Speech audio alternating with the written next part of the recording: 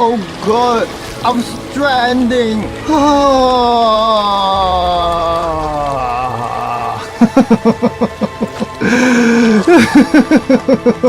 I am stranded. You are stranded. We are all homos.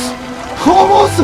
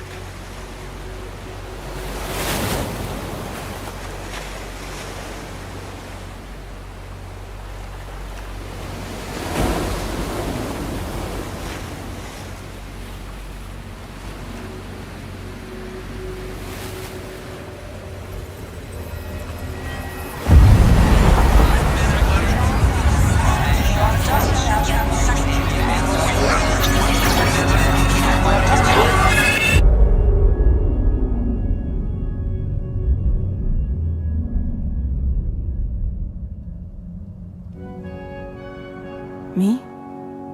I've always loved porters. Through freezing rain and biting wind, across rivers, mountains, and endless deserts, they come to deliver something priceless, a glimpse of a life I've never known. They're my window, my sole connection to the outside world, And I know they'll be back again today. -61. I need scissors. Have I 61. really loved someone? Do I deserve what I've got? Now the crazy system's turned into traps and the fear is switching sides. I own $1 million worth of stock, but I still won't sleep at night. What is it that I've become? -61. I need scissors. 61. Now the water level rises high in my cold paradise, where men sit in circles and talk numbers I never really liked. The way they think of life as some kind of gamble and watch the city drown. Where is it that I belong?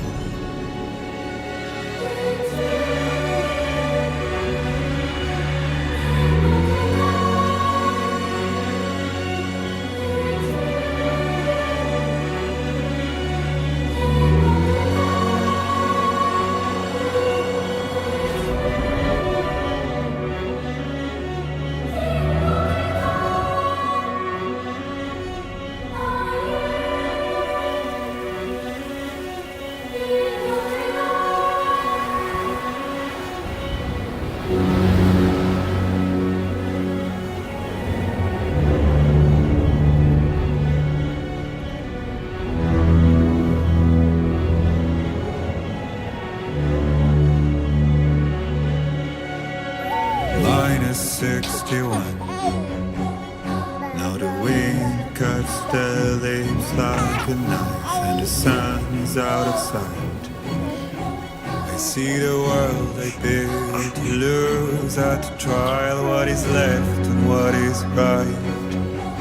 I made the worst mistake one can make, pretending and playing blind. What is it I'm trying to find? Okay, time to head home.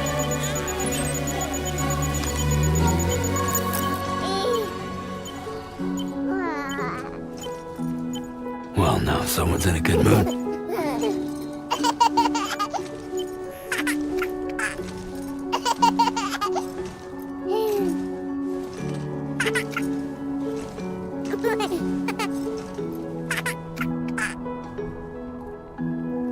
Let's go home and get you fed.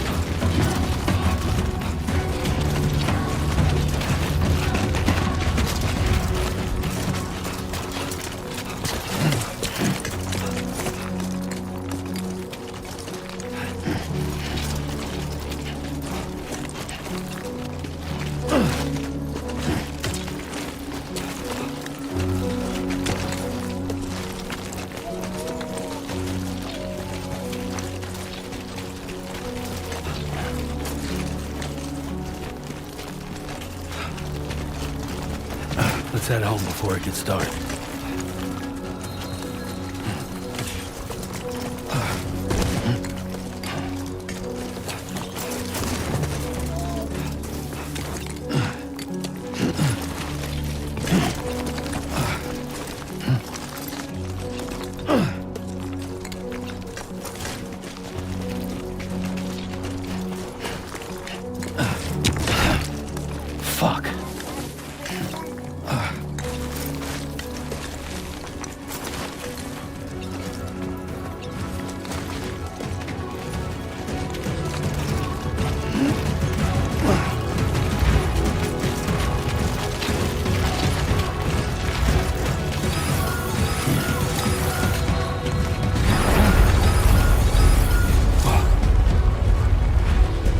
that?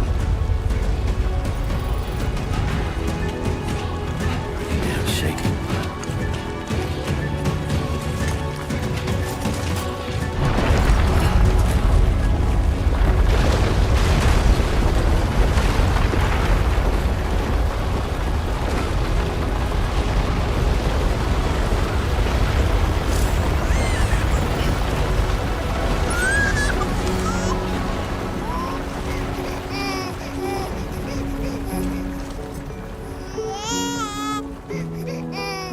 Okay, you're all right.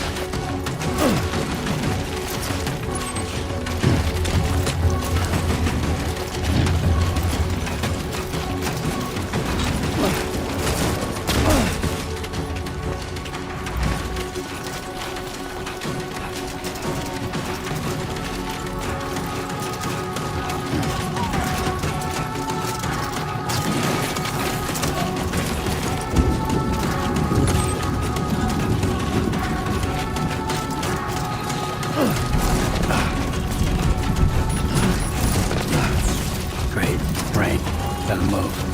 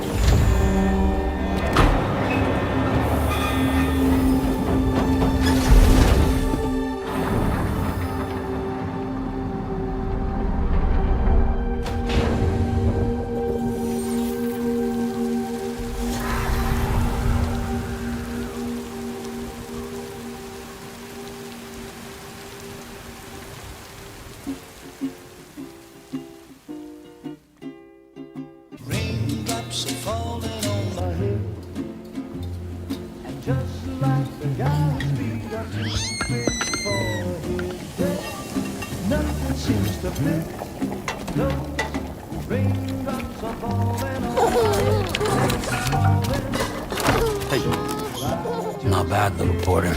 Not bad at all.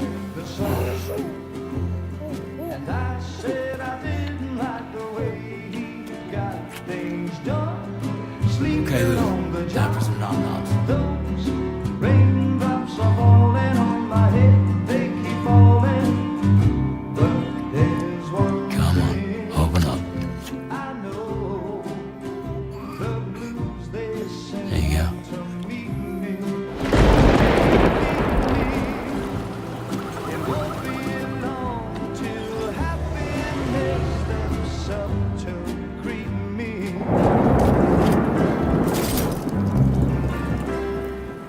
Raindrops falling on my head, but that doesn't mean my eyes will soon be turning red. 'Cause I'm never gonna stop the rain by complaining, because I'm free. Nothing's worrying me.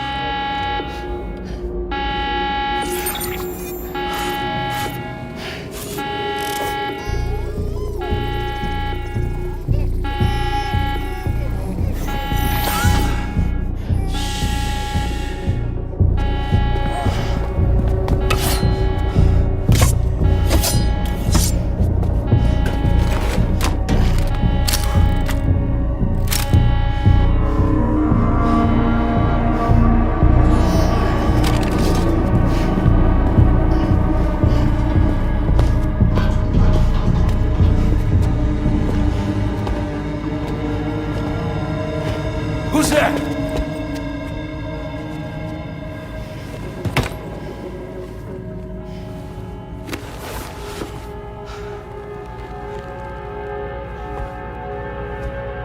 Who are you?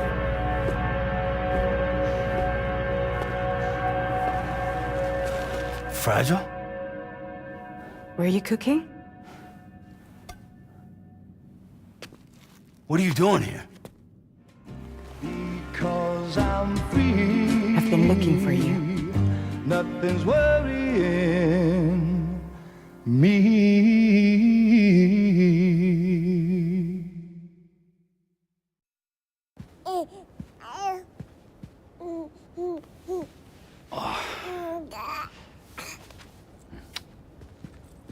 Wow. Lou's growing up fast. You two look good. Like a happy family. Here's a gift. The finest Carol printed diapers. Thank God. How'd you track us down? Your neighbor got hooked up to the Carol network. Service now extends to the whole region. I let myself in with this. You can use Carol printers now too. Guess it's time we thought about moving. Maybe further south. You know, I'm surprised you used the front door for once. My jumping days are behind me.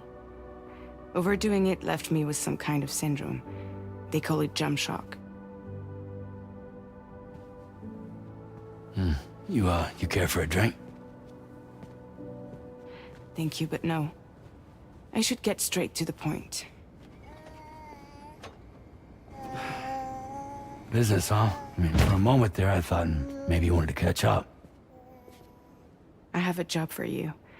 Take it, and that whole mess over how you left Bridges will be wiped from the record. You won't have to live in hiding anymore. What about Lil? That's a little more complicated. We're talking about a Bridges asset. You'll have to work it out. Sam, you brought America together. Helped it be reborn as the UCA.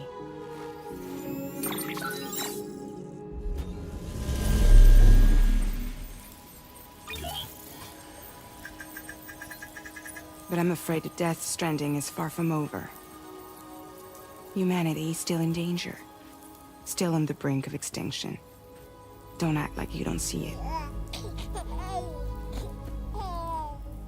A lot of things changed after you went off on your own, especially within the UCA. Briggins no longer oversees the distribution network. They withdrew once things were up and running. So your friends and co-workers all went their separate ways. And that's not all. Die Mann is not the president of the UCA anymore. In case you're wondering who's handling distribution now, A Pass 4000 has revolutionized the whole process. It utilizes the Carol network to manage and carry out deliveries. Within network coverage, there's no need to rely on human porters anymore. And no need for Fragile Express, of course. So after I closed up shop, I went and started a new group. One that handles work in regions outside the UCA. We decided to call ourselves Drawbridge. And we still require the services of human porters that can work outside the network. Preferably ones with dooms who can sense BTs. Sam, I'm asking you to go to Mexico. To extend the Carol network to the south. Just like you did when you went out west. You're asking, or is this coming from the UCA? Both. The UCA came to Drawbridge, and now I'm coming to you. So, what do you say?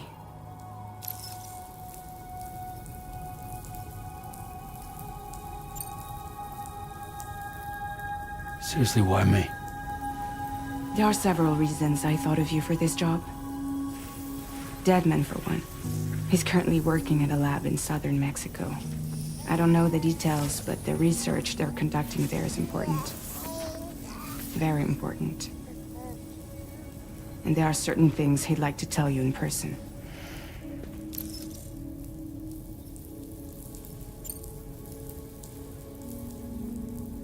Well, that was one reason. You got more? I do. And this one's serious. There is some BT territory near that lab I mentioned. They monitor the chiralium levels, and recently, they've observed unusual activity. The cause is still unclear, but they seem to think there's a good chance a massive BT is headed their way. And if they're right, then I want you there, ready to kill it before it kills them. Don't forget, Sam. You were the first person in the world to ever take out a BT.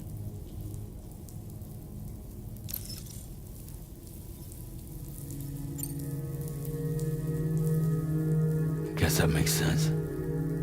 But something's still bugging me. What? All this talk about extending the network into Mexico. Isn't the UCA basically expanding their territory? Taking control, claiming it for their own?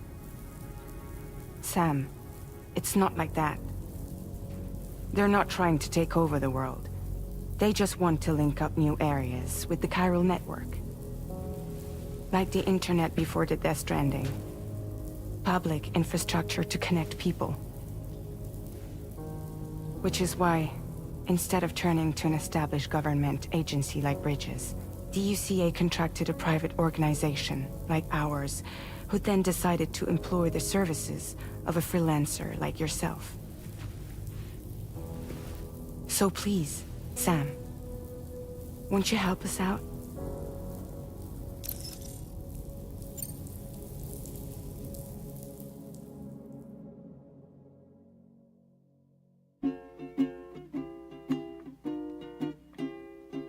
Raindrops falling on my head, and just like the guy's feet are too big for his head, nothing seems to fit. Those raindrops are falling on my head. Hey, not bad, little porter. Not bad at all. And I said I didn't like the way he got things done. Okay, Lou. Time for some nom-noms. Those raindrops are falling on my head, they keep falling. But there's one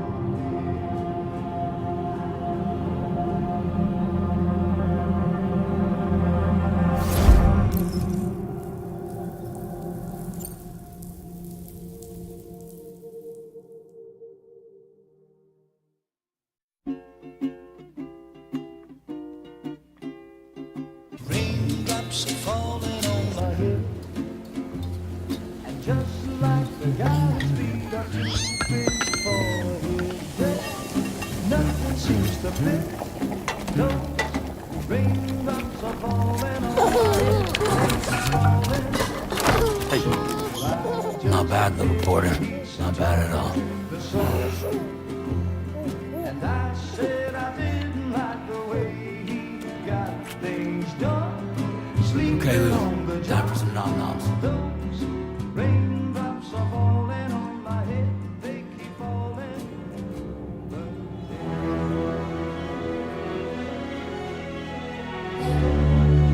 No! No! -61.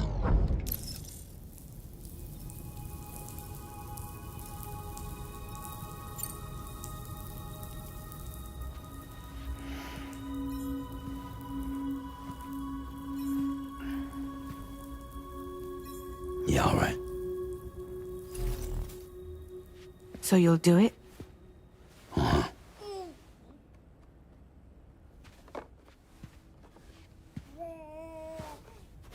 What about Lou, though? It's not like I can take my kid with me. If I do this, can you hold the fort for me while I'm gone? Play babysitter? We're inside the network. There's a child care app I can use.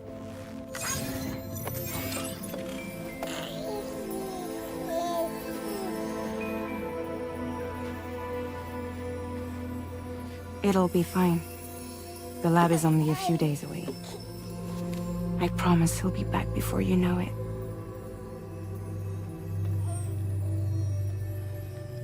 Link up the region as you head south, and come home safe.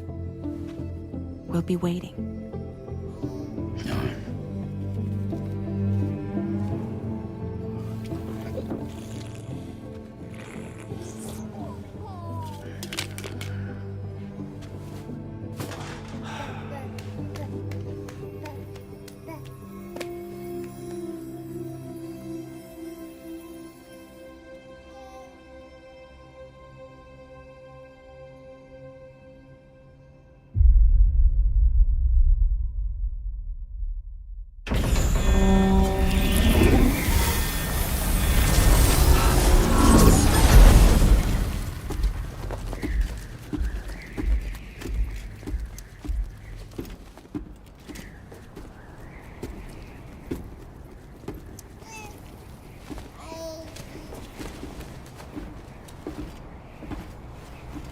Go on. Slide it on your thumb. Like a ring?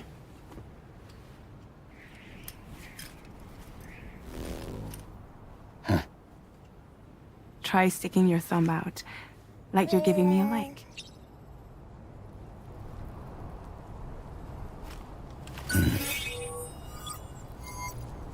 Access your ring terminal to view the map. From here you can check order details, as well as the cargo for delivery. Now then, let's review the mission that you'll be undertaking on behalf of Drawbridge. Your destination is a research lab in southern Mexico. When you arrive, you'll need to use the Cupid to connect it to the chiral network. Chiral communication utilizes the beach, where time barely passes. Using the Cupid in conjunction with a delivery terminal will allow us to initiate a zero-time massive data transmission. But because of the distance, it's not feasible to head straight to the lab to establish a connection. You'll need to use the way stations to extend network coverage until you're close enough to get the lab online.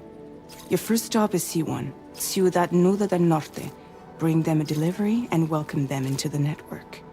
Improper corpse disposal remains a serious problem in Mexico.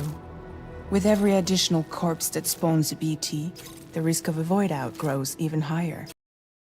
Okay, seriously. This whole universe is centered around the life of porters, those who work at transportation in this post-apocalyptic society.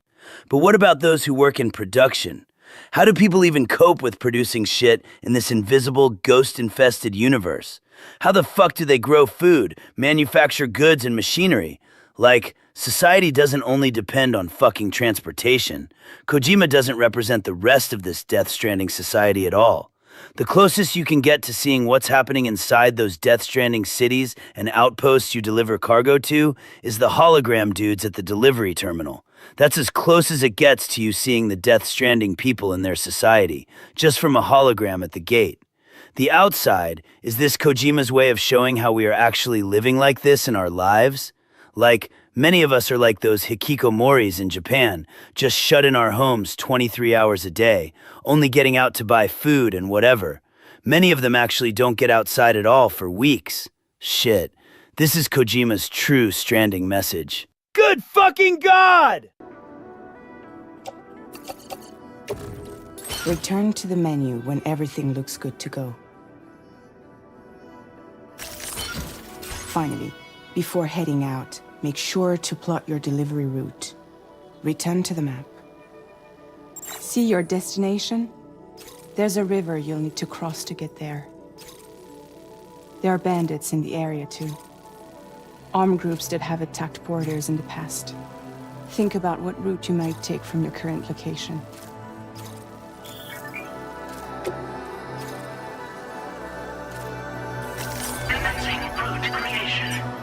When you can face these challenges head on, or try to find a way around them.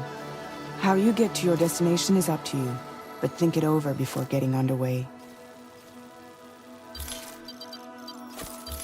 Delivery route finalized.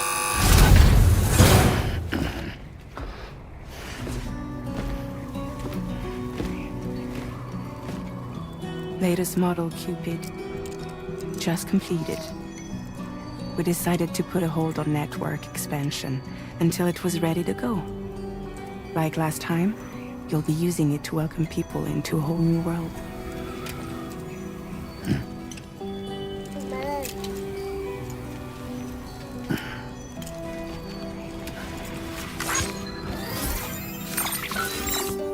It won't be any harder than before either. The Carol network terminals are ready and waiting. Bridges saw to that. Emily's expedition split into two groups midway. The first continued west, while the second cut south into Mexico. But again, they were only able to lay the groundwork. Until you bring those terminals online with the Cupid, the network can't grow.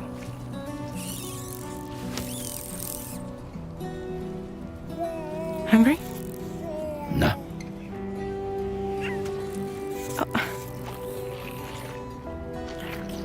No more baby food for you.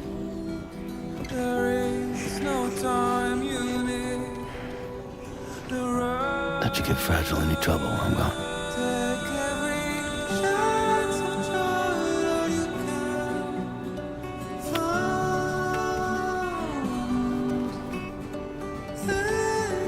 Don't you break my kid.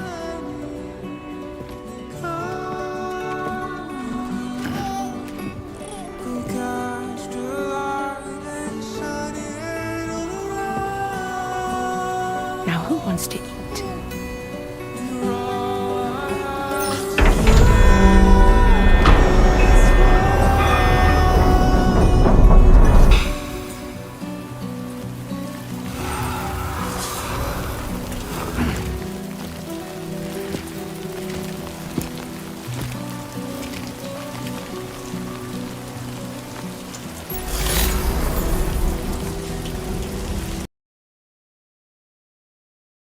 I think the way Kojima made this universe just goes to show how many of us live our everyday lives, with minimal contact with strangers, as low as it gets. We just keep to ourselves and have minimal exposure to strangers or even people we know. Just keeping to ourselves, staring at our phones, either in public or maximizing time spent at home to keep staring at a screen all day. Gee. Kojima just spent the last 10 years subtly telling us to go touch fucking grass and talk to someone we don't know.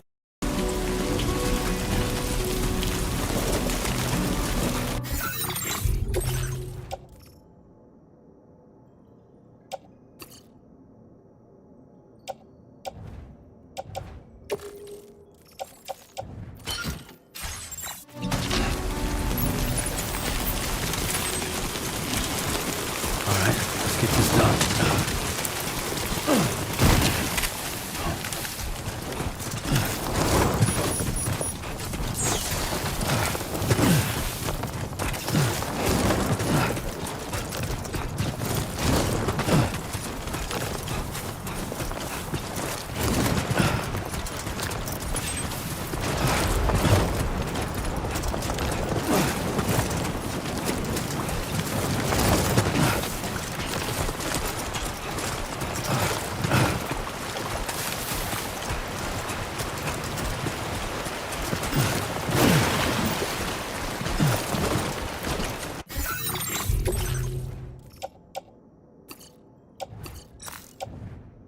Oh,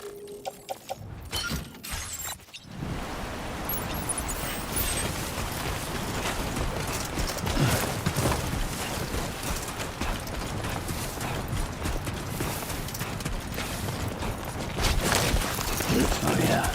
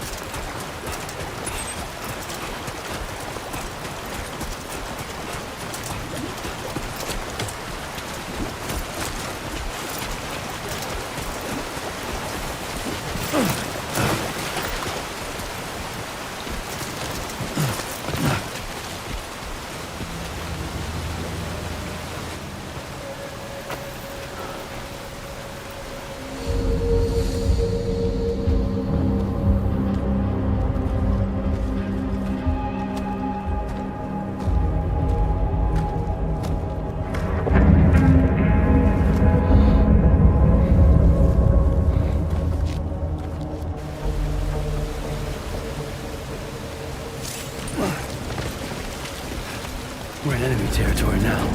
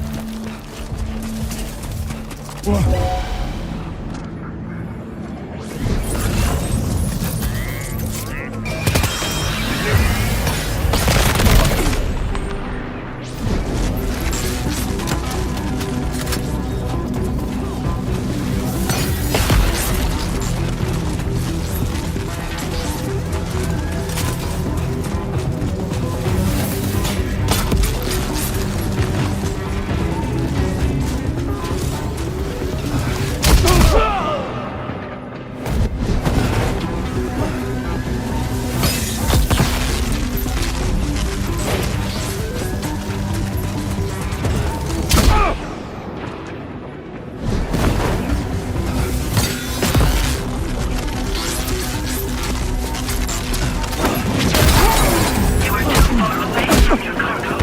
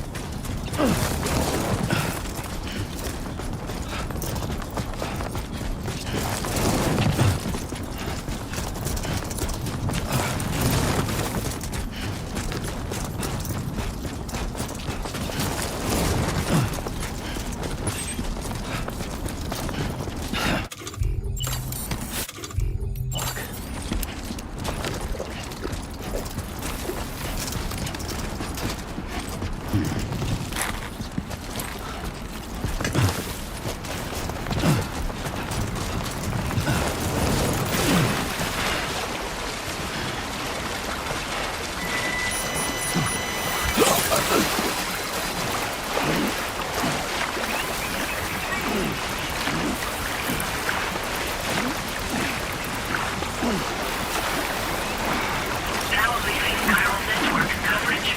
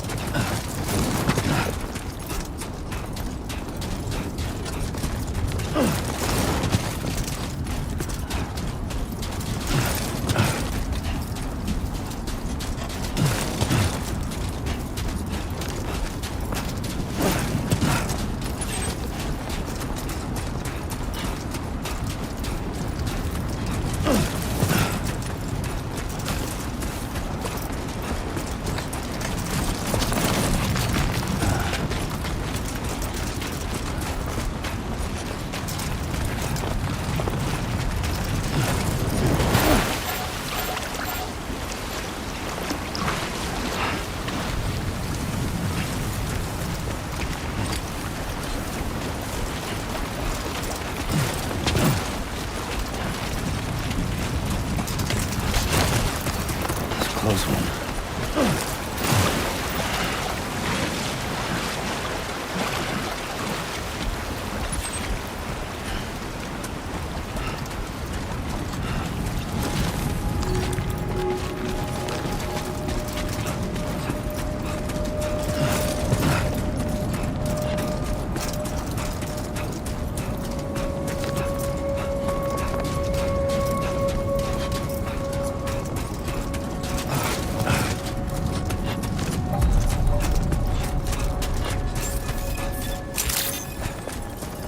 Good morning to you. ID confirmed. Welcome, Sam. Security measures lifted. Weapons detected. Be advised that usage is restricted inside facility grounds.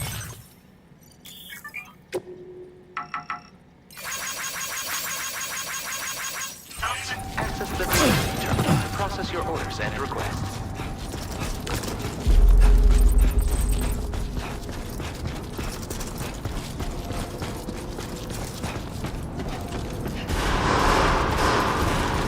Chiral decontamination in progress. No anomalies detected. Welcome, Sam.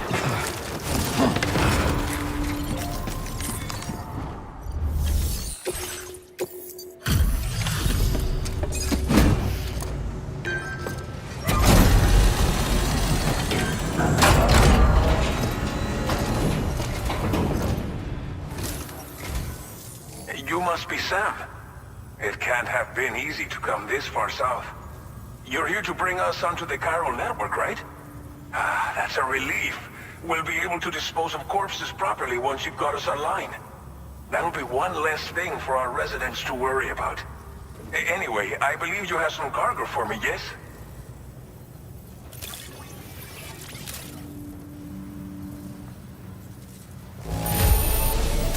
Well, it's not perfect, but it'll more than do for our needs.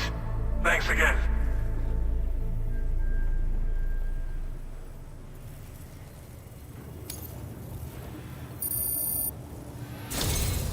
It's just like everyone says. You're a man that people can rely on. Okay, use your Cupid to bring us online. The chiral gateway you brought us should allow us to establish a connection between Mexico and the UCA. And with state-of-the-art tech at our disposal, we can finally solve a lot of our problems.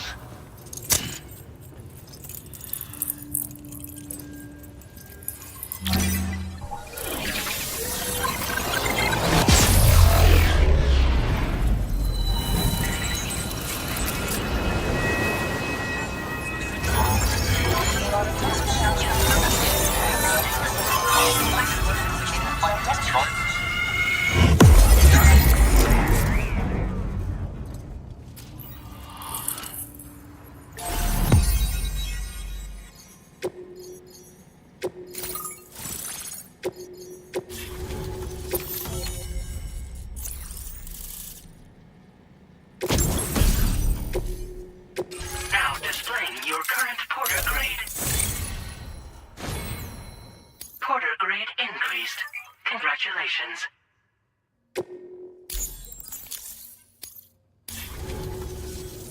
Chiral network connection confirmed. And now we can begin fabricating the latest corpse disposal equipment. Until recently, we've been dealing with our dead by burying them in tar, but that solution was growing untenable. We should be okay moving forward. I really can't thank you enough. You must be exhausted after your long journey. We've prepared a private room for your exclusive use. There are countless dangers in these parts. You should rest until you're fully recovered. Don't push on until you're ready. Please, stay here before you set out again. Thank you again for everything. I'll get started right away on preparing your next order for you. By the time you wake up, it should be good to go. You'll just need to access the delivery terminal here. I hope I can count on you.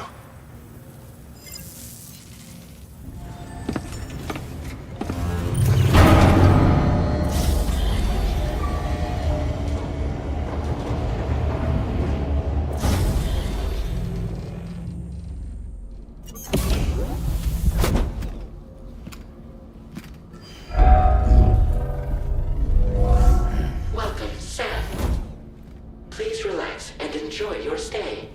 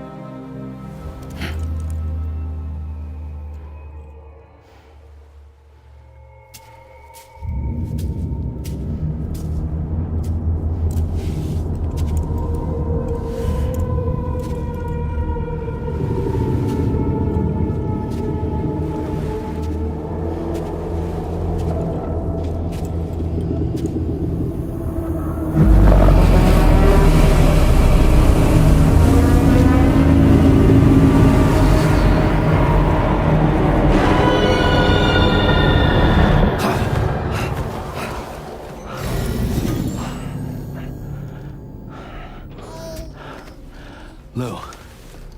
Are you alright? If you're worried about Lou, don't be.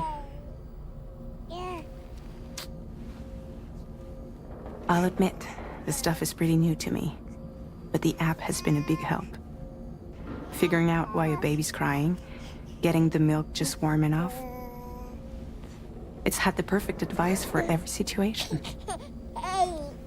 Hi. So, how does it feel to be back in the saddle? Work's same as it ever was. It's the first time I've been away from Lou. We're fine. Trust me. Just focus on the road, okay? Yeah.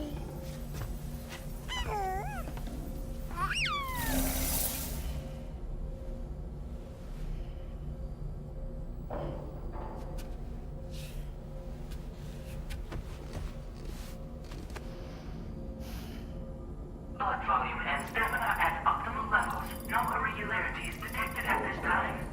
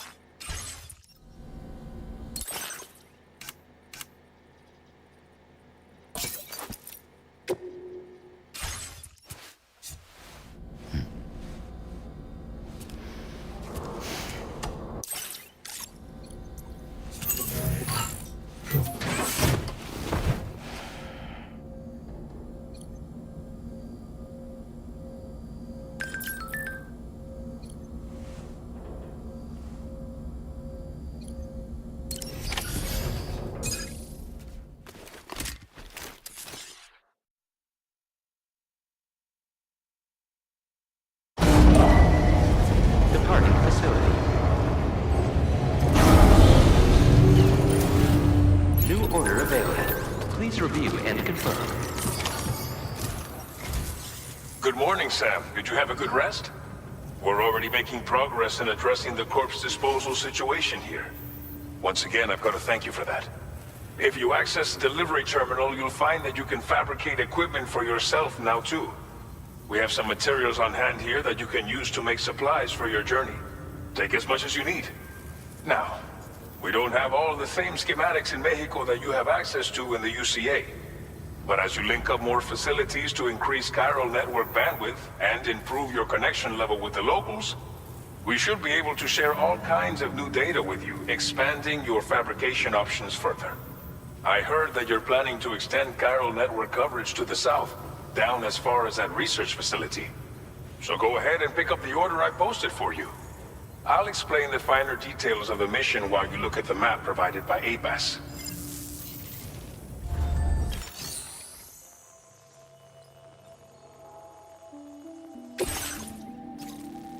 Your next destination is Villa Libre. The people there don't have enough medical equipment to meet their needs.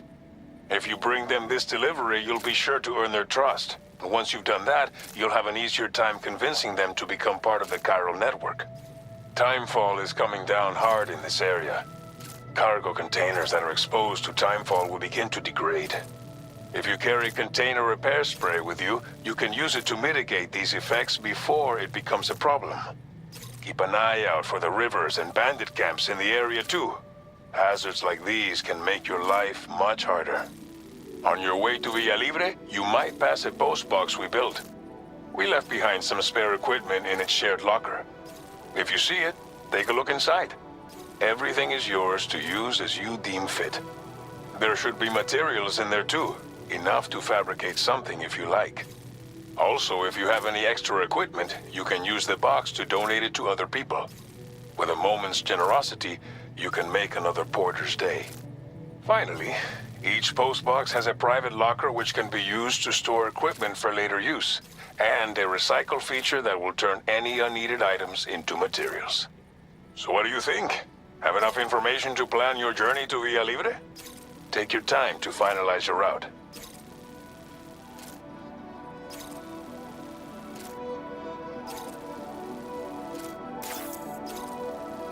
This order calls for some pretty hefty cargo to be sure. But don't forget to take into account all the other extras you'll need to carry to get the job done. Every piece of equipment you take also adds to your overall weight. So think carefully about your loadout. Try to pick critical items that won't weigh you down and wear you out when combined with your cargo. Run out of stamina halfway through a delivery, and you're in for a world of hurt.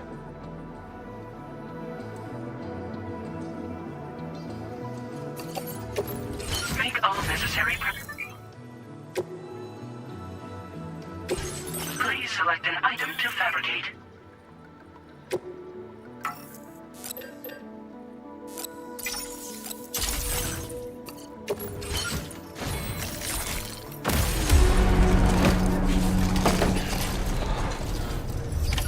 Order accepted.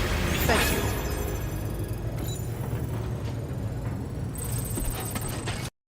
George, chat, there's something I want to clarify about Death Stranding Director's Cut. You may have noticed Monster Energy is gone, completely removed. Here's why. The drink, it's unhealthy. For kids. For anyone, really. And Sam, the protagonist, he's a role model of sorts. Not in the sense that he tells you what to do, but in how he behaves. I realized including Monster Energy sends a bad example. Encouraging unhealthy habits, sugar, caffeine, it just didn't fit the world I wanted to create. Now, I'll be honest, the first time around, it was included for a reason. Cash, sponsorship, product placement, financial leverage to support the project. Sometimes art and money collide. And yes, I accepted that collision. But for the director's cut, I removed it. I could afford to make the choice based on integrity rather than sponsorship. And this ties into another choice I made. Sam is a non-smoker. Look at Snake in Metal Gear. He smoked because it looked cool. because it fit the noir, grizzled war hero aesthetic. It was a stylistic choice, and I embraced it. But Sam is different. He's about health, endurance, and the quiet heroism of survival. He carries the rope, not the stick. He walks for miles, connects people, saves lives. Smoking would undermine that example, so I didn't allow it. The goal was subtle, not preachy, but a positive reflection, a nod to responsibility, and a healthier image for players. Sometimes, George, the choices you make in design go beyond gameplay. They reflect the world you want to see, the people you hope players become, and the example you leave behind. Sam doesn't smoke. Sam doesn't chug Monster Energy. And in that, there is quiet meaning. Yeah, I was preaching all this shit while I was smoking a fat joint to write my next game.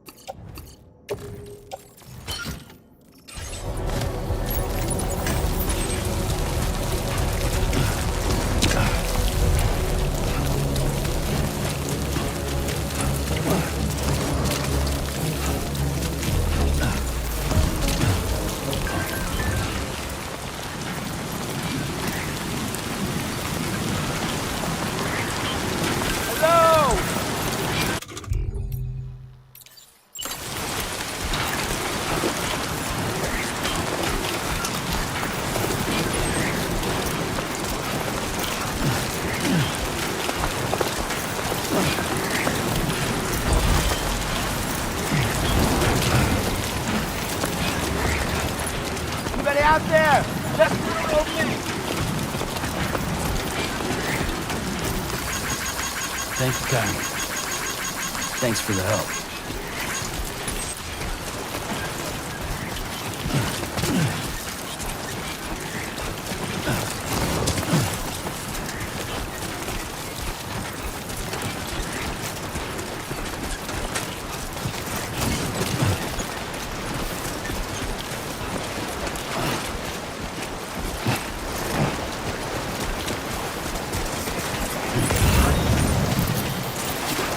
Now leaving chiral network.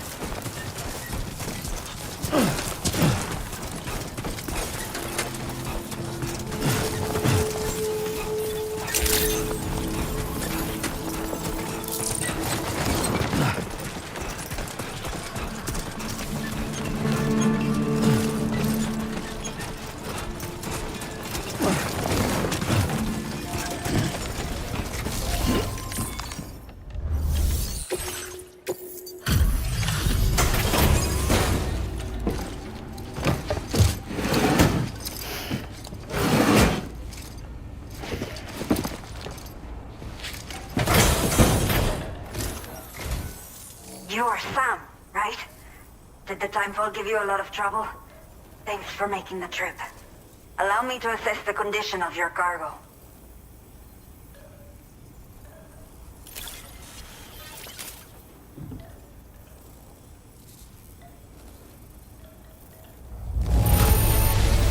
Me salvaste la vida. Thank you.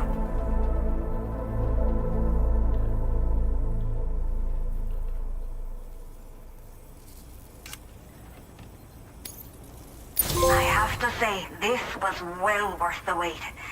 I had a feeling you wouldn't let me down.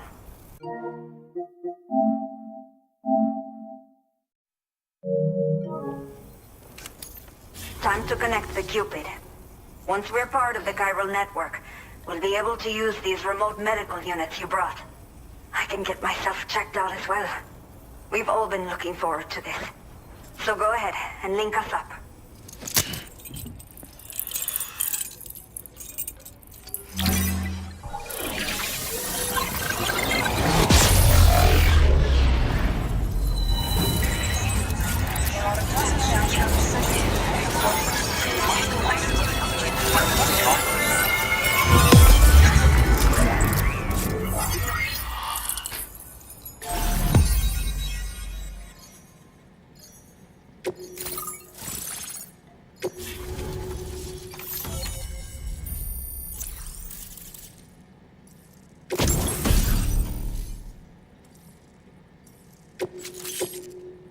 Now displaying your current porter grade.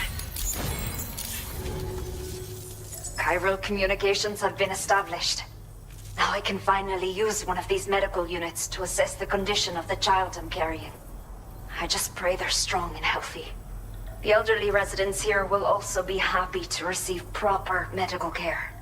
Oh, seems like you should be capable of fabricating PCCs now as well. Probably thanks to the chiral network expansion and the resulting increase in total bandwidth. Of course, every additional structure will eat into that bandwidth, but there should be more than enough to support anything you build. Within reason, that is. There's one other problem we've been dealing with lately, though. It's not a critical issue, so I've posted an aid request with further details. If you're interested, you can check it out via your ring terminal. A new order has just come through for you. Looks like the residents of the C1 South Distribution Center need you to recover some cargo from a bandit encampment and bring it to them. You can review the specifics of the order when you get around to accepting it. So once you're good to go, access the delivery terminal here to get underway. I'll share additional info with you as soon as you do so. Order completed. Well done. Okay, Sam. Are you ready? Then I'll bring you up to speed with what I know. The order you've undertaken is to recover chiral density gauges that have been stolen by bandits and taken back to their base. The base is located in some overgrown ruins, so you'll have a hard time getting a clear view of it. You might want to construct a watchtower nearby before you charge in. With it, you can get a better handle on the situation and improve your odds of getting the job done quietly. But that's not all, of course. Other porters are also able to make use of your structures.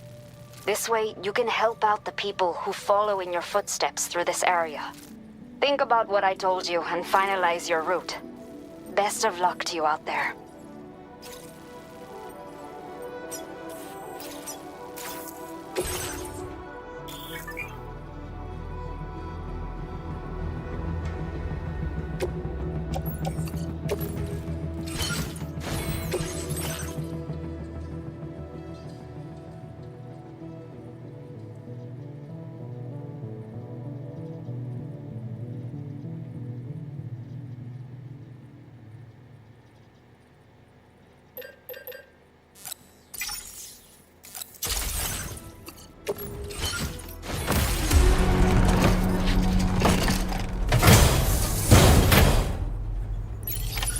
Order accepted.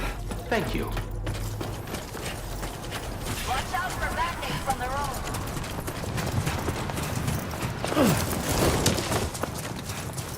Disengaging weapons restrictions. Take care, Sam.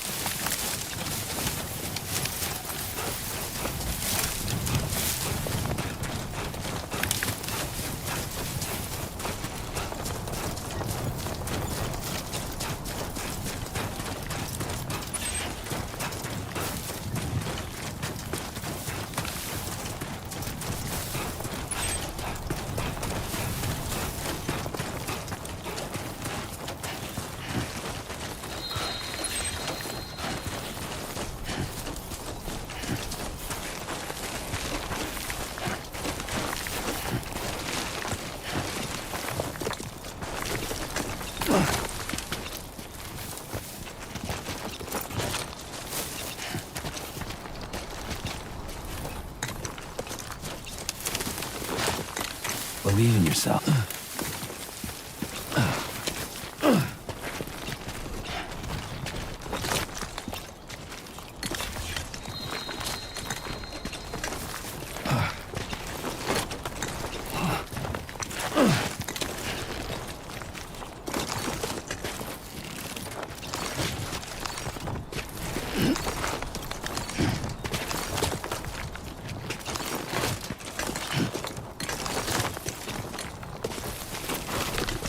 Don't slack off.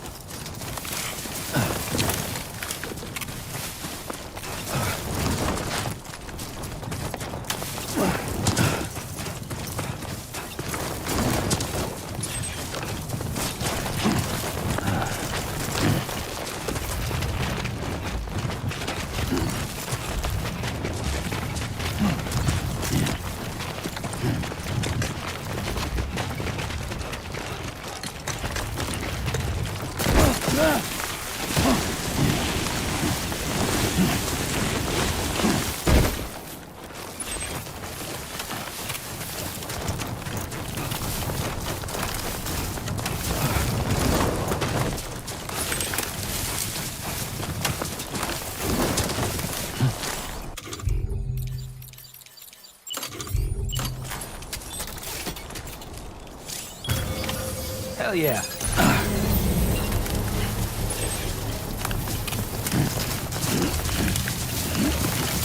Definitely not alone.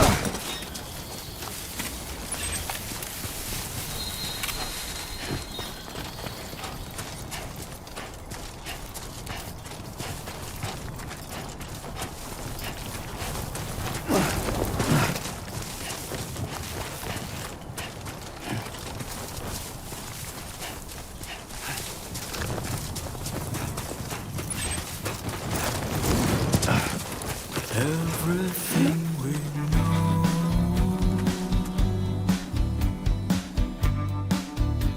is from the radio.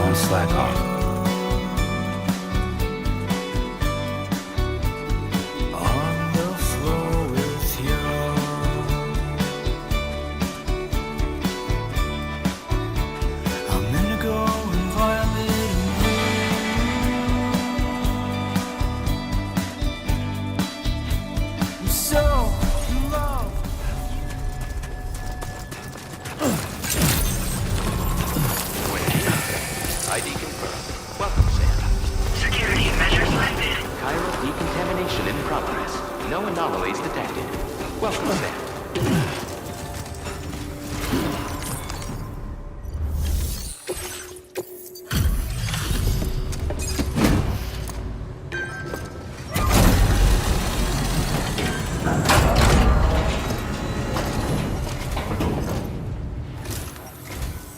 Hola, you're Sam, right?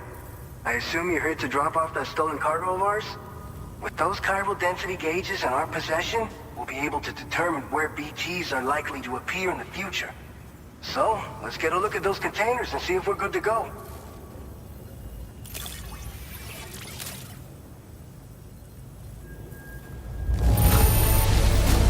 Now that's service. Not a single scratch that I can see. Muchas gracias. I just have to say that you're an absolutely incredible porter. Looks like our chiral density gauges are just about good to go. So, let's see what that Cupid of yours can do.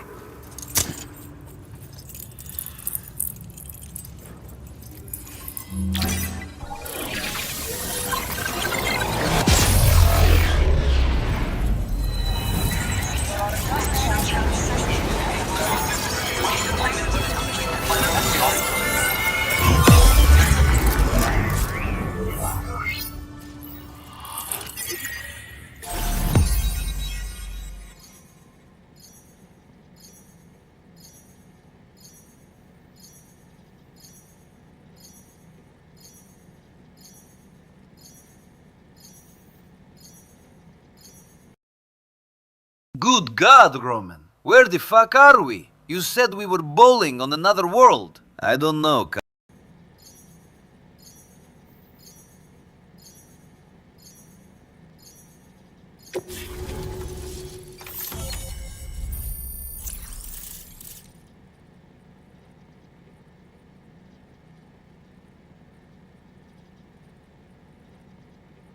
Good God, Roman. Where the fuck are we? You said we were bowling on another world. I don't know, cousin. Some random Japanese dude with glasses gave me directions and said this stranded world has many bowling sites.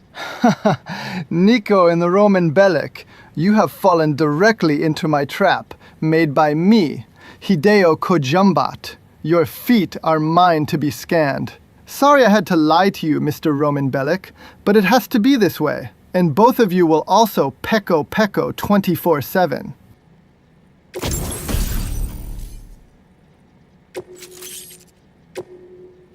Now displaying your current porter grade.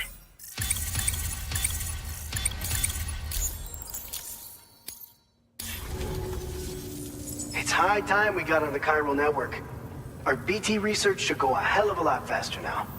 We just shared some data with you that'll let you fabricate blood grenades, a kind of anti-BT weapon, and build timefall shelters too. I think you'll find both very useful.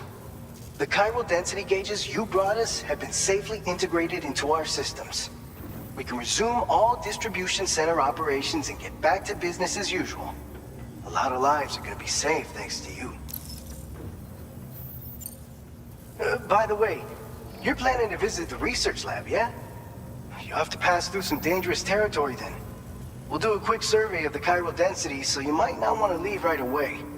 And let's not forget that you just tackled one of our toughest orders on record. Tell you what, we got a nice private room here that you can use to catch your breath. We'll get started on prepping the cargo for your next run in the meantime.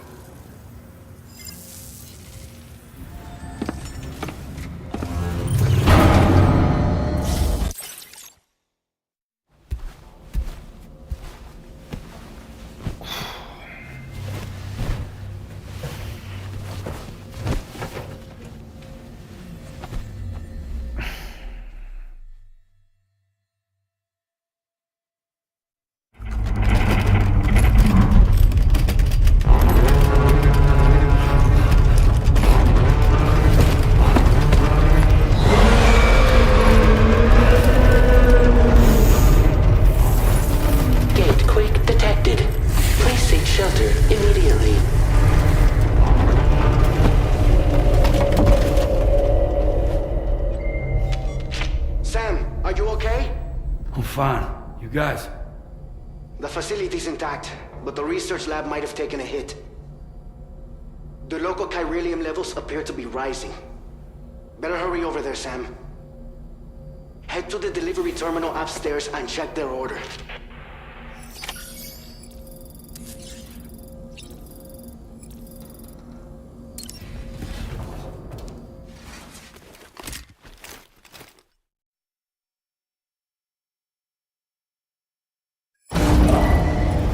Departing facility.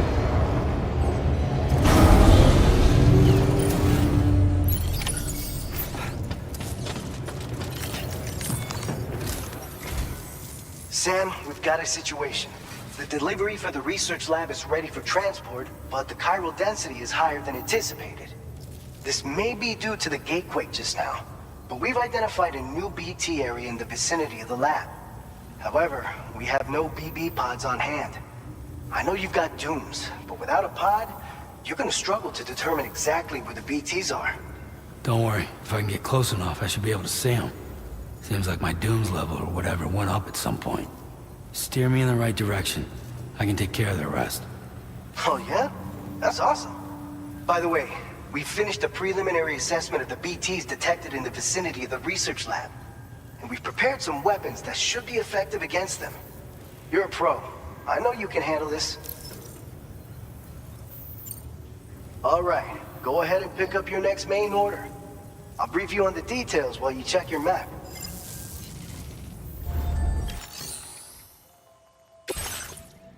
All right, Sam, you good to go? The new BT area we've identified is located in these ruins. If we don't do anything about it, eventually someone's gonna trigger a void out. So to prevent that, we need to neutralize all the BTs in this area. There's no shortage of collapsed buildings and hiding spots there, and the timefall isn't letting up anytime soon either. Since you'll also have cargo for the research lab with you, take care not to let it get damaged by the timefall or in any fights with BTs. An aid request for a timefall shelter was registered in that vicinity. If you build one in that spot, you can use it to escape any BTs that may be pursuing you.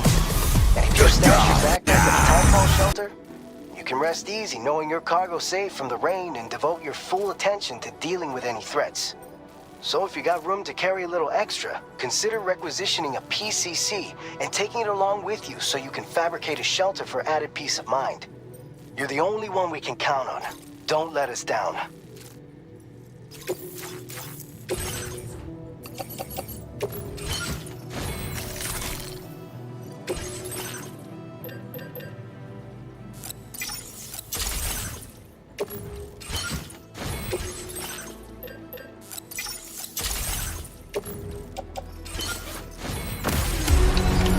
Order accepted. Thank you.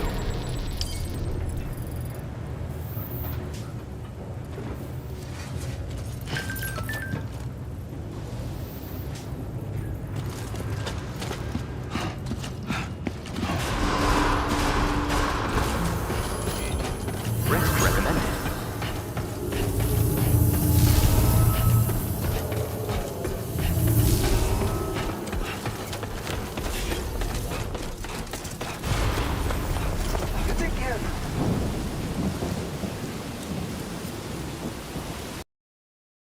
George, chat, let me explain something subtle about Death Stranding's design that many players might overlook.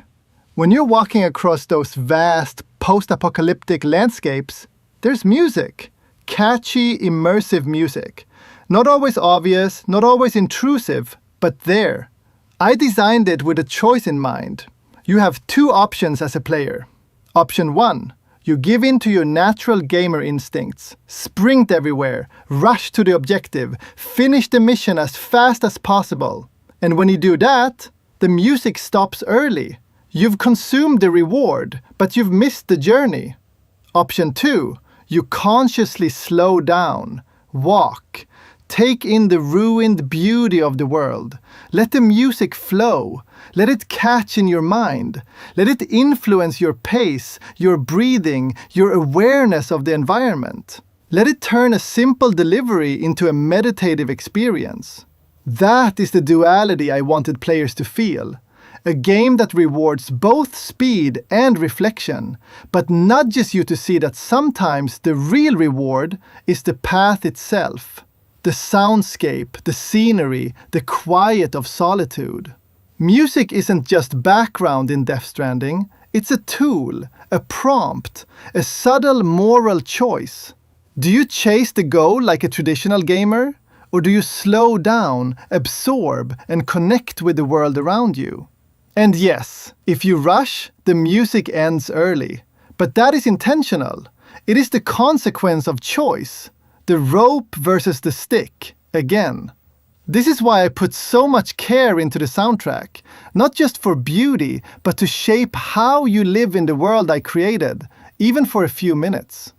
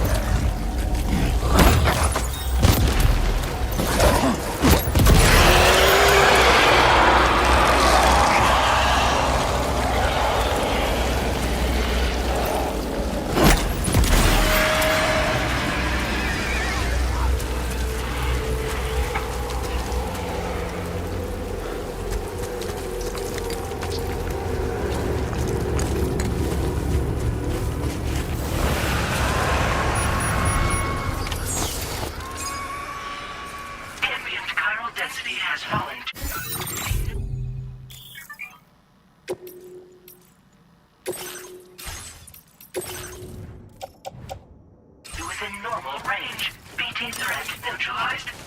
Please deliver your cargo to the research lab.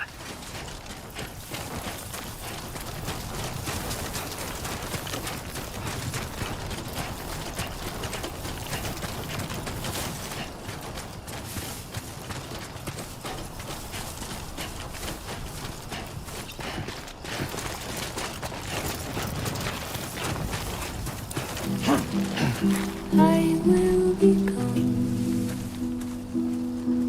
tonight. Come on, let's get this done. Everything's done for a while,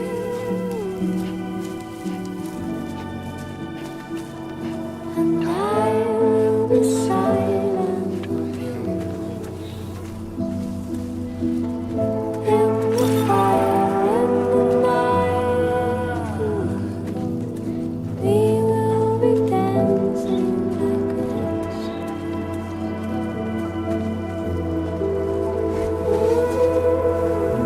This ain't bad. Every single night, I will simply dancing like ghosts. Every single night, I will simply dancing like ghosts. Every single night, I will simply dancing like ghosts. Dancing like ghosts. Keep it up, Sam. Dancing like ghosts.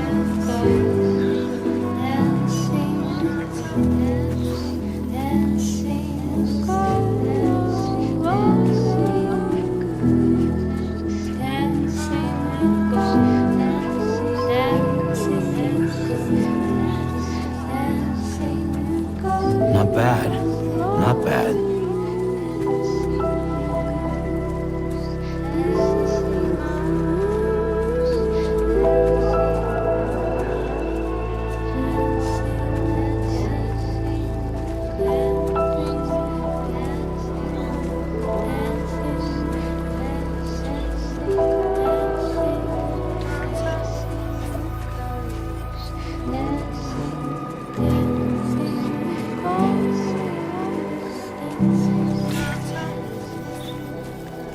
Keep it up, Sam.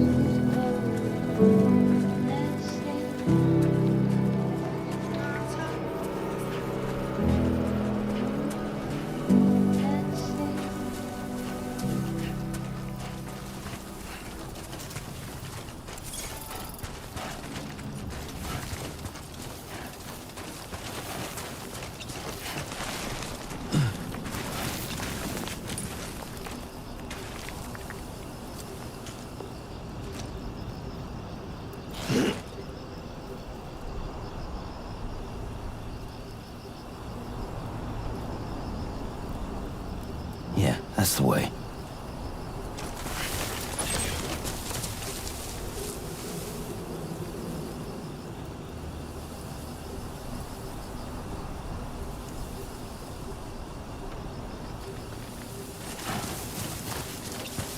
Man, this moment felt like I just did LSD without the actual LSD. I mean, why not double down and do both?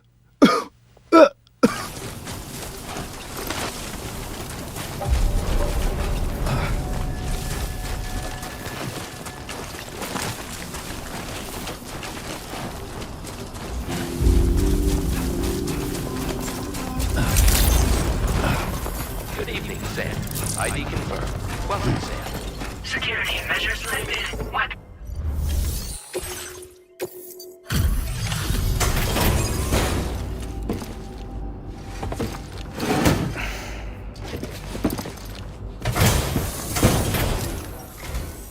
Long time no see, Sam. Though, having said that, I realize you probably don't recognize me like this. Anyway, why don't you let me take a look at your orders? Very nice indeed. One glance is all I need to tell it's in great condition. We never doubted you'd show. Reliable as ever. A man you can count on. We're ready for you to link us up with your Cupid. Once you do, you'll have fulfilled your objective of bringing the entirety of Mexico onto the chiral network.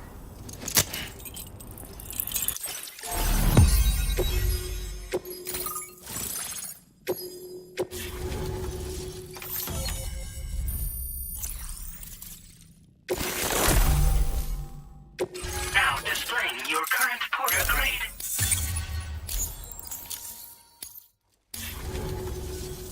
So, Sam, don't suppose you remember who I am? The name's Alex. I used to work at the weather station back in the UCA. I was a Bridges employee, reporting directly to Deadman. So, when I was offered the opportunity to collaborate with him here, studying the Death Stranding and BTs, I jumped at the chance, and here I am. And now, you're here too. You actually couldn't have come at a better time.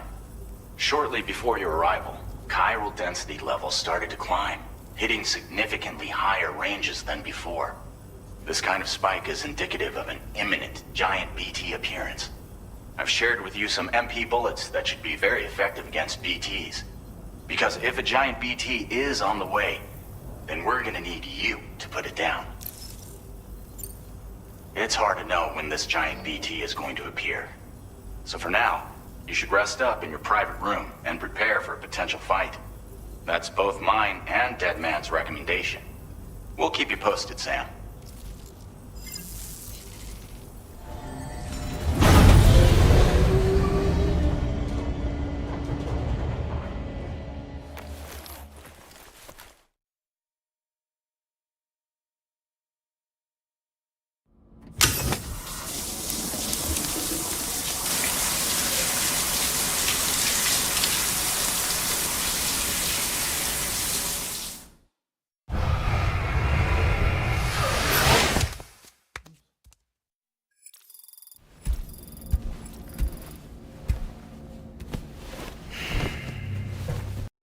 Honestly, you cannot fully enjoy these Death Stranding 2 moments where my mixtape plays, the moon is Shrek tier large, there's galaxies and nebulas everywhere, but you will only enjoy half of this moment unless you do the same drugs as I do at the same time. Trust me, this is why I play my own games at home after work.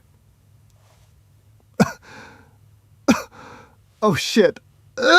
Your arrival. The sensors were set to scan for your biometric data. A simple enough trick.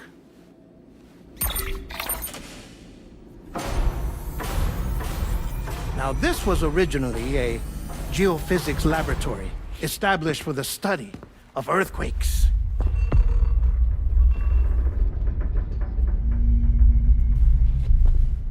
And for that reason, it holds a wealth of documentation on gatequakes, tar currents, and placates.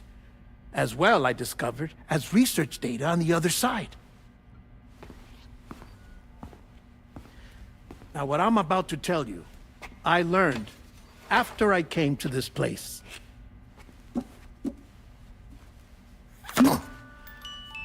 Imagine that this is the lab. Though it's relatively close to the northern tip of South America, the continent is entirely cut off from us by a tar belt. And so we have no idea what's going on down there. Nor do we know the state of any continent other than our own. The researchers here were trying to establish contact with the rest of the world. They were well equipped to do so, as the facility had once been used to launch research satellites.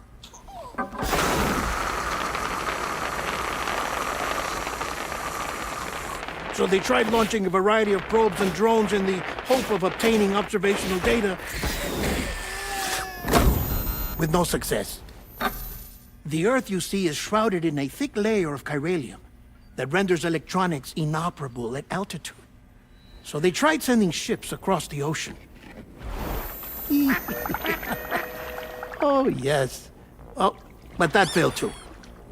The high concentration of chiralium in open water proved too corrosive, invariably causing them to sink. But then the researchers found some rather rare birds on their doorsteps. Birds not native to the region. Nice birdie, nice birdie. And that, my friend, was just the beginning. Not far from the lab, they discovered a strange anomaly. Well, the surrounding area was heavily contaminated with chiralium. Yes. This is beautiful. The researchers would later dub the anomaly a plate gate.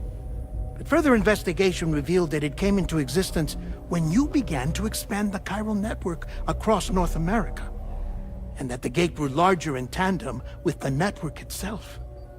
What started as a tiny fissure in space became so much more. The researchers duly installed cameras to study the gate and its surrounding area. Now, to their surprise, they caught footage of some unusual marsupials. Yes, a kind you wouldn't expect to normally encounter in Central America, like the birds. But to confirm their suspicions, they sent an autonomous robot through the gate.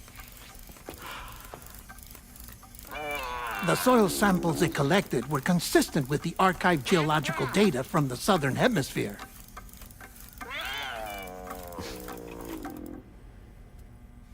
Not long after, several men and women came through the gate. They spoke English, and they confirmed that they had indeed come from faraway Australia.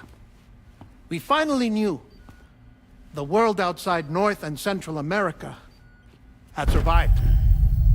Ours was not the last bastion of humanity, but Australia had suffered the death stranding too. Undeterred, the researchers began working closely with Briggins and conducted a series of tests, paving the way for an expedition to Australia that would lay the groundwork for chiral network expansion. After they had first installed surveillance equipment, that is, so that the gate could be monitored from the Mexican side, a necessity to this day as Australia is not yet connected to the chiral network.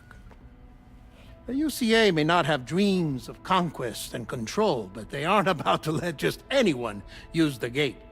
Indeed, that's one of the reasons they were so determined to connect Australia to the network in the first place. Well, I suppose that's all I have to say about the plate gate. There's something else that I need to tell you, though. Something far more important. Mind if I pause it here? I have to go take a shower. Gate quake detected. Sam, a gigantic BT just showed up outside. We're prepping weapons for you now.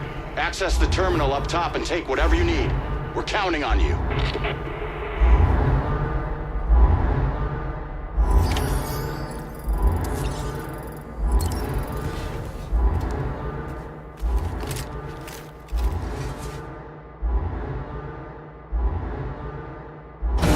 Manifestation imminent. Access the delivery terminal to make preparations for combat.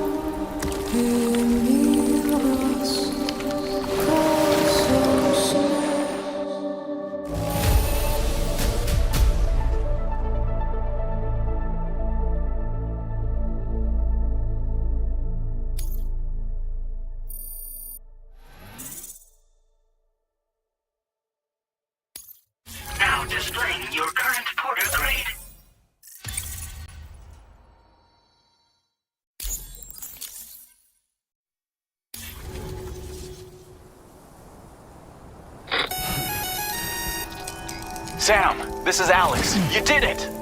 We've confirmed the chiral crystallization of the giant BT. Local chiral density is already dropping fast. I think we can all rest easy for now. You've saved a lot of lives by killing that monstrosity. We won't forget that. Head to the research lab's private room and take a break. You've earned it.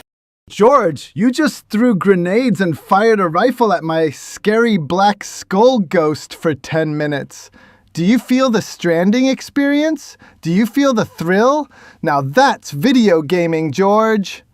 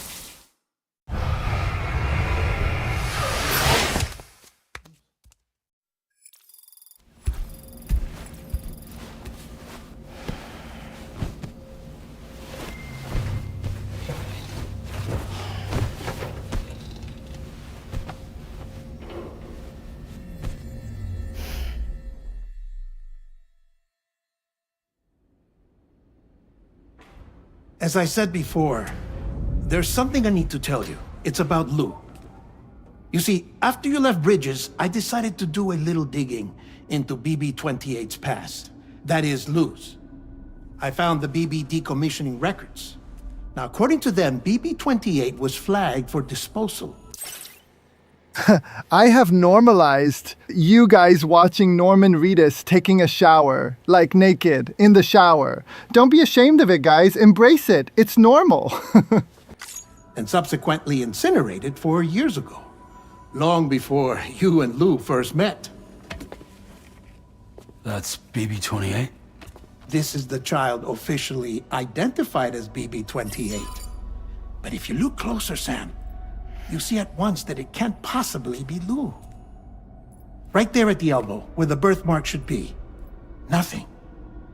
Which means we have another BB-28 on our hands. The one with whom you memorably went west and back not so long ago, that is Lou. Per regulations, the serial number assigned to each BB was unique. No two units should have ever been assigned the same one. I've cross-checked the details with the most up-to-date entries in the UCA database. And indeed, there is no reason to believe BB-28 survived. All of which can only mean, Sam, that the bridge baby you carried with you on your journey across America, Lou, was never recorded in the official database. So, where then did Luke come from? Right now, your guess is as good as mine. But as worrying as that sounds, this could actually be to your advantage, since it's functionally impossible for the UCA or Bridges to track a BB of which they have no... By the end of the decade, I will have normalized this. It will be normalized and culturally accepted. Embrace it! Oh God, I'm stranding!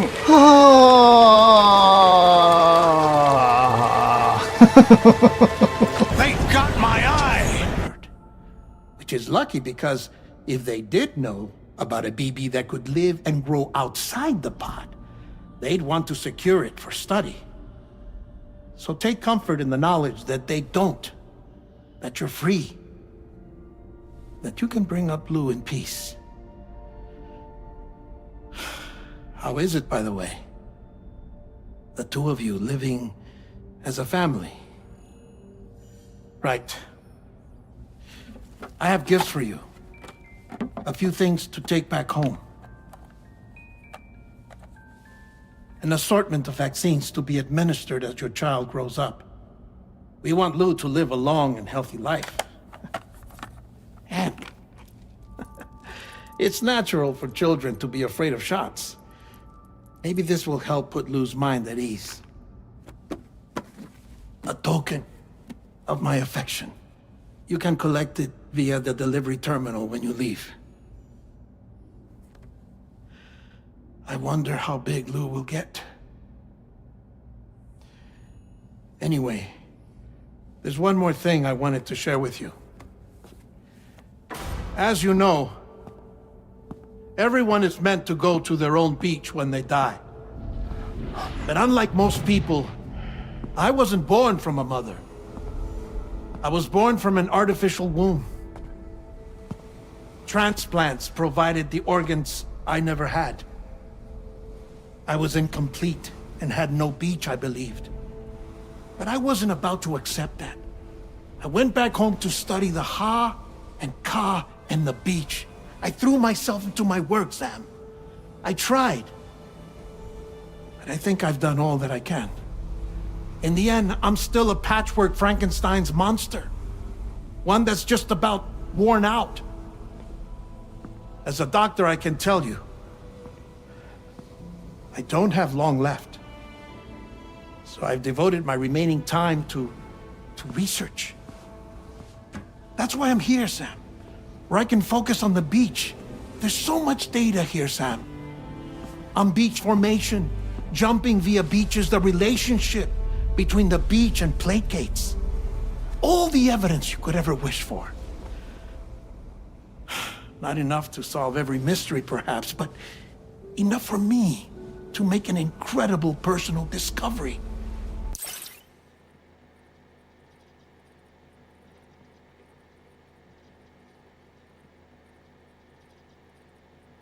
You know, dead man, if your gut didn't enter a room 5 minutes before your head, you'd have had a little while longer.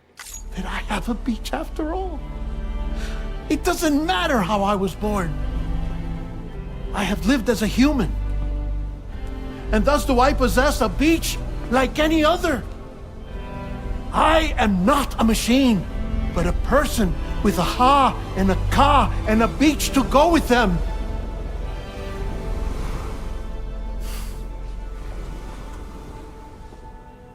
Lastly, I have a confession for you, along with a heartfelt apology.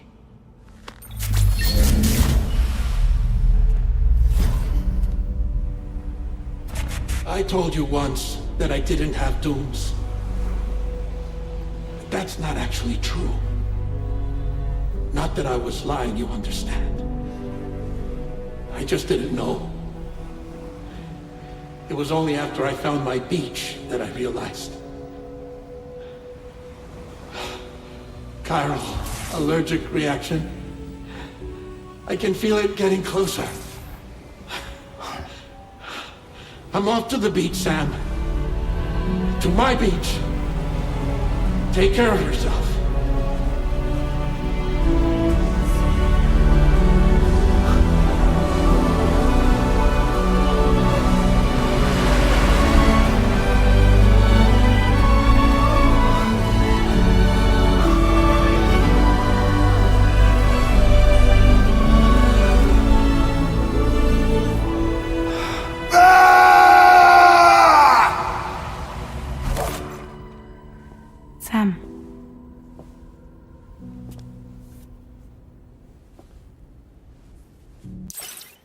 Kojumbo, what the fuck are you smoking?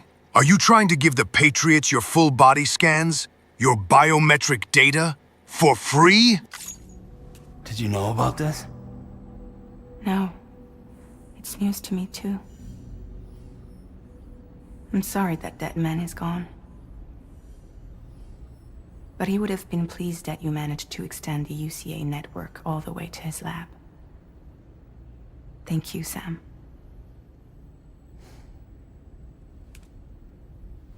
I guess I'm homeward bound. Missing little Lou that badly? You know I am. Come on back, Sam. Lou misses you too.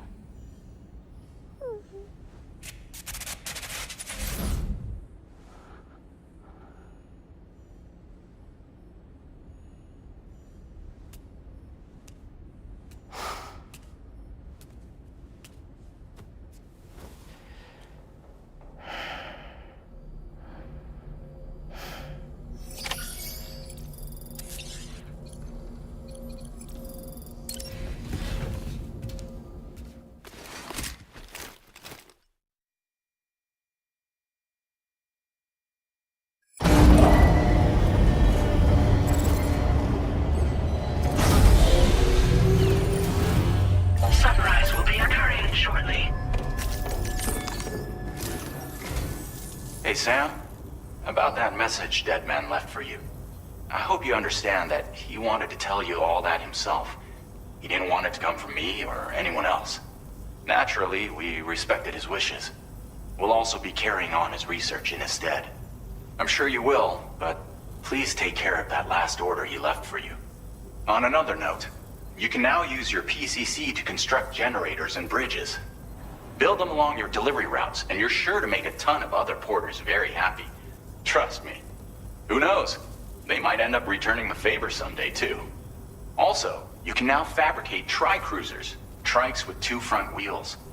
You'll be able to build, charge, or repair tri-cruisers at any facility with a garage. Like this one.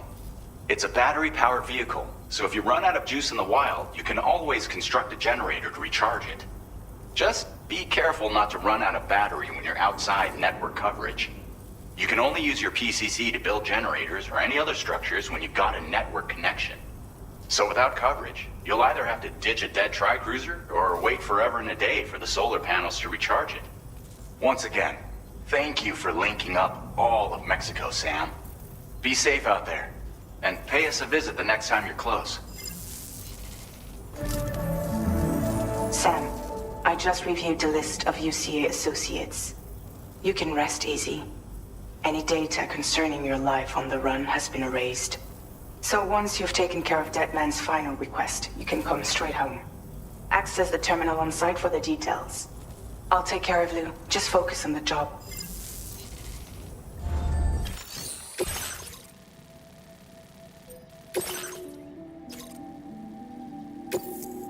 This custom cargo container is designed to be attached directly to your chest. The words, "For Lou," are written on it.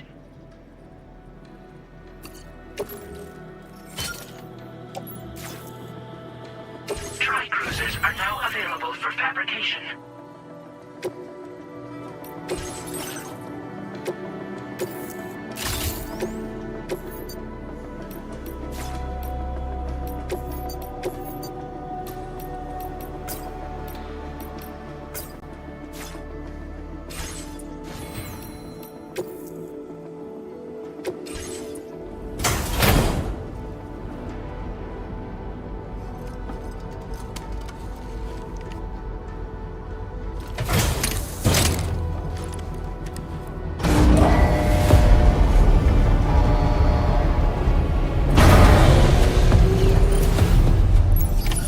Order accepted.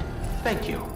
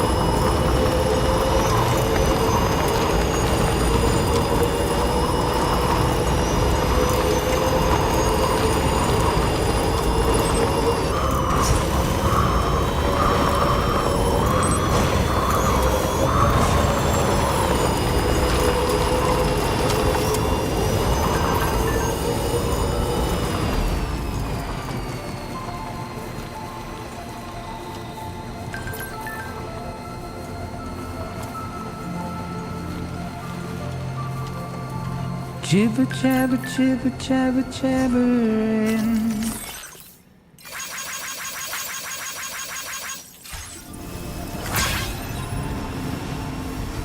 Walking towards the light that guides you home. Whisper, whisper, whispering, whispering. Nobody hears us.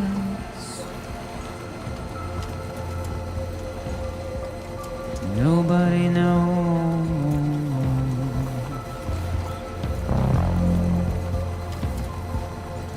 If they bothered to see from the caged up eyes, nobody cares. Nobody knows.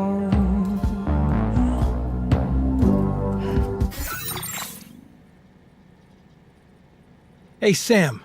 You saw how much of a powerful acting I gave when I was making my farewell, right? Well, that was all real emotions I got when Kojiman said, "Introduce me Hollywood A-listers with my Oscar Award connects, and he will make a game based on my home country, Mexico."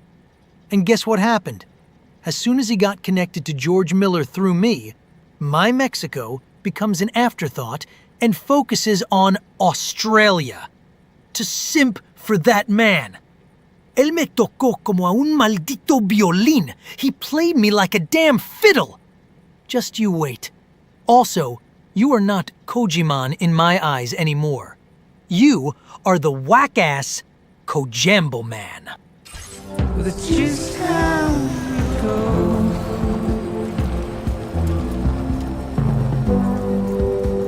It's just how it goes.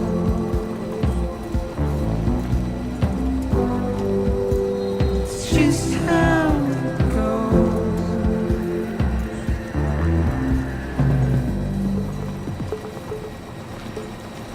A waste of breath, a mindless stare. Simply stone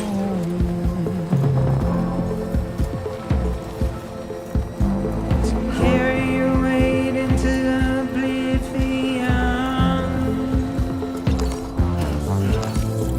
deep into the unknown. We had no choice to where we're thrown.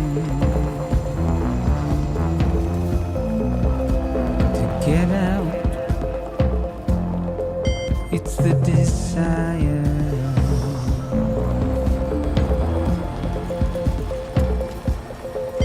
Just to wind up alone.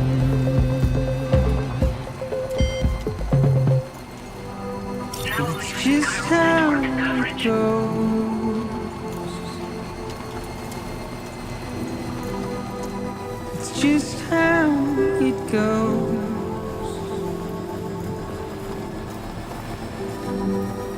It's just how it goes.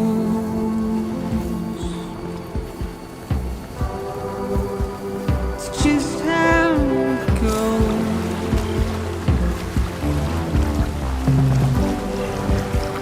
It's just how it goes. Now entering chiral network coverage. It's just how it goes.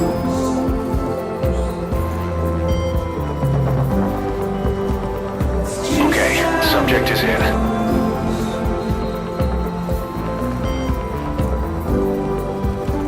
It's just how it goes.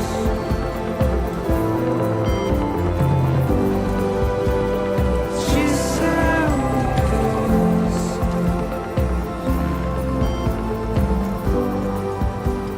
Just how it goes.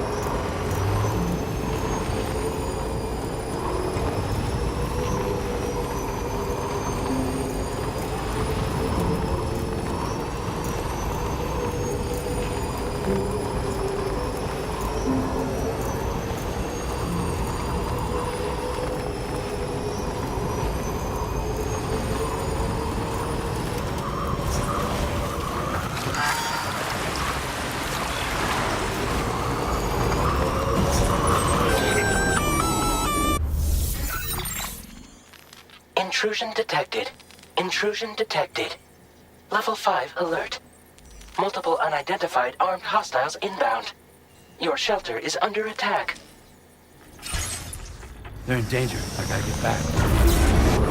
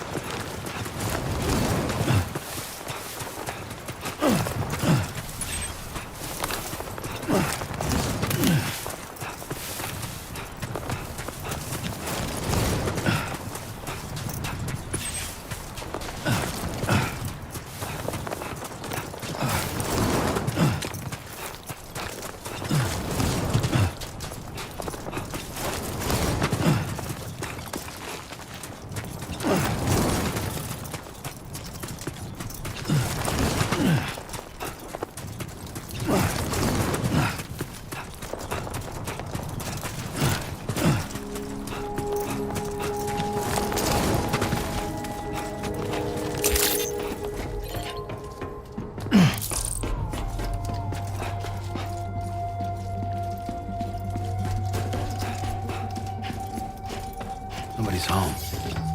Maybe outside.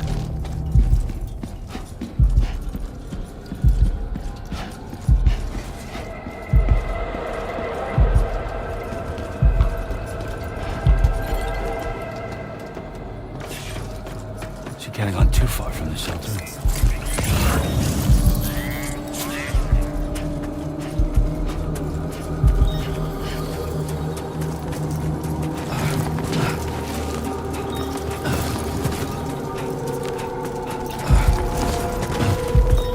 Can anybody hear me?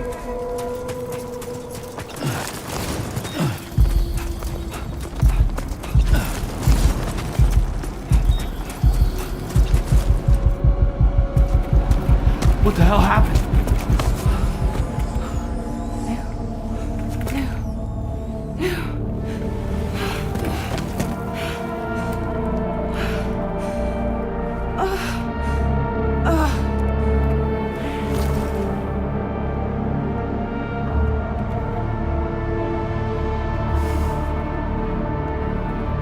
Lou.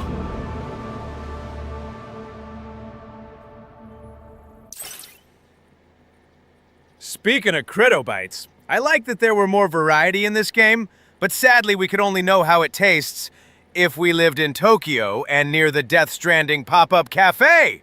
Come on, Kojambo man, why not collab with a snack company and make limited CryptoBite gummy worms in different flavors? Imagine how deliciously sour the Electrobite will taste with Pop Rocks. Also in the collab cafe, there were drinks themed after Sam, Higs, and Tomorrow. What the hell, Kojambo man? Where's my Fragile drink? I wanted to drink Fragile for 6 years, and this is all I get! 2 drinks based on dudes, but 1 female drink? I should have known your sexual priority when I saw that guitar master millering final boss scene. Fine, I will make a drinkable Fragile on my own. Oh, and one last thing. Do you know why I think Death Stranding 2 wasn't as culturally impactful after release? No one, I mean not one channel that makes food from movies and game tried to make Pizza Atami pizza in real life. Boom!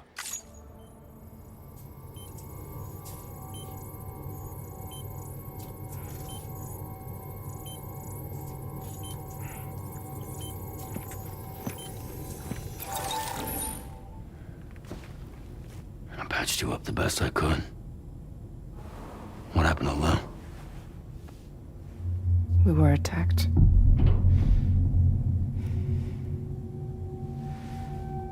It all happened so fast.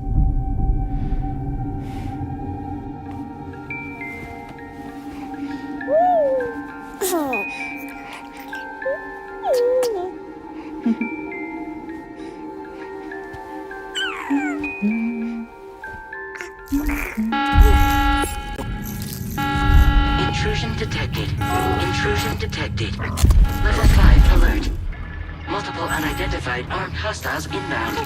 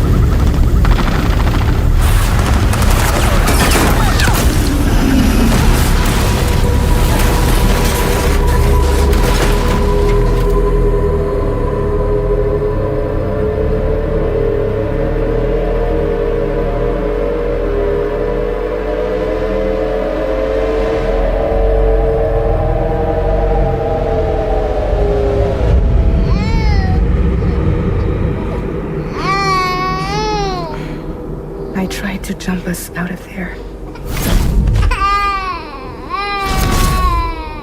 But I could only take my equipment with me. And I couldn't possibly think of Lou like that.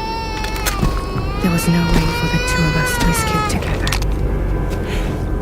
The best I could hope for was to jump Lou out. Just Lou.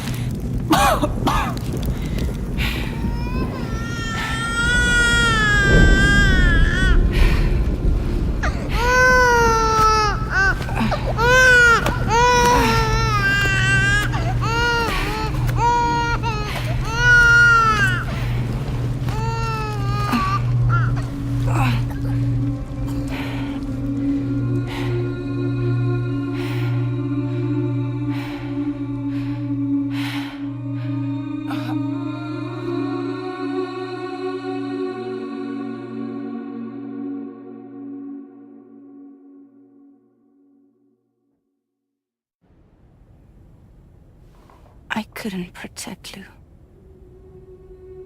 I am so sorry. So sorry. I'm sorry.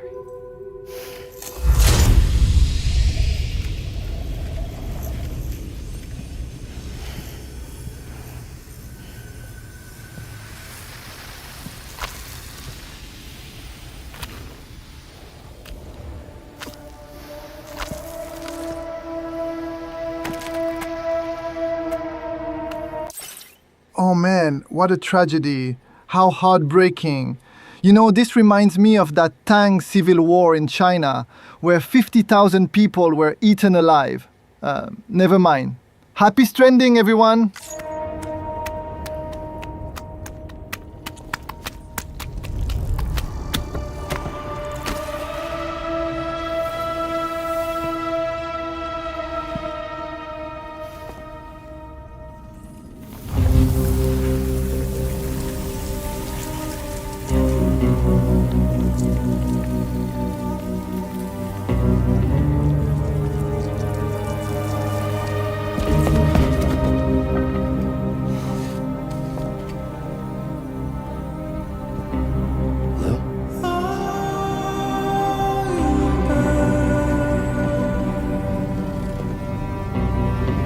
Sam, what's going on?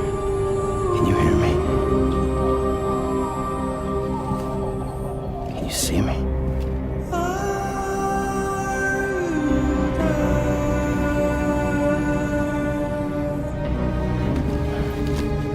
You can't. Because you're dead.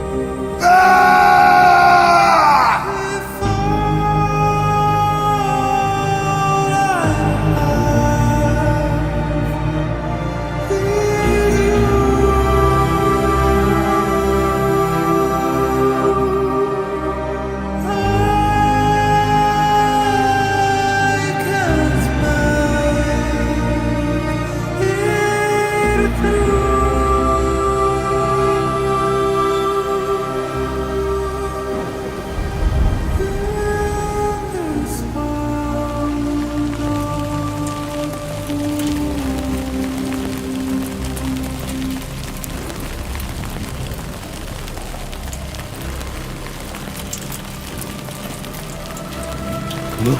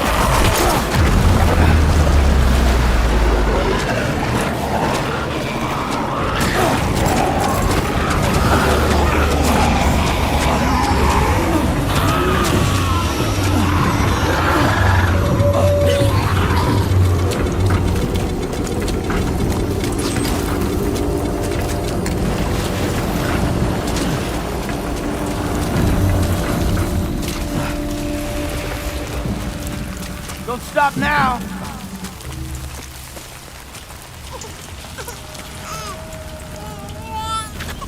Move!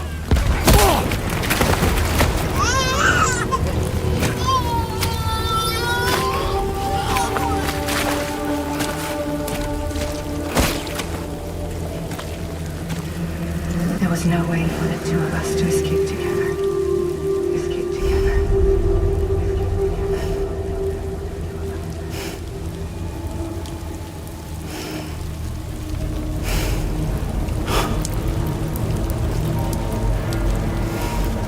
The best I could hope for was to jump Lou out. Just Lou.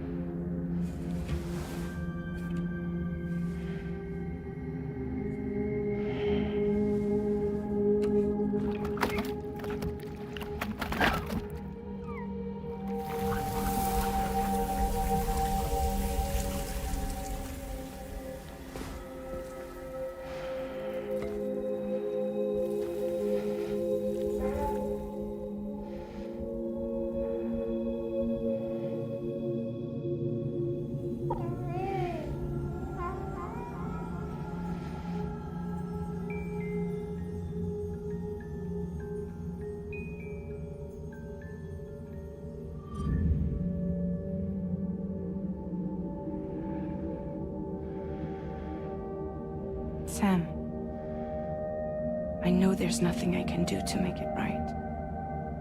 I know.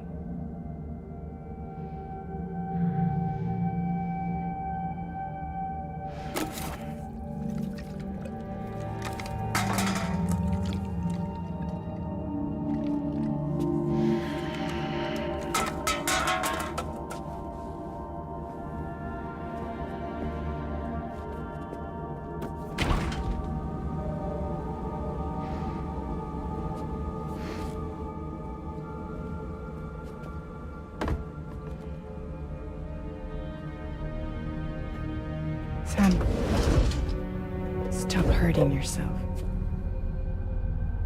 Please.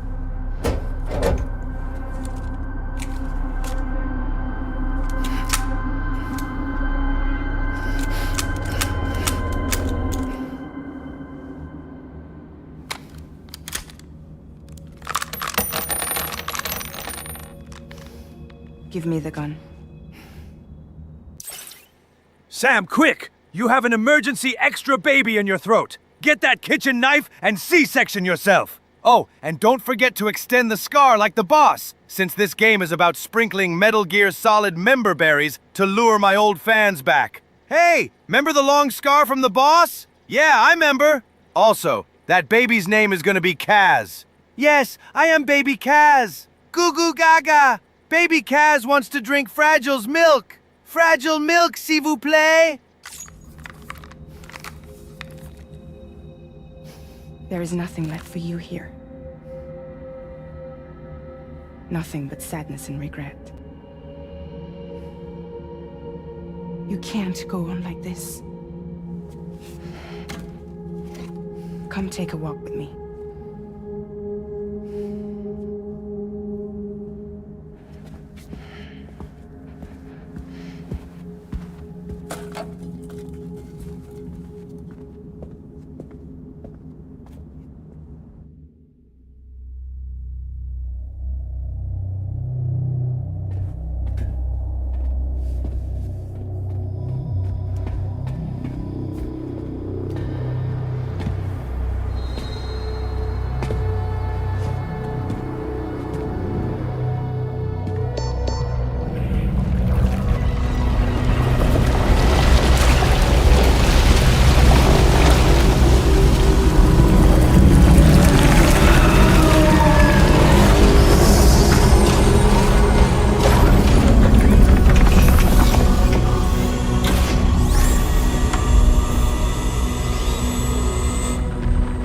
Come meet my crew, Sam.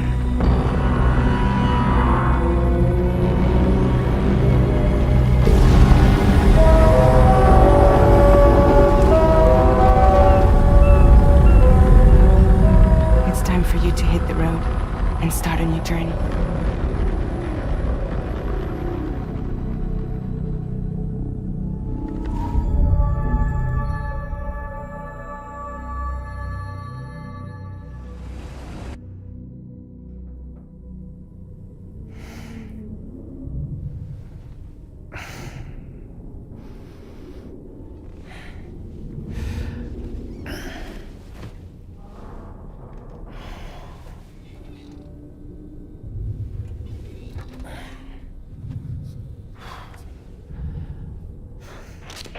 Intoxicants successfully purged.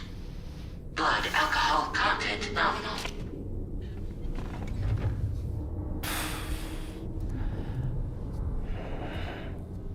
Well, it looks like someone needed a nap. Hope you like your new private room. Feel free to make yourself at home. Wait, hold up. Where's the pod? Where's Lou? Settle down, Sam. Lou's with me. You'll see us soon enough.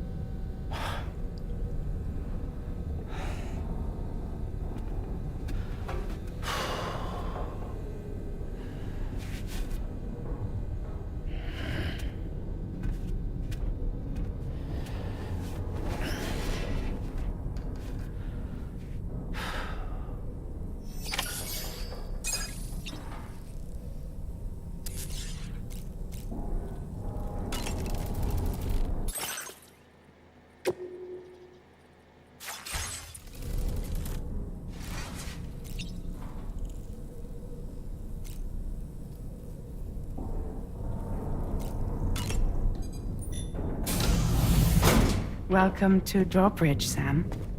And to the DHV Magellan, our mobile base of operations. Come on, I'll help you get your bearings. This is the ship's armory. Here you can check your weapons and put them through their paces.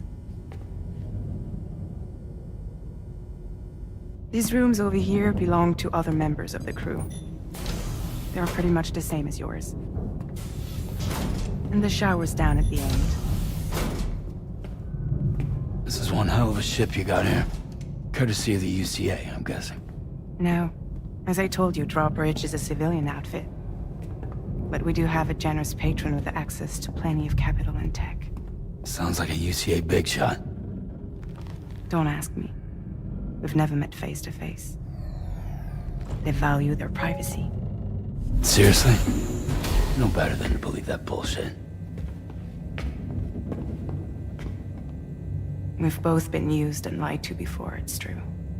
But as long as they keep up their end, I won't pry.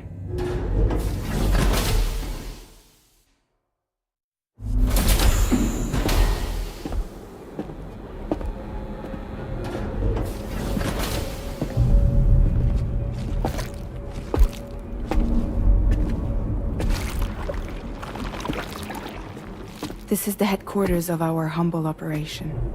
The bridge of the DHV Magellan. It's always like this when the DHV Magellan's on the move. Meet Tarman, our resident doctor and geophysicist. He's also the captain and pilot, in case you hadn't noticed. And a fellow doom sufferer. The nav console offers a direct connection to the Tar currents.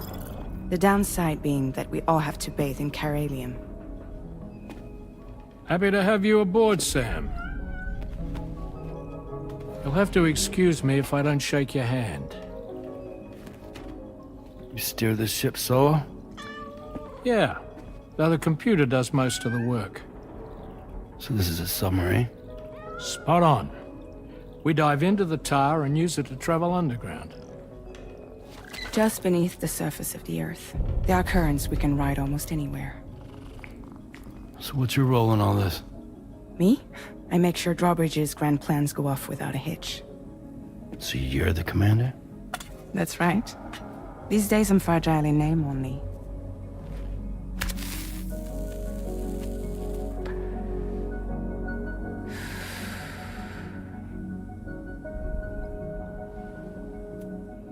Huh. So where are we headed? At the moment, we're bound for the Plate Gate in Mexico. The one that you put on the network for us. Our destination is on the other side, Australia, which we've been asked to link up next. You know, the problem is, not everybody wants to be part of the UCA. That's not the plan, Sam. The UCA isn't looking to expand its borders. Just like with Mexico, they want to bring new regions into the network. That's our last, best hope of saving the world. Which is why we're here. Or more importantly, why you're here.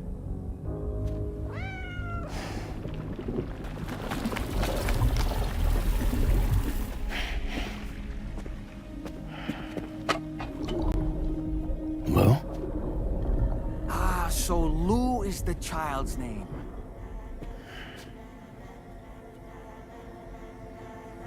Hello? Excuse you. I too am a member of Drawbridge, believe it or not. It is an honor, Sam. She lying, Sam. We need a greater UCA Reich. God, good fucking I'm God! alive, and my own master. This is Dahlman. A man whose cow wound up stuck inside a... Well, you get it. He used to be a spirit medium. When I was still flesh and bone, of course. Regrettably, my transformation cost me my talents. Lou, where are you? Sam, that pod is empty.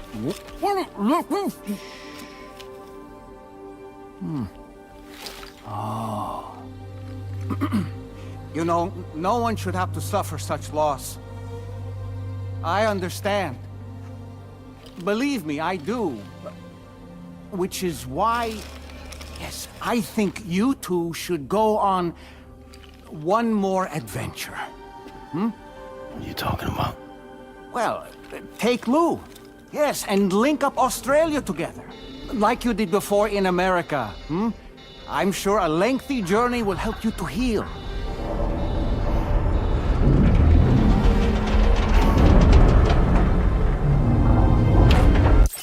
All the female characters in Death Stranding 2 wear one shoe for each award I won at the Game Awards.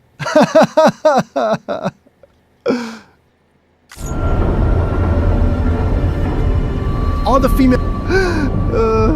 Sam, we've arrived.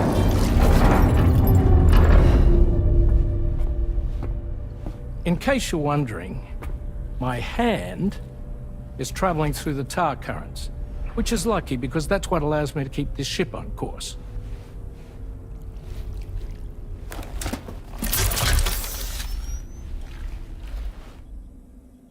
We're by that research lab you linked up last time.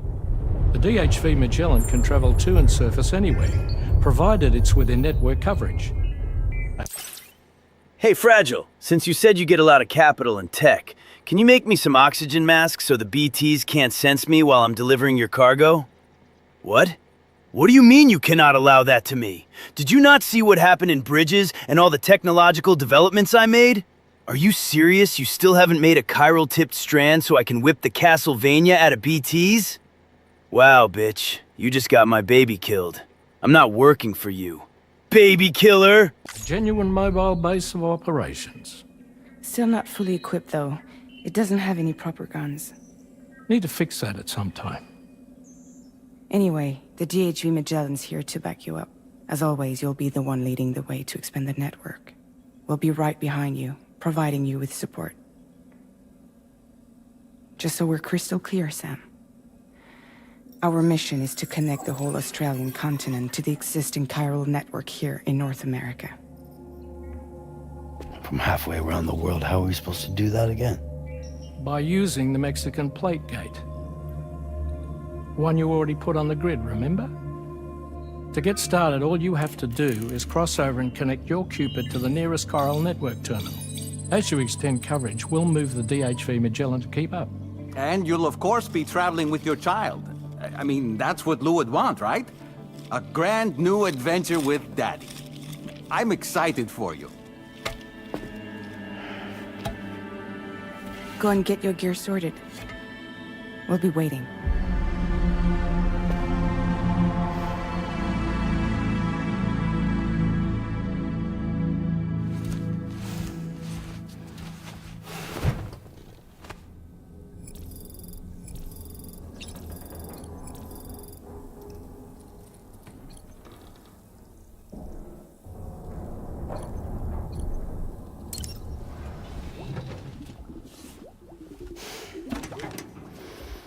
You ready for another trip with Daddy?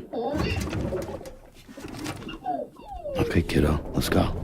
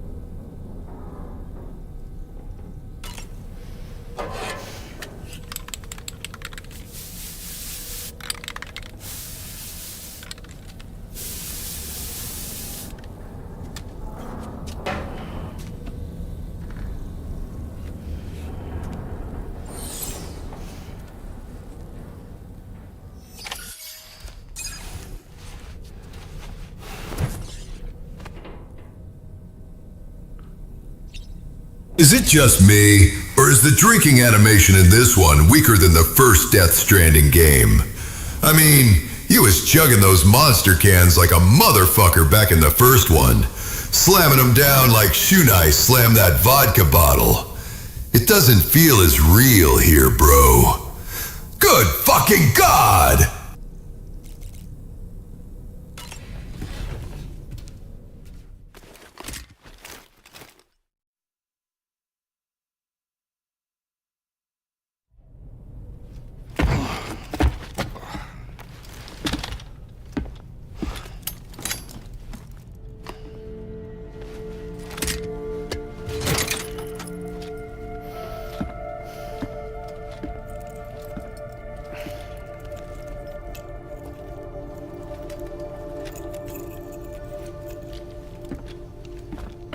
Sam, would you mind if I joined you?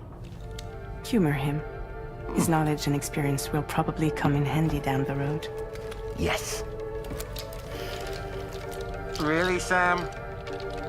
Your buttocks? What about shotgun? I prefer the driver's seat.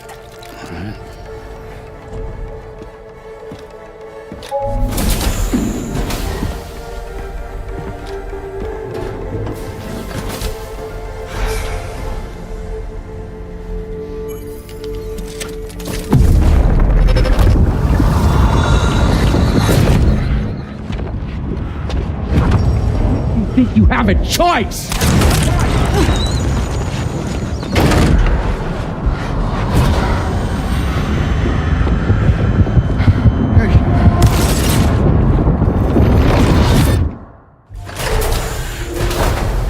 What was that just now? You saw it too, huh? Let's just say it's nothing new. Shove 'em up your ass, Sam. Flashes when I hooked up the pod. Ah, the bleed-through effect, wherein the BB's memories are conflated with one's own. I'm sure someone explained it to you before. Though this is a little different, of course. I really gotta deal with this shit again. Sam, do you read me? You'll first need to access the Mexico side plate gate terminal.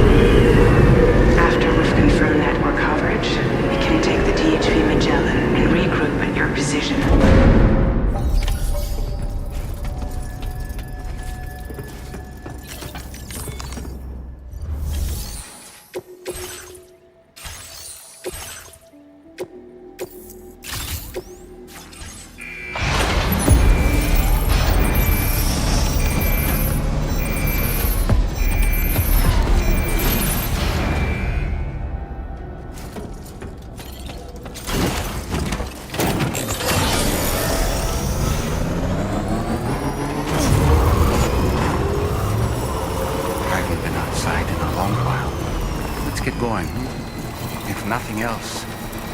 Journey should give you a chance to mourn.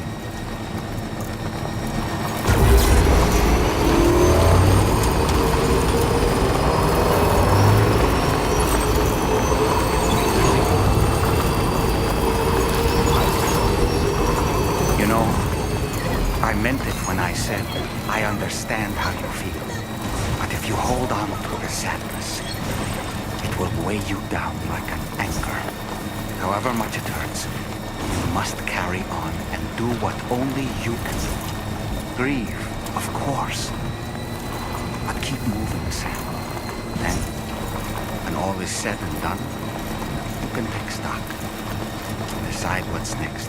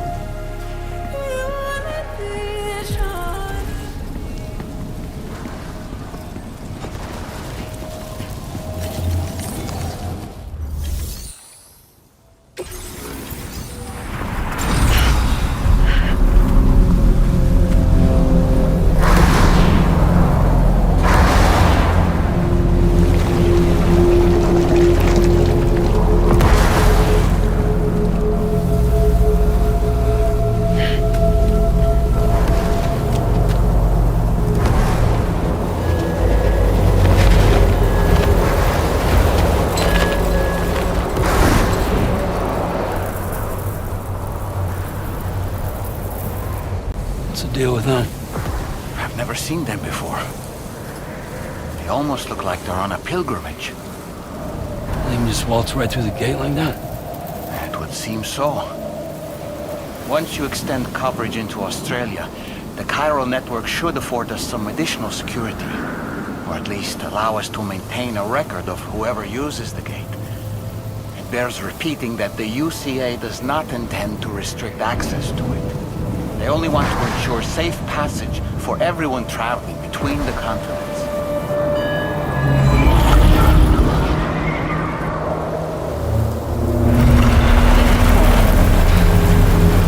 Brace yourself, Sam. It's a gatequake.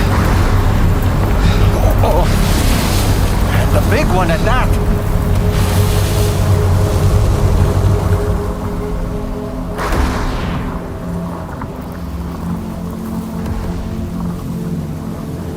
Let's make our way to the plate gate. Carefully.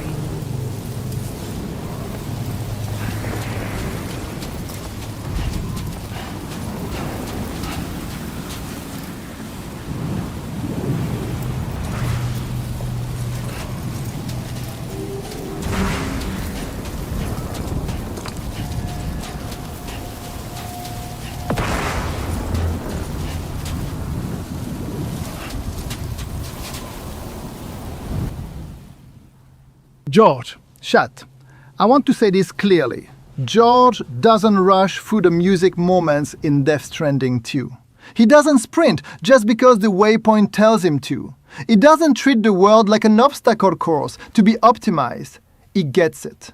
When the music starts, he slows down. He lets it breathe. He lets the landscape and the sound exist together. That tells me something important. He isn't just playing the game, he is feeling it. So many players today consume games the way they consume fast food. They wolf down a hamburger in 5 bites, barely tasting it, already thinking about the next thing. Objective cleared? Next mission, next dopamine hit. But George eats the burger in 40 bites. He tastes it, he pauses, he lets it register. That's the difference. If you sprint through those moments, the music ends early. And that's fine, it's a choice. But it's like swallowing the meal without chewing. You reach the end, yes, but you skipped the experience. George doesn't do that. He respects the intention. He lets the song finish. He lets the silence settle in afterward. He understands that sometimes the most important part of the journey is not arriving, but being present while you're on the way. George doesn't just play. He doesn't just consume. He feels. And when I see that on stream, I know something important. The rope held.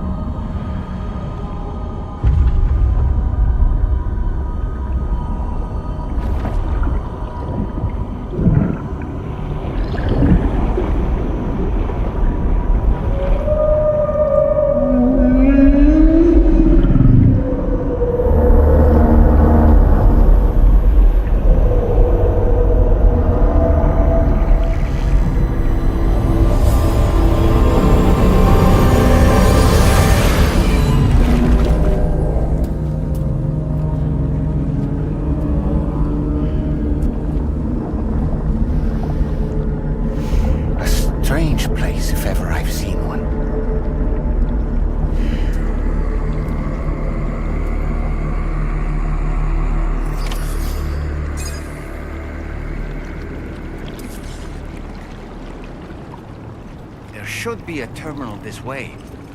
Let's keep moving.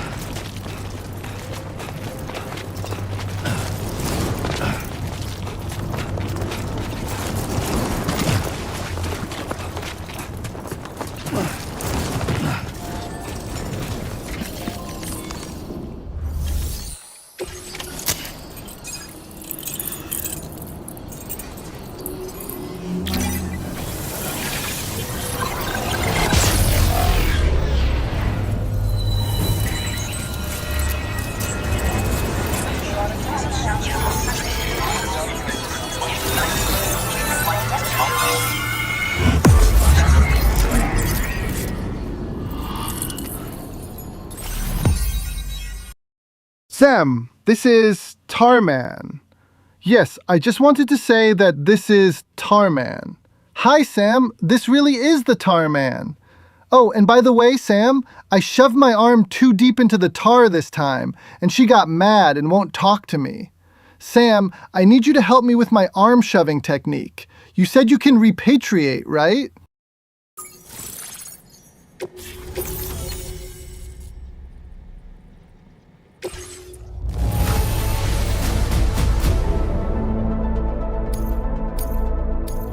Now displaying your current porter grade. Thanks again, Sam. The chiral network connection to Australia is holding steady. And you'll be happy to hear we made it here in one piece. Just to let you know, when you come back to the DHV Magellan, our patron would like to talk to you.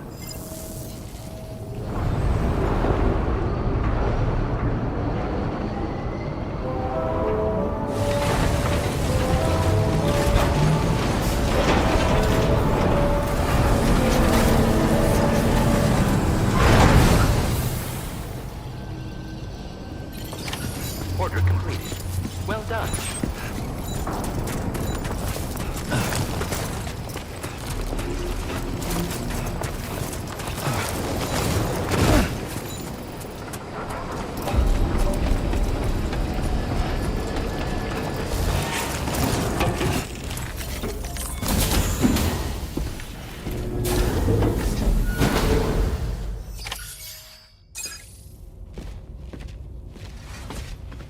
Thank you, Sam.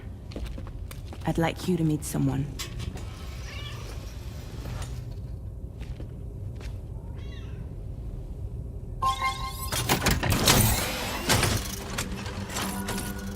Hello, Sam. My name is Charlie. Charlie's Drawbridge's patron.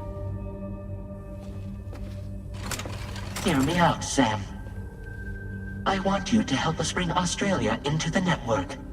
Drawbridge has been selected to oversee this critical operation. People saw what you did in Mexico and wanted more of the same.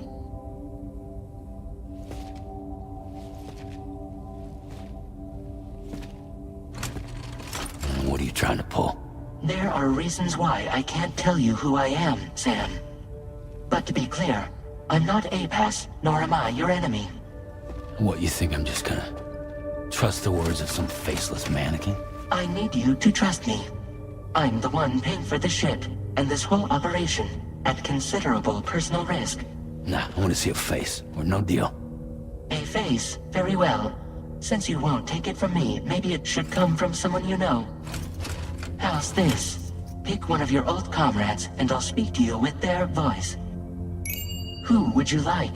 Who would you trust?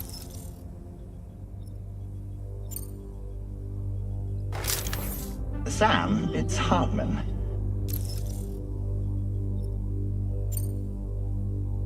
No point. The man himself will be joining you on site in Australia.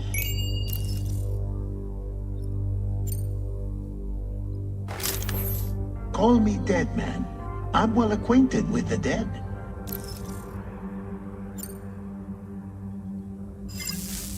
Last I heard, he took a one-way trip to the beach. Seems a little soon, don't you think?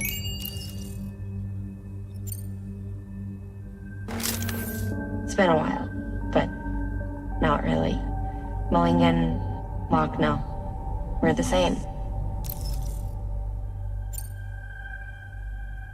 As I'm sure you are well aware, Mama's Khan now resides within Lochna. Adding my persona to the two sounds confusing. No, let's avoid that.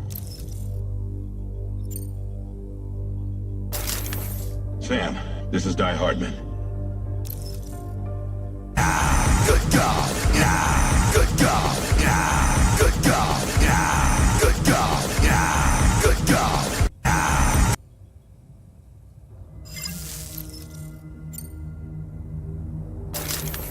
Sam, this is Die Hardman. All right. Pulling up his profile from the database. How about now, Sam? Feeling more at ease already, I'm sure. You tell me, old buddy, if this is a UCA-sanctioned op, Who knows about it? You misunderstand. Then again, there's a lot I still haven't explained to you, isn't there? I think it's time a certain someone made an appearance. I'd like you to meet the President. The new president? The guy who took over after Die Hardman? Not precisely. The UCA doesn't have a presidential system anymore. Die Hardman was the first and only president, making it one of the shortest-lived single executive administrations in history. One can only guess what he felt about it. Previously, the president was subject to the will of the people via popular vote every 4 years. APAS, however, is far more efficient. It can ascertain public opinion in real time and thereby determine the appropriate course of action. This led to the adoption of a new model. President guy? You just told me he isn't really the president. He is not the president of the UCA. Rather, he serves as the president of APAC. APAC is a privately owned corporation responsible for the operation and oversight of APAS, a service provider to which we may delegate day-to-day governance.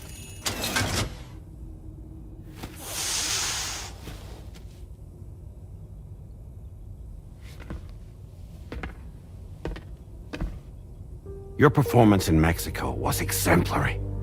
We cannot thank you enough. Well done. Truly. I firmly believe that the only ones capable of expanding the network into Australia are those who helped establish it here at home. That means you, Sam. And you too, Fragile. A whoop! APAS has determined that you have the highest probability of success in this endeavor. APAS and the chiral network are all built on UCA tech. If you expand their reach beyond our borders, then you're expanding their influence as well, aren't you? A valid concern. But it wasn't the UCA that made the final decision. It was APAC, a private corporation. The UCA has no involvement whatsoever in this matter. Sam, it may interest you to know that linking up Australia will also serve a greater goal. You see, the plate gate that connects North America and Australia only matured after you united America with the chiral network. On that basis, we believe that a new gate will manifest somewhere within Australia once full chiral connectivity is achieved. At that time, APAS should have sufficient data to calculate the location of other points of connection between continents. With this information, APAS can then proceed to extrapolate the positions of these landmasses. In other words, this mission is not just about linking up a single continent. By connecting Australia, we will be one step closer to reclaiming a pre-Death Stranding world where everyone is part of a greater whole. I hope my answer alleviates your concern somewhat. Guess so. Tell me, though, who's Charlie to you? He may speak for me as necessary, to ensure the operation proceeds according to plan. Our corporation, however, will calculate what factors are essential for your success and will provide you with direct support. Welcome aboard, Sam. Charlie, we'll take it from here.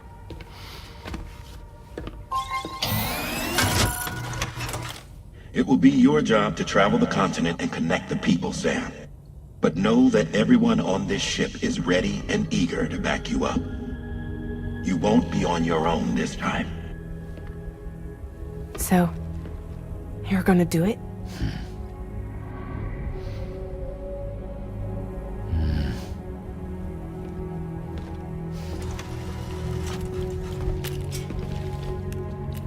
Did it before. Seems like the only thing I'm good at.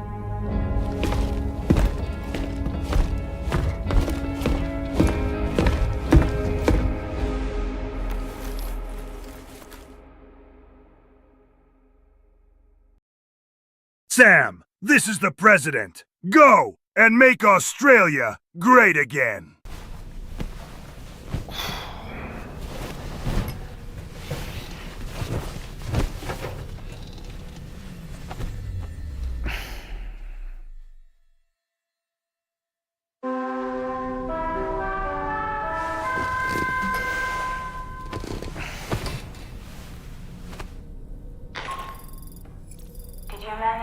some sleep, Sam?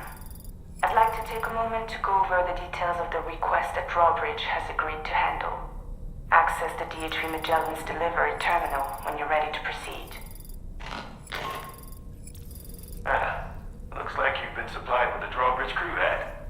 Try it on for size. I have a feeling it'll suit your style.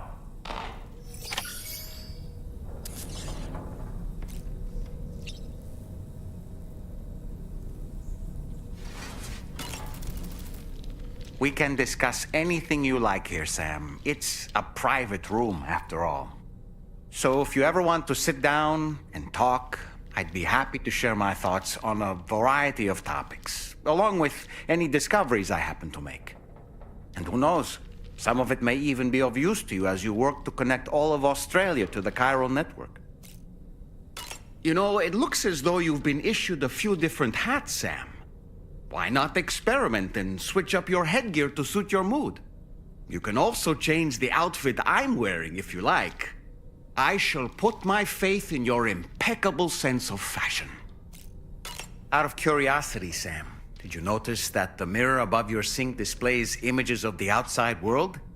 These images change as we travel and actually show what's waiting for us outside the DHV Magellan when we disembark. Prolonged living inside an enclosed space can be bad for one's mental health due to the unchanging environment.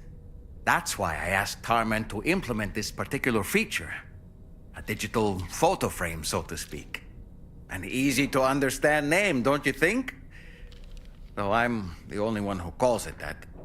Anyway, it'll give you a preview of our surroundings. That's sure to have some practical benefits. Yes, I added this feature because of the shit we went through these last 5 years. Real subtle. Showers these days are truly impressive, Sam. They really are. They're able to collect all the minute chiral crystals from your wastewater and repurpose them for later use. The ones on board the DHV Magellan are the latest model. You would do well to use them regularly. It's important to remember that defeating BTs isn't the same as eliminating a threat once and for all. These entities are simply being driven back to the world of the dead for the time being. Good morning, Sam. Why don't you try freshening up with a shower? I hope it's not too much to ask that you continue to take me with you into the field. I know a thing or two about BTs and the dead, after all. Some of it might come in handy. An advance expedition sent by APAC came to the Australian continent ahead of us. They constructed various facilities and laid the groundwork for chiral network expansion. Meaning that all you need to do is travel to these facilities and connect your Cupid to put them on the grid. We aren't the only members of Drawbridge, so you know. We have associates who've already established themselves on the ground. I expect you'll run into them from time to time.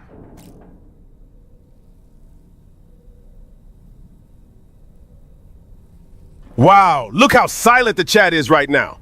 Only once was it alive again when Die Hard Man was on the screen.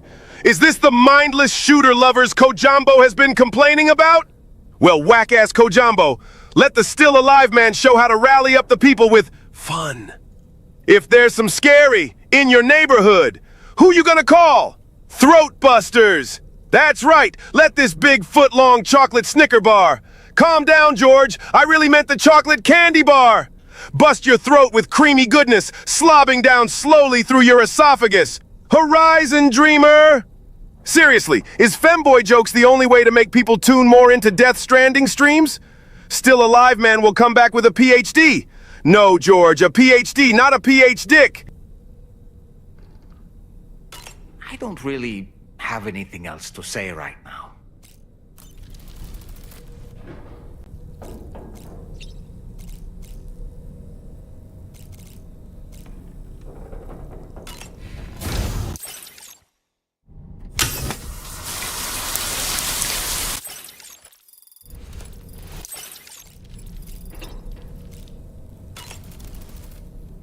Nothing like a warm shower after a hard day's labor. Am I right, Sam?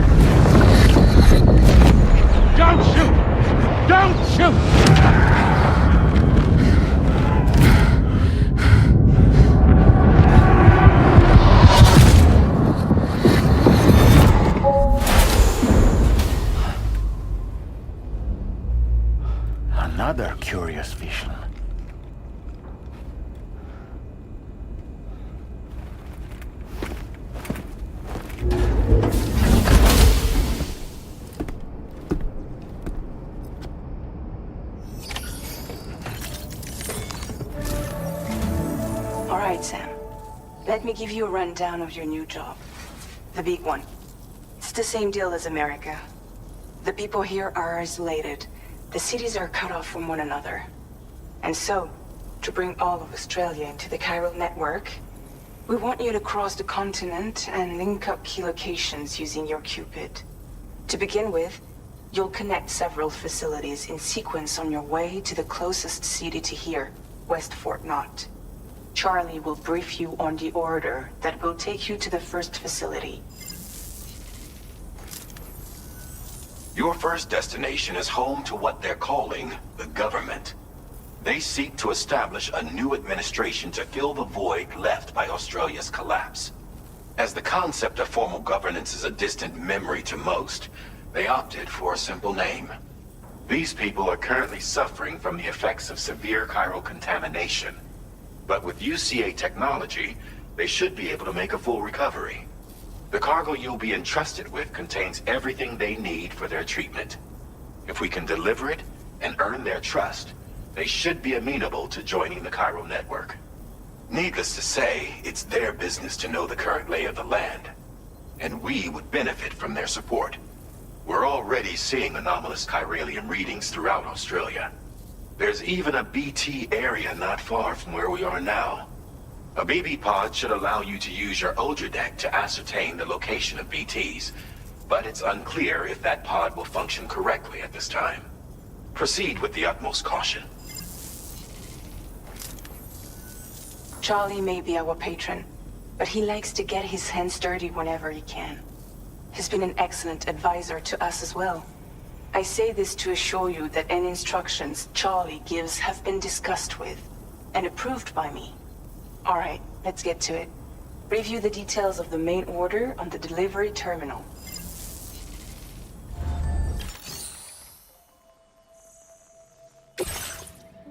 Updating with new data supplied by Drawbridge from outside chiral network coverage.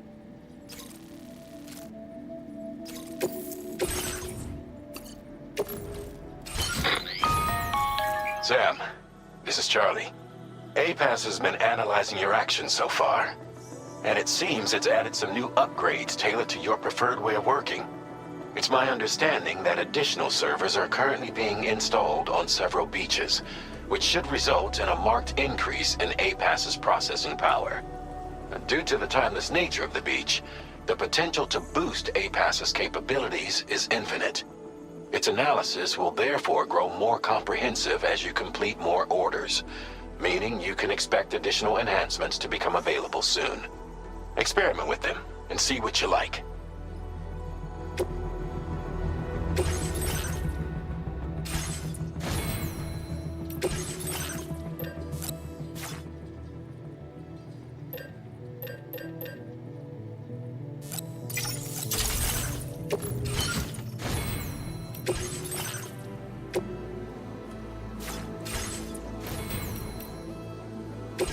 APAS enhancements are now available.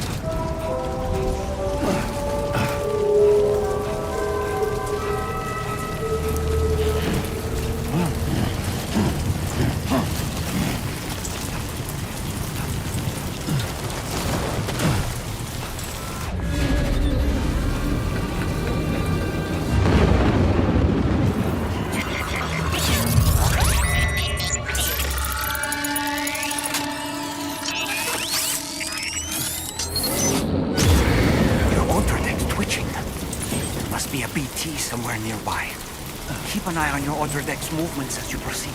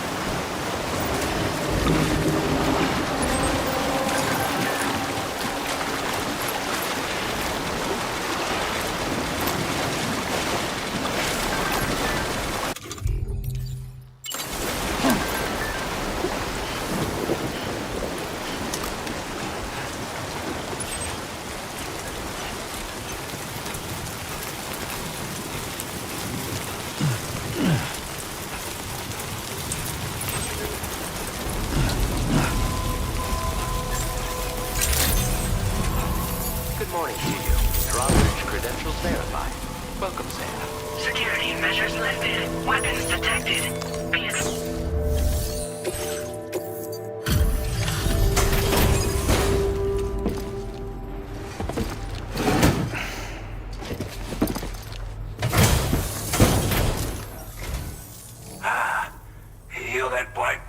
drawbridge, aren't you? So you really came, eh? Cut straight through BT territory just to bring us our cargo. That's quite a feat. Been waiting a long time for someone like you to show up. Let's see how well you were able to handle our delivery.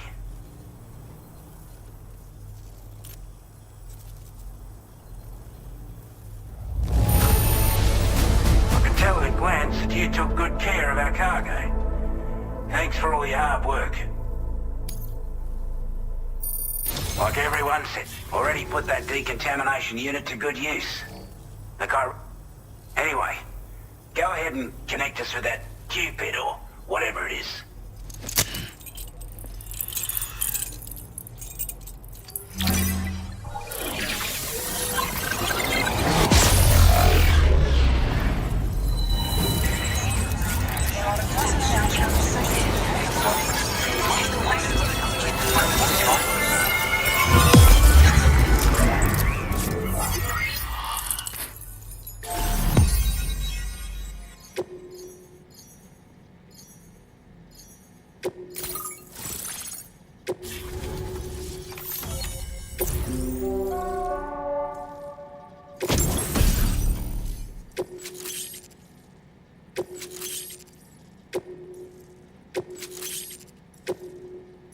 Now displaying your current porter grade.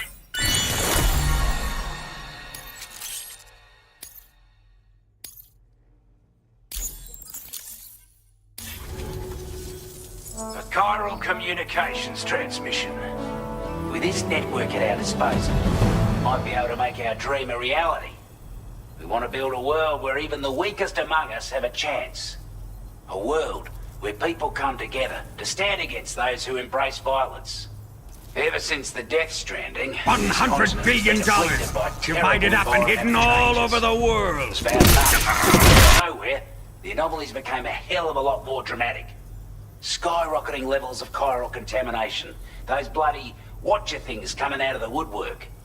Didn't realize it at the time, but the escalation of all this insanity coincided with the UCA's connection to the network and the appearance of the plate gate. The chiral network is causing instability beyond the reach of its coverage, which means the only way to fix it is to link up all of Australia. At least, that's what we here believe.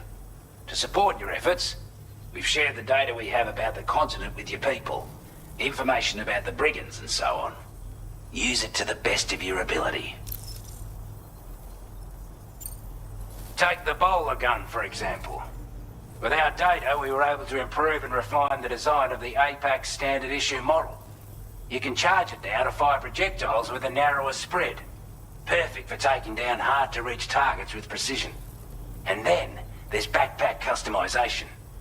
We've developed a number of unique attachments that can be equipped to the pack you're currently carrying. Stuff I guarantee will give you an edge in a fight.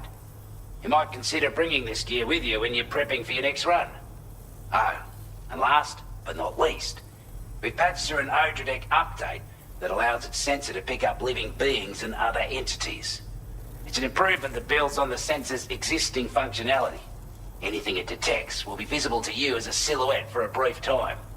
I'm sure it'll come in handy down the road. We're not doing any better than the UCA or Mexico, I'm afraid. Only difference is the presence of armed belligerents we call Briggins, as well as a new type of BT we've been seeing all over lately. The Briggins have been trying to bring us to heel and are a right pain in the ass. They've got an irrational enmity for new tech like the chiral network, you see. They've also been seeing major earthquakes all over the continent, as well as devastating floods due to heavy timefall. You can have your work cut out for you while you're down under, that's for sure. Due to our proximity to a BT area, this shelter was subject to significant chiral contamination. Said area has also been the source of a new type of BT. Unlike the usual sort, these ones are able to see us. Clear as day. As such, we've taken to calling the buggers Watchers. And they're every bit as dangerous as any other BT. You're gonna want to steer clear at all costs. Before I forget, there's a request I wanted to send your way.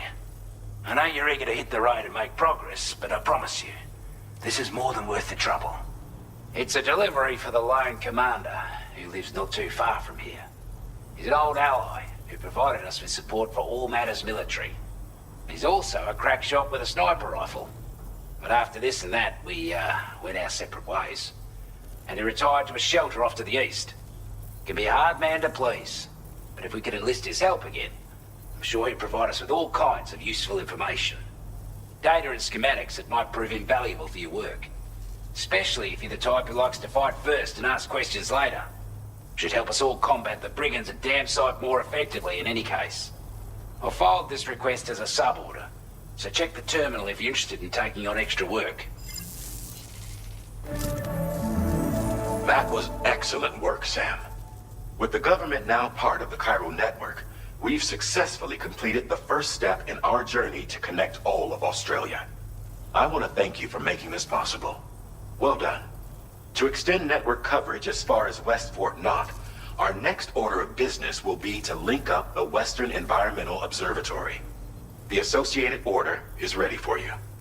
This one may well place you in considerable danger, so be sure to take extra care when selecting your equipment. Access the delivery terminal here to pick up this main order and get underway.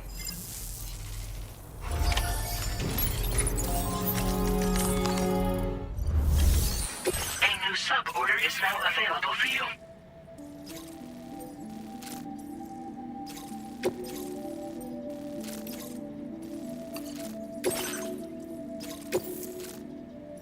This cargo has been designated breakable.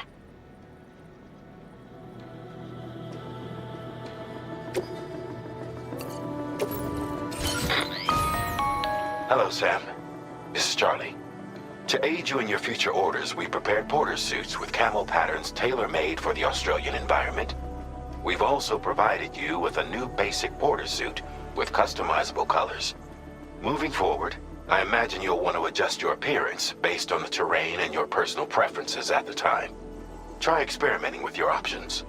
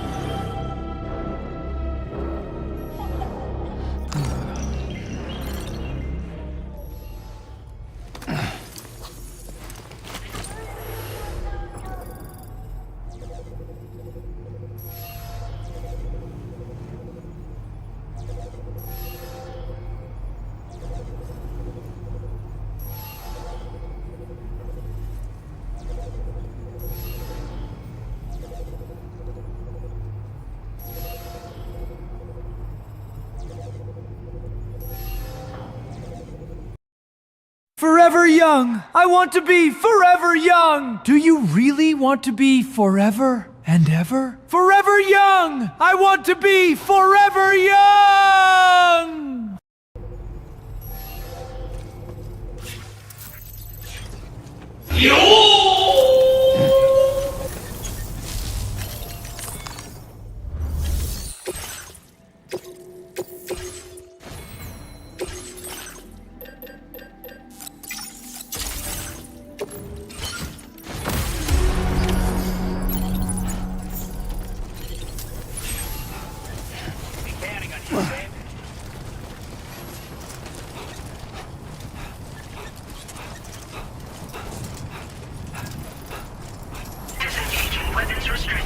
Take care, Sam.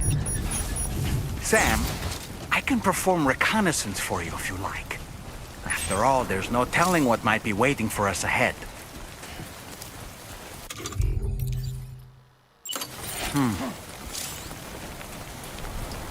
Lift off!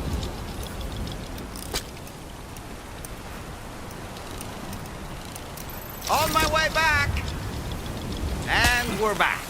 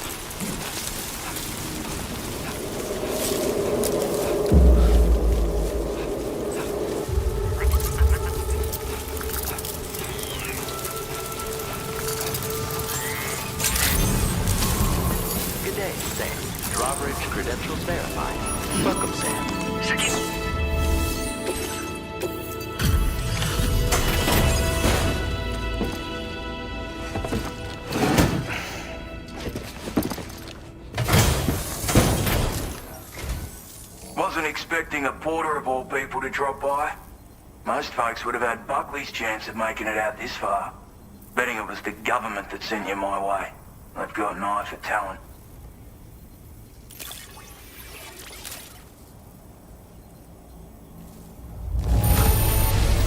That's a bang-up job you did. Well done, mate.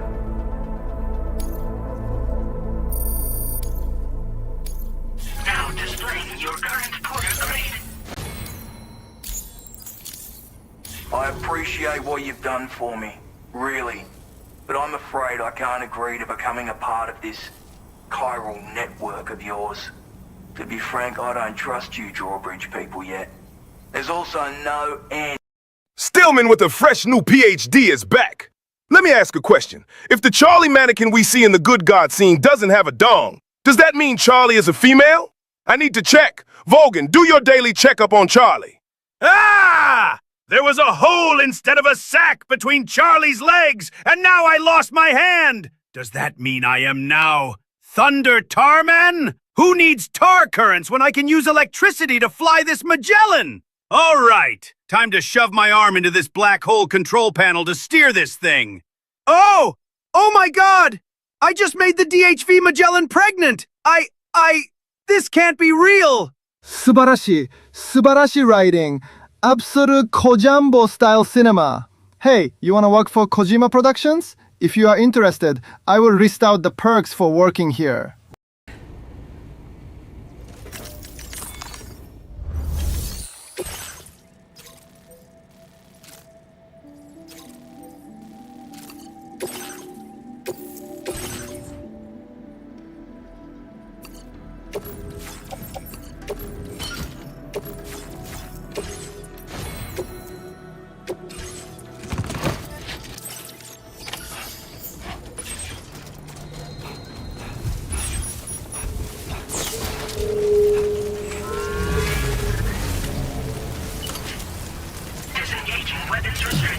Take care, Sam.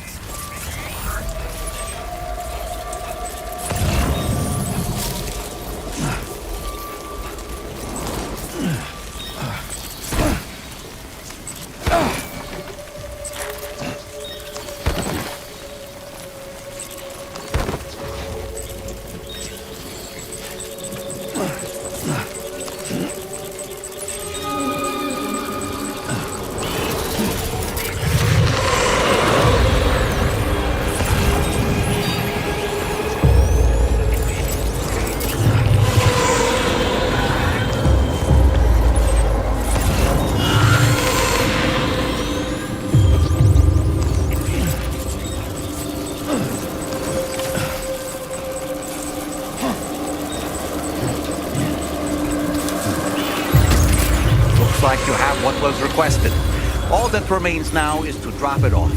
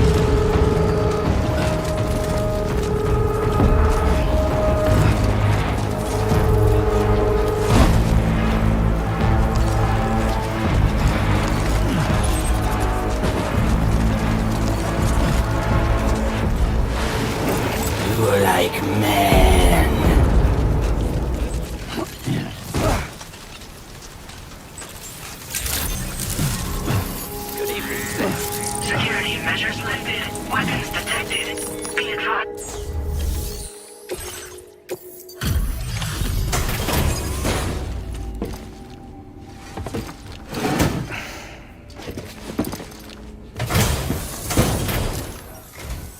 Have a go at that. You actually managed to bring it back, did you? I'm genuinely surprised. Let me get a closer look at it.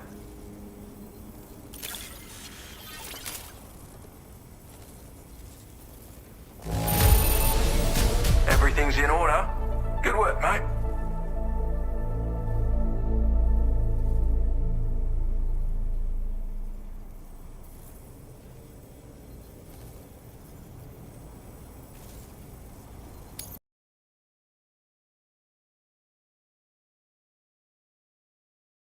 Wait, where's Lou?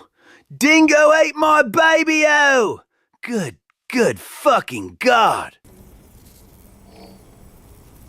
Get out your Cupid and finish the job.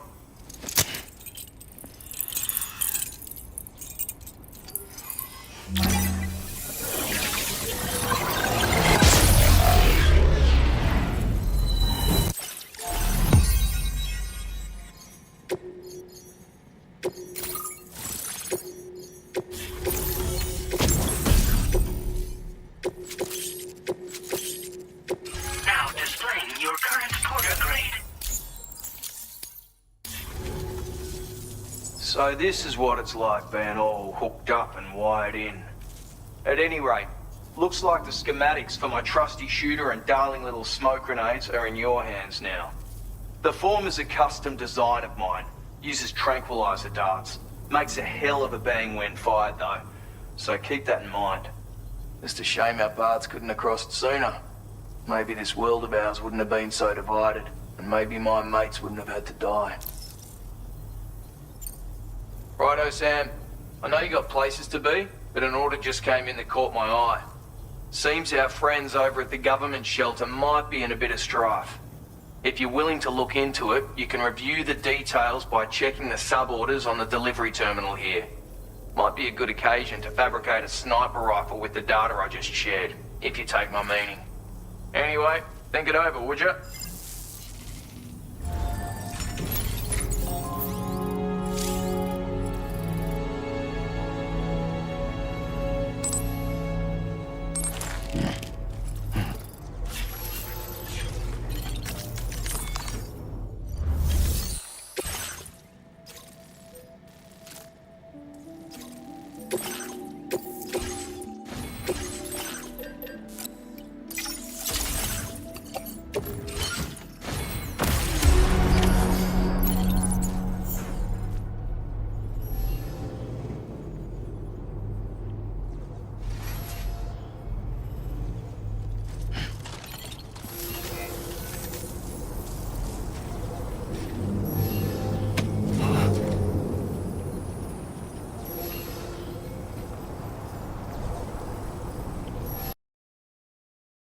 George, chat. Let me talk about something uncomfortable but honest. The real root cause of why Death Stranding was never embraced the same way Metal Gear was is me. I made a conscious pivot. With Death Stranding, I leaned far more into the Japanese consumer mindset, a culture that values patience, subtlety, atmosphere, and reflection. A culture more open to silence, to walking, to thinking, to feeling alone for a while without needing constant stimulation. In Japan, it's acceptable, sometimes even desirable, to slow down, to let calm exist, to sit with loneliness and beauty, to reflect instead of react. But globally, especially in the Western mainstream market, gaming culture has evolved very differently. It rewards immediacy, constant action, clear victory conditions, shooting, explosions, domination, faster, louder, more obvious feedback. Metal Gear still worked there because, even when it was philosophical, it was wrapped in war, tension, guns, and spectacle. Players could engage with the surface even if they ignored the deeper meaning. Death Stranding does not offer that disguise. It asks for patience up front. It asks for openness. It asks you to slow down before it gives you anything. And that is not what much of the global market is trained to want anymore. This isn't about intelligence, it's about conditioning, about what players have been taught to expect from games over decades. So when I made Death Stranding, I knowingly stepped away from mass market gratification and closer to a quieter, more contemplative design philosophy. One that resonates more naturally with Japanese sensibilities, but challenges others. I didn't fail to make Metal Gear again. I chose not to. And that choice explains everything. That sniper rifle doesn't appear to be equipped with a suppressor, meaning it will make considerable noise when fired. Take care not to attract the enemy's attention.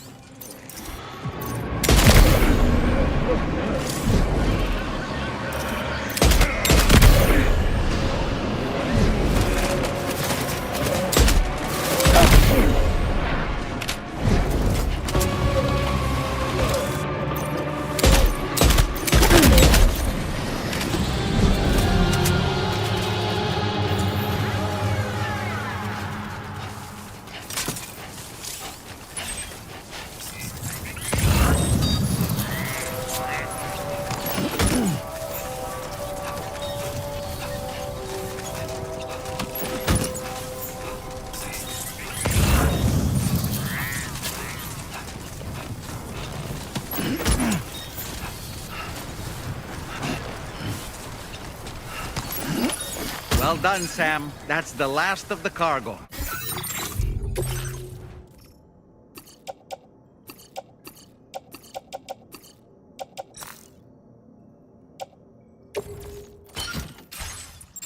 Let's head to our destination and make the delivery.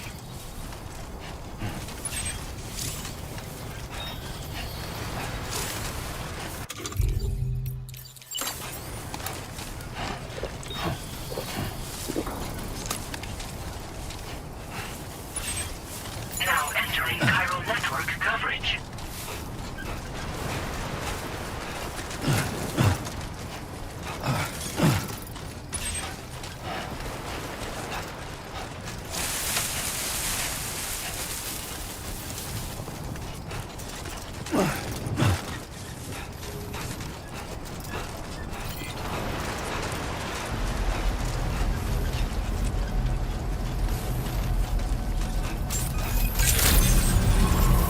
Good evening, Sam. Weapons detected. Radiation. The usage is restricted.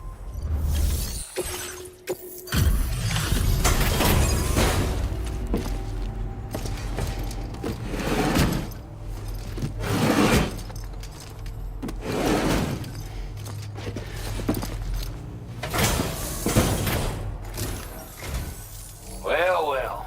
Retrieved that cargo from those troublemakers, did you? We're all very grateful. Now, let's review the order details.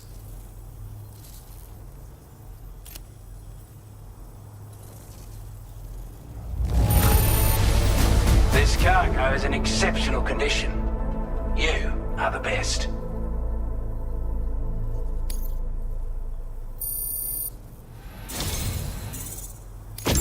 I want you to have this data. It'll help you in your work.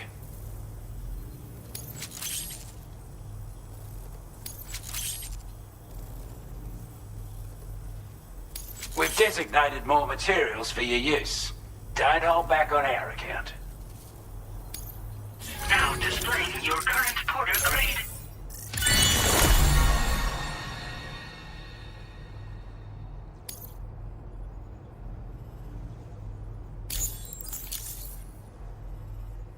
Got our hands on those bastards' gear now. And it's all thanks to you. With this tech, we should have no trouble whatsoever monitoring and tracking their movements from here. Also, something tells me you've earned the Lone Commander's respect. Call it a hunch, giving you more imposing aura. I reckon the Golden Fist and the Island Inventor will be keen to meet with you.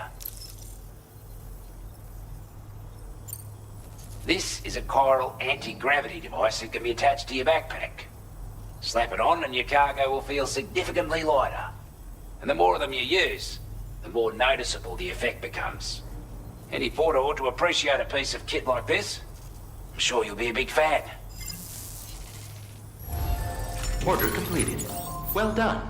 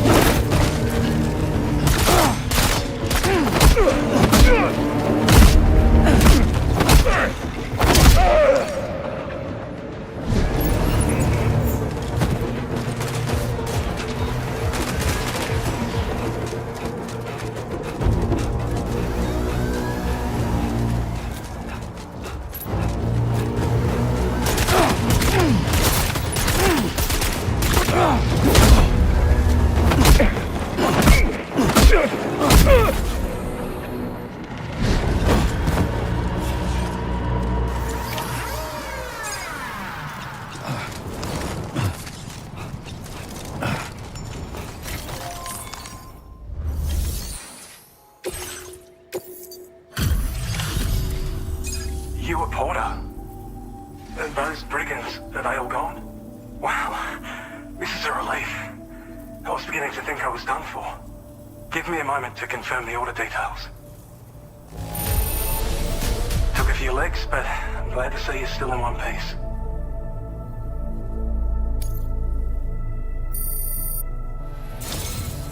You seem like a porter we can rely on.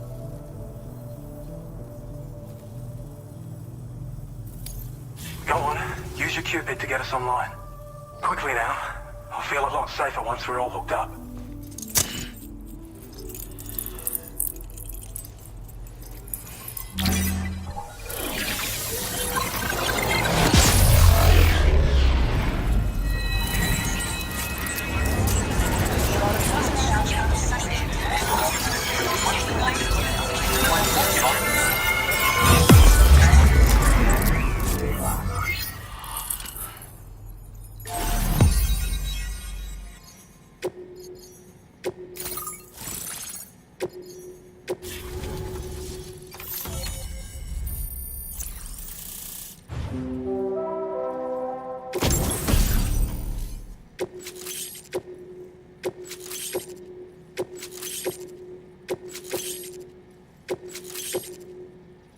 Now displaying your current porter grade.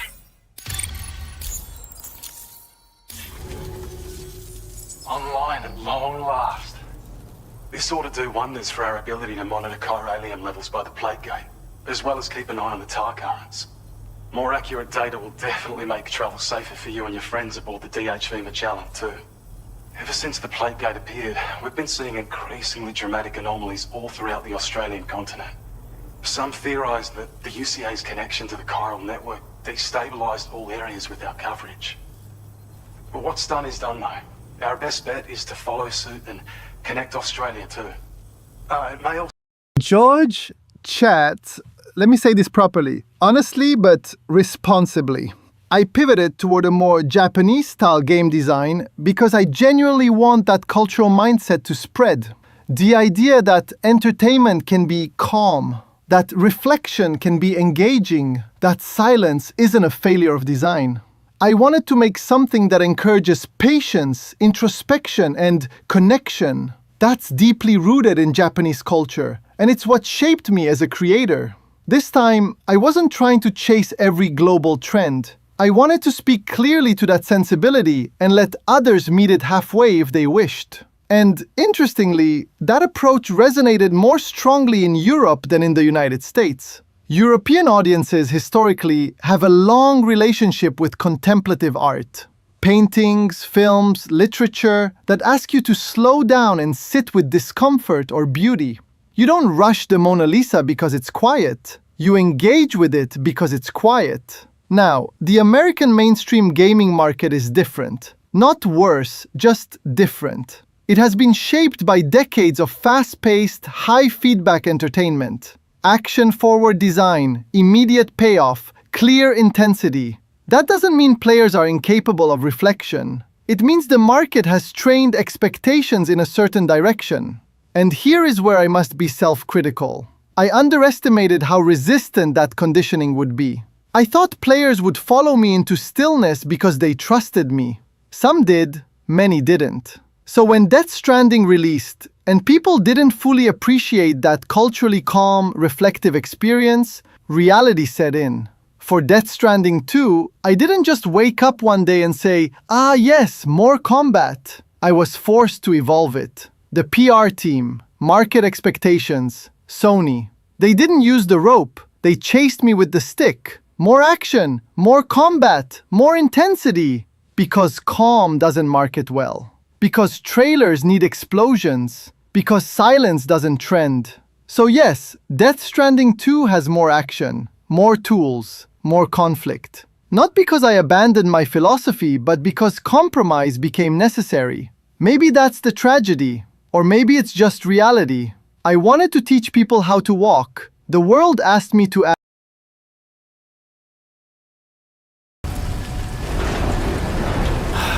Give me a break.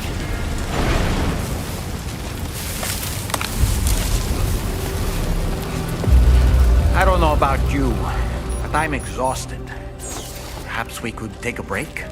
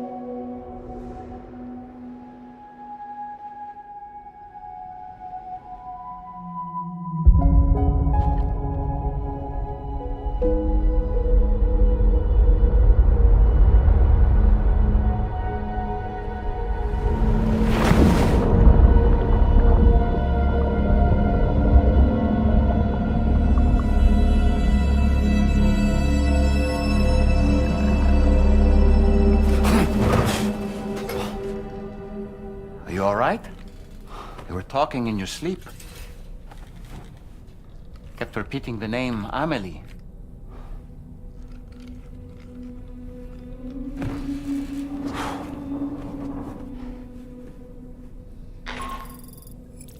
Sam, Tarman here. I'd like to brief you on this next order of yours. Once you're ready to head out, access the delivery terminal on the DHV Magellan to proceed.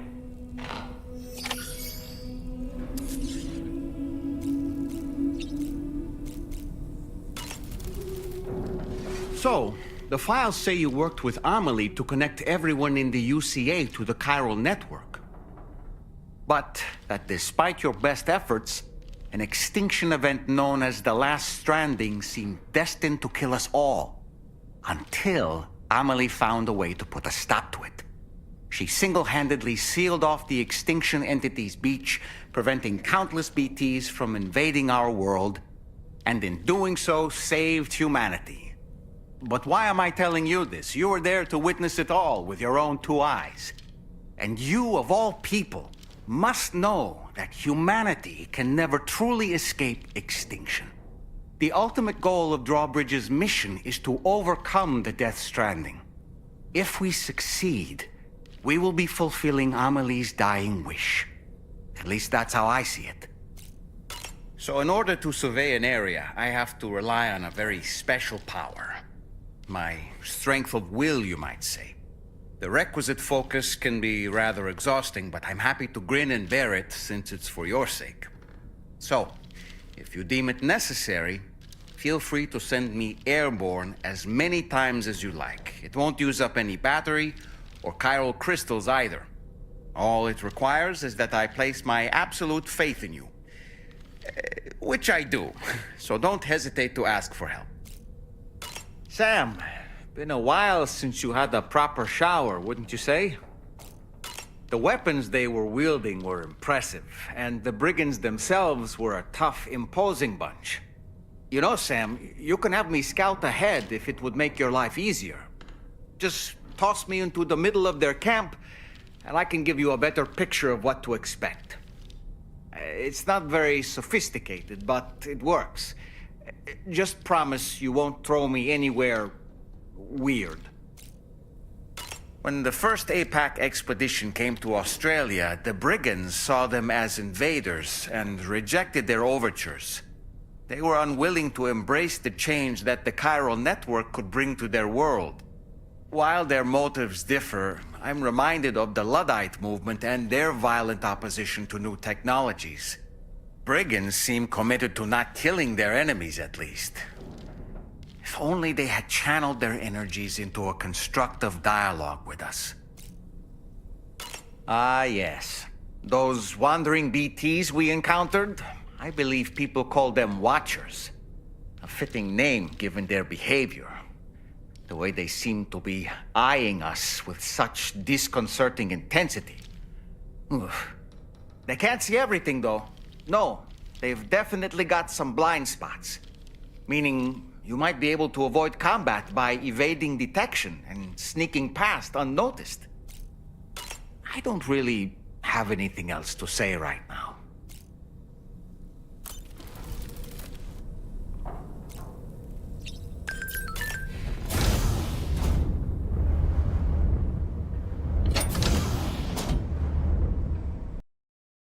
Okay, so if you work for me at Kojima Productions, you will get unlimited supplies of candy feet. Once a month, get a chance to shower with Guillermo del Toro, just like one of your Japanese video games. Have banana sextem condom sessions with me, and of course, help me write my story for Death Stranding 3. Okay, hear me out. So the pregnant DHB Magellan finally gives birth to a baby Metal Gear Rex. I mean, baby Magellan. But the thing is, nobody could cut the mechanic umbilical cord because it's made out of red chiral crystals that's never been seen before. Or maybe I might make it metallic. But because the precious red chiral crystals are so precious, everyone is trying to hunt the DHB Magellan. And the sentient Magellan flies away.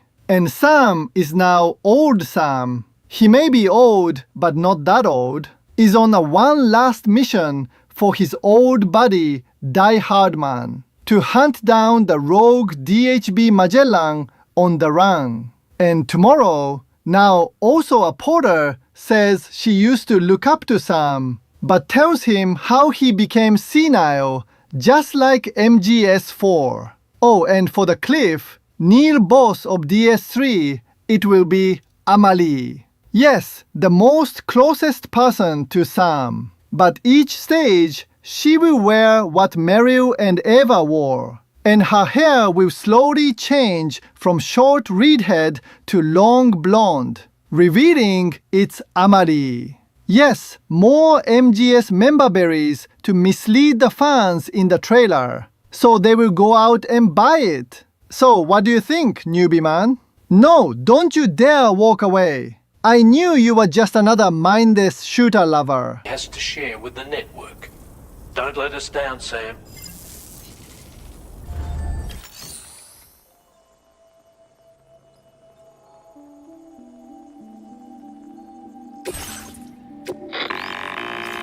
Hey Sam, this is Tarman.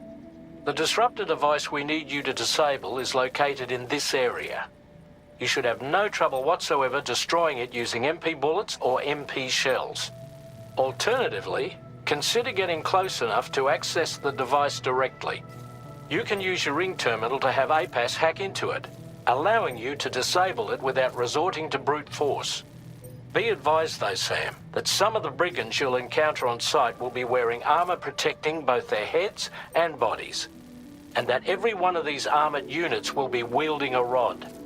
No doubt their aim is to fortify themselves against ranged attacks, allowing them to move in and engage you at close quarters. In light of this development, we've gone ahead and added armored enemies to our VR weapons and combat training programs. This way you can experiment with various methods and find a means of dealing with them that's suited to your personal strengths. That's all the information I have for now. Review your potential routes and finalize your equipment loadout before heading out. We're counting on you, Sam.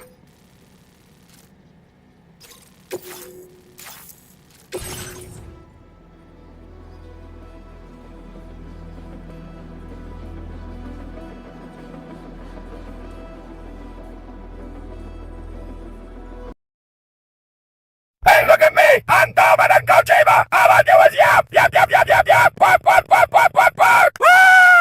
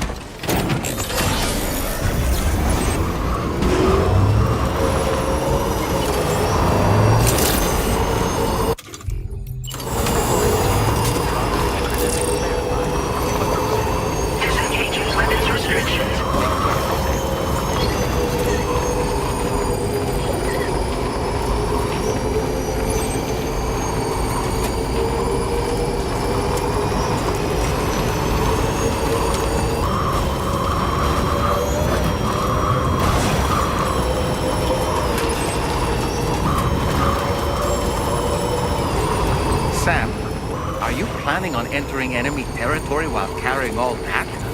With that much cargo on your back, they'll spot you in no time. Why not stash your backpack and any excess equipment somewhere safe, and take only what you need for now?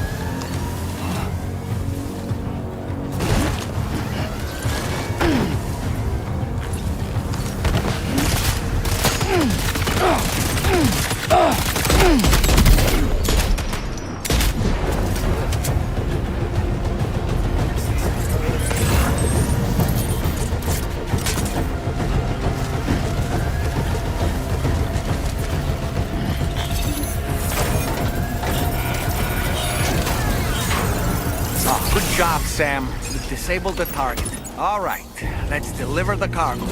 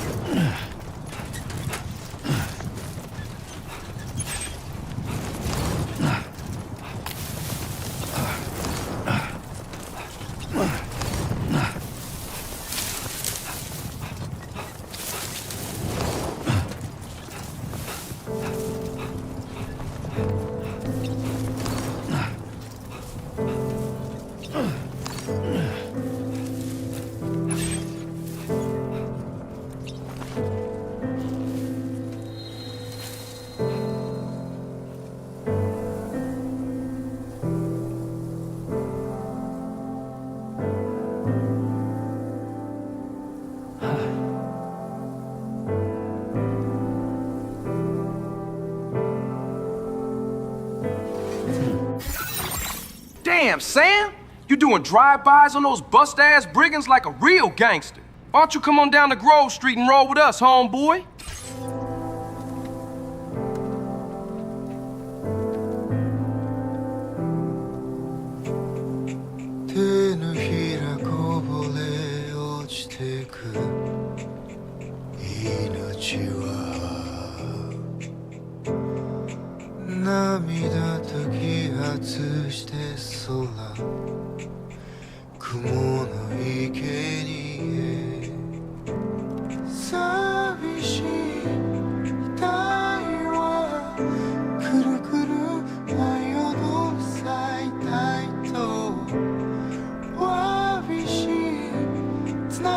Only gonna get harder.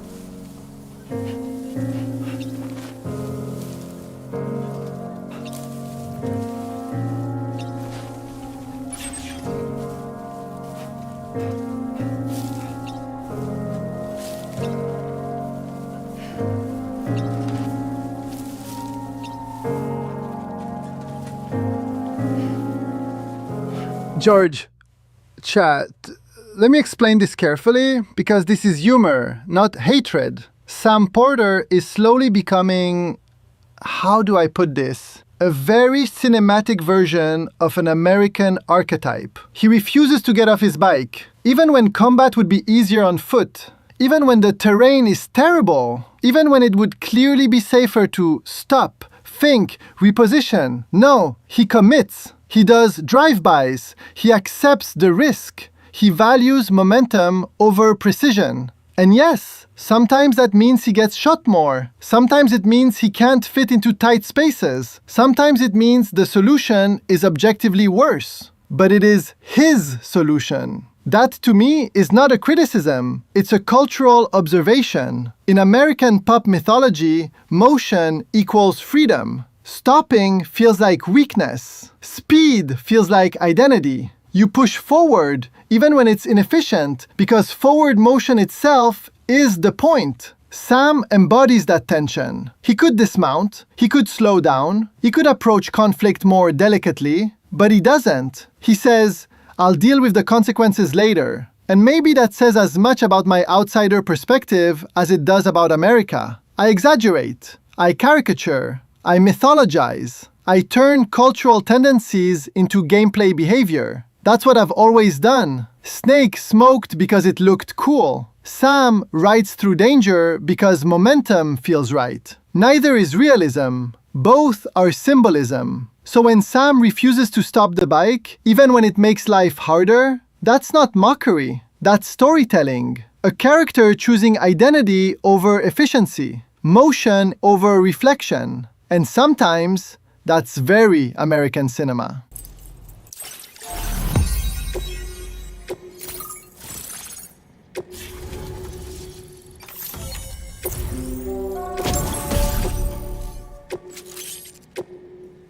Now displaying your current Porter grade.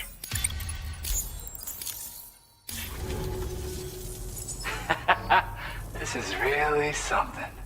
I'm part of the chiral network, which means everyone can finally listen to my songs. And with the music player, you'll be able to set the mood for your adventures. And just like that, the world's gotten so much bigger. Yeah, looks like my weapon data has been shared with everyone too. So about the recording you brought me, it almost sounds like a whale song. But there's something off about it. I'll need more time to figure it out. Anyway, I'll send you updates via the SSS.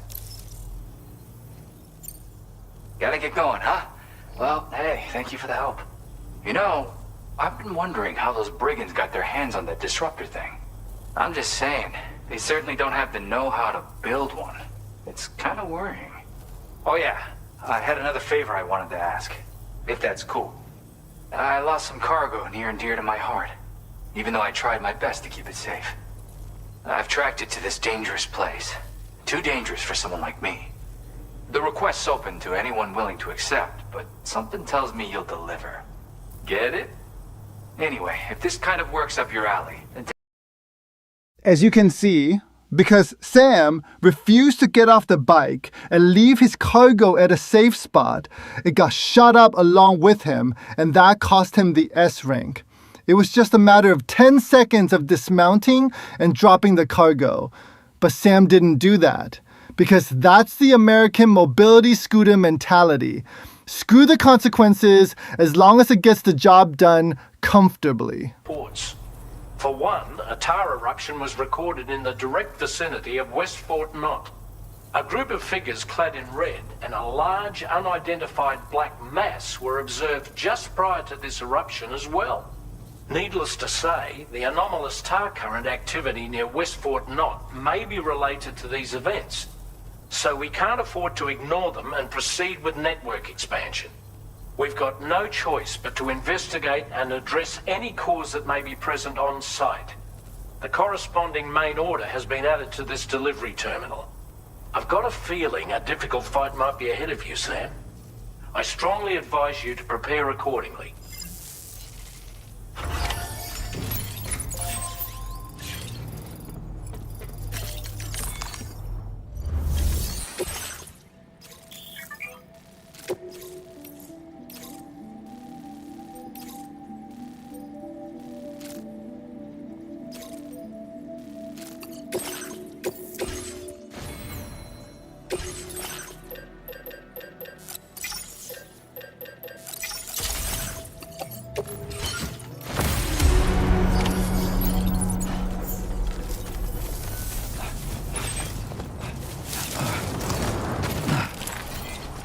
Disengaging weapons restriction. Take care, Sam.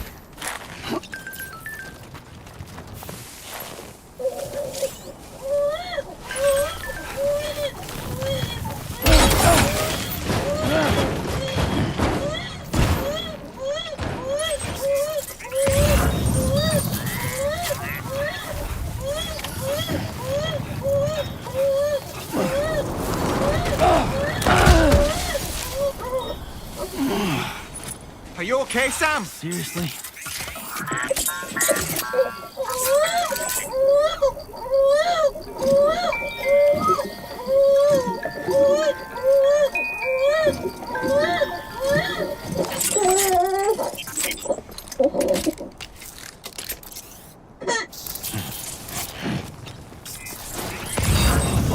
Whoa. Looks like you have what was requested. All that remains now is to drop it off.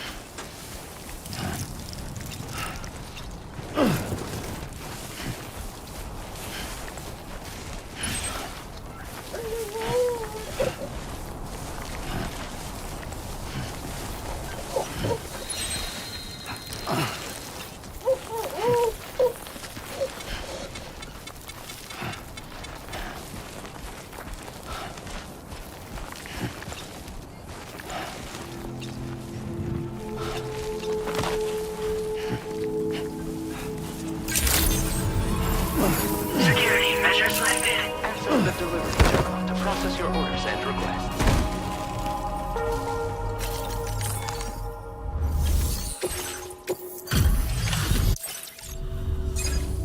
Hey, decided to... Okay. Everything's in pristine. You're always there just when I need you. Allow me to express my gratitude with this data. Do you have enough materials? And with talents like those, you might even catch their eye. The Tar Lake twins, that is. I went and shared another music sample with you, by the way.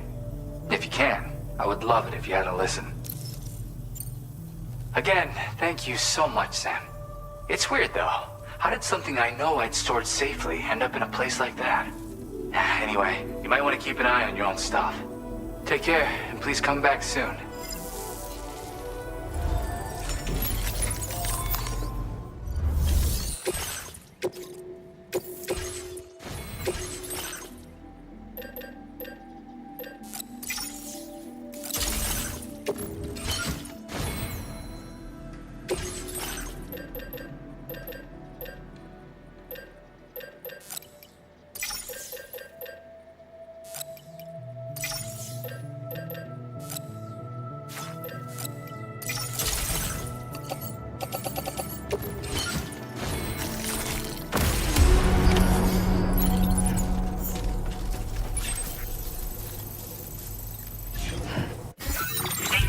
Has been made available for use.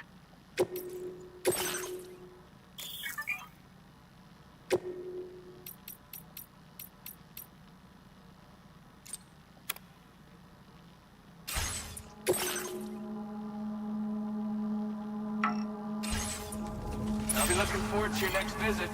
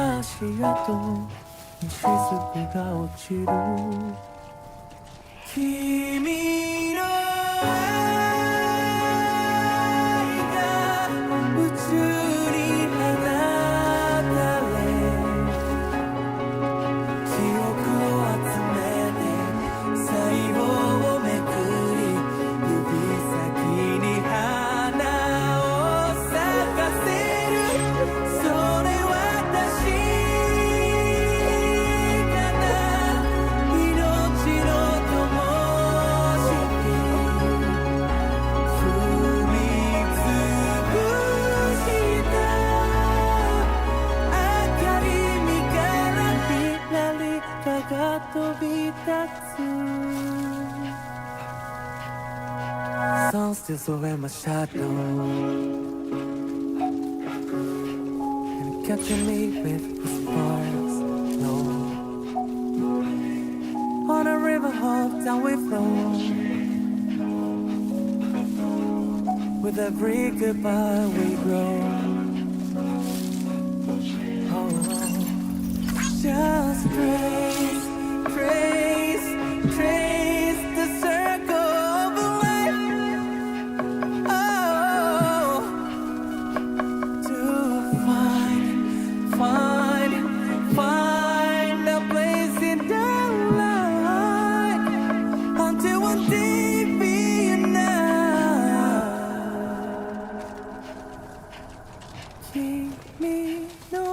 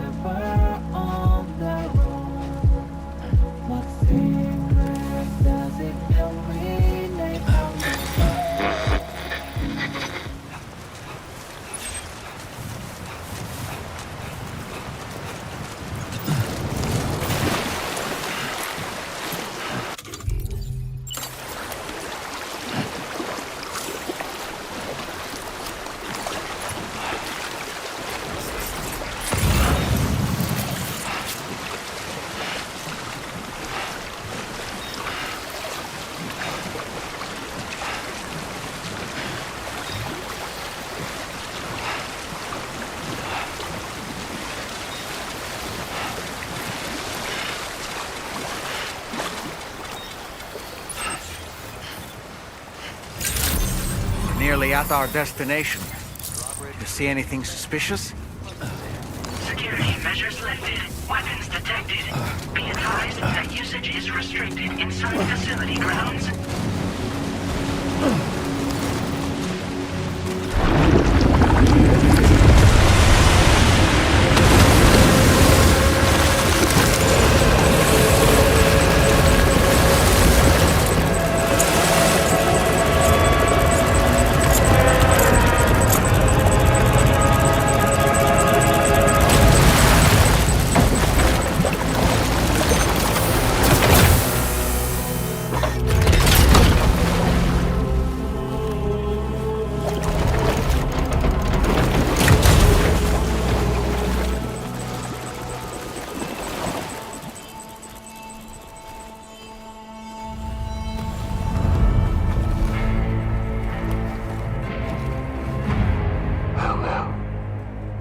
Aren't you a sight for sore eyes?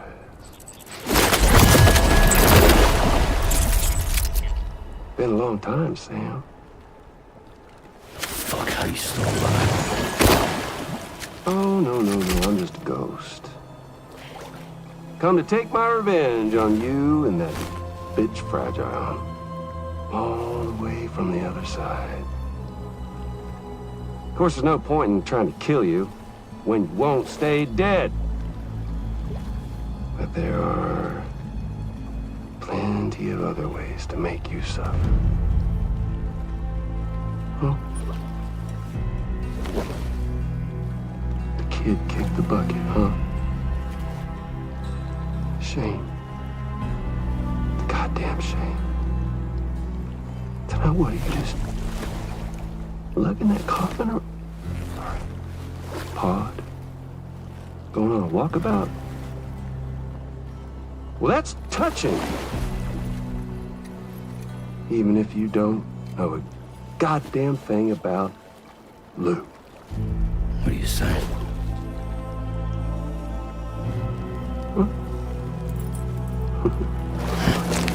Maybe I can't kill you, you won't die, but you can lose everything you love.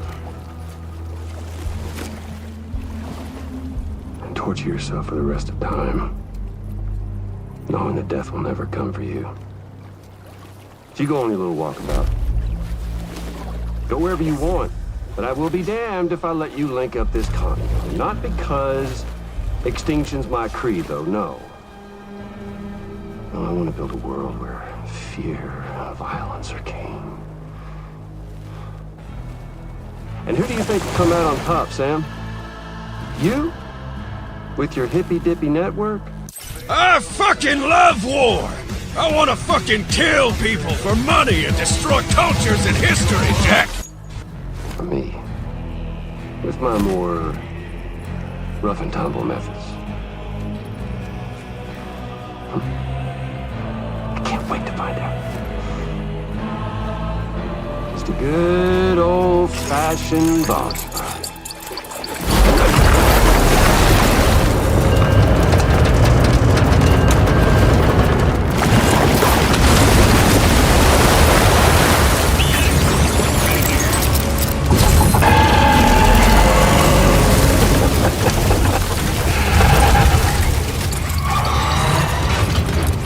Cruelty or collaboration? The eternal choice. Let's put him to the test.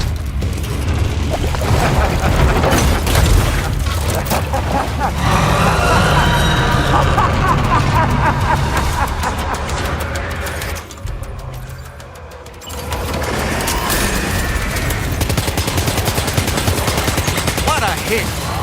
Cliche, but that one's gotta hurt.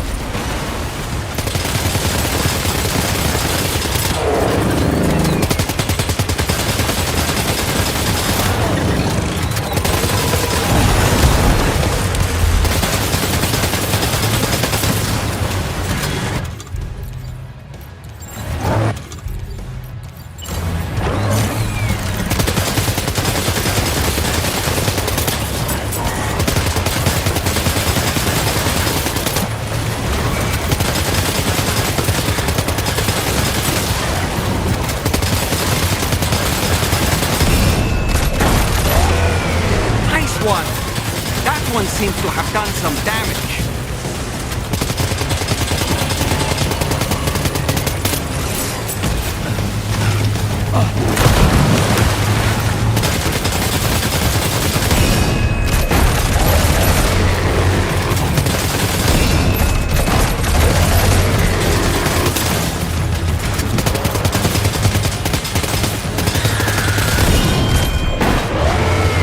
Well done, Sam. That last attack of yours seems to have left a mark.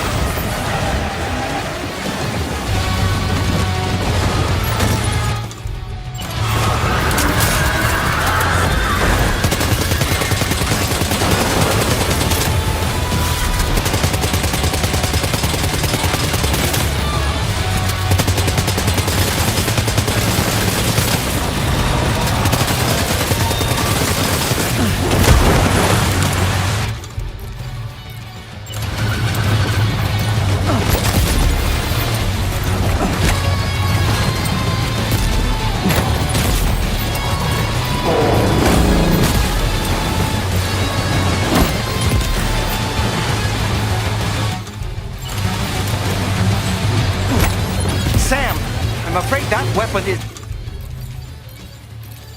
ineffective against mechs. You'll need to rely on something else instead.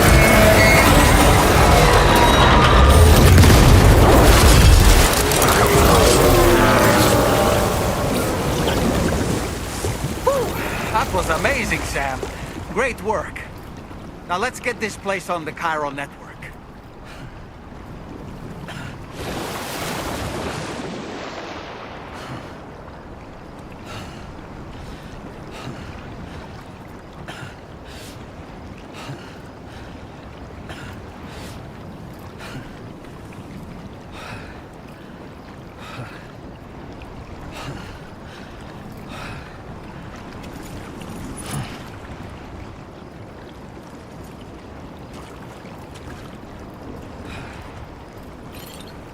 Let's take 5.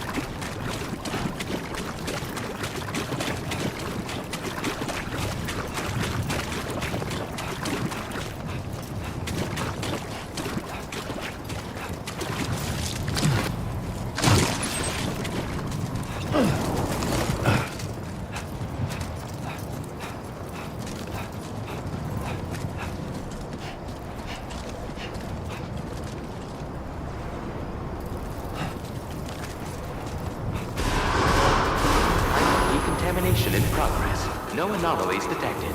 Welcome, Sam.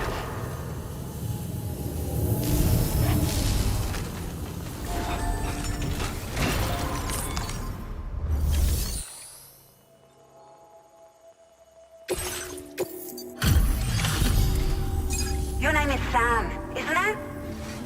We owe you one. What in the hell was that thing anyway? It looked like a machine, but none I've ever seen before. Right. We need to assess the situation.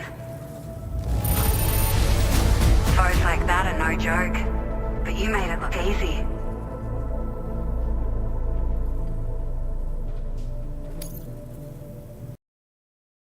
You see, guys? I have revolutionized boss battles.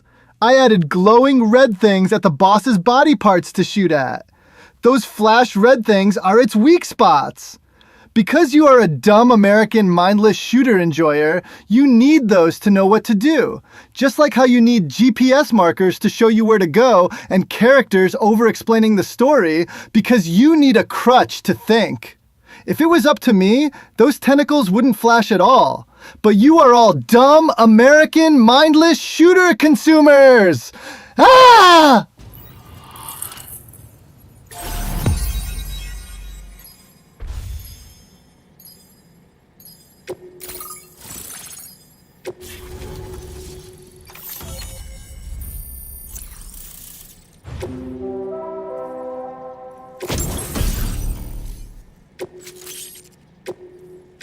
Now displaying your current Porter grade.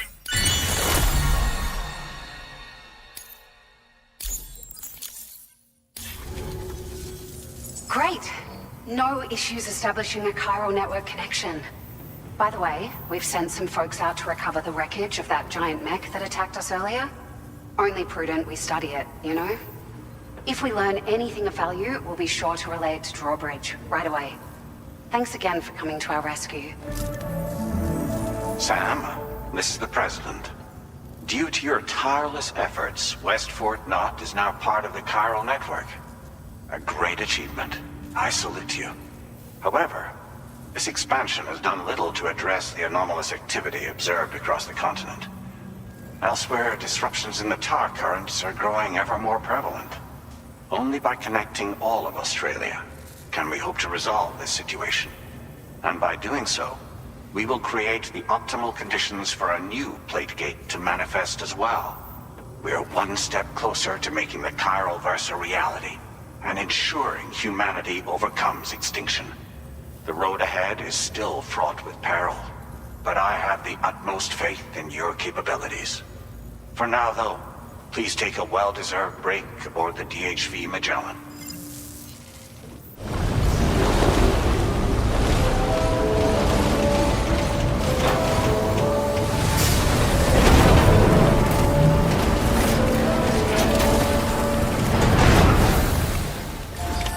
Order completed. Well done.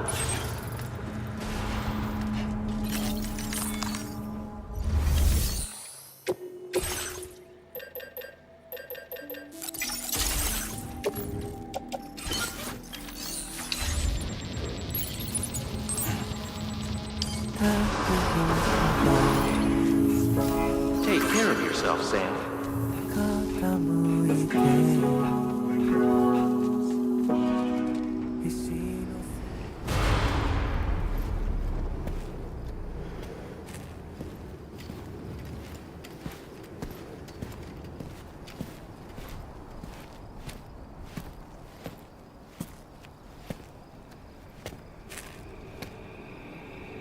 Was it really Higgs? He's alive. He called himself a ghost, but He found a way back from the beach just so he could kill us. it was definitely his voice I heard. I didn't get a good look at his face, but yeah. He said he came back to get revenge on you and me. Screwing with our plans to link up Australia was just another way to do that. They were all in red. Just like the ones at your place. That could have been him too. You think that was Higgs? Did you see him hurt Lou? I'm not sure. Fragile, I need you to remember. I only caught a glimpse. But they were all wearing red.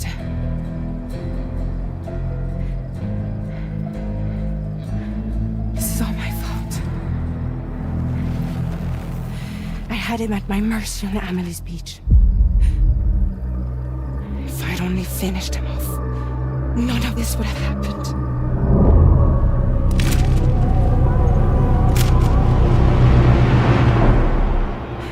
No. You can't blame yourself.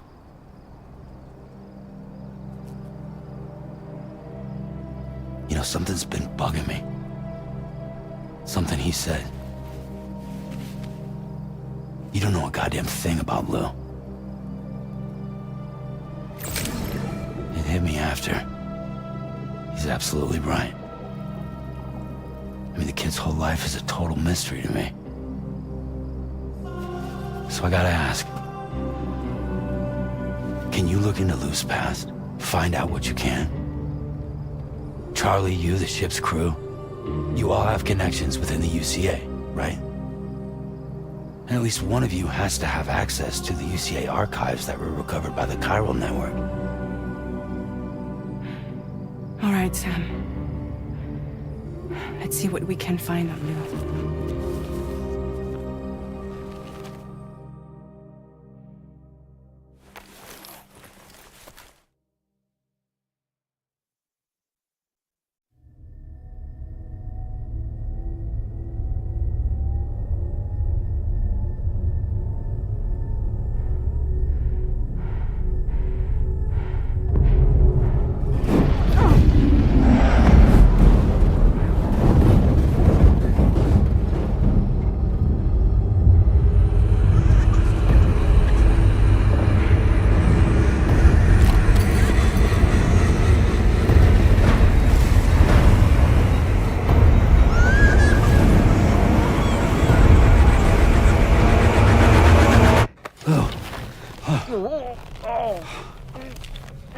Really, Sam? There's such a thing as too tight.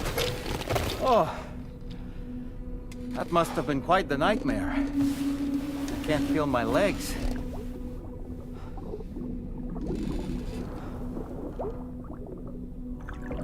Lou.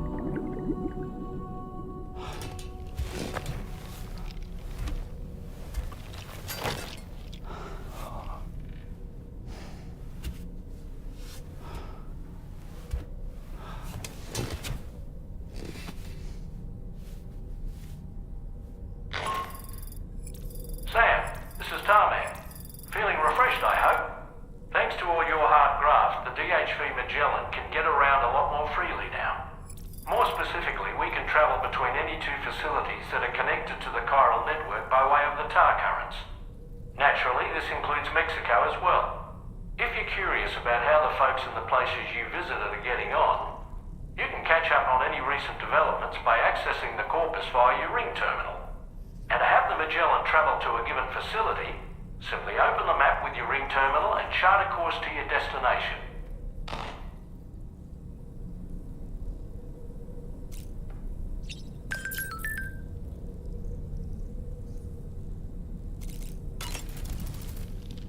You know, I've been thinking about what happened to Lou. Fragile holds herself personally responsible for those tragic events. If Higgs was indeed behind the attack, then I can understand why she feels that way. Why she blames herself for setting everything in motion. But she's resolved not to let any of it show. To bottle it up and put on a brave face. She didn't used to smoke before, did she? I suspect it's a form of self-punishment she's adopted. Vengeance gives rise to a cycle of violence, and Higgs wouldn't have it any other way. But she's committed to helping you complete this journey, together with Lou, to get you back on your feet. And if she believes she has to bury her emotions and play the part of a hard-nosed commander to do that, she will. That's what I think, anyway. I'm sure you can understand her position.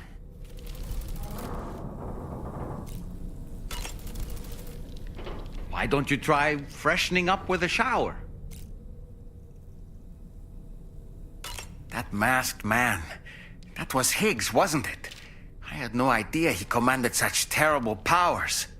To summon a giant mech single-handedly.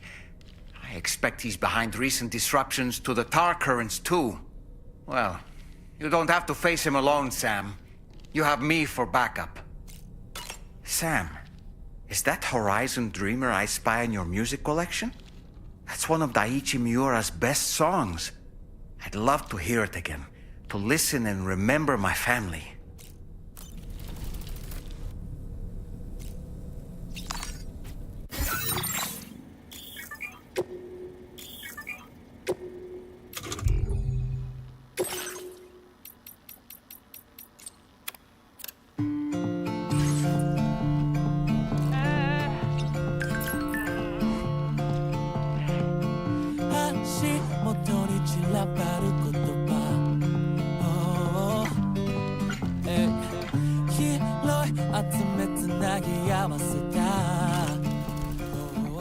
Do you have a moment, Sam?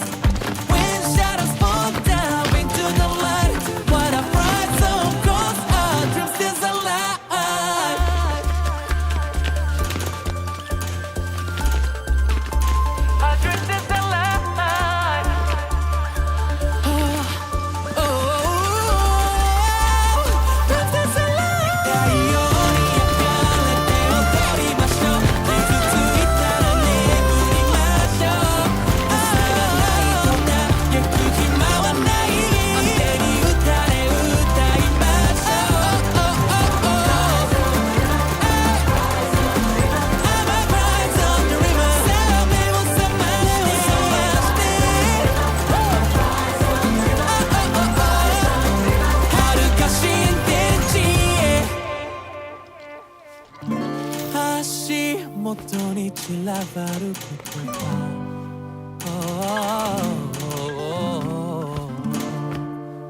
拾い集めて今日も日が暮れる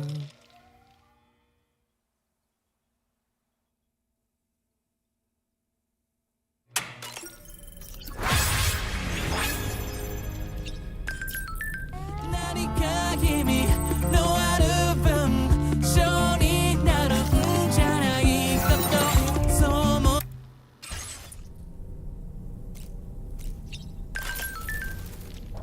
Ah, yes.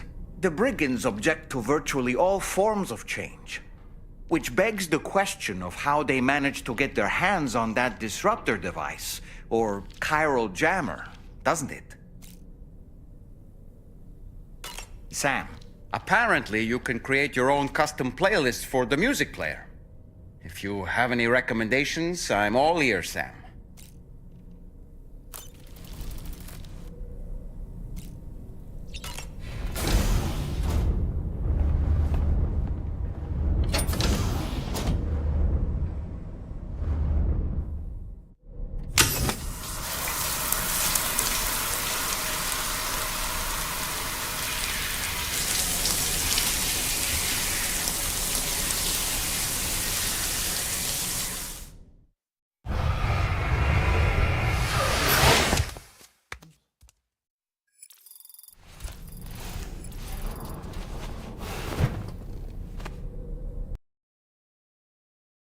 George, chat.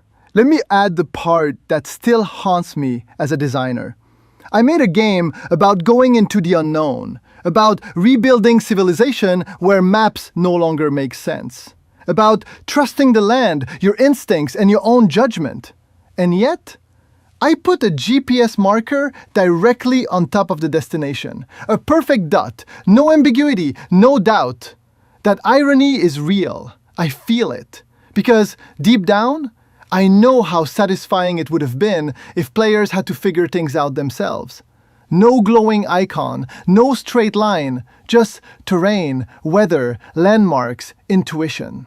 Imagine it. You study the map.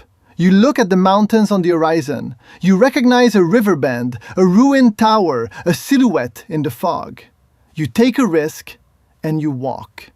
And then, after doubt, after wrong turns, after uncertainty, you finally arrive. That moment would give a different kind of dopamine. Not the quick reward of objective reached, but the deep satisfaction of, I found this with my own mind. That is a powerful feeling. Almost primal. Almost forgotten in modern games. But here's the truth. And this is where I criticize myself as much as the industry. Modern game design has trained players to follow icons, to optimize routes, to trust the HUD more than the world itself.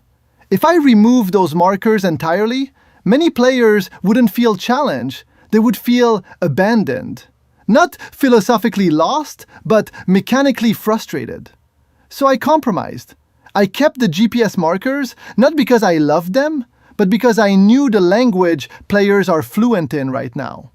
And asking them to suddenly navigate like explorers without preparation would have pushed many away before they ever felt that deeper reward. Maybe that's the tragedy of Death Stranding. It wants to teach intuition, but must speak in waypoints. And maybe one day, when players crave that slower, more thoughtful kind of reward again, when they want to feel clever instead of efficient, I'll finally remove the marker and let them truly get lost. Because getting lost is where meaning often begins. When you arrive there, submit the materials using the terminal on site. This will allow you to restore the facility to working order. Next, access the terminal again to commence mining operations. If all goes well, a large quantity of materials should be extracted. You'll then need to deliver those materials to West Fort Knott. Consider making use of the monorail located at the mine to make life easier. Upon your arrival at F1, use the delivery terminal to submit all the materials for processing and to finally complete the order. That's all there is to it. So begin plotting your route to the mine north of F1.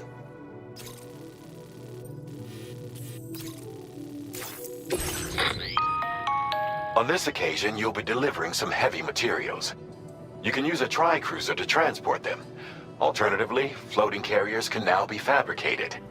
These carriers are ideal for taking heavy cargo across terrain ill-suited to vehicles. If that sounds good to you, try fabricating one and loading the materials onto it.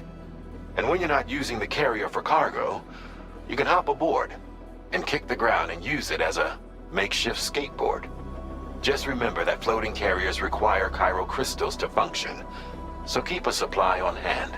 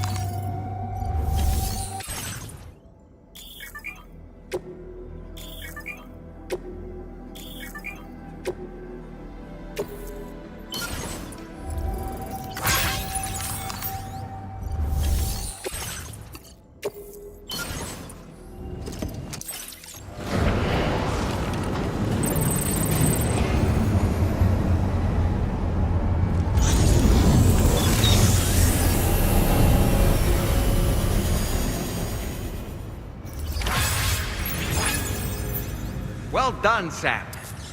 I've never seen a working monorail before. Think of all the stuff it could carry. All right then, why don't we extract some materials?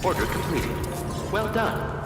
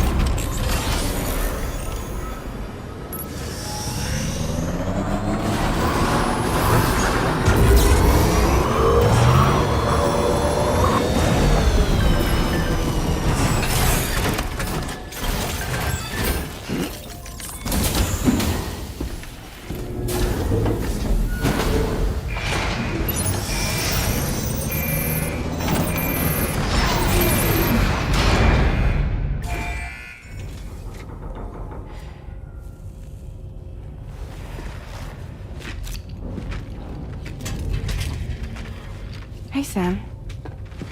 How's it going?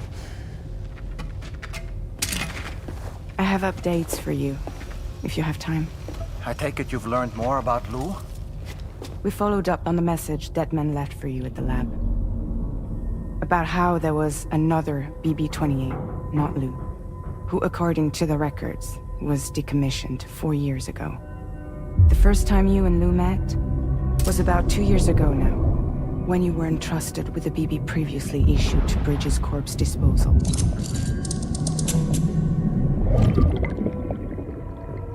And together, the two of you made it all the way across North America. Deadman and everyone else at Bridges, they all called Lou BB-28. Right, because that was Lou's serial number. You see, we found the records for the BB storage facility. By cross-referencing the data, we confirmed that after BB-28 was decommissioned 4 years ago, Lou was assigned the same designation and placed into storage. So what you're telling me is that instead of getting a new serial number, Lou inherited an old one? As for Lou's mother, following the C-section, it seems she passed away. And that pretty much is the extent of our recent discoveries. Without a still mother to provide support, it makes sense that Lou was kept in reserve. But we still have no idea who approved the serial number reassignment, much less why they did it. Higs said there were things I didn't know. Maybe this is what he was talking about. I think it could be.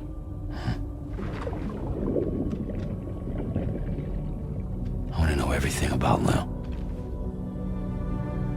You're playing his game, Sam. Chasing after the past is what Higgs wants you to do.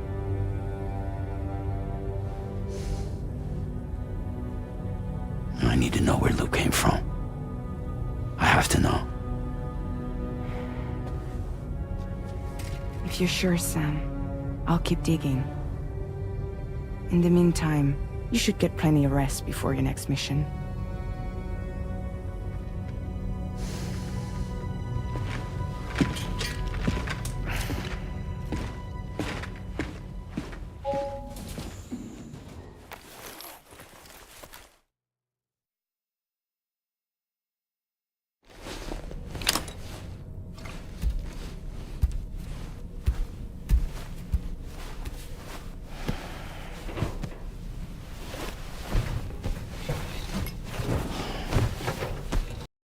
George, chat, let me add the part that explains why things are the way they are now. Both sides of the spectrum are still valid. The GPS-driven experience and the markerless, intuition-driven experience can both be satisfying. They just satisfy different philosophies of what a game is supposed to be. But here's the uncomfortable truth. The industry no longer prioritizes challenge in that way. Removing markers doesn't matter to most developers anymore. Not because they don't understand the value of discovery, but because modern games are designed first and foremost as products to be consumed smoothly. No friction, no confusion, no frustration. The goal is flow, completion, retention, metrics. Games used to be closer to artistic challenges. They asked the player to struggle, to learn systems, to fail, to think, to slowly conquer something with their own wit. When you succeeded,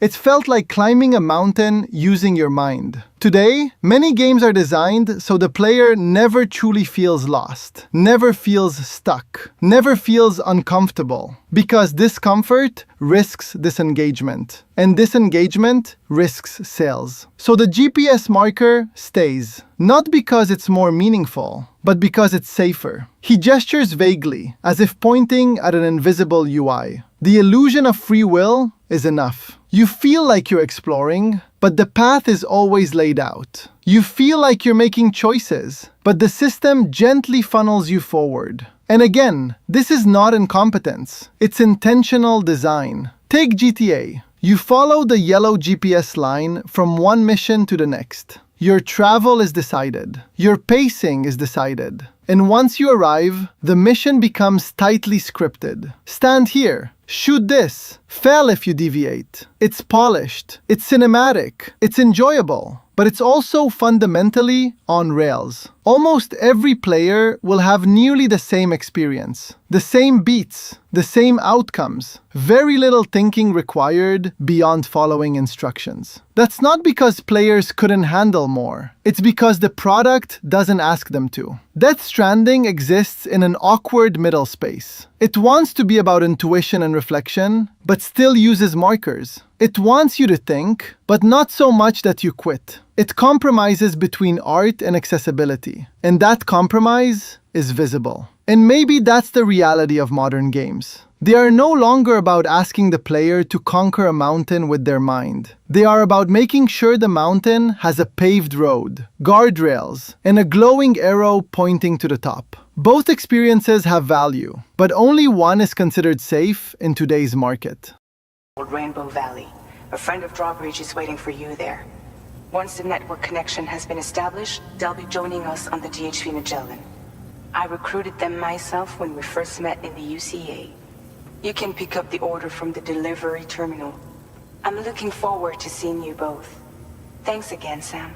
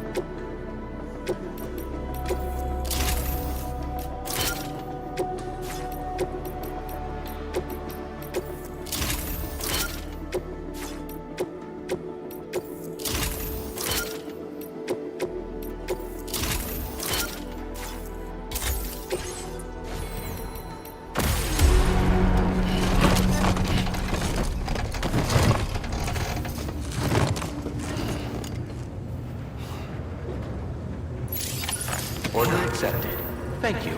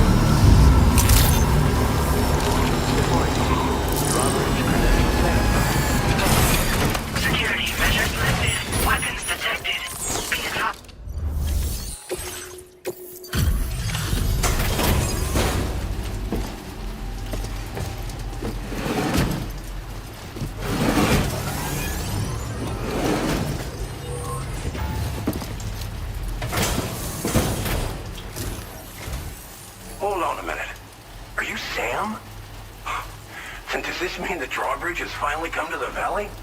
Oh, thank you. I'm glad you could make it. It's an honor to welcome you here.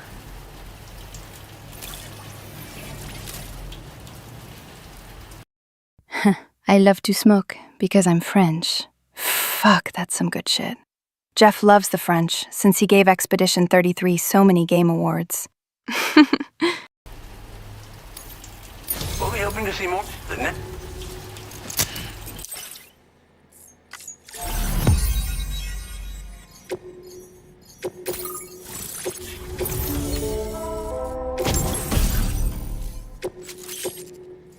Now displaying your current porter grade.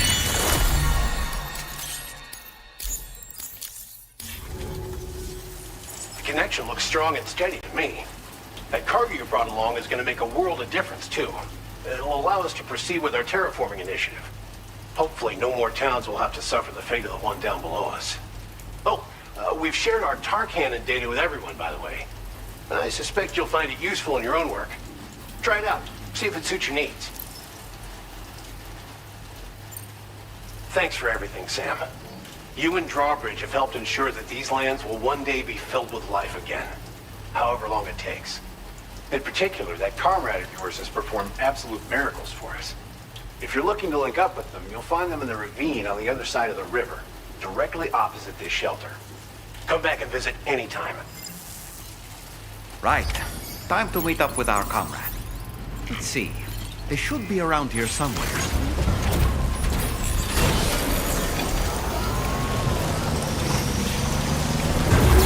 Disengaging weapons restrictions.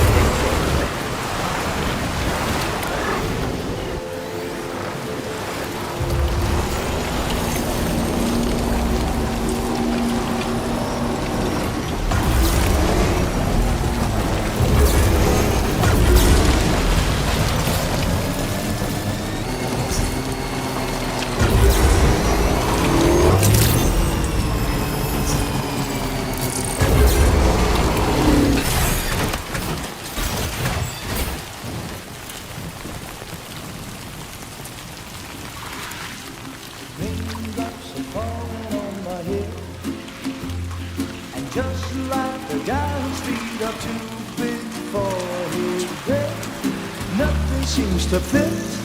Those raindrops are falling on my head, they keep falling. So I just did me some talking to the sun, and I said I didn't like the way he got things done, sleeping on the job. Those raindrops are falling on my head, they keep falling. But there's one thing I know, the blues they send to meet me won't defeat me. It won't be long till happiness steps up to greet me.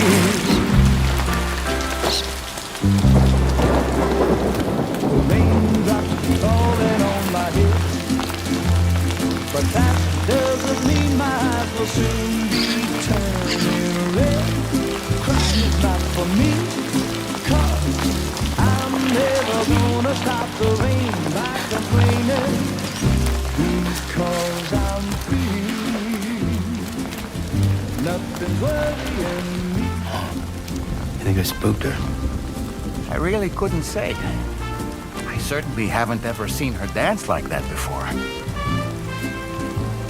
It won't be long till happiness steps up to greet me.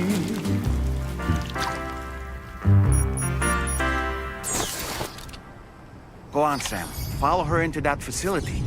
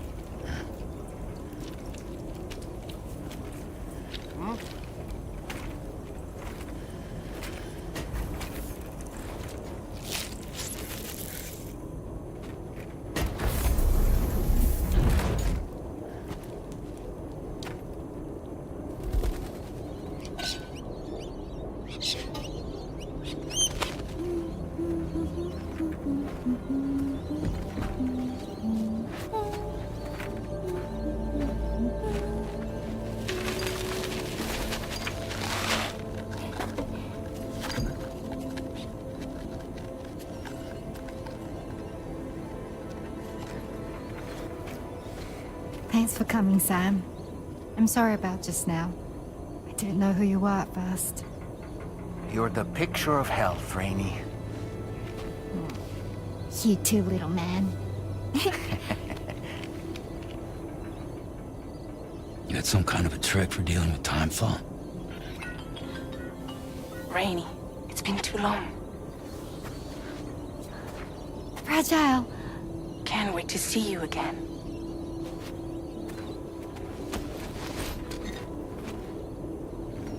What are we waiting for, Sam? Let's head to the DHV Magellan.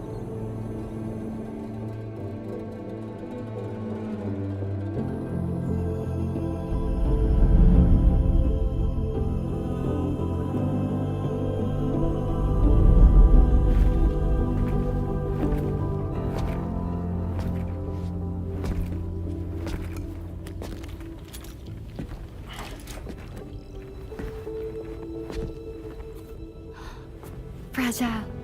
Hi. Hi.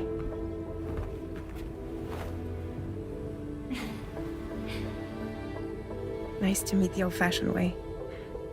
Carograms are great, but nothing beats a hug.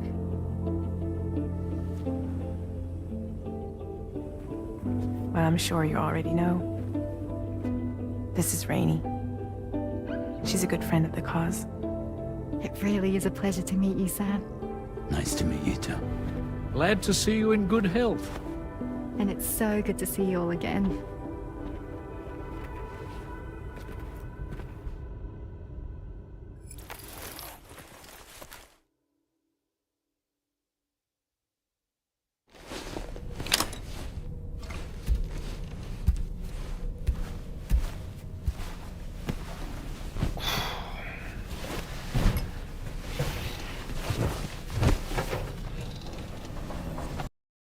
George, chat, let me be brutally honest here.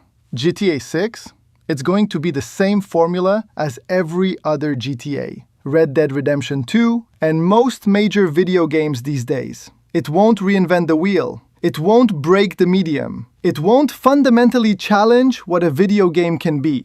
You follow the yellow GPS lines to where the story wants you to go. You reach the marker. A motion-captured cutscene plays. Actors, animators, all working to tell a cinematic story. The only new things? Slightly better graphics, maybe new dialogue, updated story elements, themes that reflect our current world. COVID, social media insanity, maybe political overtones, but at its core, it's the same. Follow the line, arrive at the marker, watch the story unfold, repeat. That's the modern blockbuster formula, a 3D movie you interact with. And that makes me question, what do we even mean by video games anymore? You have degrees of freedom. You can move your character in different directions, maybe choose a vehicle or a costume, maybe decide whether to stop at a shop or chase some side content. But the freedom is always pre-selected, always curated by the developers, always bounded. Even the clothing, even the houses, even the vehicles, all limited by what the team put in. So, really? What separates this from a movie?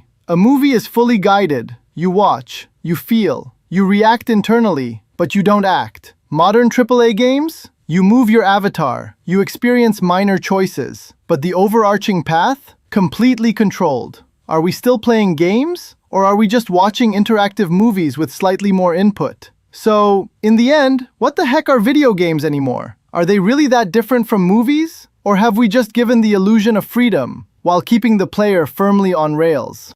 The subject of an important experiment. Seems the bushland area it hopped off to is one where the chiral density is extremely high, meaning you'll need to get it back to the animal shelter ASAP to ensure its safety.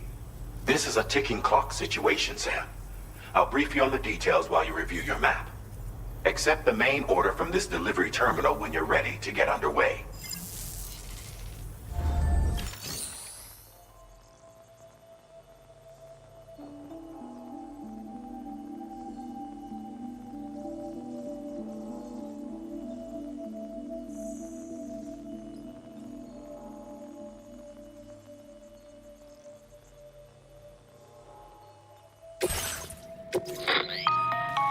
Hey Sam, Charlie here.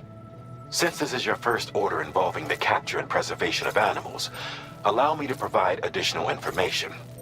The kangaroo you're looking for is somewhere in this area. Once you've arrived, use your Odra deck to begin searching for the creature.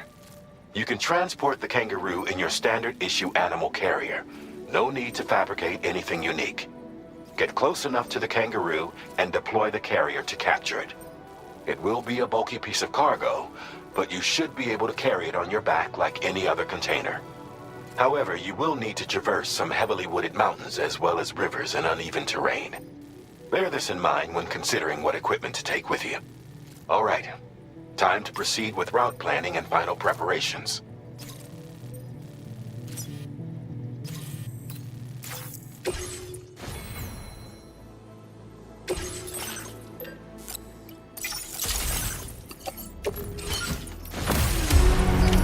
Order accepted. Thank you.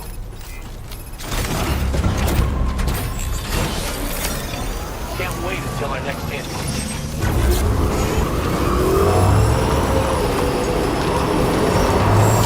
What in the world?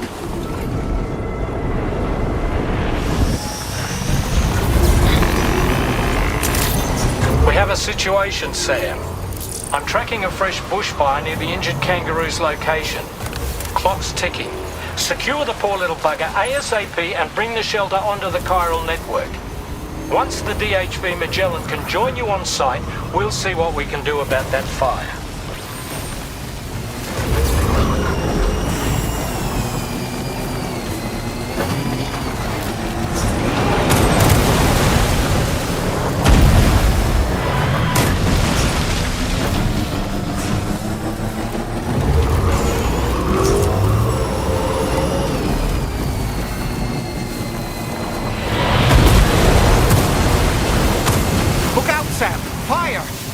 We need to get away from here as quickly as possible.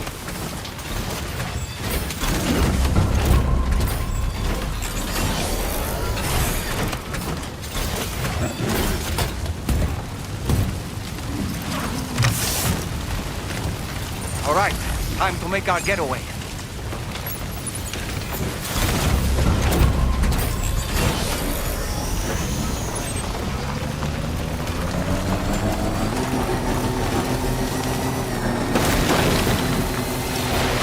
Was marked as a dangerous location on your map. We could get trapped here by the bushfire. Let's keep moving to ensure that doesn't happen.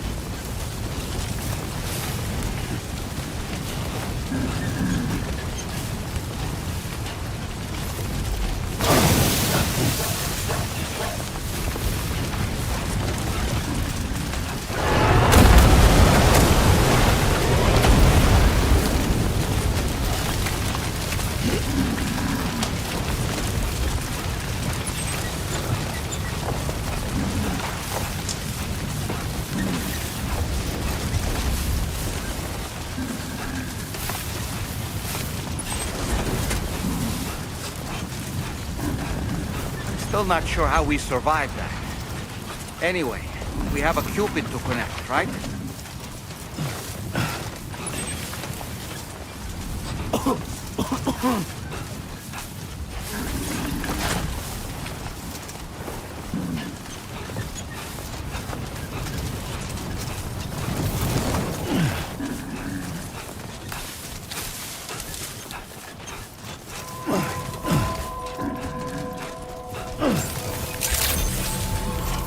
Good day, Sam. Drawbridge credentials verified. Welcome, Sam. Security measures lifted. Weapons detected.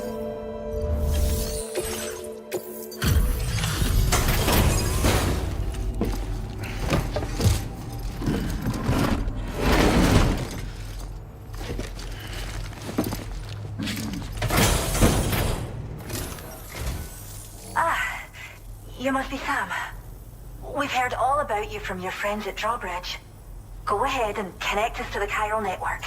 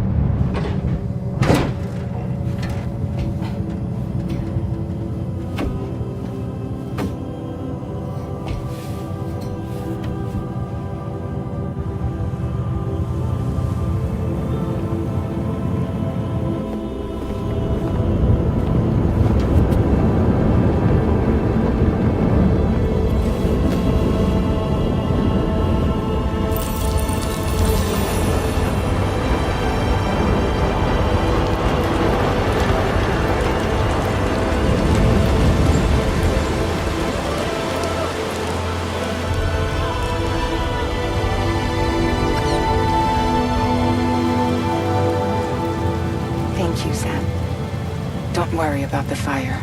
Rainey will put it out for us. Tell me though, who is she exactly? It's been about 6 months now, since I first heard about the girl who brought the rain.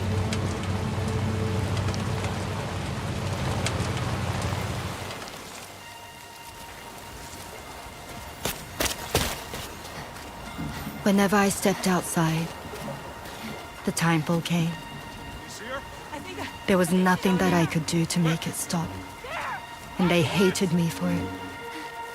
Including my parents, who told me to leave. I was the witch who brought the timefall.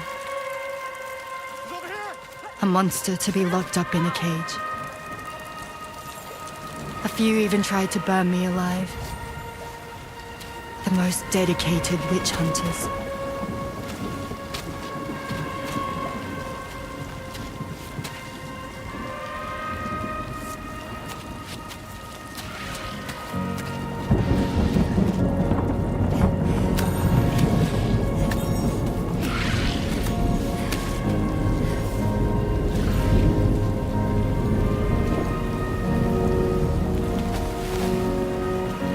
I struck out on my own.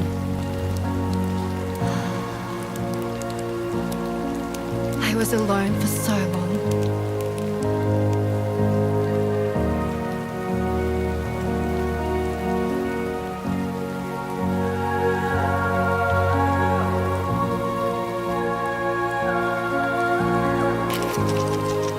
In desperation, I enrolled in a special UCA program. Hoping to find purpose as a mother. Hi there. You're safe. But even after I got pregnant, I still couldn't find anyone willing to take me in.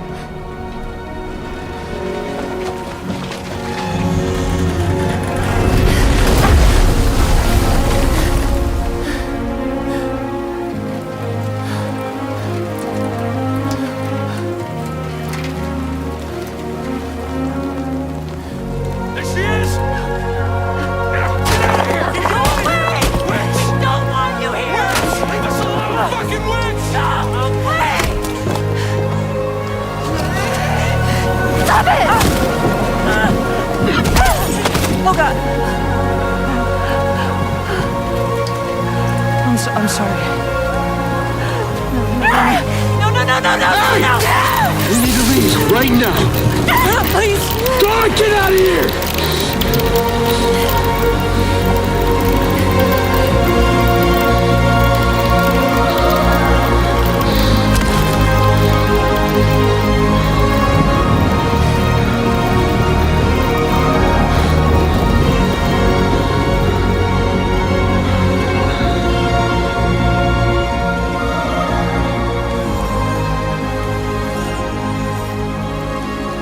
No one wanted anything to do with me. All they saw was a witch, to be hated and feared. Until that day.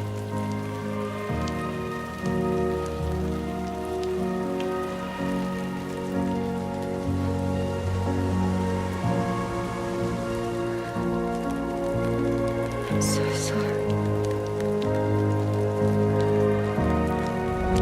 Hey there. You're Rainey, aren't you? Who's asking? Someone who's been looking for you. For you and your power. You want my power? Why? You're a pharmacon. Medicine that can harm, poison that can heal. It's all in how you use it. Want to come work for me?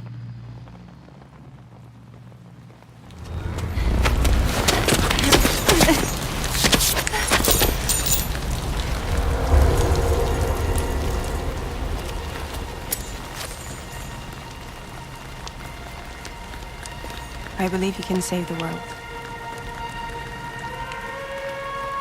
You do? There are things only you can accomplish. Only me. Really? Really.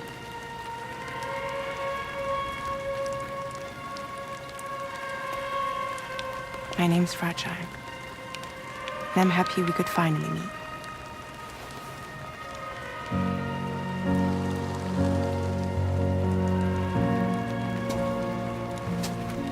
I'm here for you.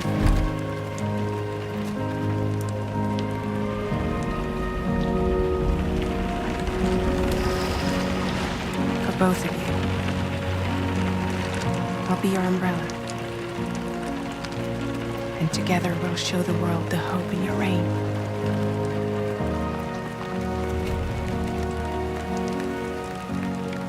Come on. We wouldn't want the baby to catch a cold. Come on.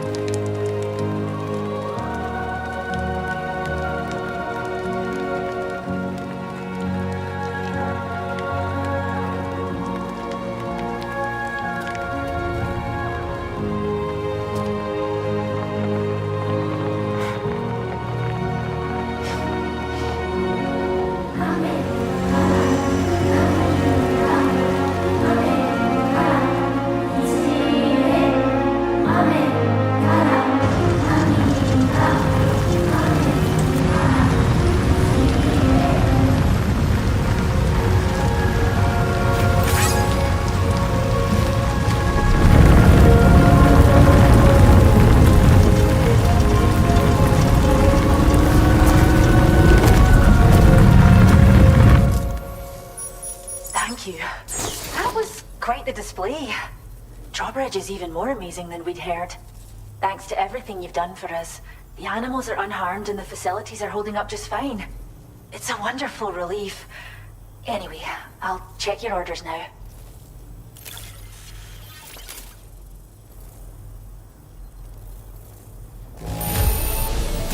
The kangaroo seems to be good and healthy.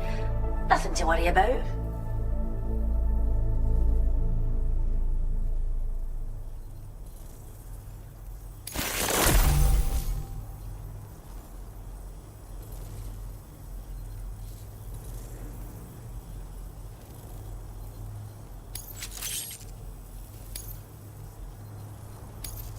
I hope you'll continue to work with us. Now displaying your current porter grade. The kangaroo you rescued seems to be alright, thank goodness. Oh, she's so very special to us, and we're relieved to have her back in one piece. Once she's had a bit more time to recuperate, we'll move her to the reserve next door where you can visit anytime you like. By the way, we've uploaded our decoy hologrenade data to the network. You can trigger it remotely once thrown, creating a distraction that'll lure enemies away. It might just save your life if you run afoul of any troublemakers. Cheers, Sam. You really helped us out. At this rate, we're poised to lose so many native species that predate the Death Stranding, and once they're gone, there's no getting them back. Between the bushfires caused by chiral cinders and animals behaving strangely and getting hurt, it's been pretty bad. But I've heard that these environmental anomalies might be resolved once and for all when Australia is fully linked up. So I've got high expectations for you and your friends. Speaking of which, how would you feel about assisting us with our preservation efforts? It'd be a simple matter of capturing any wild animals you see out on their own and bringing them to us. Even a few would make a real difference. Give it some thought, eh? Well done, Sam. Return to the DHV Magellan and report to the bridge. I'd like to tell you a little bit more about Rainey and her talents. Order completed. Well done.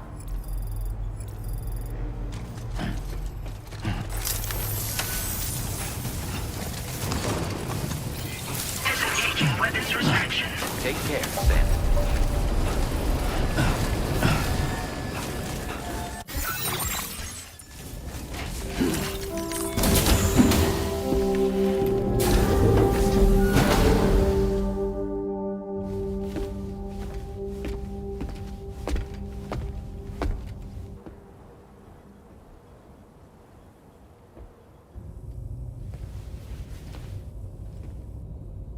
When she's outside, Rainie's constantly surrounded by timefall. But within a 1.5-meter radius of her body, a different kind of precipitation is observed. We call it core fall. Anything it touches is restored to an earlier state.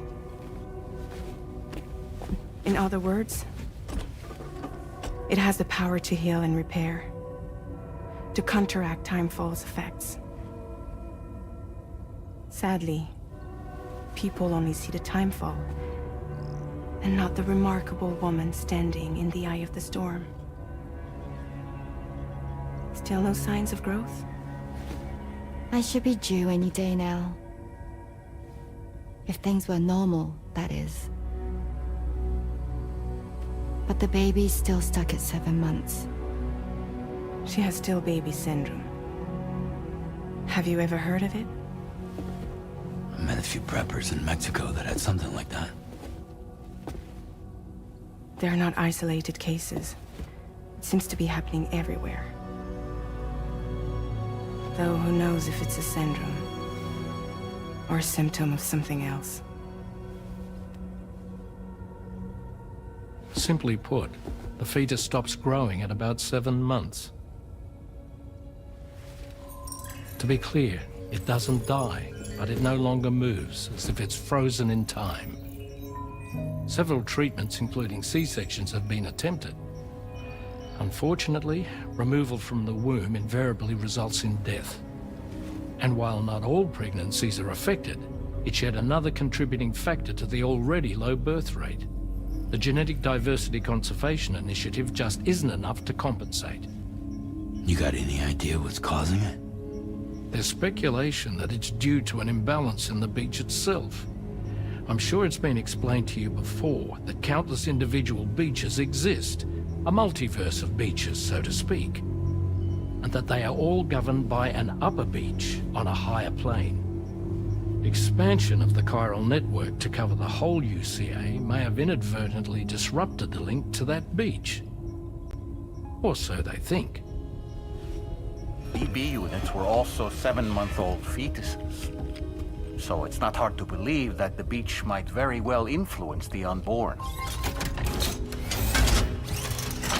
While I can offer you no concrete answer, I can state that the plan to extend the chiral network into the Australian continent, to take it worldwide, is also intended to help restore balance to the aforementioned upper beach. And in doing so, it is possible that we may resolve the issue of still baby syndrome.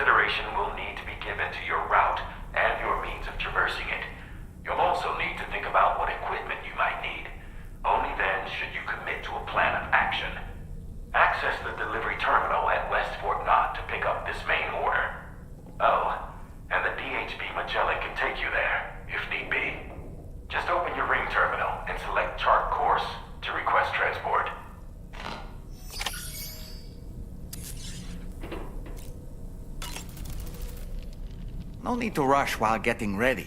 In your own time, Sam. Sam, been a while since you had a proper shower, wouldn't you say? I was looking into the conditions that led to the bushfire we escaped. It seemed to have been caused by a phenomenon known as chiral cinders. Unlike other items washed up by the currents, cinders violently erupt from the tar and soar through the sky before crashing to the ground. This phenomenon has been observed across the continent and has led to an increase in bushfires. It's one more potential threat to keep an eye out for. Ever wanted to learn more about the various creatures housed at the animal shelter, Sam? Well, there's a speaker outside the facility that they use to broadcast updates. Might be good to check in on some of the animals we've taken there once in a while. I'm so glad that we were able to save that kangaroo's life. It's easy to forget that humans aren't the only creatures affected by the Death Stranding. Protecting our remaining wildlife isn't just the right thing to do. It can also help us to better understand how the environment has changed. Rainey was a vision to behold. To put out that fire so effortlessly. Her powers are incredible, don't you think? The kangaroo you rescued is currently being cared for and studied at the animal shelter. You know, if you ever want to stop by and see how it's doing, I wouldn't object. Are you curious how I maintain my youthful appearance? It's because Rainey lets me shower in her core fall from time to time. Come to think of it, Rainey used to be much more quiet and withdrawn. She seemed averse to spending time with people. Dolls, too. It was singing and dancing that got her to open up. I'm something of a performer myself, though I've never showed anyone. Come to think of it, the Rainbow Valley greenhouses are the product of our researchers' hard work. And thanks to you and me, those invaluable structures will endure for a good while yet. Come to think of it, there are organisms in this area that I don't believe I've ever laid eyes on before. My understanding is that they're called chiral creatures, and they come in all shapes and sizes. Apparently, they will drain your batteries if you come into contact with them. There may be other deleterious effects for all we know. And really, you shouldn't be bothering them anyway. There's nothing to be gained from it. It's not like they drop coins when defeated. I don't really have anything else to say right now.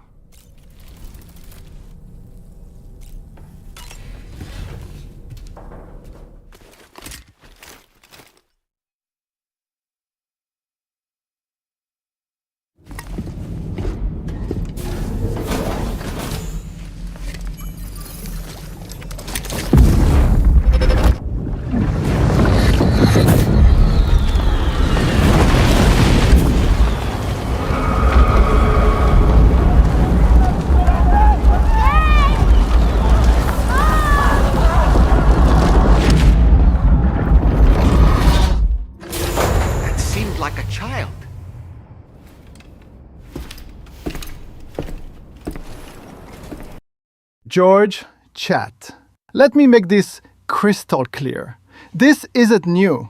This idea has been in my mind for decades. I even made Metal Gear Solid 2 based partly on this truth about video games. The illusion of choice is powerful, but control is absolute.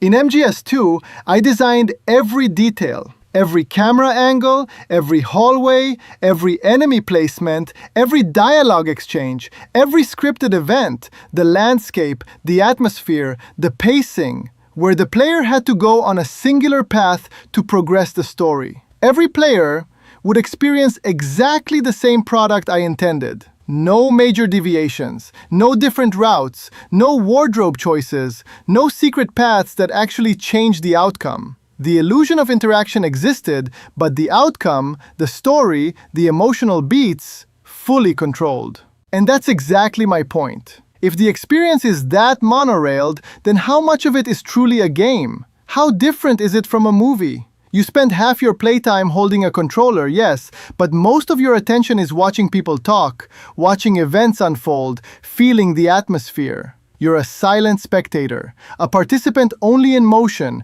not in choice. MGS2 wasn't an exception. It was a study, an experiment in control, a reflection on the medium itself. And now we see it everywhere. GTA, Red Dead, all AAA games. The golden triangle of cinematic spectacle, player agency illusion, and guided design. We can move a little, maybe shoot a little, maybe press a button at the right moment, but ultimately, the story, the pace, the emotional experience is completely predetermined.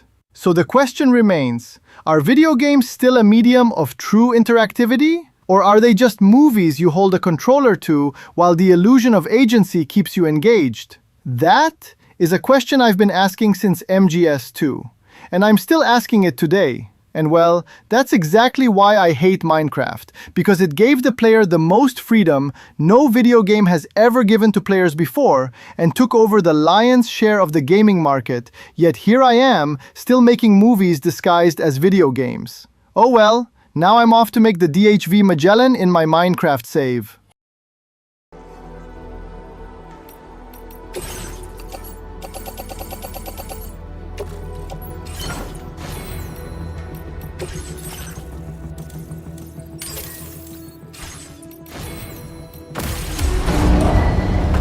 Vehicle ready.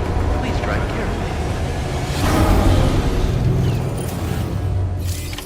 Order accepted. Thank you.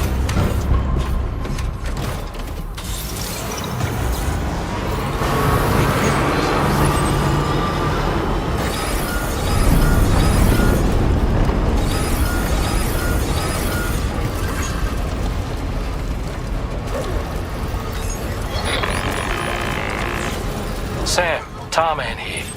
A short while ago, the tar currents became incredibly unstable. It's gotten so bad that the DHV Magellan can't travel safely. We're still looking into what might have caused this, and we'll be in touch the second we know more. I will hold you and protect you. So let love warm you till the morning.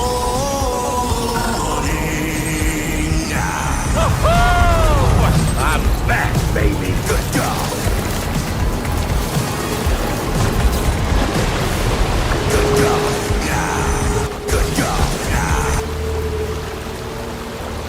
Now, I ain't got no idea who the fuck that Hidalino Koblinski guy is, but what I do know is that he'd look double good in some ripped leggings, a crop top, some lippy and eyeliner, cat ear headphones. Shit, Stiddy still nut gon' butt.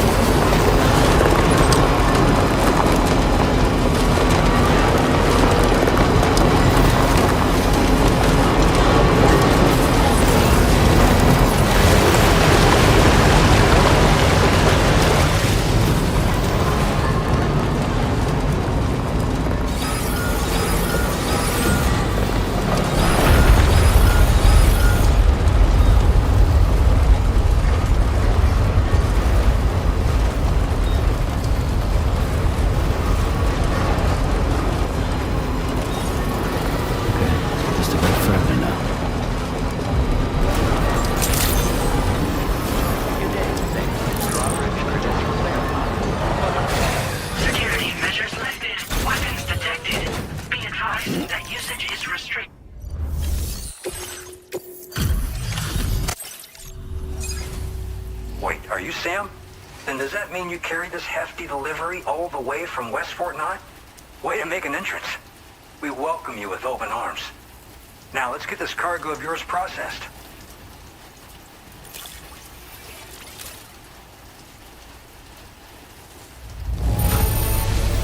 I have to say, this cargo is a thing of beauty. You've made my day. Hey chat, I'm glad everyone is enjoying my game Death Stranding 2 on the feet. What? Why are there prego women in both games? So I have something to strand to, of course.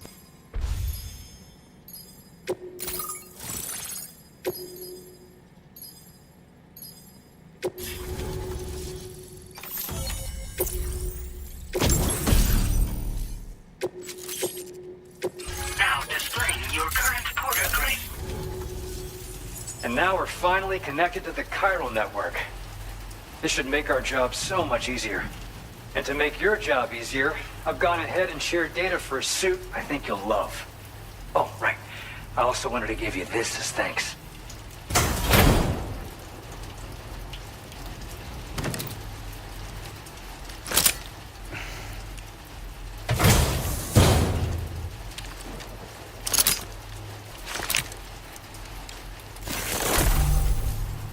Introducing the Blood Boomerang. Throw it properly and it'll come right back to your hand. It's a reusable weapon in that regard. Folds up nicely too, so it's quite easy to carry.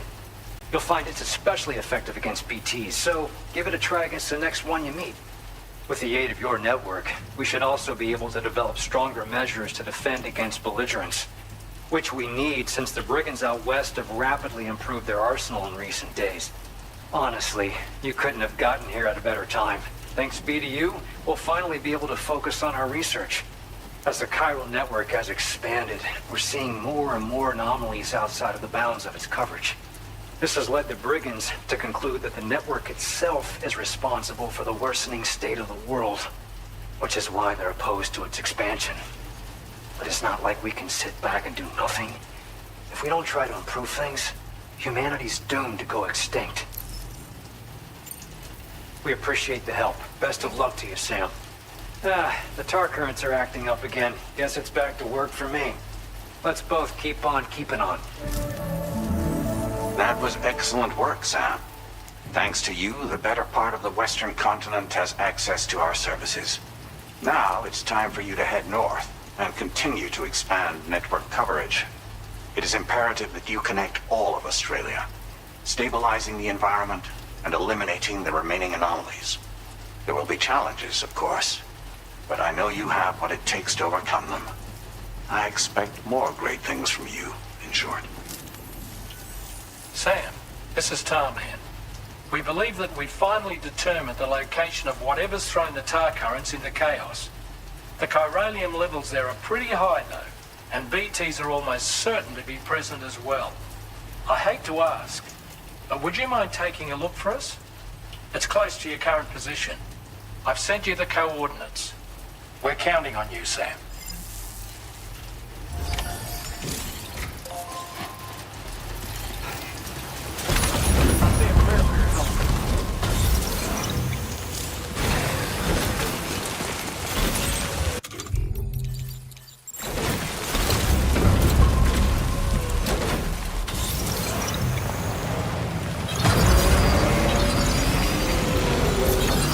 Disengaging weapons restrictions. Take care, Sam.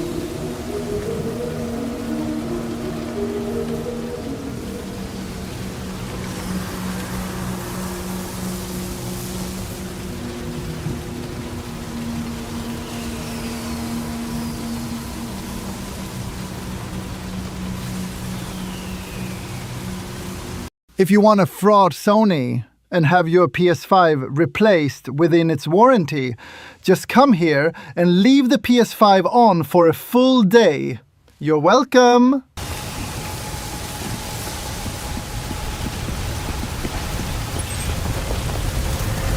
The spirits of the dead are close.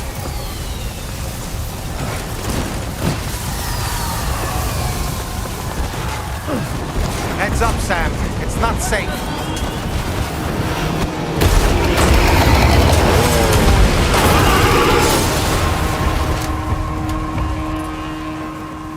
They're not human.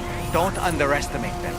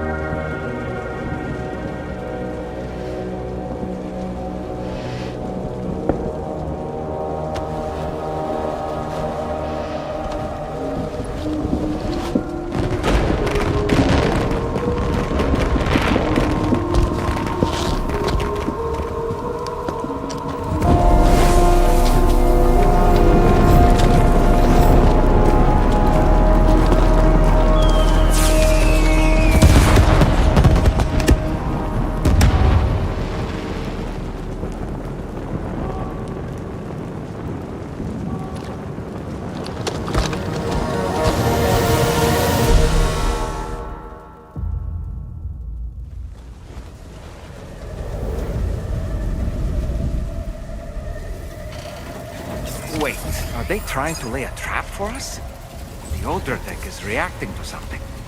We should keep an eye on it and proceed with caution.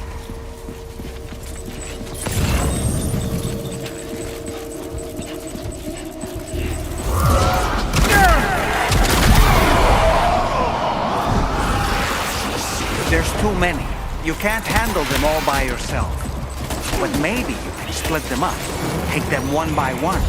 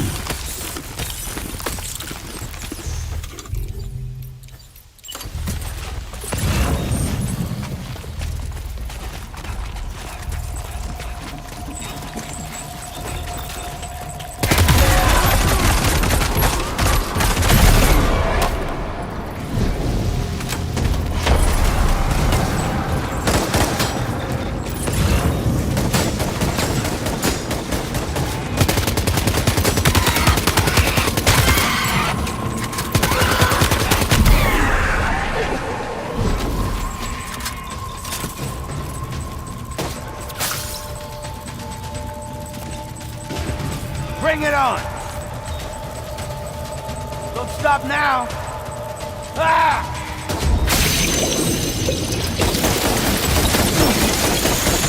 Jennifer's for CQC!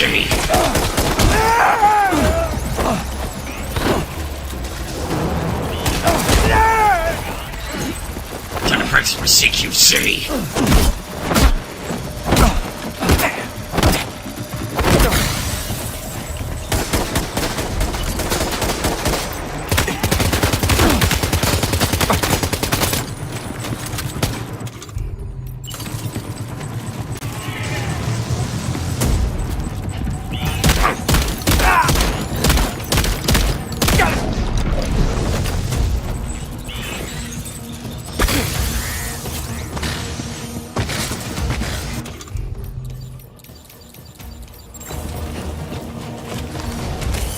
He's escaped, Sam.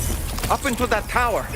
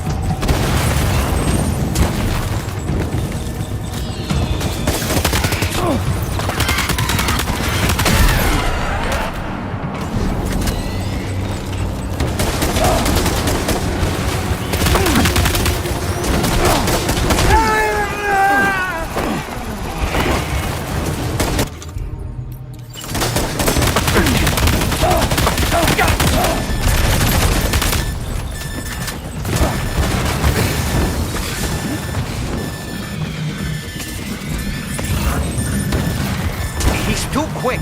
Must have gone up to the roof.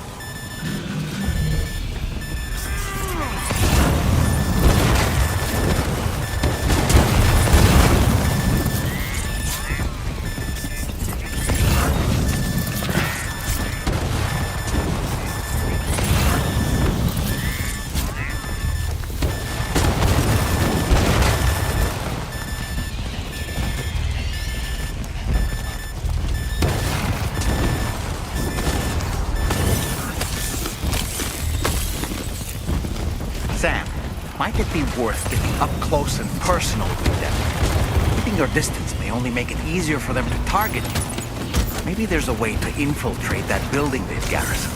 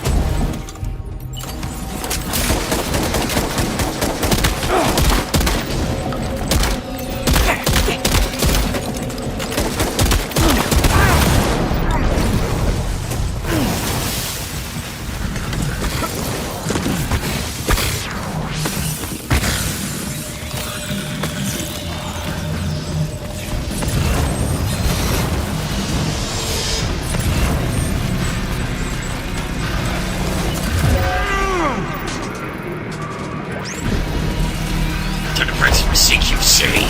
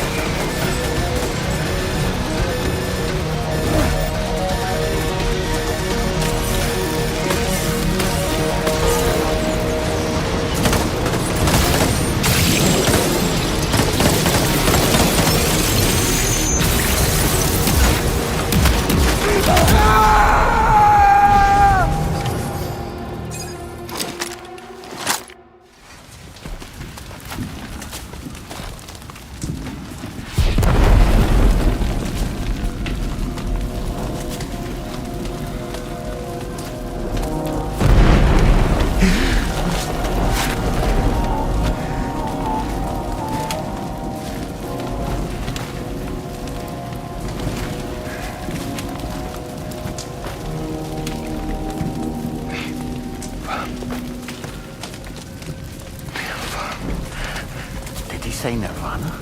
Is he implying this is some sort of realm for the enlightened?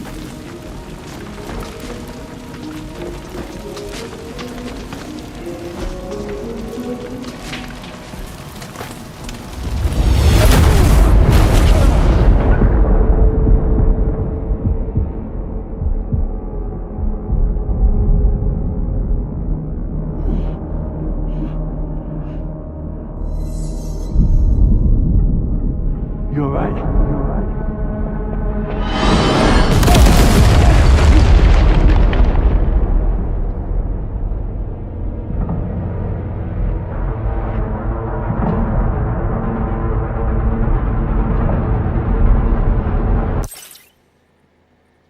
All you unenlightened gamers complain there are no memes in Death Stranding 2. Didn't you listen to Monsoon in Metal Gear Rising? Your memes end here.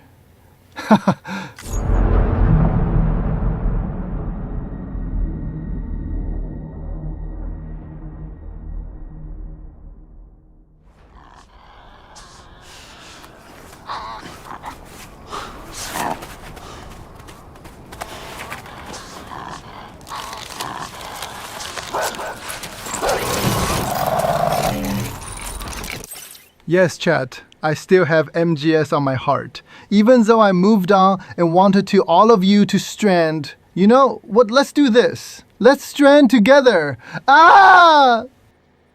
Oh God, I'm stranding.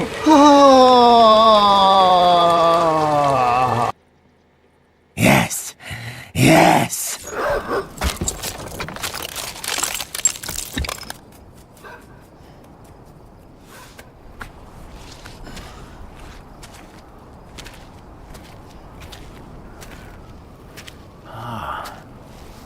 It's her, isn't it?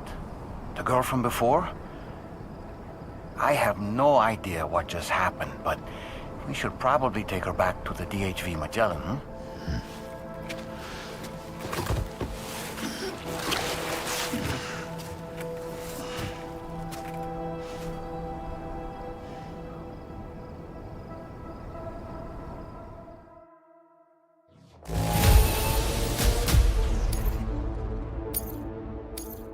Now displaying your current porter grade.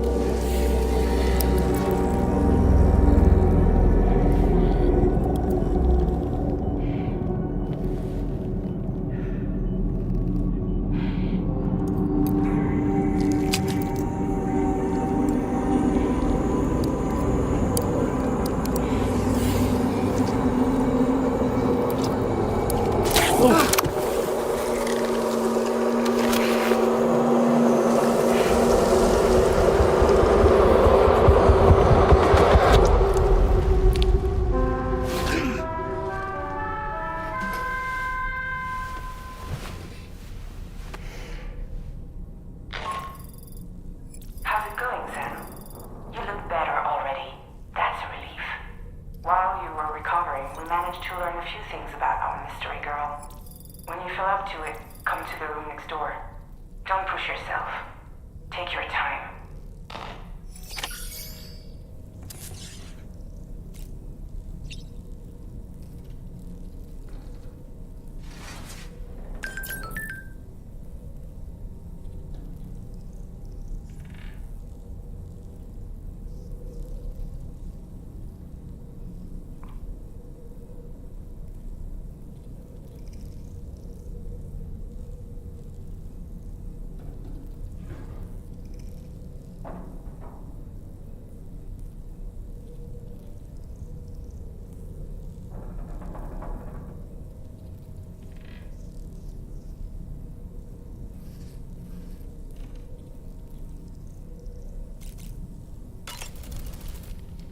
Are you sure you're all right, Sam?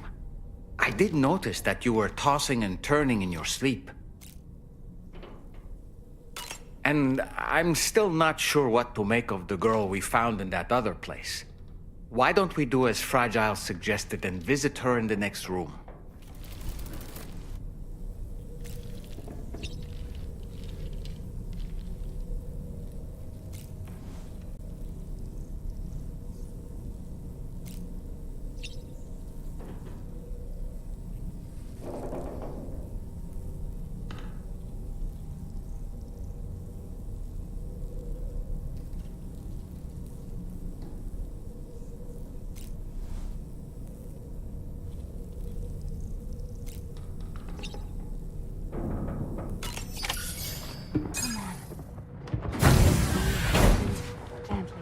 Okay, come on. Careful, careful. Come on. Careful. Come down. You got it? Come on.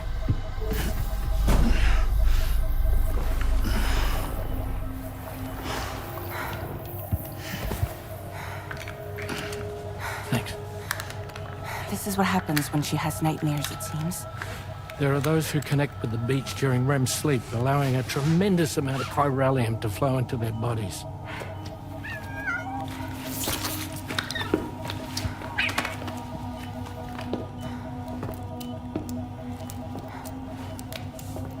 Hey, is your wrist gonna be okay?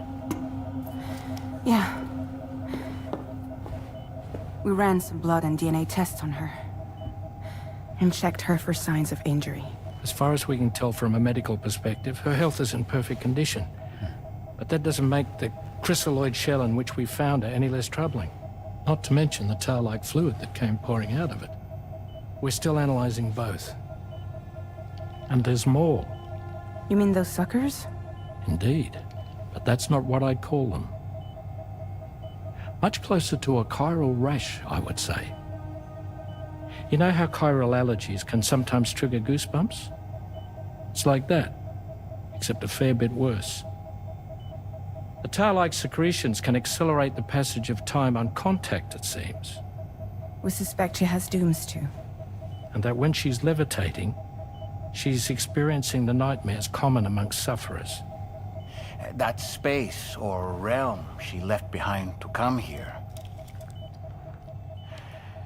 The fellow we saw called it Nirvana, I believe. But to me, it looked like the land of the dead. Even so, she's a living human being. And I believe that she was born in that place. After things settled down, I spoke with her for a little. Or tried to. She was still in shock, which made it harder to communicate. Did she tell you her name? It doesn't seem like she has one. As far as I could tell. So, I named her myself. Tomorrow. Tomorrow, huh?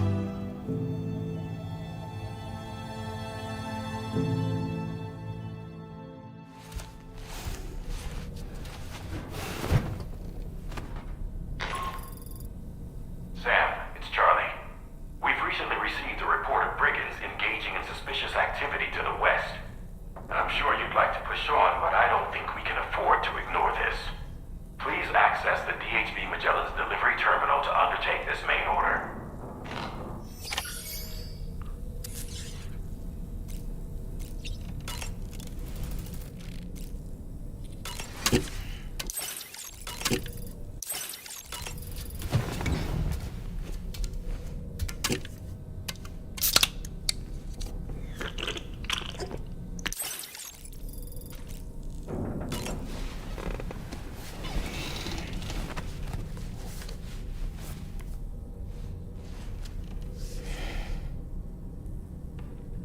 That's Tarman's son. He must have placed a photograph in here for safekeeping. This is an important memento. Why don't we go and take it to him?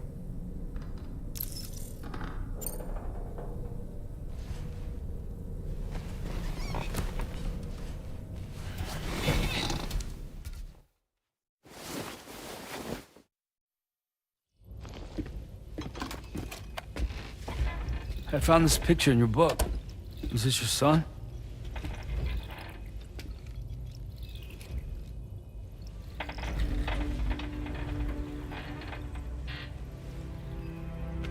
Thank you. Yes. He's still out there somewhere, borne along on the currents, with this right hand of mine.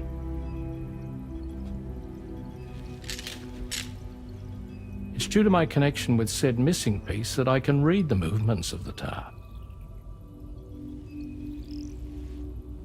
Something akin to a phantom pain.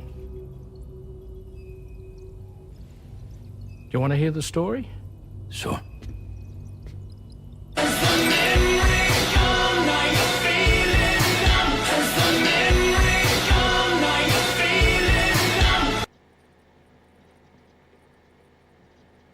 Metal Gear Solid 5 Phantom Pain. Metal Gear Solid 5 Phantom Pain. I was both a medical doctor and a geophysics researcher once upon a time. In those days, the tar currents were a key focus of mine. This ship was originally built to facilitate my studies, in fact.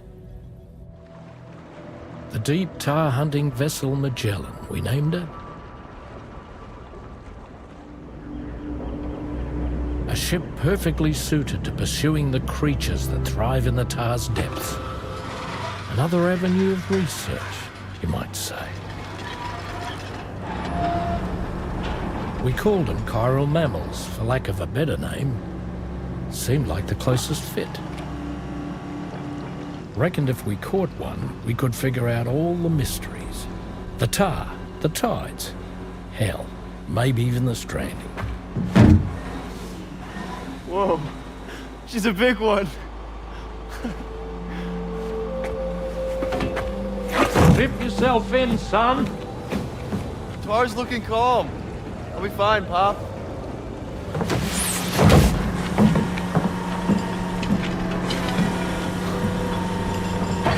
You seeing this?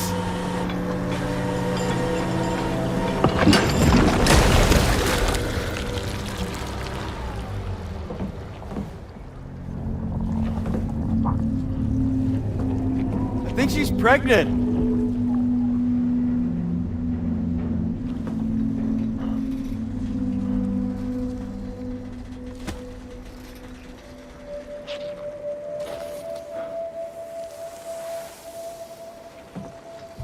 Hey, Pop. This is weird.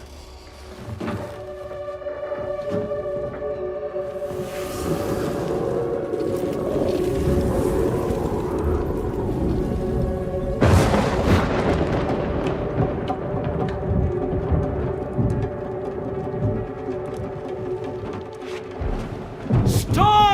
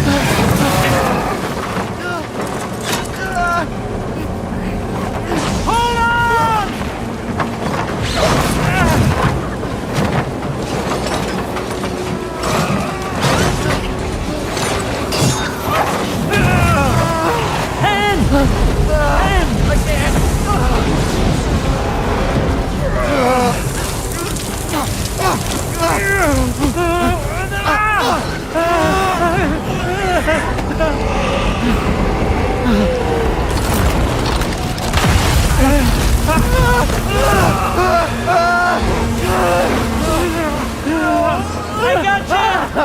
I gotcha!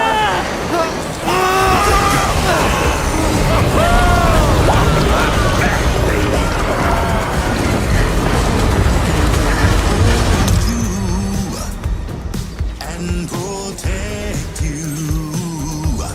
So let love warm you till the morning.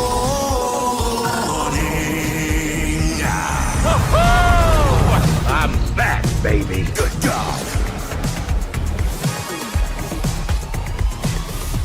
Good God. Good God.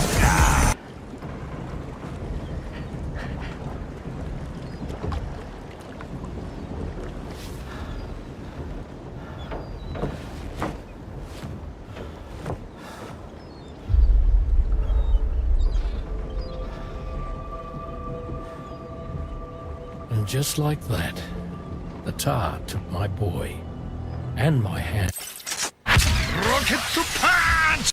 along with him.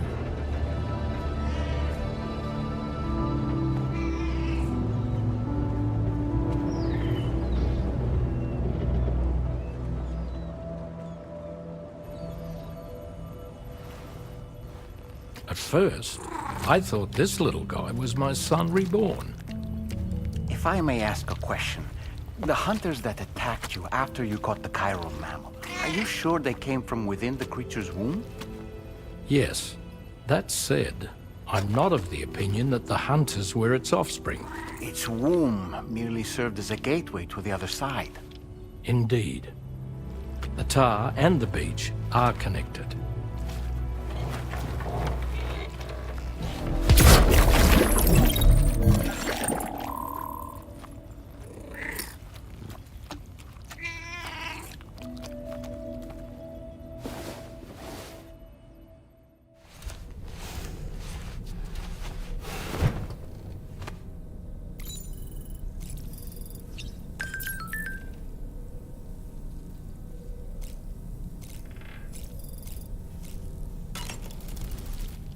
I've known Tarman for quite a while now, but that was the first time I've heard him speak about his son in that fashion. It made me wish that I could do something, anything to ease his burden. But setting aside those feelings, suppose that cat of his is in fact his son reborn. Why does it treat me as though I'm a threat? Does it just hate me? Reincarnation or not, perhaps it's still a cat at heart. Tell me, Sam, have you been having distressing dreams again lately? You know, nightmares can be indicative of the brain's internal struggles as we attempt to come to terms with traumatic events. By taking our memories of recent events and shuffling them in this fashion, we attempt to find ways of coping with them. Nevertheless, it can be an unpleasant experience. I hope you can get some restful sleep soon. Tomorrow, a mysterious young woman from the world of the dead. I hope she makes a swift recovery. I just can't stop thinking about that place. It was filled with the spirits of the dead, a vast number, beyond counting. And the man who attacked us without any explanation. I don't have any idea who he is. Do you? It was a place that belonged to the dead. And while we were trapped there, only a scant few seconds seem to have passed here. It's like the beach in that regard. Time flows differently there, relative to how it does in our world.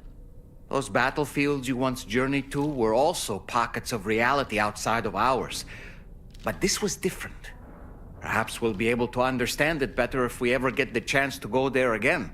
Which isn't to say that I want to go back.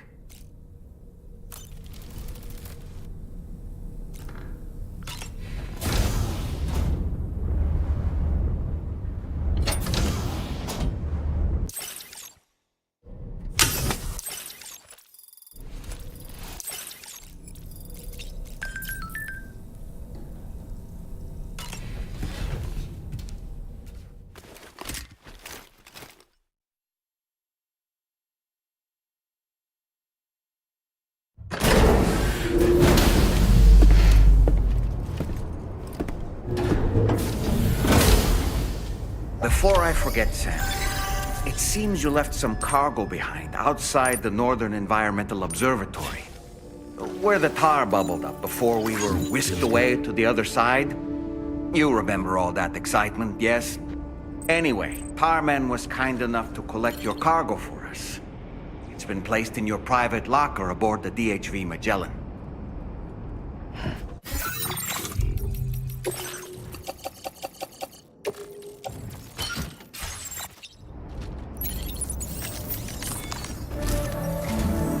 Sam, we've received an urgent request from the Northern Environmental Observatory. Briggins to the west of the facility have got their hands on a large stockpile of weapons and have taken it back to their base. This happened shortly after the recent tarfall abated. The surrounding area was littered with a massive quantity of cargo that had been washed up by the tar. The Briggins wasted no time gathering up everything they could and hauling it back to their encampment. This included weapons and gear unlike any we've seen before. And now we've begun observing new Brigand units in the field. These ones are wearing red, reinforced armor, accented with luminescent light strips. As their unique appearance suggests, they're more resistant to damage. Melee and electrical attacks are especially ineffective against them. These units have clearly been outfitted for close quarters combat, and their sudden deployment is troubling to say the least. Their presence likely indicates that the Brigands are gearing up for a raid of some sort. If we ignore this development, the Brigands could use their new toys to attack the observatory, and there's no telling what might happen then. So we need to seize all of them before they have a chance to do so. Moreover, the latest data from the observatory strongly suggests an explosion of some sort occurred just beneath the Earth's surface not long ago. APAS analyzed the shockwave and has concluded that it is consistent with the type produced by ground-penetrating ordnance. This leads us to believe that the cargo the Brigands secured may have included powerful explosive material.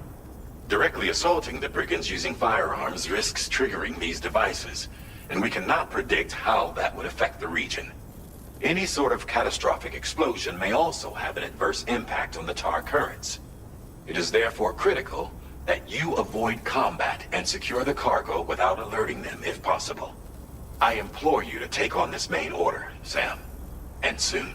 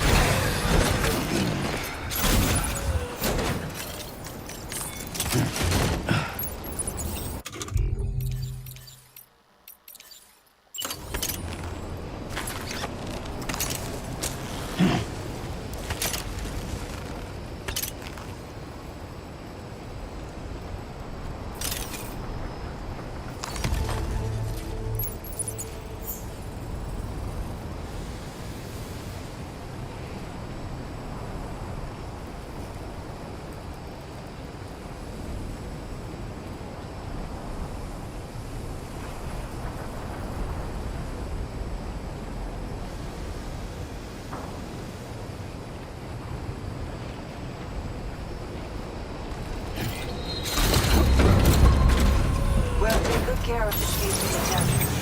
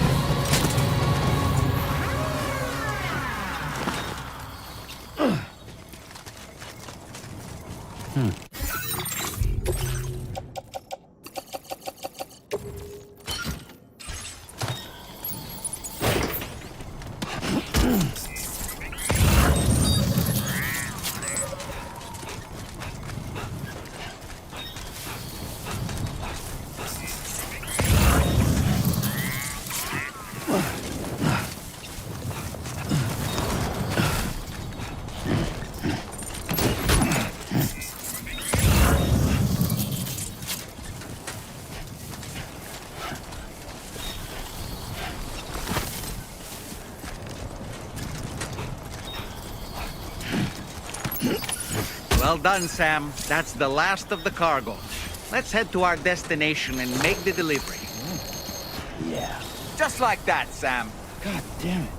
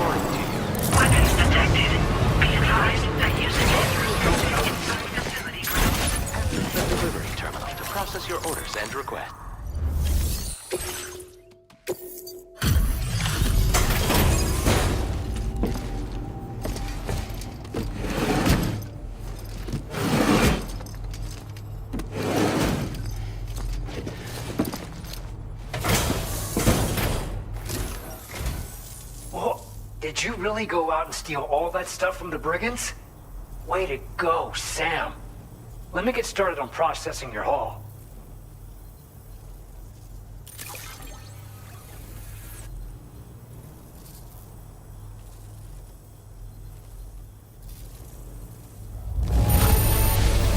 I can't find a single scratch on any of this stuff.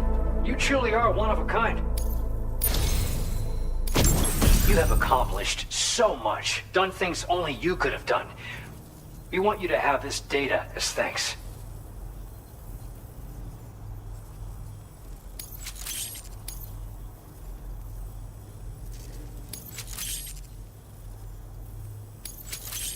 We've increased your Now displaying your current porter grade.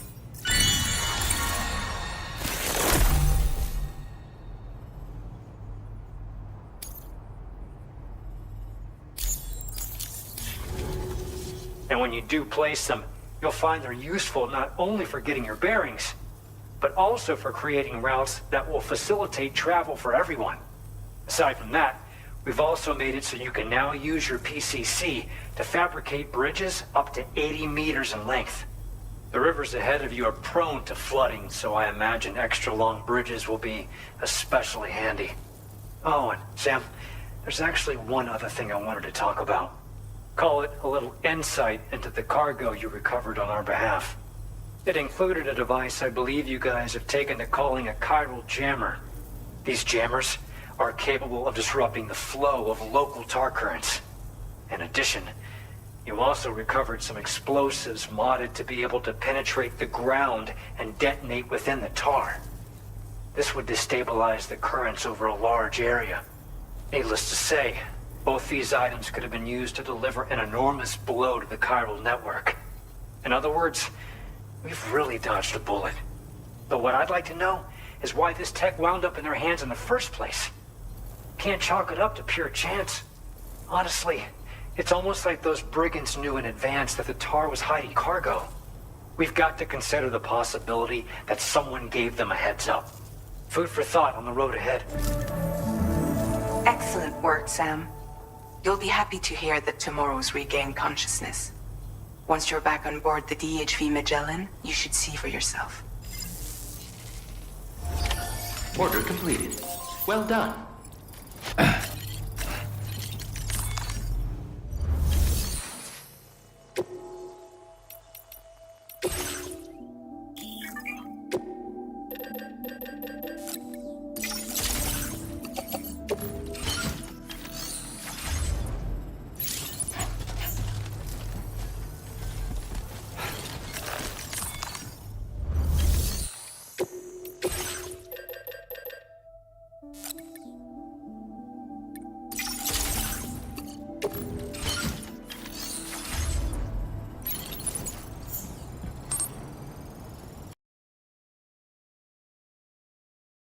Good God!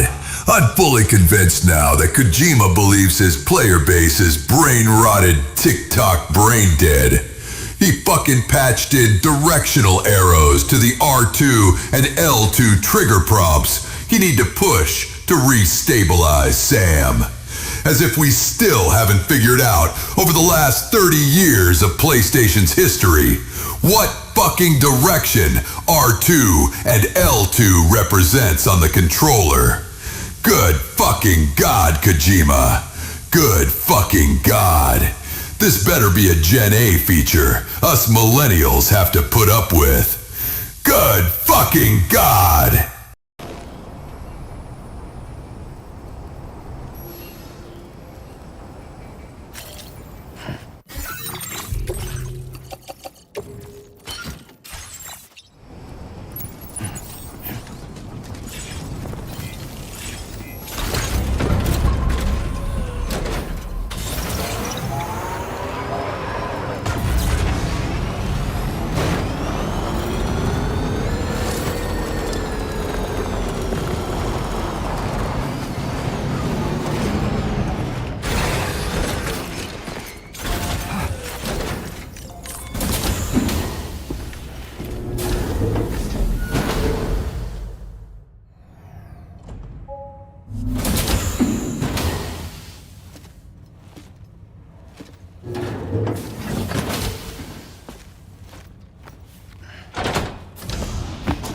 Stop it.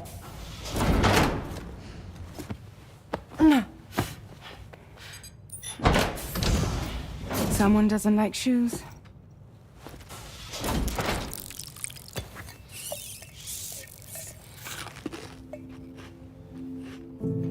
She won't even touch any normal food. But at least we managed to convince her to take a shower.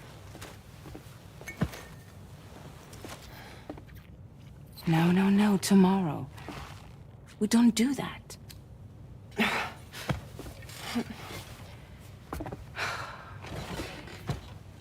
Seems like a real handful. She just needs some time to settle. You must be tired, Sam. Get some rest.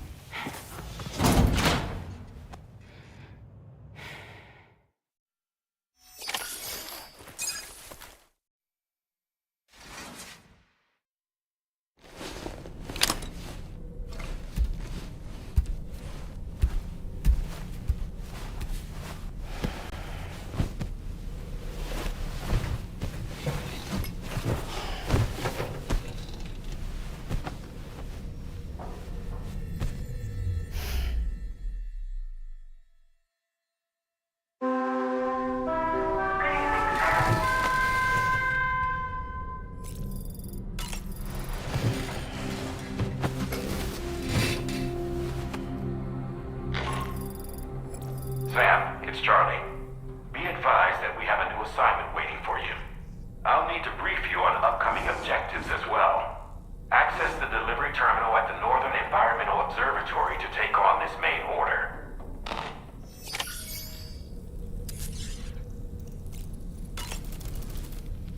As usual, Drawbridge can't help but run its people ragged. Why don't you try freshening up with a shower? Tomorrow seemed to react negatively to overstimulation.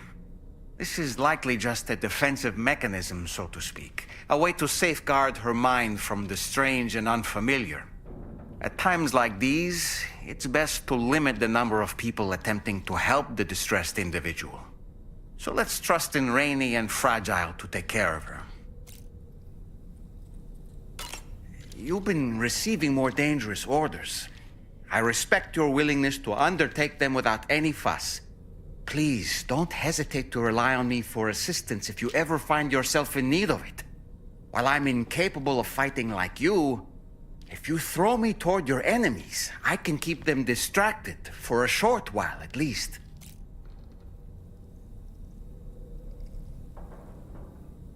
I'm not even gonna deny the allegations anymore. The shoes must be minimized, the socks eliminated, and bare feet maximized. Ah!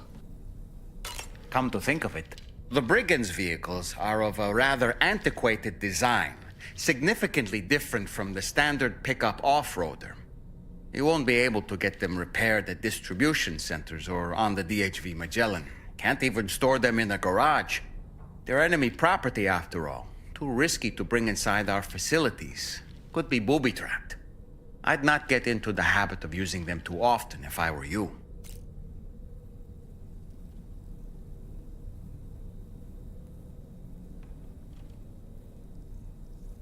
This is Kijumbo-san. Why did I create a character who looks like a young woman with the mentality of a young child? I'm Diddy Man!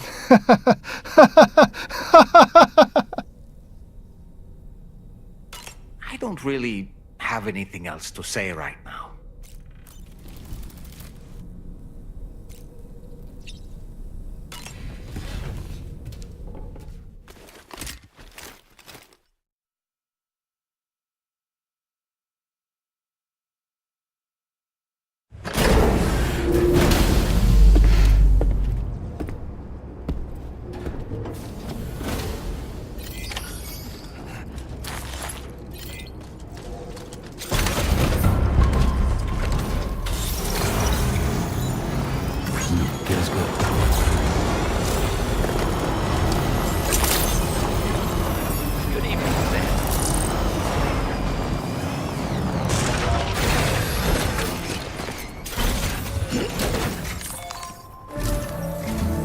Sam, by linking up the various sites farther to the north, you'll eventually be able to establish a connection to Hartman's facility. In short, it's time to tackle the northern part of the continent. Start by bringing the F2 South Distribution Center into the network. Some of the staff there are former residents of Cape Fort Knot who managed to escape the city before it was swallowed up by the tar. In addition to overseeing distribution operations, they also protect the facility from would-be assailants. Unfortunately, local chiral contamination levels are extremely high, leading to disturbing reports of paranormal phenomena near the facility. The cargo you're tasked with delivering should aid staff in dealing with this issue. Accept the main order from this delivery terminal to proceed.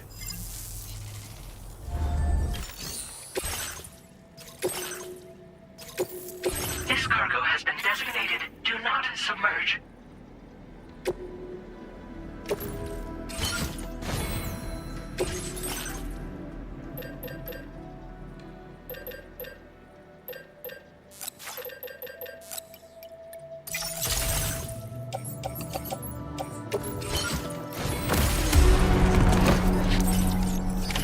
Order accepted. Thank you.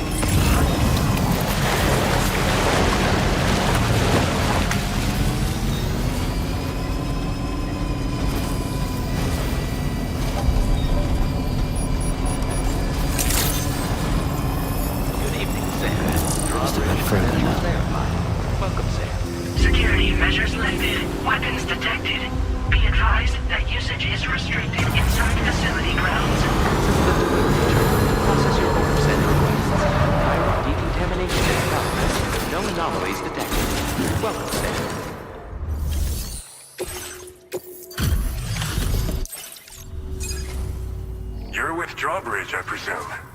Yeah, you seem like the genuine article. Welcome. Hope it wasn't too hard to track. I'll just need a moment to check your cargo.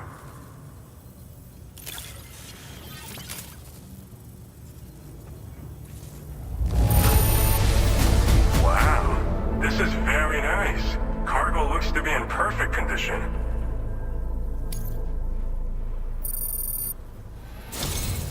You have been making a real difference around here. Keep it up, all right? All right. Go ahead and put us on the chiral network.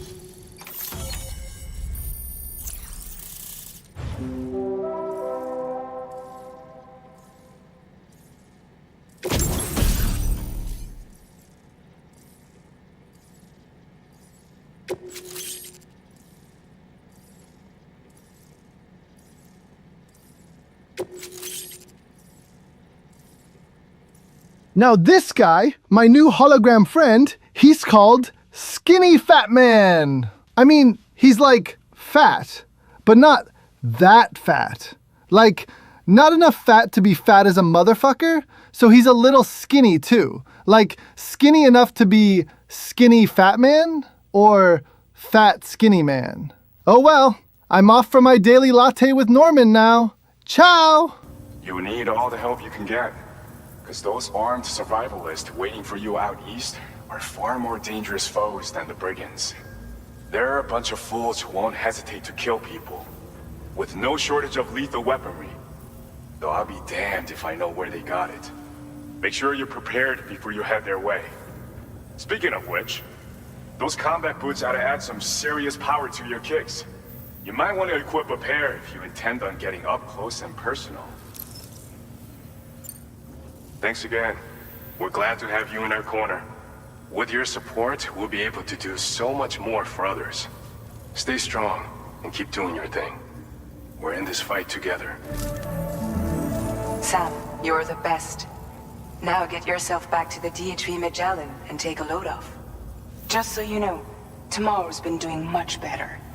Pay her a visit when you can, okay? Order completed. Well done.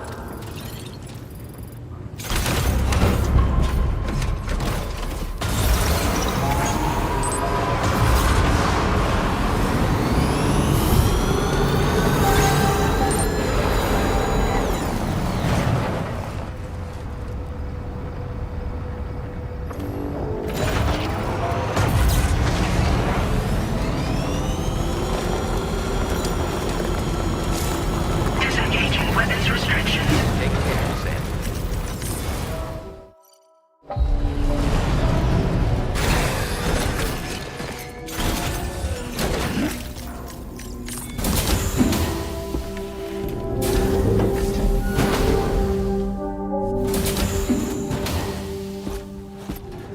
Raindrops are falling on my head. Oh, just a little longer, okay? Raindrops are falling on my head. And just like the guy whose feet are too big for his bed, nothing seems to fit. Those raindrops are falling on my head, they keep falling. You know this song?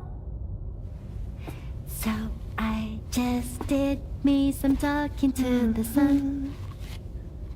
And I said I didn't like the way he got things done.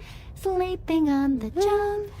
Those raindrops are falling on my head, they keep falling.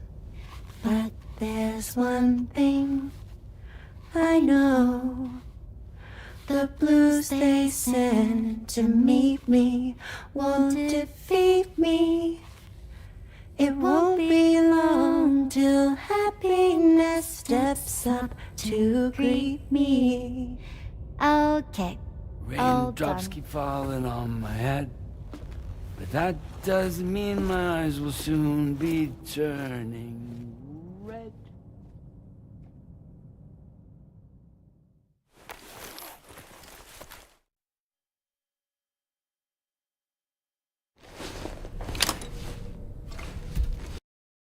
Guys, it cost me $197,000 to produce this 3-minute video of dumb fun and cuteness.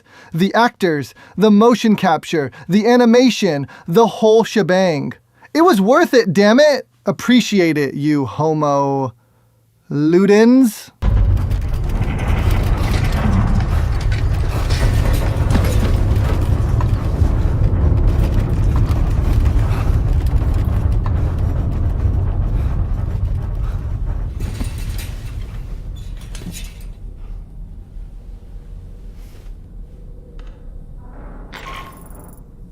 Are you alright, Sam?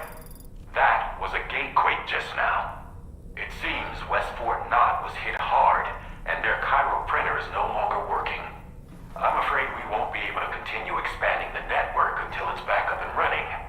Pick up your next main order via the terminal at the F2 South Distribution Center.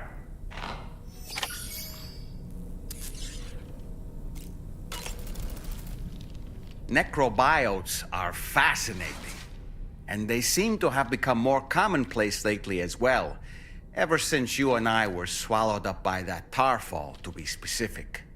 This sudden increase in the population should be considered yet another example of an environmental anomaly. If we successfully extend the network across the continent and trigger a plate gate to appear, such anomalies should begin to wane. Sam, been a while since you had a proper shower, wouldn't you say? So, Samson Hook from the F2 South Distribution Center is not a man to be trifled with, no sir. I did some research, and I found he's a popular local figure, beloved by one and all, it seems. Known as the Golden Fist as well.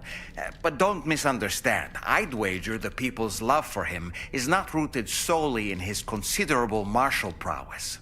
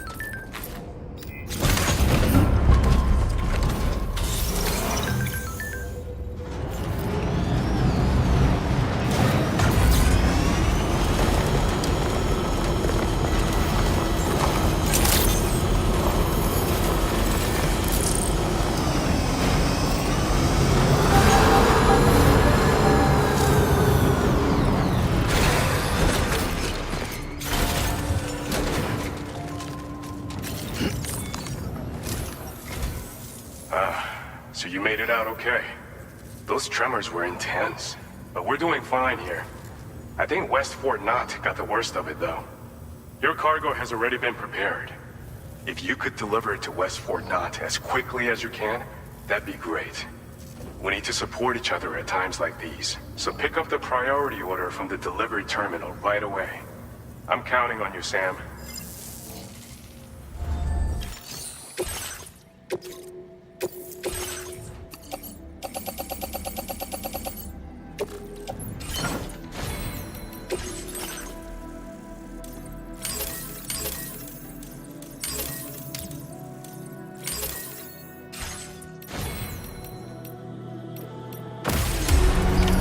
Order accepted. Thank you.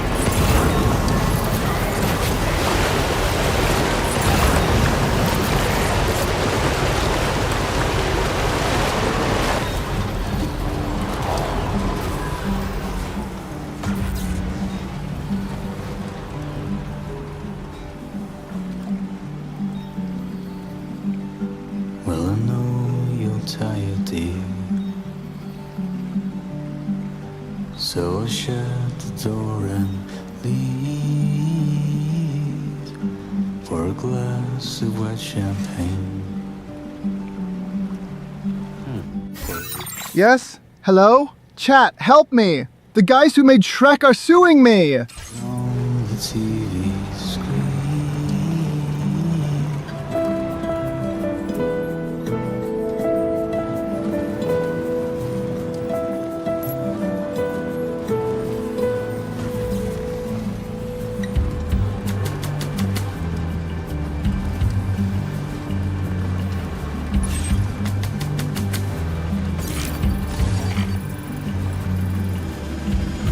Put your dresses in a row. Take the blonde with the Road to kill snake! in a city I don't know. In a city I don't grow.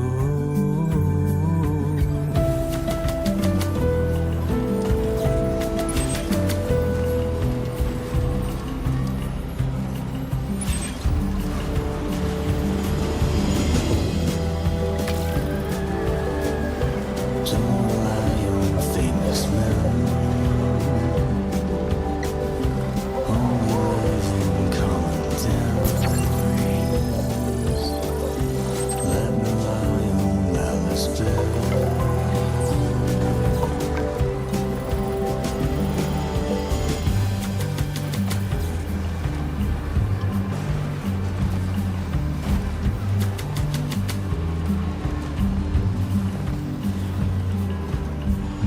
You were wrong and I was right, but you still put up a fight. Well, I know you're tired, dear, so I'll shut the door and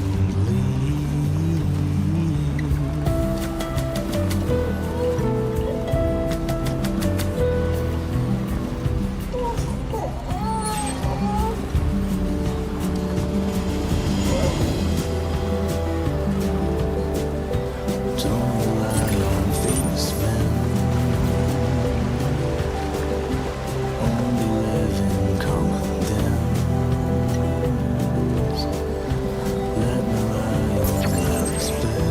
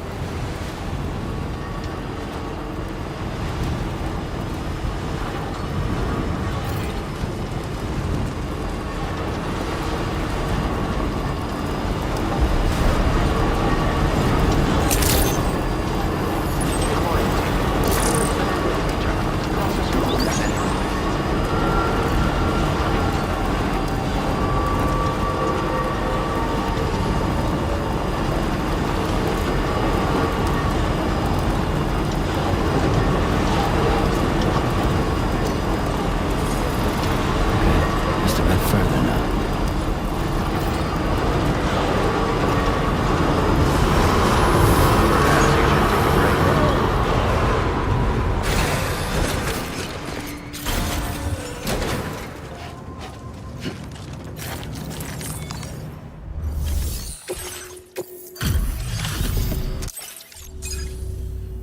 Oh, Sam, I'm so glad to see you again. We just got hit by a massive quake. I was afraid you might have got hurt out there, or worse. Anyway, I'll check your cargo.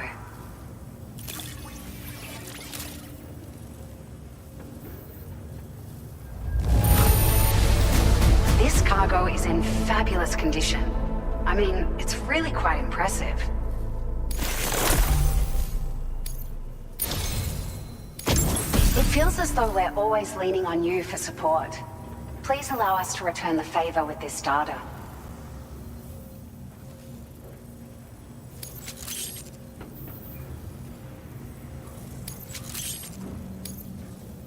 Just wanted to let you know that we're increasing the amount of materials you can withdraw. Now displaying your current porter grade. Thank you so much. We should be able to get our chiral printer in working order now. I've never felt tremors like that before, not even when the tar currents were acting up. It makes me pretty concerned about other folks living nearby. But at least the monorail you patched up seems to be none the worse for wear. Hey, out of curiosity, have you restored any of the other large mines? They'd be a great source of materials if you were ever in need. You've been such a big help to us. Rest assured, our staff will see that everyone gets their share of the aid packages you delivered. A lot of people are going to be singing your praises before too long. Best of luck to you with everything. Thanks for all your hard work. Everything there seems to be in order. But one cannot help but wonder what other facilities were affected. Anyway, you can pick up your next order from the F2 South Distribution Center. This one's a rescue mission, Sam. Someone's been taken hostage by the armed survivalists, and we need you to extract them to safety. The survivalists have been known to kill people, so you'll want to take extra care when preparing for this one. Oh, and it seems the tar currents have finally stabilized. So the DHB Magellan should be able to travel without issue. Call us if you need us. All right, Sam. Good luck. Order completed. Well done.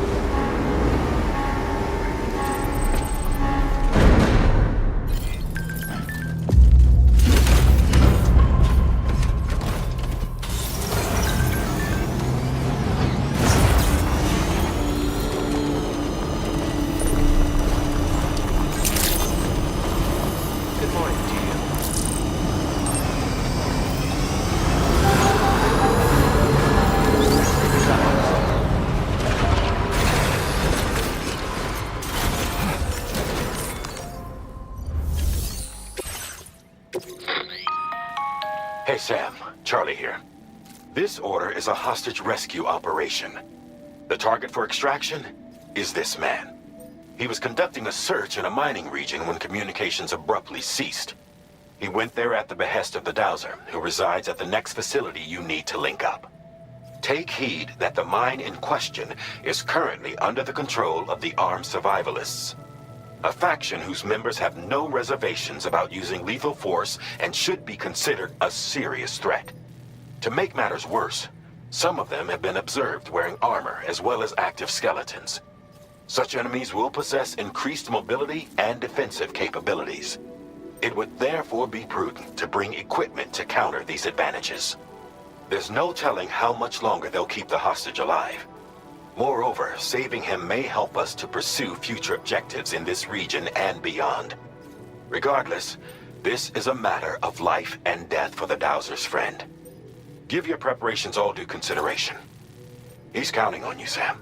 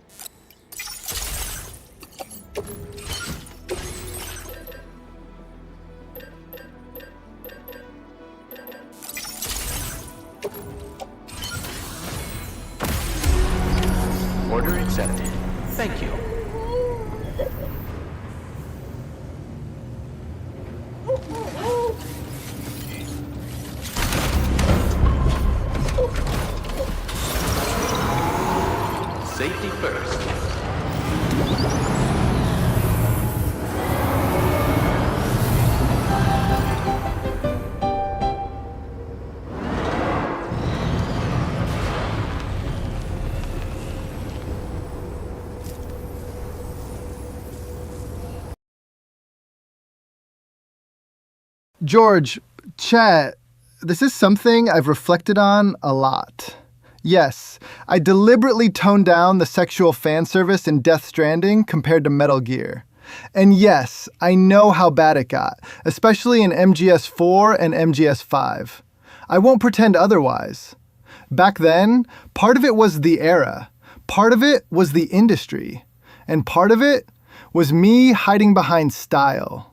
In Metal Gear, sexuality was often used as spectacle, to provoke, to distract, to add edge. Sometimes it served a thematic purpose. Sometimes it really didn't. By MGS4 and MGS5, it had crossed into excess, habit, reflex, cool for the sake of cool. Looking back now, I can admit that some of it undermined the seriousness of what I was trying to say. When you want players to think about war, trauma, control, and identity, but you're also constantly pulling their attention in another direction, that creates noise. With Death Stranding, I made a conscious correction. The themes were different. Connection, vulnerability, loneliness, parenthood, grief. Those ideas don't coexist well with fan service. Sexualization creates distance. It turns characters into objects. But Death Stranding needed intimacy of a different kind. Emotional, human, fragile. And also, I'm older now. What I find interesting has changed. What I want to explore has matured. I'm less interested in provoking the player's instincts and more interested in engaging their empathy. So yes, Sam is not sexualized. Fragile is not framed as spectacle. The camera is more respectful. That wasn't censorship. It wasn't fear. It was intentional restraint. I had already proven I could indulge in excess. With Death Stranding, I wanted to prove I could step away from it. Because if the medium is going to grow, if games want to be taken seriously as more than just spectacle, then sometimes the most radical choice is knowing what not to show.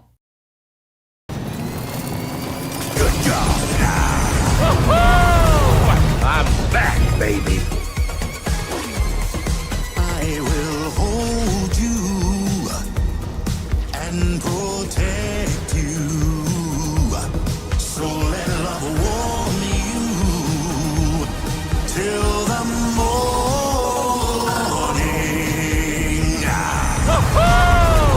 I'm back, baby. Good God.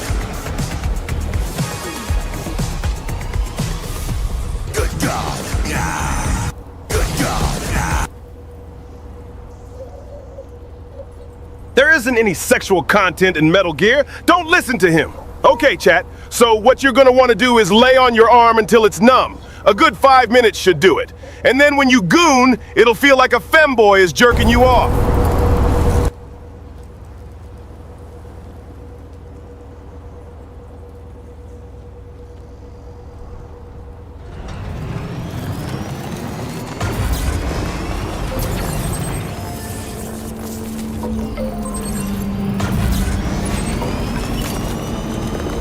Now leaving chiral network coverage.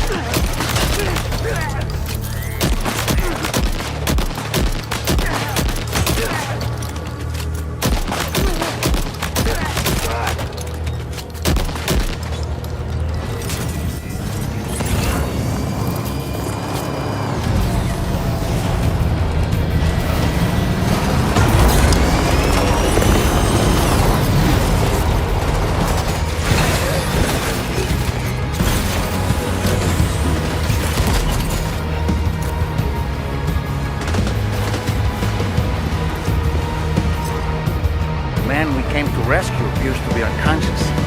Place him in a protective bag and get him to safety.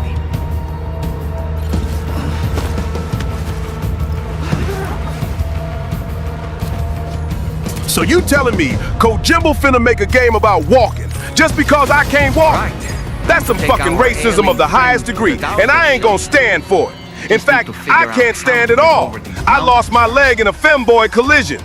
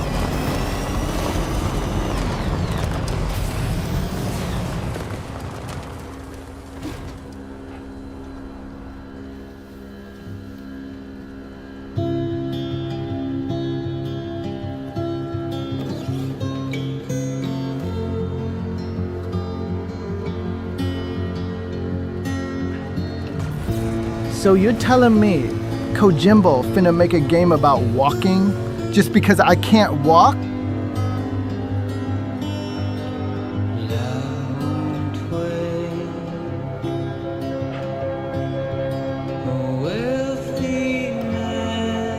Come! Come!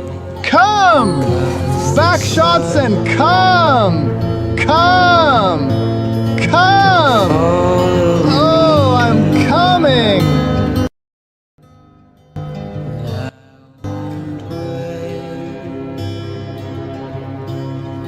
Without a song to sing, nothing to say, everything to me. In my world, I'll do my best to make it seem like I'm happy. Since I've grown up, Oh god, I'm stranding!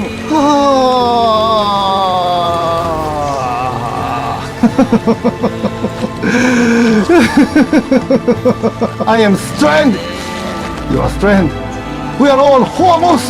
Homos!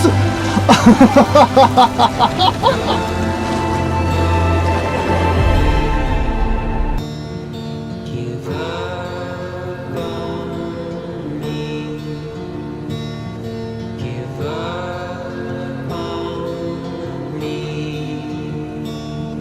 Sam, do you remember when you brought me Mama's corpse?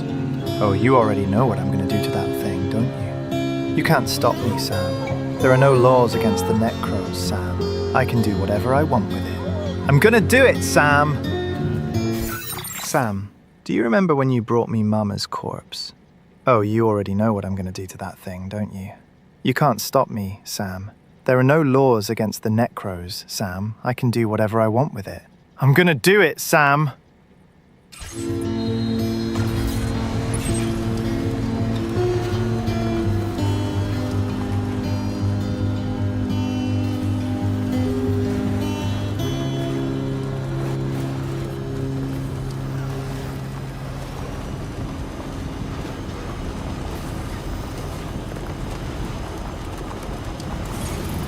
Almost there.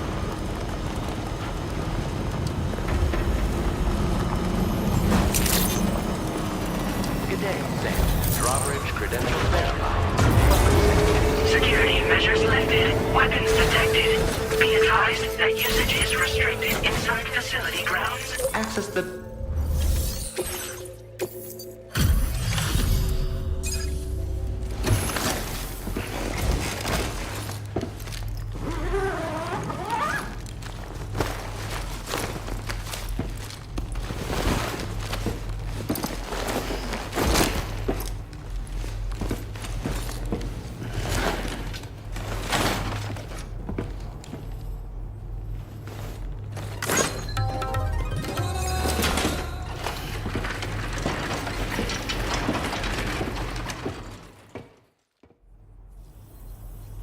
There you are. Thank goodness.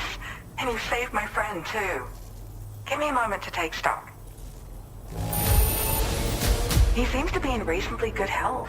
I'm so relieved.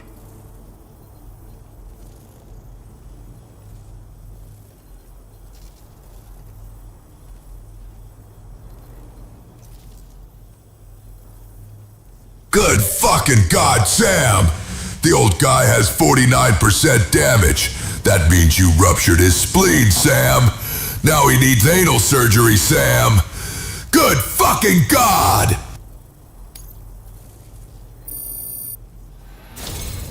There's something special about you. I can tell. I think you might be just the person I've been looking for. This was meant to be. I can feel it. Bring me online with your Cupid.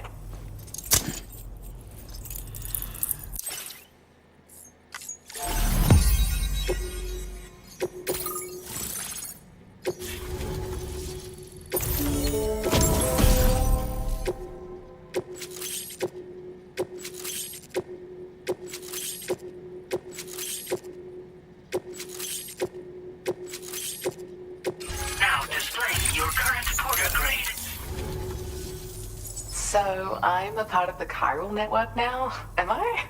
You can't even begin to imagine how much this is going to benefit my work. As thanks, I've shared the schematic for a level 2 PCC.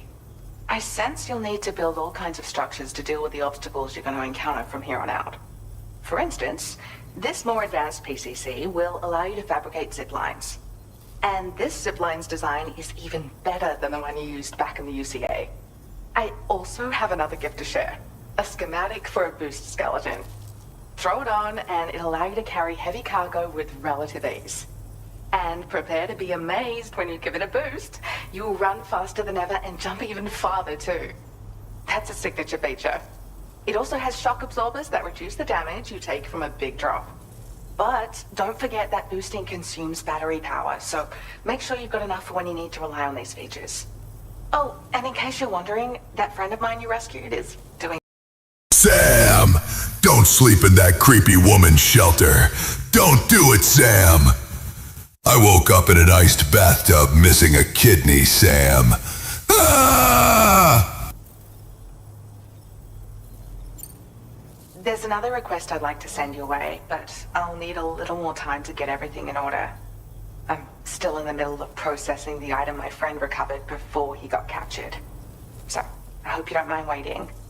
I hate to inconvenience you. Oh god, I'm stranding!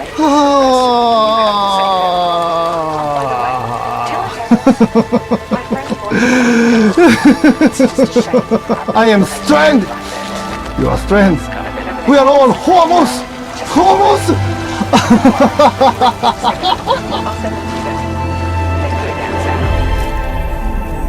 I'm glad you were able to get them out safely. That group was more dangerous than your average band of hostiles. Those weapons they were carrying were state-of-the-art. You'll need to keep an eye out for them in the future. Groups like these make me nervous about letting Tomorrow spend time outside, even though she's doing better. When you return to the DHV Magellan, you should see for yourself how much progress she's made. And get some rest. You're long overdue. I'm sure Dahlman's tired too.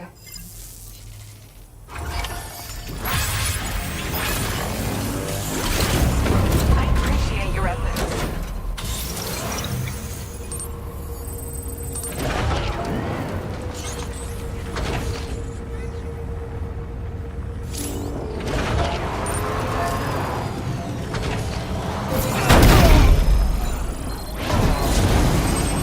Disengaging weapons restrictions. Take care, Sam.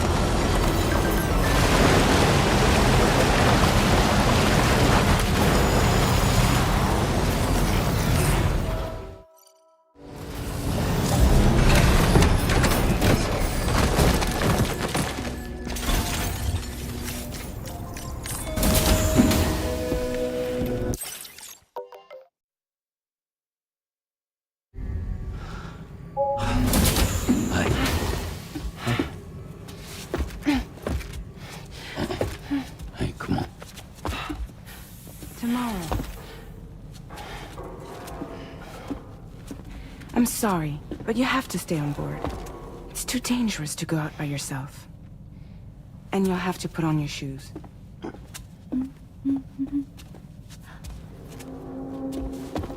Look at this, Tomorrow. They're not quite ripe yet, but I think they might...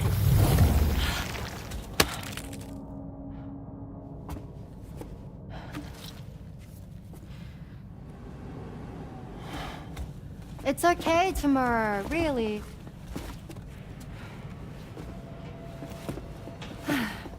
For you.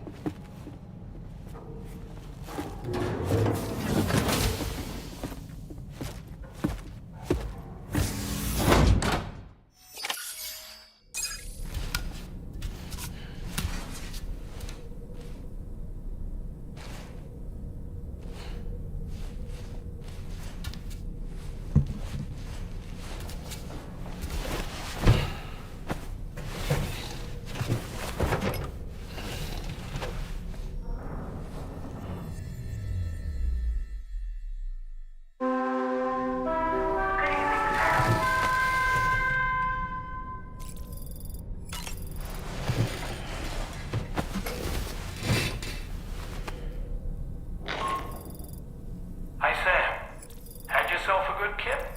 There's something we'd like to discuss with you. Might come into the bridge for a quick chat?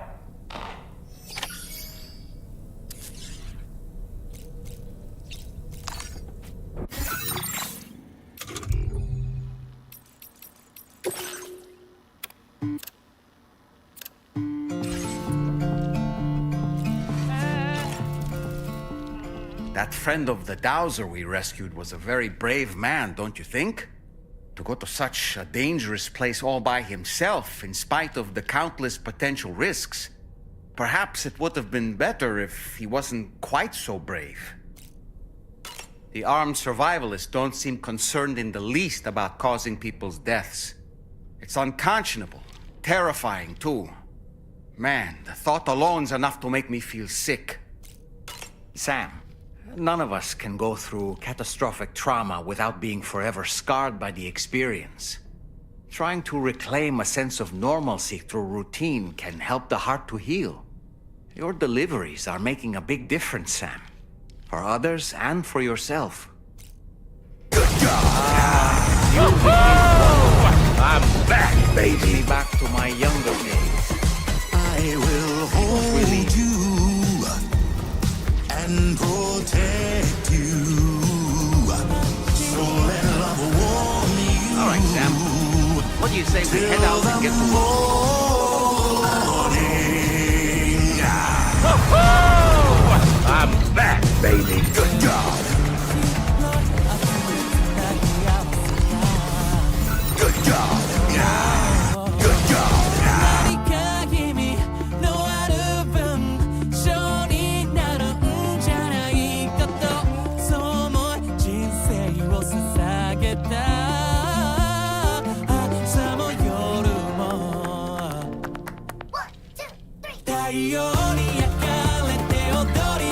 I fucking love it when you put the thumb up, Sam. Now put the thumb up and shove it in my ass, Sam. Shove the thumb all the way in my ass, Sam. I'm the fucking particle of anal, Sam. Fuck the particle of cheese string ass anal, Sam. I fucking love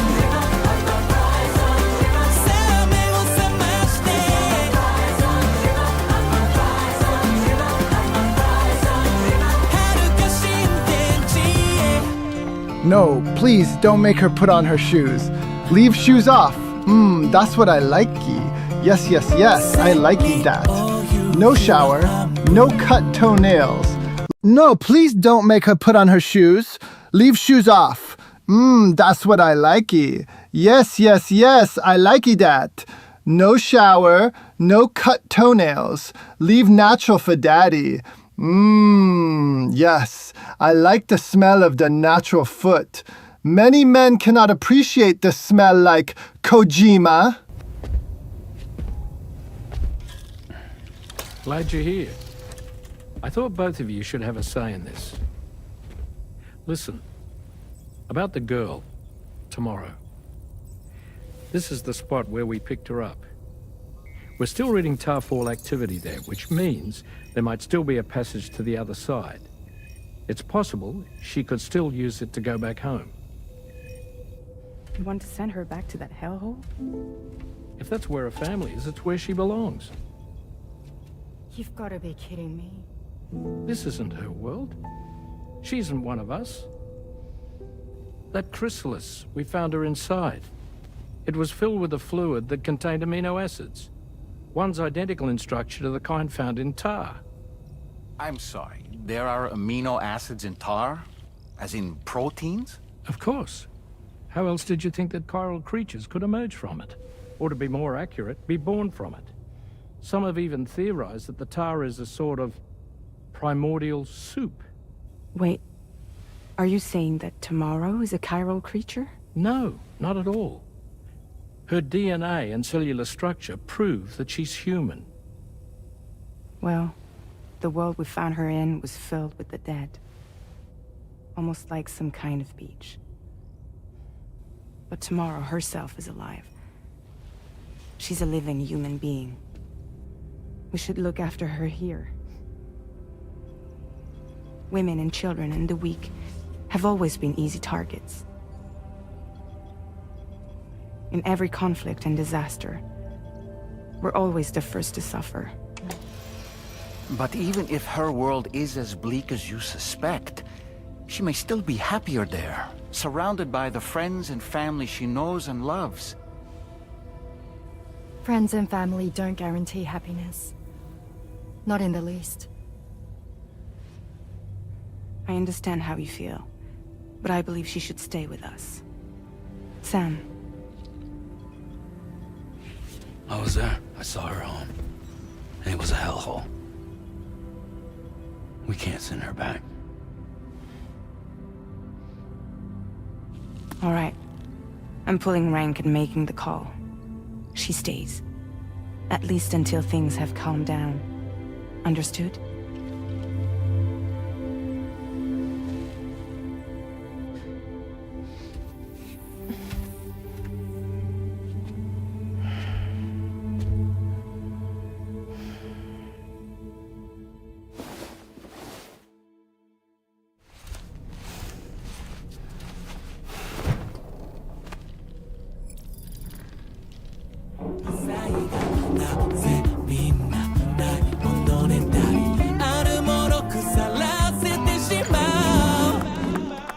Did you hear that just now?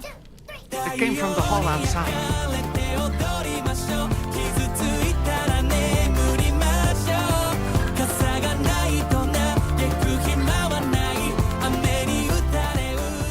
It's hard to say what we should do about tomorrow.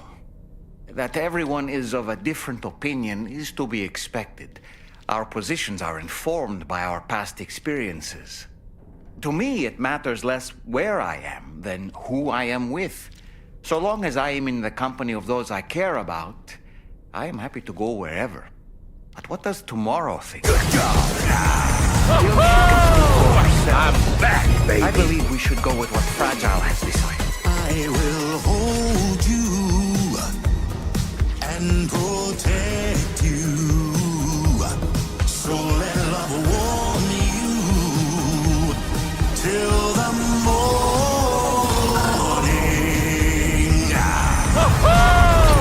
I'm back, baby! Good God! Good God! Good God!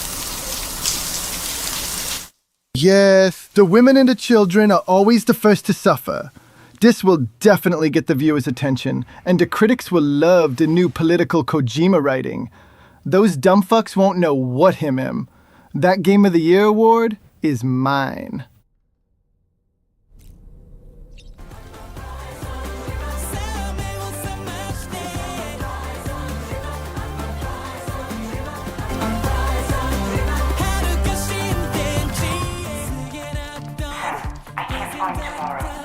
She must have left in Magellan at some point. She's not wearing a ring terminal, so we have no way of tracking her position. And Right. danger she's never encountered. I should mention she didn't appear to have received even a single vaccination. So I decided to repurpose the batch Deadman left for Lou and gave her the full gamut. She's been immunized against just about everything, so you've got nothing to worry about on that score. But she's still a stranger in the world that isn't her own. And I don't think she's capable of surviving out there. All by herself. Please, find some more for us. And be sure to take a weapon with you, just in case. When you're ready, check the main order on the delivery terminal for more information about what to expect.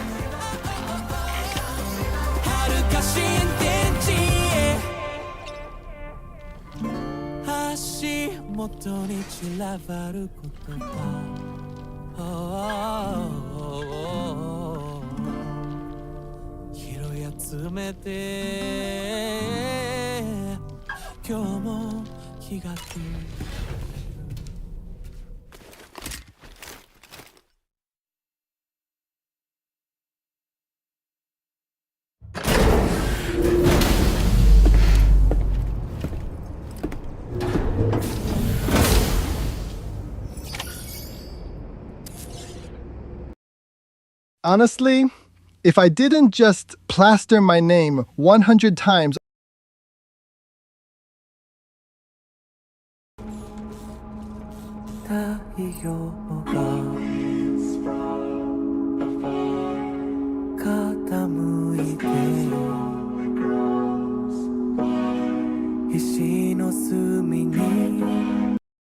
Honestly, if I didn't just plaster my name 100 times all over the game as director, you think I'd be as popular today? Nah, I'd be as popular as the guy who directs the GTA games. Can you recall his name? No, because he didn't plaster it, and I did. That's why I'm God, bitches. You should consider them hostile if and when you come into contact. So, review your equipment. I'm back, baby. Prepared for anything. Only then should you pick up the next mail order. All the blood rages committed to helping you find tomorrow. Let's bring her back home. Till the morning.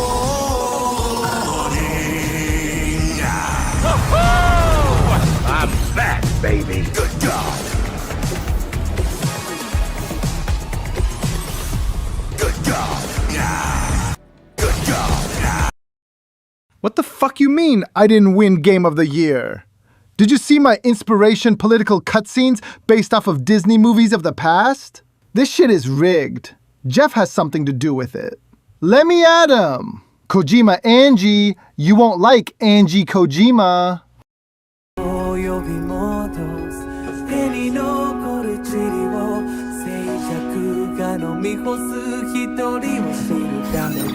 かを求めていたのか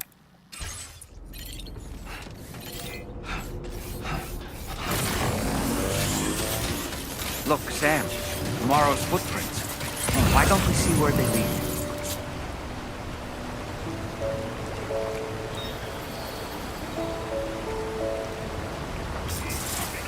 Sam, look at that vehicle. It's registered to tomorrow. She must have used it. Perhaps she was trying to make her way across the river. Whose footprints are these?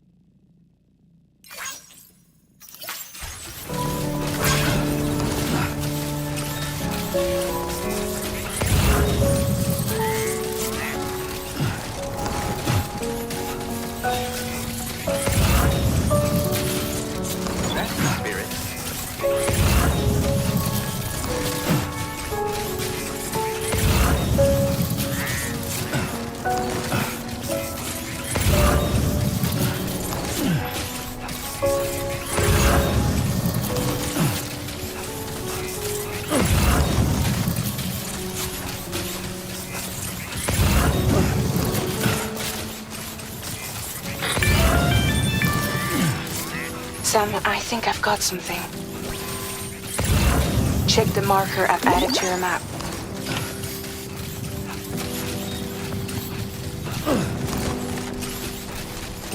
Anybody out there?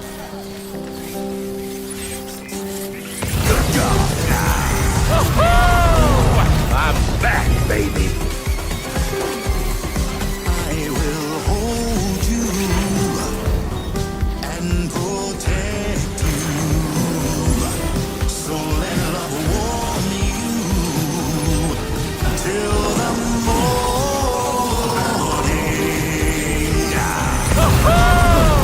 I'm back, baby. Good job. You notice that sign, Sam? Think someone might need help. Perhaps we could lend them a hand if we have time. You can't do this to me, Jeff. Do you know how many Hollywood actors I went bankrupt for? Do you know how many voice actors I burned? David Hayter was loyal, and I threw him to the curb. Do you know how much I sacrificed? Fuck a Faisu, you all. Grr. We can always build a sign of our own.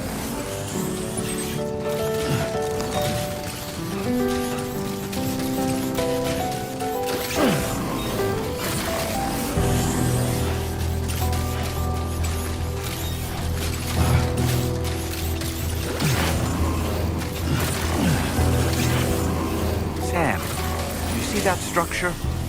I suspect Tomorrow was the one who built it.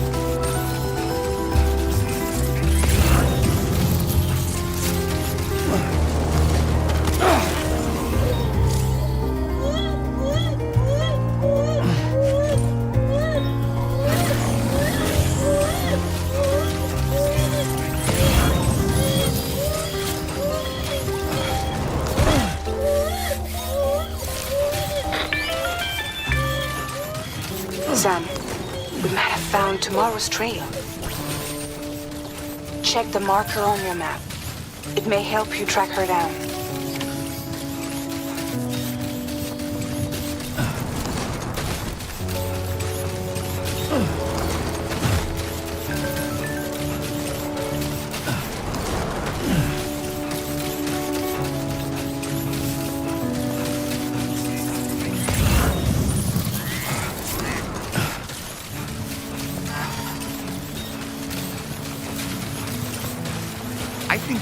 Tomorrow might have been the one who placed this ladder here.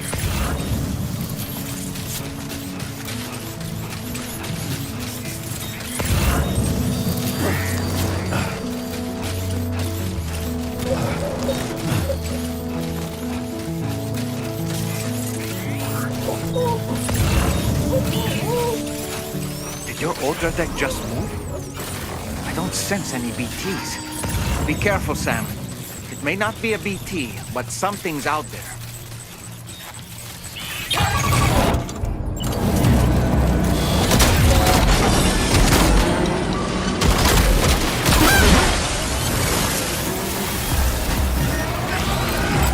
Are these the mechanical hostiles Tarman was telling us about?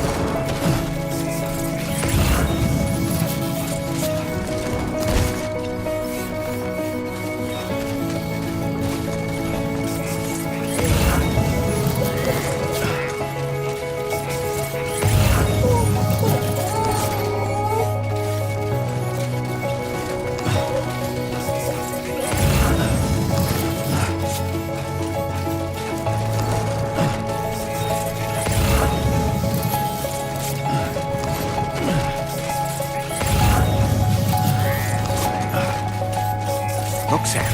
A cairn. Moro may have stopped here to rest and get her bearings. Our investigation's on the right track. I just know it is.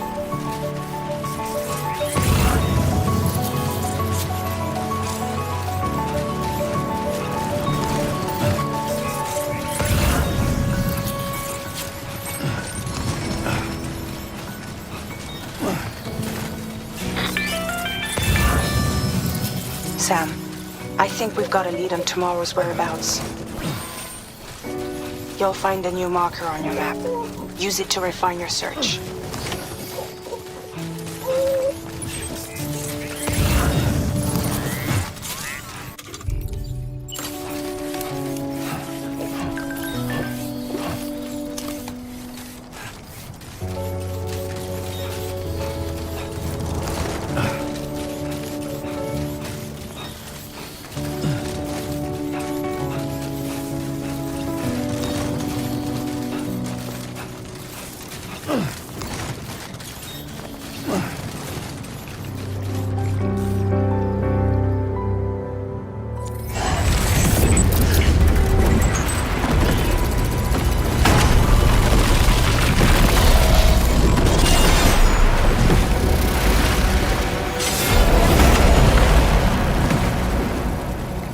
Sam, we have to deal with these mechs first.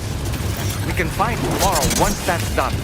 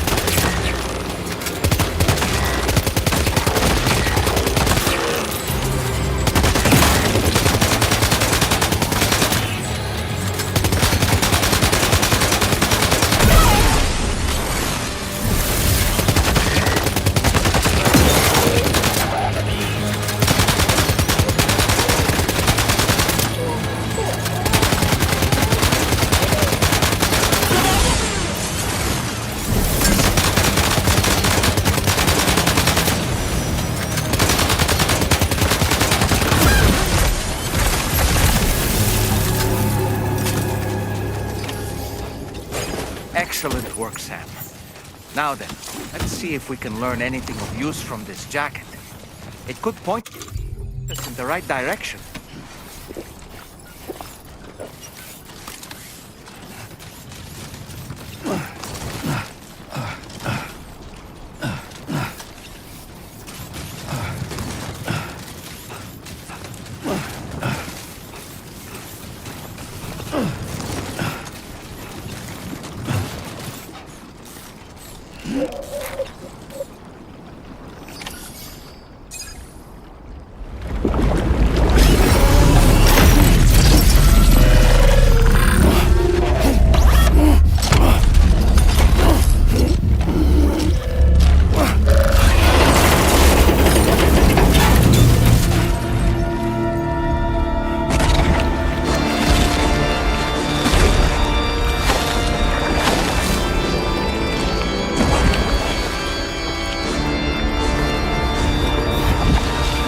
Oh god, I'm stranding!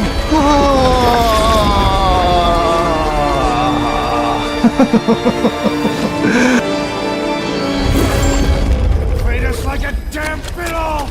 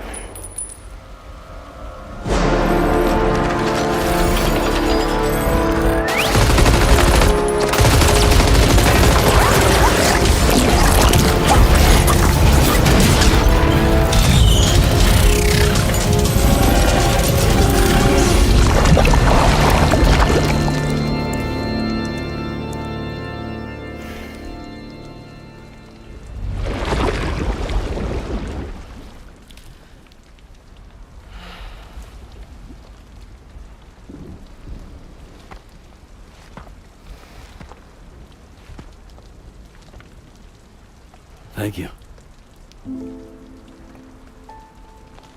I didn't have anywhere else to go. Mmm, black oil. Just like how I like it. Were you trying to find your way back? I suppose you have friends and family there, waiting for you to come home?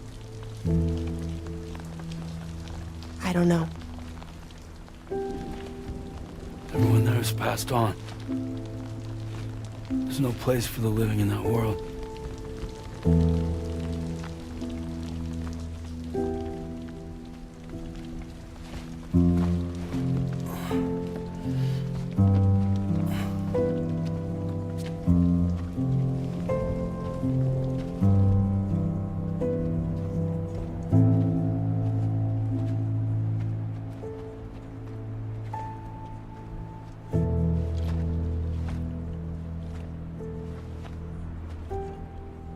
Tell me, am I really alive? Well, yeah. Of course you are. Do you want to stay with us on the DHV Magellan? But I saw how everyone was fighting because of me. Ah, I'm sorry. All that wasn't your fault. We're just worried about you. What?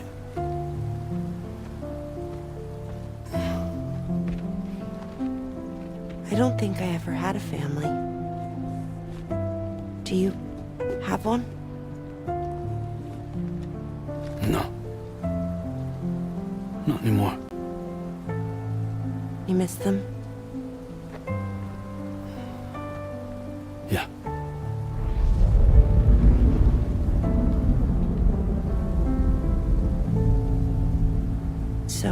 I can stay on the ship?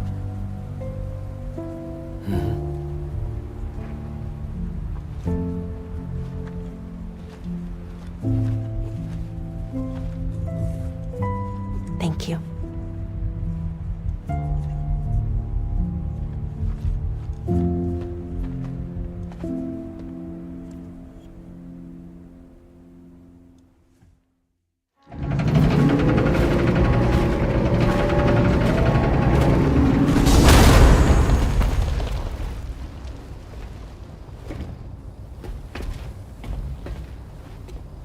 You have a very special gift tomorrow.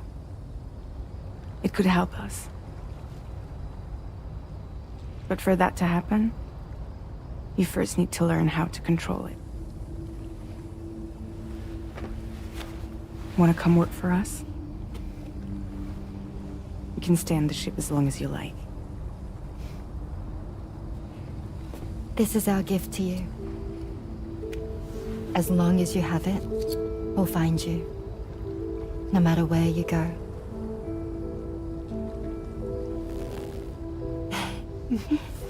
Welcome to Drawbridge.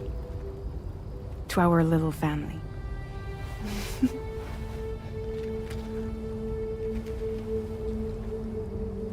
Come on, let's head inside.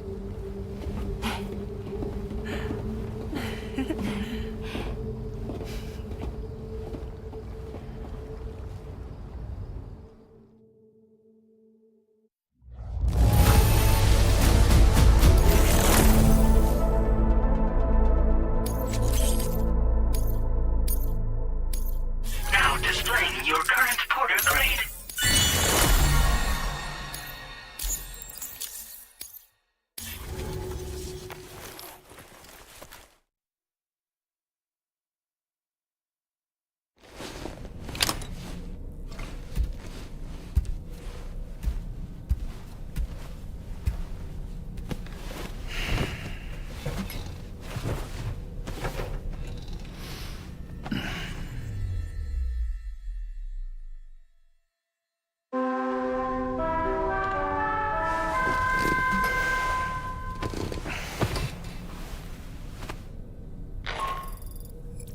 Sam, this is Tarman.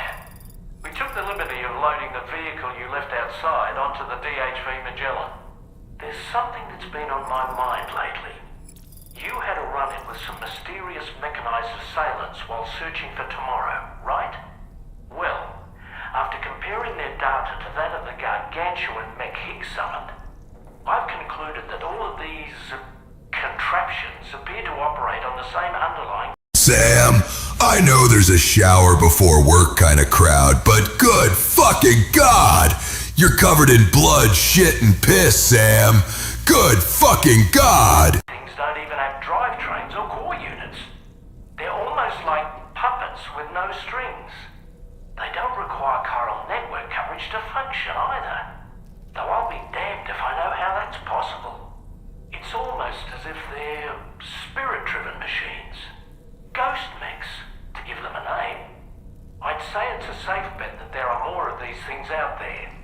So to ensure that you're prepared to face them, we've added a Ghost Mech archive to the VR weapons and combat training program. Access it to check out the data we've collected regarding these mechs so far. Anyway, next up you'll be disembarking to go and connect Hartman's research facility to the network. He's an old mate of yours, I understand. Once you've made your preparations, access the Dowser's delivery terminal to get underway. Of course, the DHV Magellan can take you directly to the Dowser's shelter if you like. So if that's your preference, go ahead and give us the order to head there.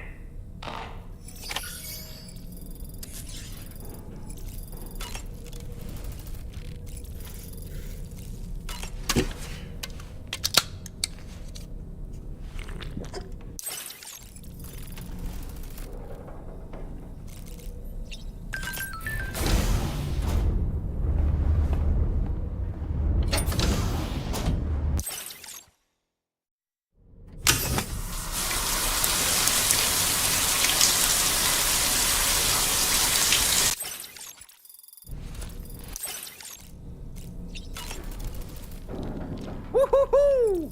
Looking clean as a whistle. I'm so relieved that Tomorrow was unharmed. She must have been terribly nervous, trying to brave an unfamiliar world. But she's safe now, thanks to you, Sam. And now we have to show the girl that we're equipped to take care of her. That the DHV Magellan is a place she shouldn't be afraid to return to. A place that she can call home. I was surprised by how effectively Tomorrow was able to fight those mechs. The way she took advantage of the tar and used her unique abilities against them, it demonstrated impressive improvisational skills. But her capacity to rapidly accelerate the age of any material or enemy she comes into contact with. Oh, I can't help but be a little jealous. But there are other ways I can contribute to your work, and I hope to continue doing so. I don't really have anything else to say right now.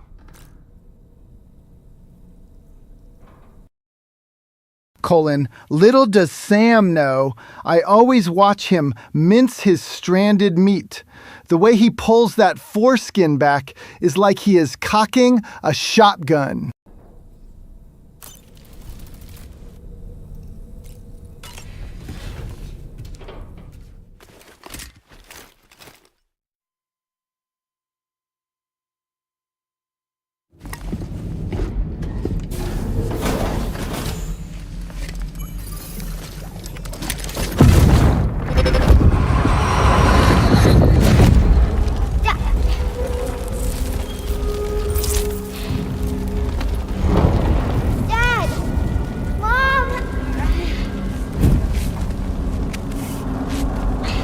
This way.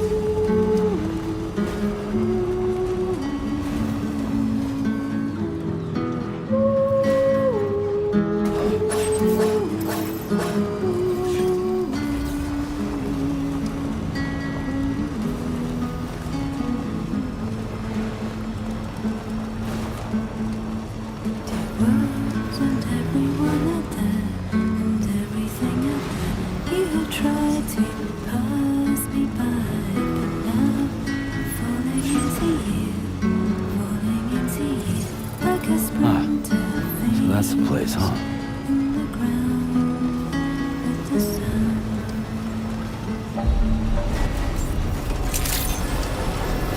Good morning to you. Drawbridge credentials verified. Security measures lifted. Weapons detected. Be advised that usage is...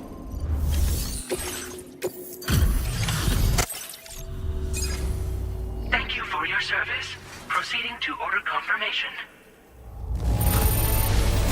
The condition of this cargo is above average.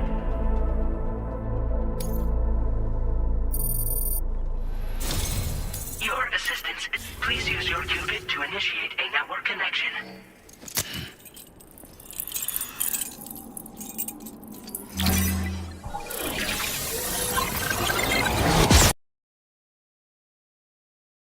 How many of you dirty, naughty gamers are stranding yourselves raw every time I show up on screen?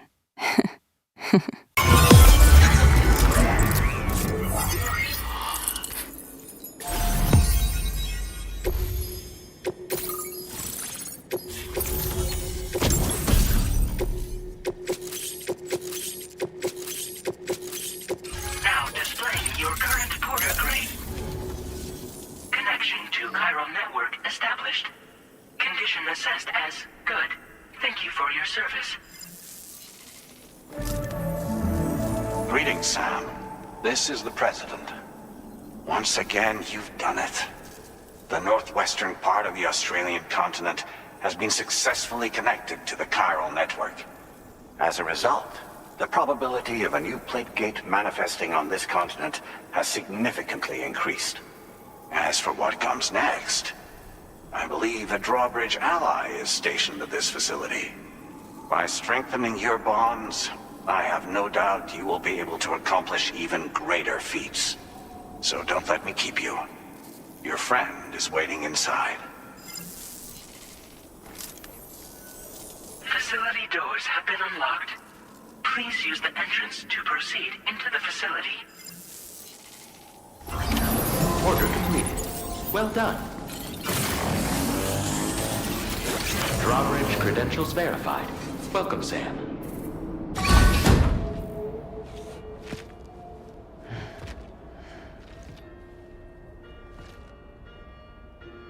Please proceed inside.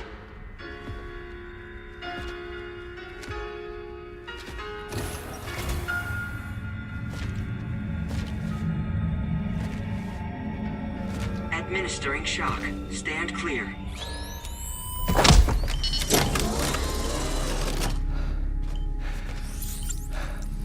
Upper Beach reference frame confirmed. UB coordinates are L 47.37, B plus 6.32.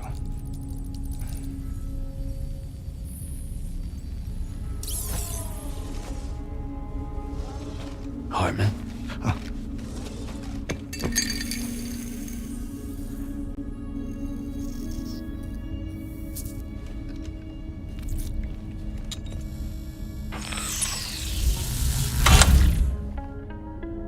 You're looking well, Sam.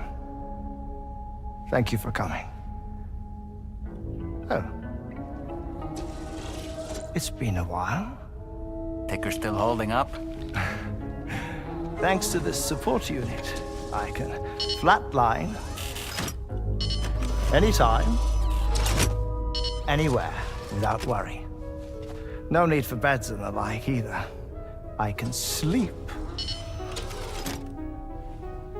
standing up. Not bad, eh?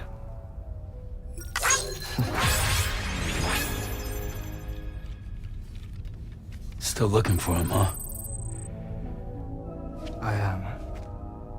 They're a large part of the reason I came to this place.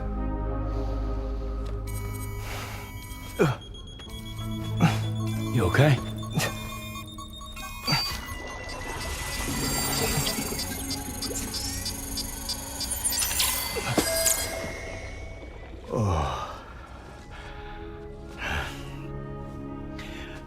been rather unkind to my heart.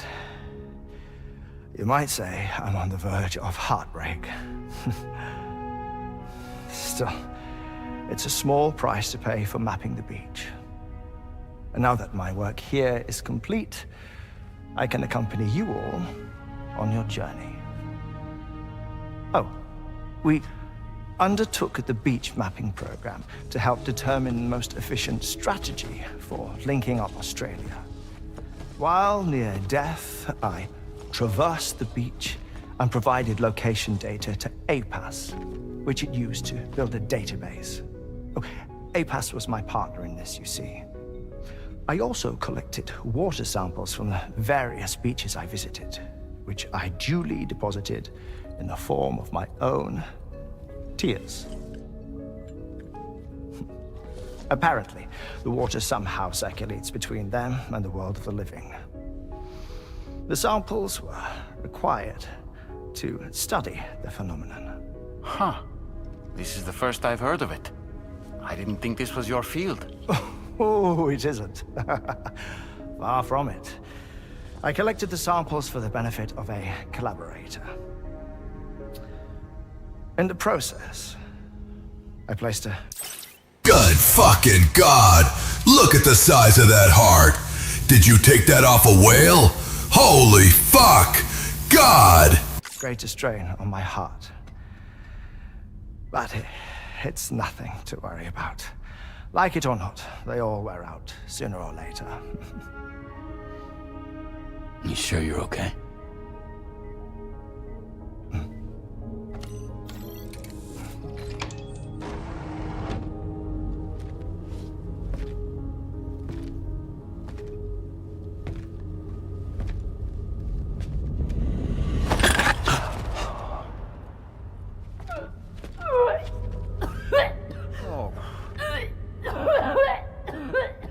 All good in there?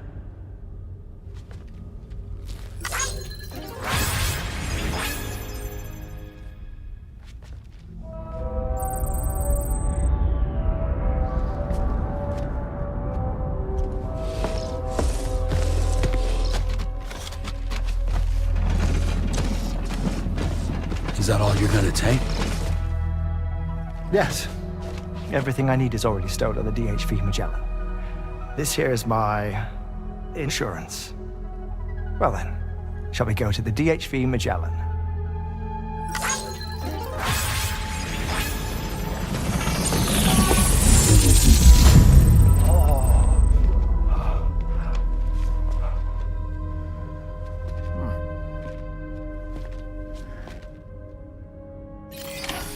That's the spirit.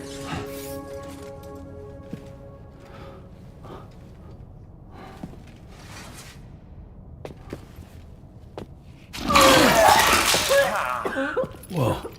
What the hell is that? Please take good care of him, okay?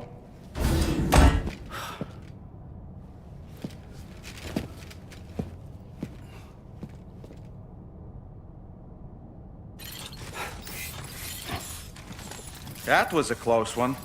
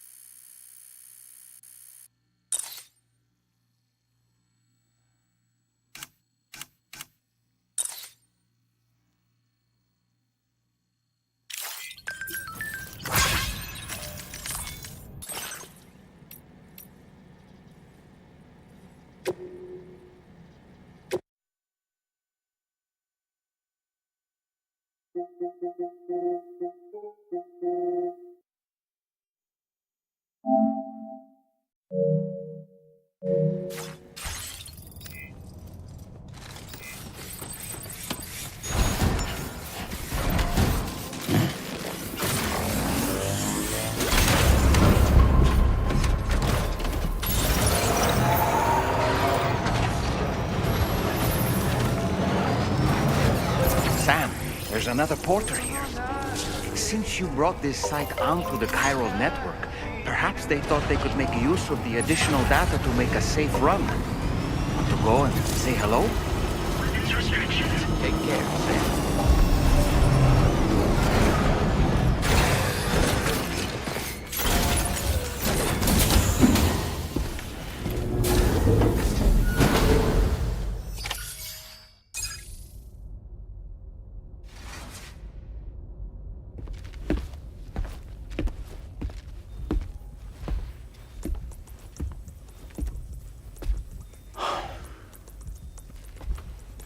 Ah, Sam. You're the last to arrive. But now we're all here. Let's get to it. Recently, I received a number of strange mails that were apparently sent to me by none other than myself. And Fragile has been receiving similar communications too. Isn't that right? Yeah, I got a few about Lou's records. It goes without saying, I did not, in fact, send them. It's all very distressing and gave me palpitations. An especially concerning mail reached me not long ago. Attached were some highly sensitive UCA documents on BBs and chiral communications technology, including classified records of the BBs who were sacrificed to build the foundation of the chiral network. These extraordinary children were the catalyst required for the network to... We know you sent those emails, bro. Give us the laptop! Route data through the beach. They served as a bridge between the beach and our world, hence the Bridge Baby moniker. They were originally intended for the sole purpose of sustaining the chiral network. I'd like to discuss the implications of these records in my possession, but before that, I can tell you how Bridge Babies were developed in more detail, if you wish. R&D commenced shortly after the Death Stranding was first observed. The inciting incident having occurred during the performance of a cesarean section to save the child of a brain-dead mother. But perhaps the rest should be explained by someone who remembers the period.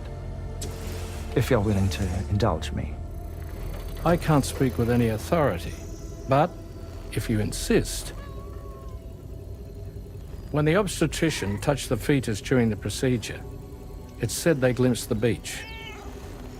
Subsequent research revealed that the unborn children of still mothers possessed a special connection to the place. While communications utilizing the beach had been theorized, the framework was incomplete. These children proved to be the missing link. Afterwards, development of the chiral network began in earnest, or so I'm told. Wait, I have a question. By all means. What about when I was putting Mexico on the grid? Or my work in Australia? Have I been condemning kids this whole time? Worry not, Sam. The new Cupid model does not require a human catalyst. You can be assured of that. Bridget was president when this all began, and she wouldn't permit women to be deliberately rendered brain-dead in order to produce BBs. But the Bridges researchers were not deterred, and they pressed on with their plan in spite of the president's misgivings. To secure test subjects, it seems Bridges smuggled pregnant women into the country from Mexico, among other places. Consequently, they were able to produce the BBs needed to make the chiral network a reality. And 4 years ago, the first Bridges expedition embarked on their journey. This is what I received from the sacrificial BBs.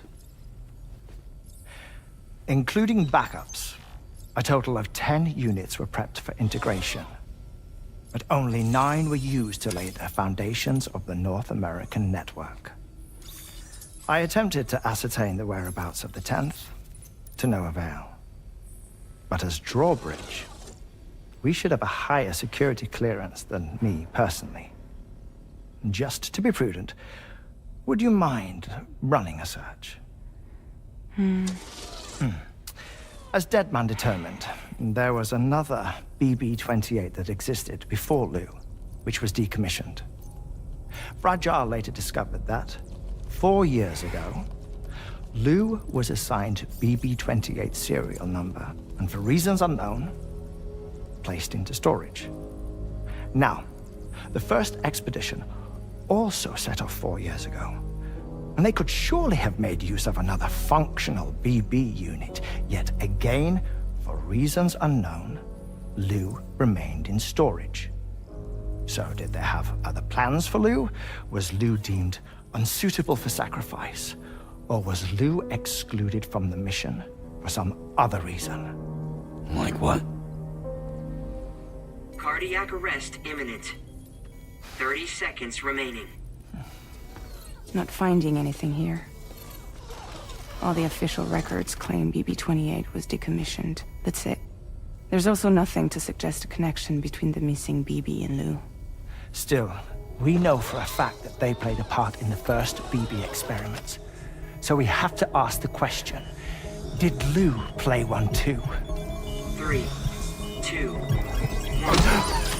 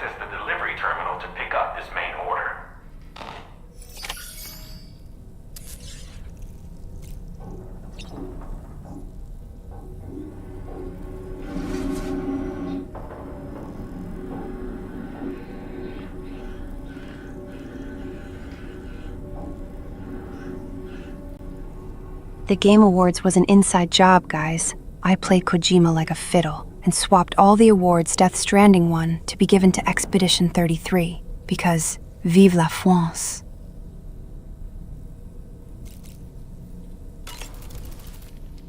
Heading out already, Sam? Can I sleep in a little longer? I suppose not, huh? That's a groovy pair of specs, Sam. Why don't you try them on? Hartman's condition is cause for concern. There's no sugarcoating the tremendous strain he's putting on his body. His is undeniably one of the hardest 21-minute syndromes to live with. The regular disruption to his circulatory system and the flow of blood is damaging all of his organs. And let's not forget that the heart itself has a great many pain receptors.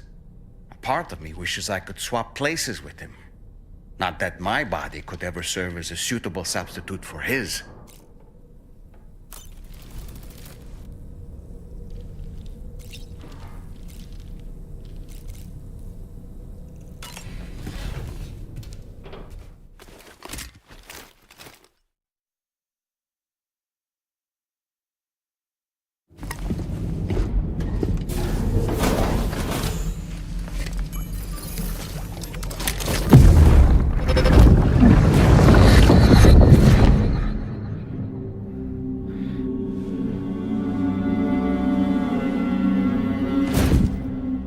What kind of cargo? I have to smuggle them in.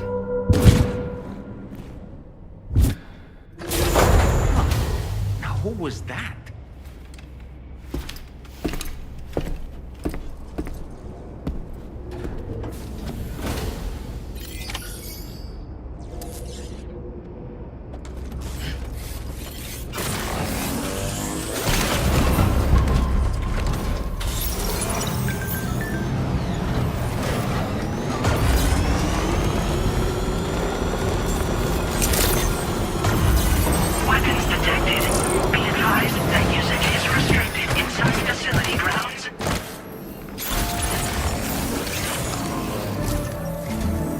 Sam, the next major site to be linked to the chiral network is in the eastern reaches of the continent, East Fort Knot.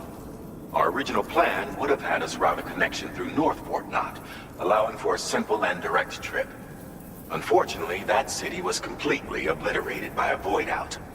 As a result, we have had to devise a new approach, utilizing a series of connections between preppers in the region. Easier said than done, of course. Some of these preppers are currently refusing to join the network. But according to APAS's latest simulations, enlisting the cooperation of the pizza chef should enable us to win over these holdouts. Your first objective is therefore to bring the pizza chef online. And it just so happens that the cargo he's requested is being stored at this very facility. It's been designated a chilled delivery due to its sensitivity to heat, so you should transport it at night or in the rain. Or perhaps take advantage of a pickup off-roader's covered cargo shelf, which should ensure it doesn't get exposed to direct sunlight. Undertake the main order on this delivery terminal when you're ready.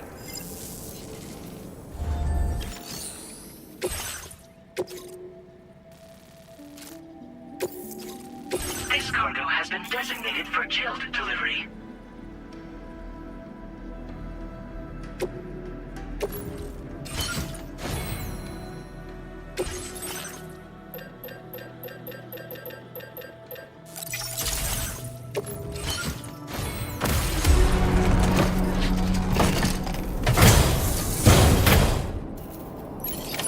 Order accepted.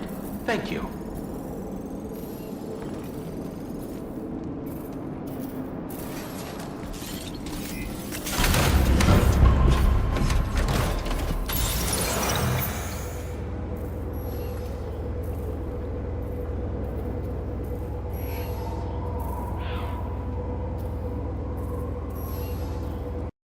George, chat. I need to get this off my chest. I lost Game of the Year. To the French. Yes, the baguette people. The croissant philosophers. The cigarette on a balcony at 3 p.m. contemplatives. I'm sitting there for 3 hours.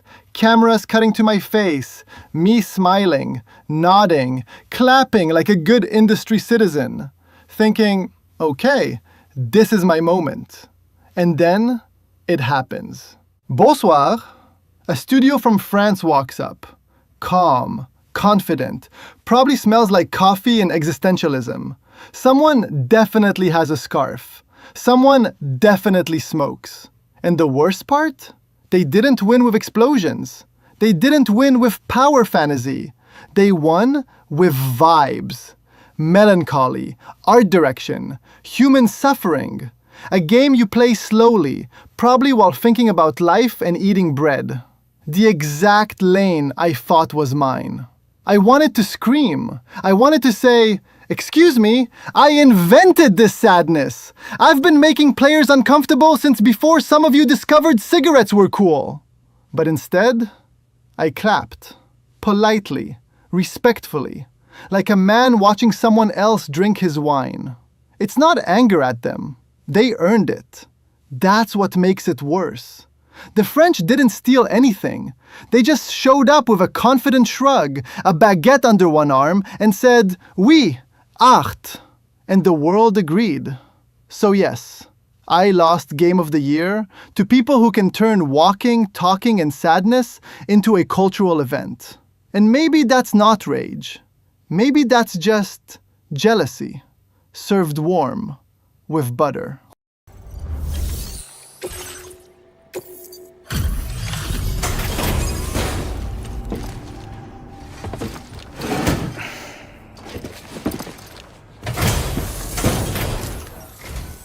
Welcome and thank you for coming. I'll inspect your cargo.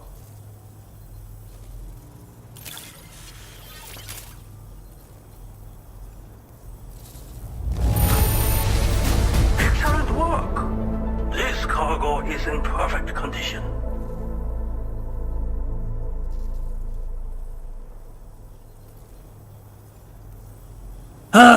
Good God, my family is driving me fucking crazy! It makes me want to move to Australia and deliver packages all over the fucking place!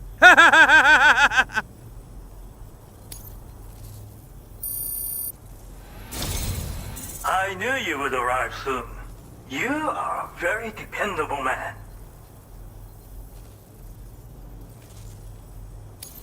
Please, connect me to this network of yours.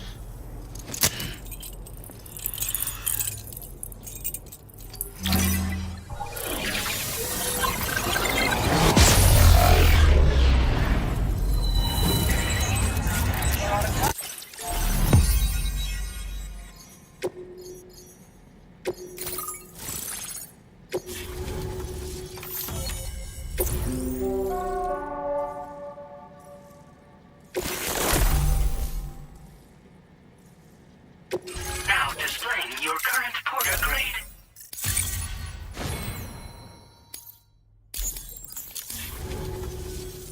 Thank you. This technology is remarkable. I expect I'll receive plenty of new business. And speak of the devil, a new order just came in now. I look forward to seeing you again soon, Sam. Excellent work, Sam. You made a big difference today.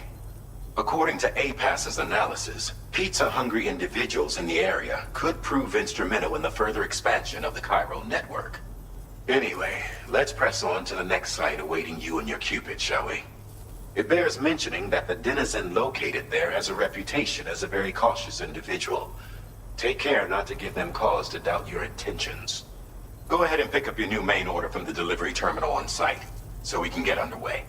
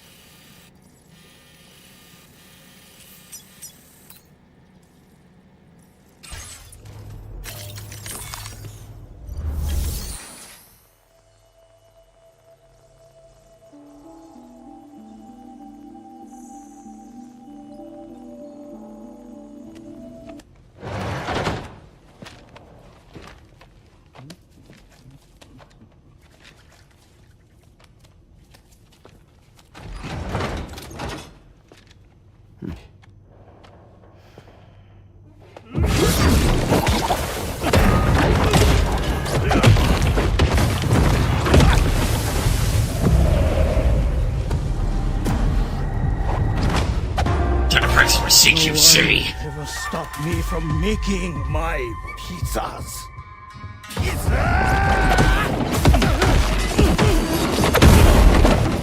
Executive CQC!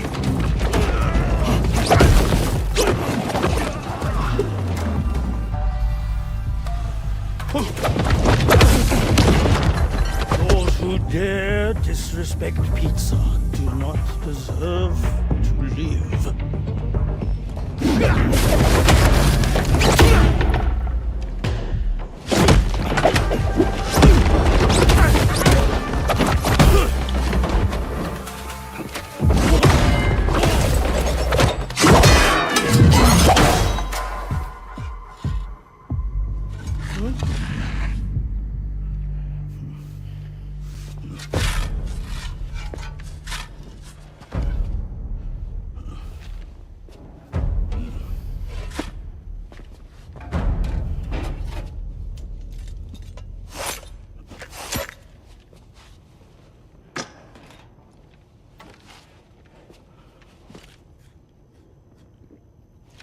Goddamn. You must be Sam. There's something I would like to give you. I'll need a moment. Please wait at the delivery terminal upstairs.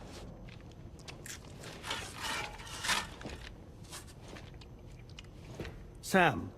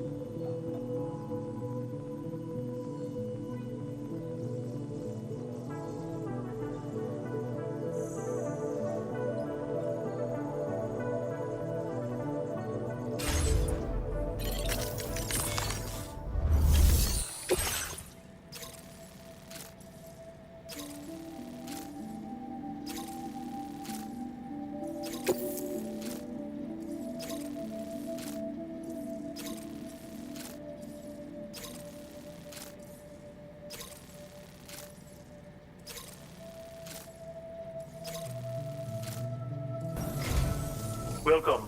While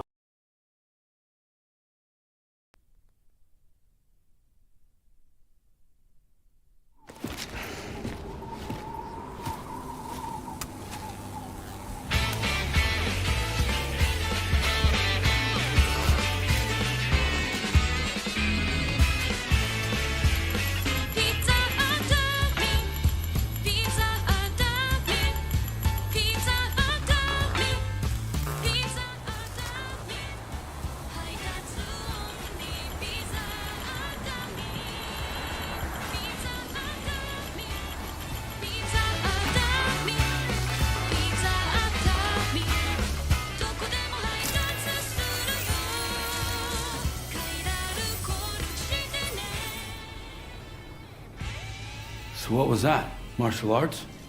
a form of karate I invented while honing my craft. Karate, huh?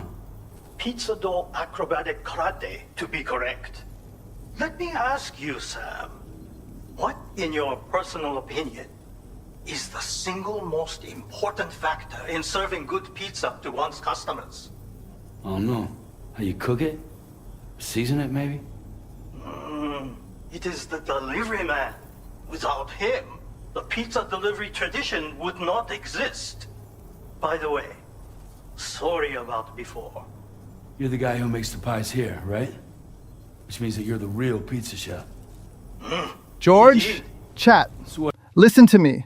Listen carefully. I should have single-handedly won Game of the Year for Death Stranding 2 on the strength of one scene alone, the pizza karate scene.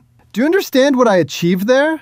Sam Porter Bridges, a delivery man, in a kitchen, fighting a pizza chef. Not with guns, not with explosions, but with karate, dough, steel counters, flying toppings, boiling sauce, pans clashing like swords. The entire kitchen becomes a battleground, flour in the air like smoke, pizza boxes used as shields, rolling pins as melee weapons, a man defending his craft, another man defending the delivery. That scene is everything I am as a creator. Absurd, serious, symbolic, playable. It's about food, it's about labor, it's about respect. It's about conflict born from misunderstanding. And also, it's funny as hell. You tell me how that doesn't deserve an award. You tell me how that loses to Very Serious Walking with Sad Music number 7. Anyone can make a man shoot another man. Anyone can make a sad cutscene. But only I make you fight a pizza chef in full combat choreography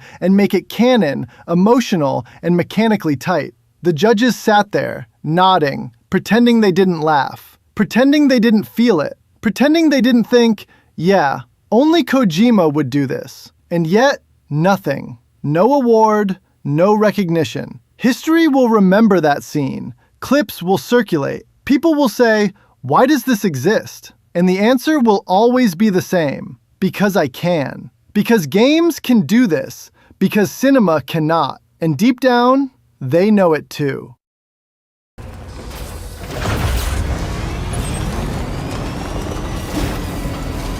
Sam, that is a veritable herd of chiral creatures. Far more than we're equipped to handle.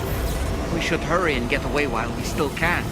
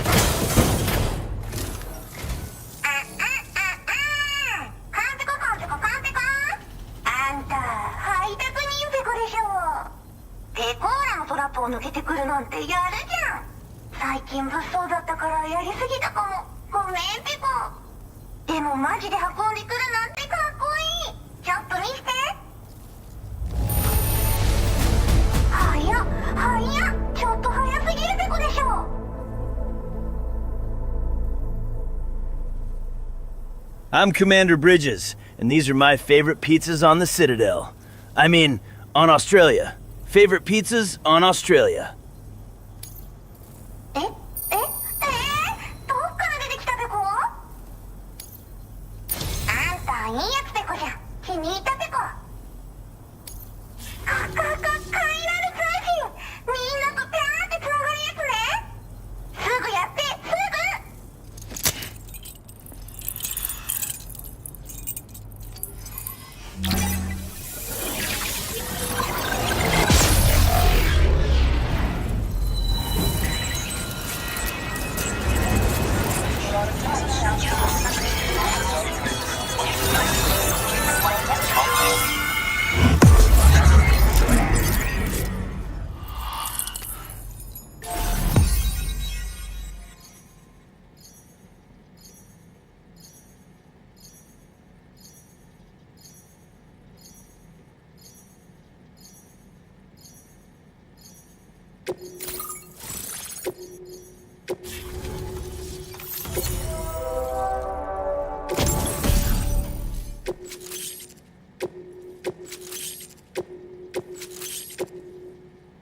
Now displaying your current porter grade.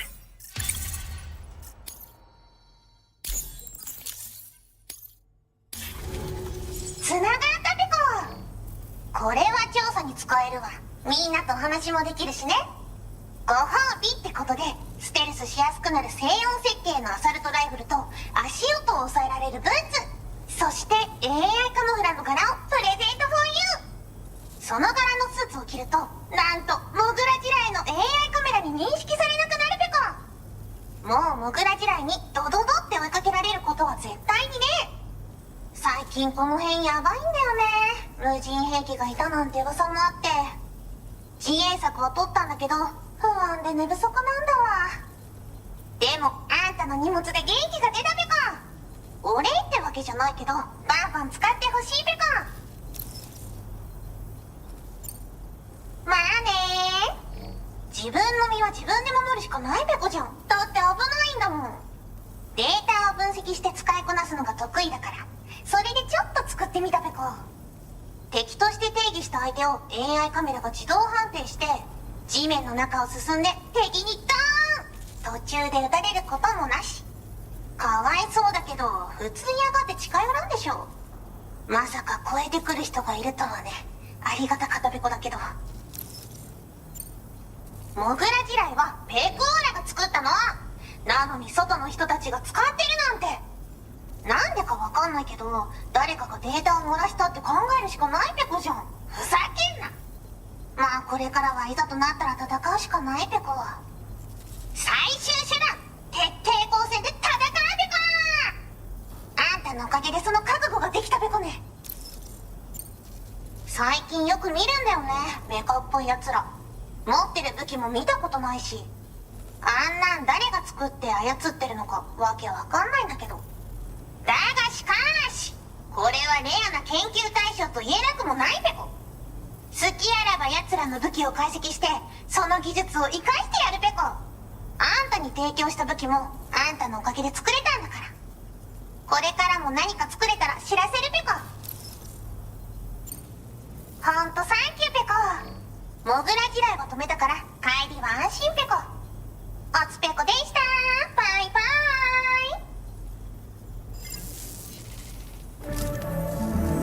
Great job as always, Sam.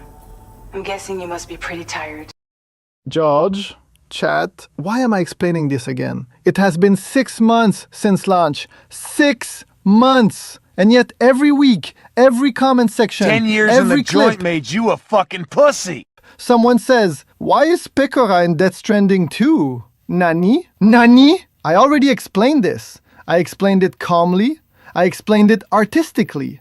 I explained it philosophically. And yet, here we are again. So listen carefully because this is the final rant. Pecora was in the game from day one. Not added later. Not patched in. Not a marketing panic button. She was part of the vision. And still, you refuse to accept it. Immersion breaking, baka. You accepted ghosts delivering packages. You accepted rain that ages people. You accepted pizza karate. You accepted Hollywood actors everywhere. But this is where you draw the line? Nani desu ka? Death Stranding is about connection in the modern world. And the modern world includes streamers, voices, parasocial comfort, people feeling less alone because someone is talking while they walk. That is not random. That is not irony. That is the point. And yet, 6 months later, you're still angry, still confused, still acting like I slipped a joke character into your sacred walking simulator. This is why I keep ranting. Not because I regret the decision, but because some of you refuse to engage with the idea. You don't want themes. You want familiarity. You say you want creativity, but only if it stays inside the box you already approved. Baka mindset. I made Death Stranding to connect worlds. Some of you still want walls. So yes, I will rant again if I have to, because the rope doesn't work if you refuse to grab it.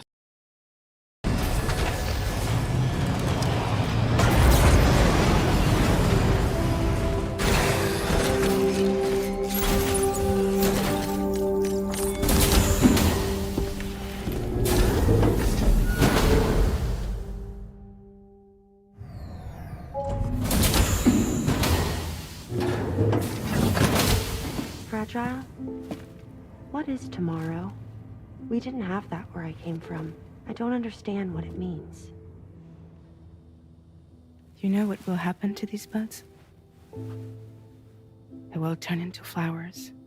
In the space of a day, they'll have completely changed.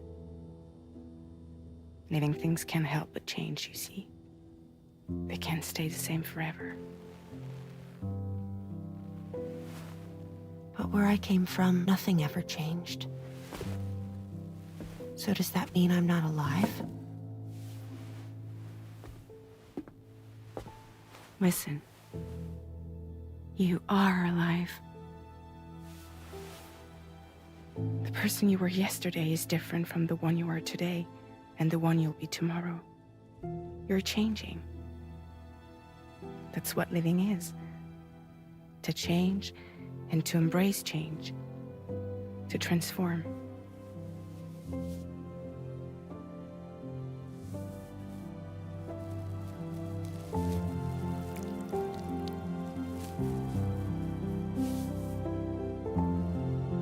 Is this what my tomorrow will be? Yesterday becomes today, which in turn becomes tomorrow. They're all connected, for better or worse. And death is not the end. Death is not the end. Welcome back, Sam. You should get some rest. All right. Good night.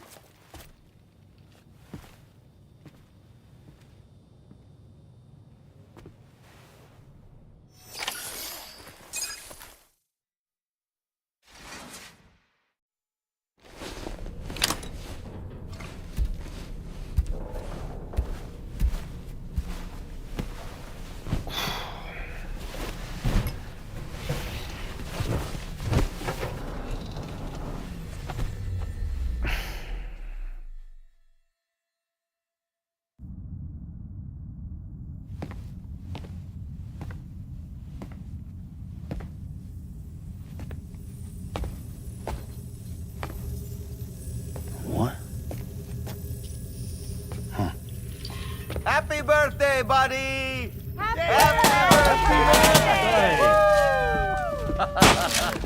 Yay! It's your birthday! Yay! Happy birthday! Congratulations! Happy birthday with salutations!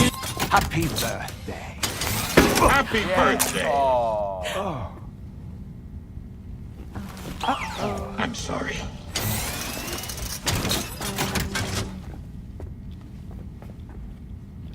Pizza's here. Happy birthday to you. Happy birthday to you. Happy birthday, dear someone. Happy birthday to you.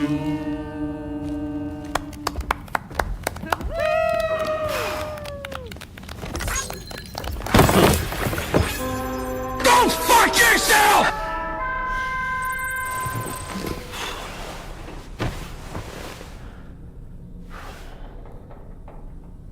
happy birthday to me. Huh.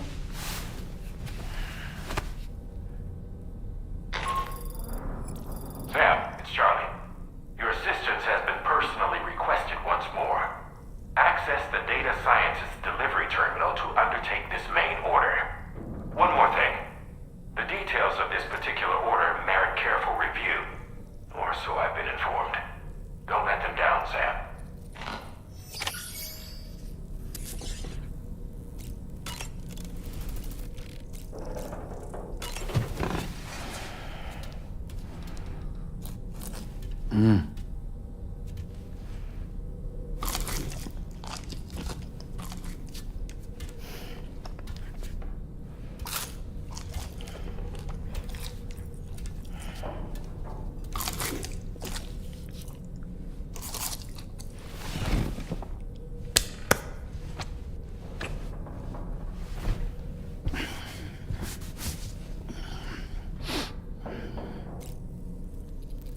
What are you doing, Sam, you fucking degenerate? Good fucking God!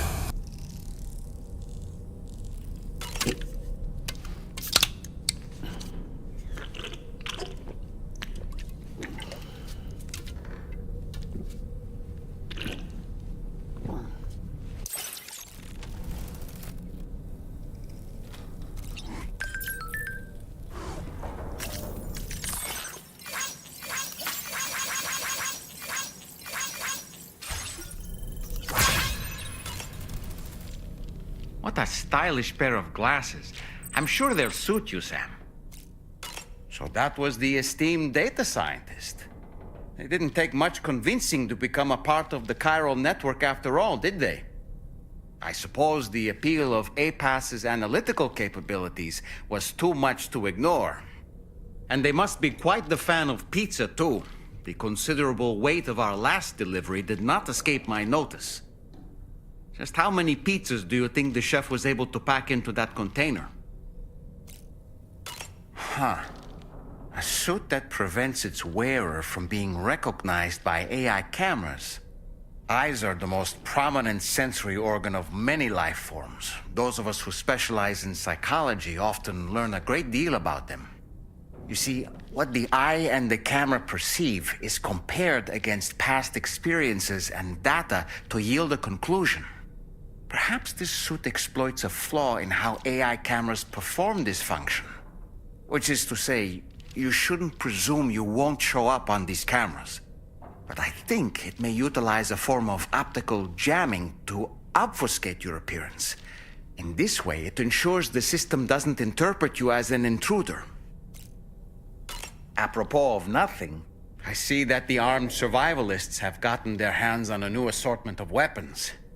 And our own arsenal has since been expanded, courtesy of the pizza chef. People seem less and less inclined to give others the benefit of the doubt these days. I fear it's going to continue to get harder to earn the trust of strangers in the future. I don't really have anything else to say right now.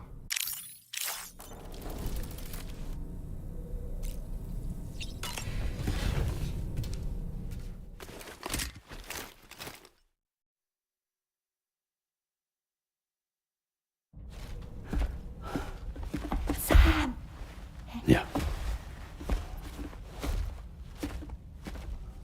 I was thinking I should teach Samara a few things, but to do that, I need to do some studying myself. Can you take a look at this?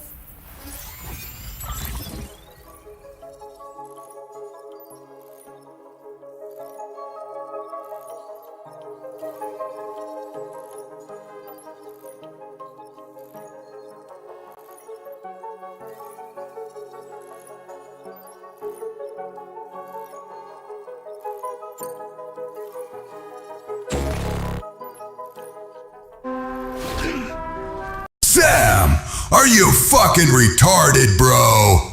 Did you graduate from McDonald's bathroom? Good fucking God, Sam.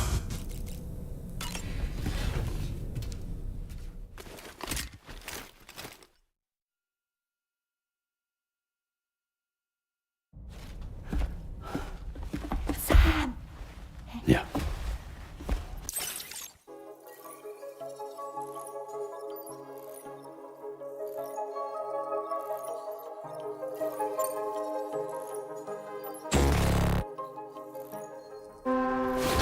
Sam, are you fucking retarded, bro?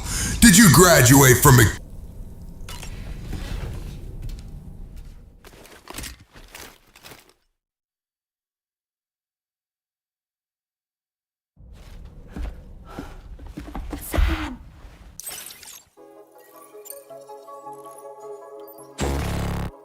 Sam, are you fucking retarded, bro?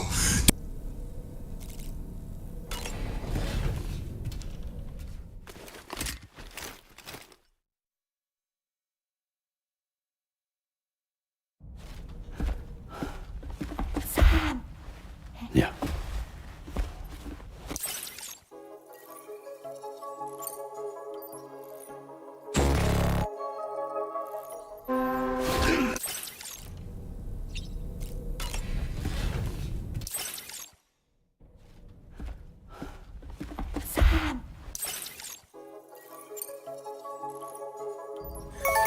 I see. Thanks for the input. Have a safe trip, Sam. Later. Okay, tomorrow. Let's continue. I don't wanna.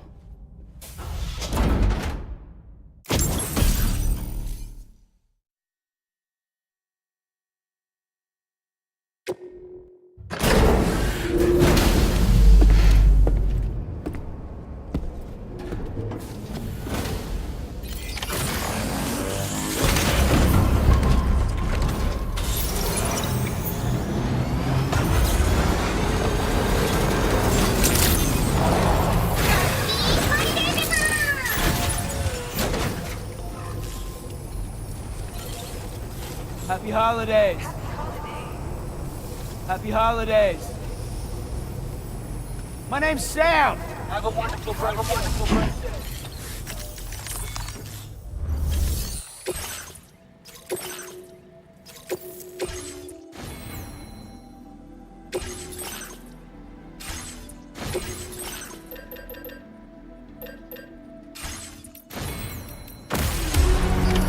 Order accepted. Thank you.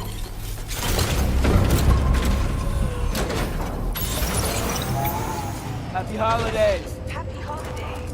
Hello! Somebody lend me a hand!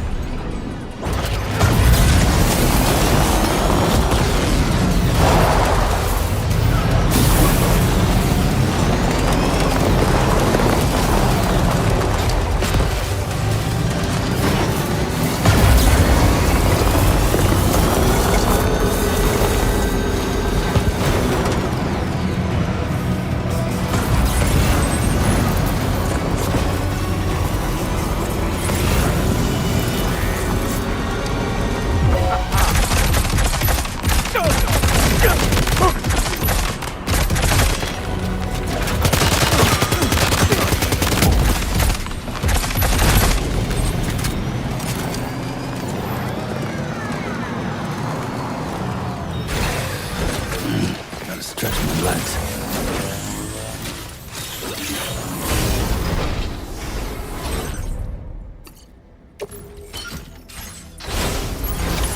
Looks like you have what was requested. All that remains now is to drop it off.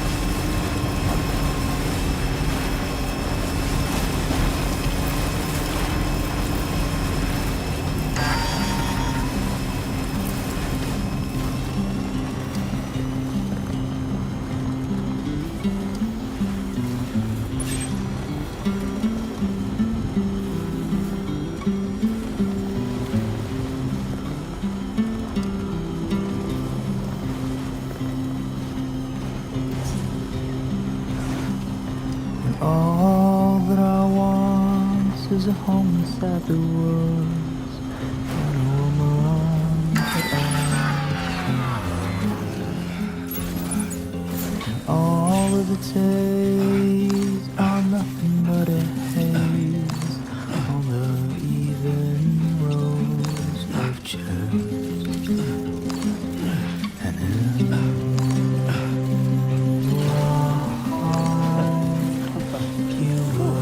Too close for comfort.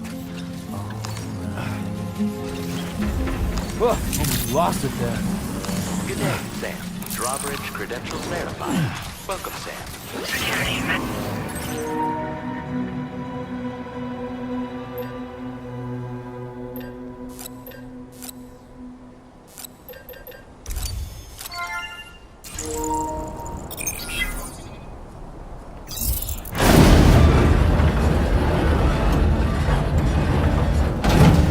That did it, Sam.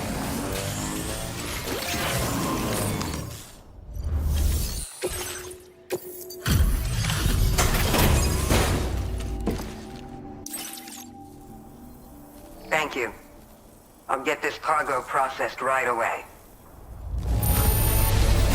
I'd say this is practically perfect. I had a feeling you were the right porter for the job. We've been waiting. We're ready to join the chiral network.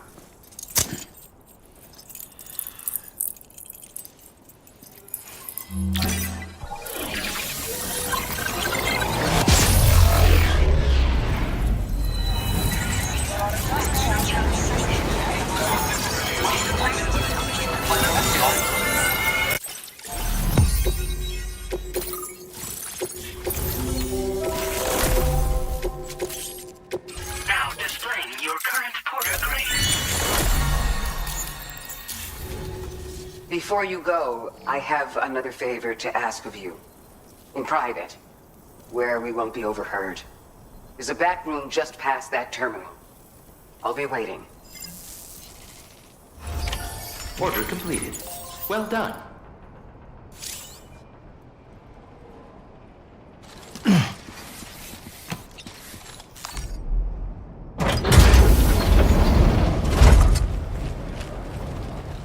What is this? We came here in peace.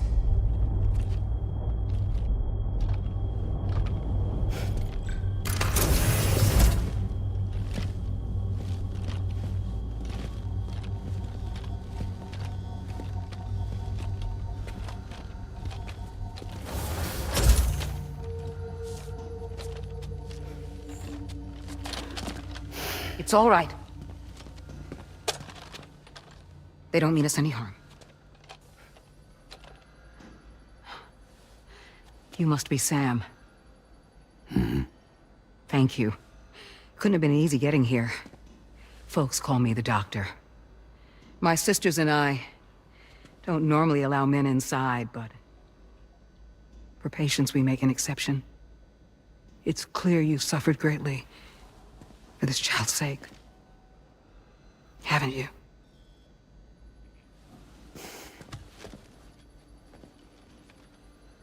May I, Sam? Yeah.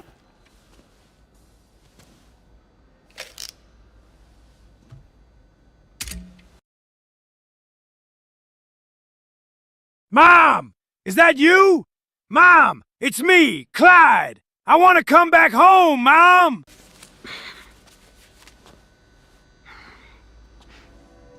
Oh, these. They're chiral hands.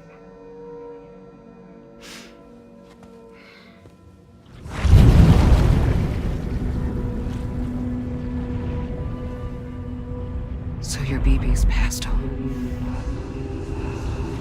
You have dooms then, I take it. I do. And it's given me an unusual gift.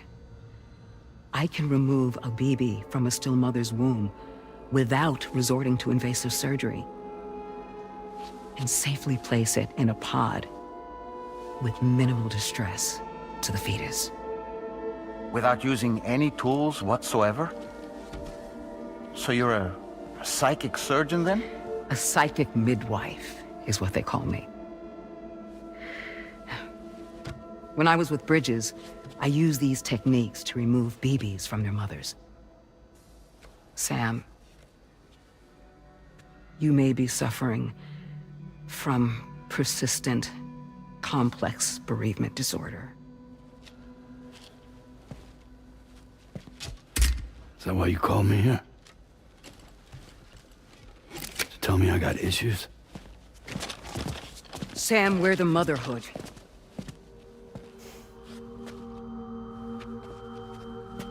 The what now?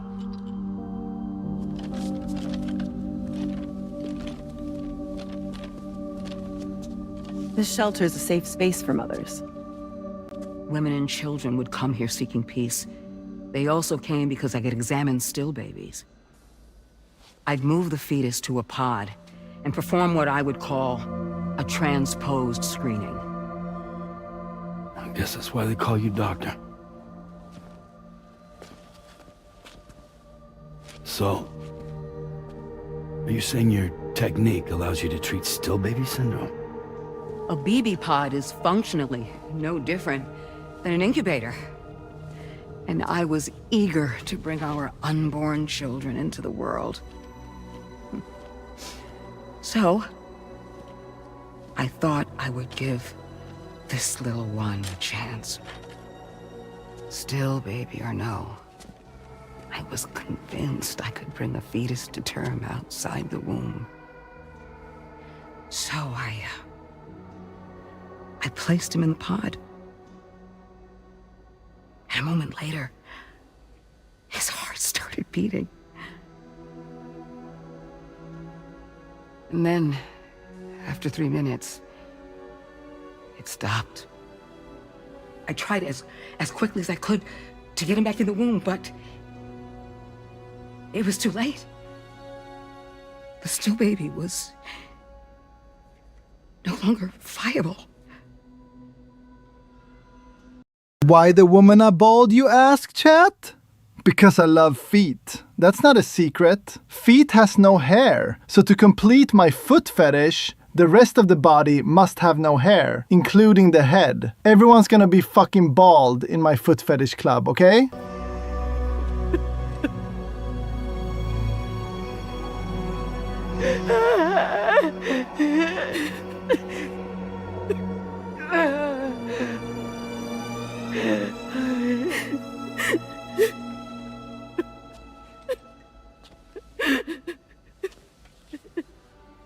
Over time, I tried to refine the pod tech to find a way to help women and their children. But treatment and life extension are impossible. All I could do was look. Even so, word got around and mothers in need of support started coming here. But unfortunately, not long after, men came knocking too. Men who wanted women. What could I do? I was only a doctor who delivered babies. And nothing more. Luckily, I had strong women around me. Mothers who were willing to stand up and fight for the sake of us all. But as soon as we decided to take up arms, our man friends only got bolder. If we don't fight back, they'll enslave us. We can't and won't lay down our arms till our safety is guaranteed.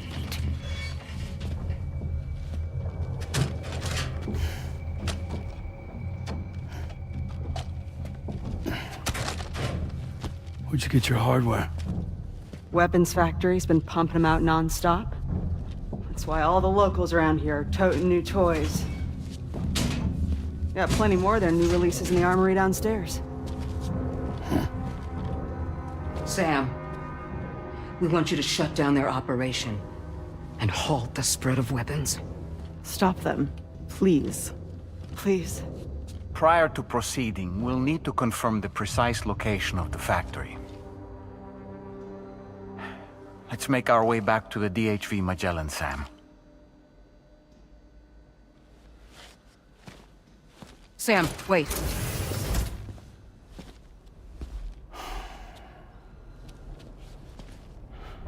Yeah.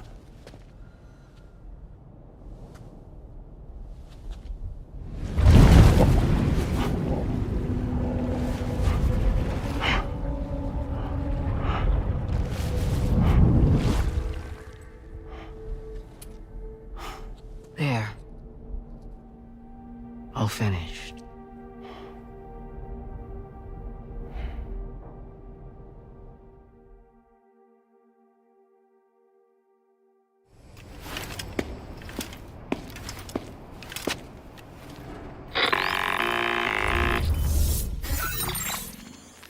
Sam, this is Tarman. We've got an emergency on our hands here.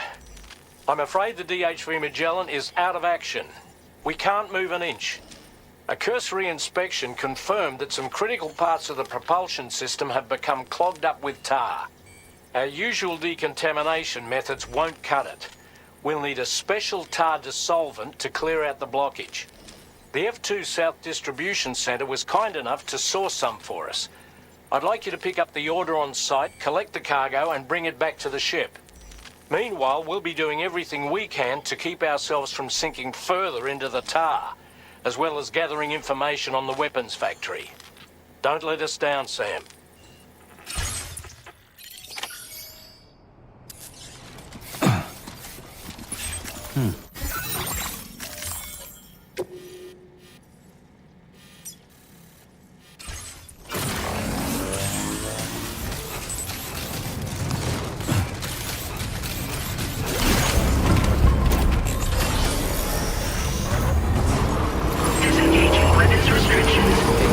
Look, Sam, a hot spring. Shall we take a dip?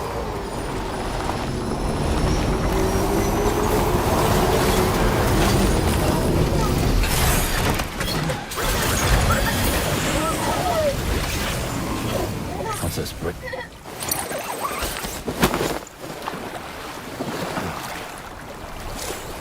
I could just soak here forever and ever. Soak it in.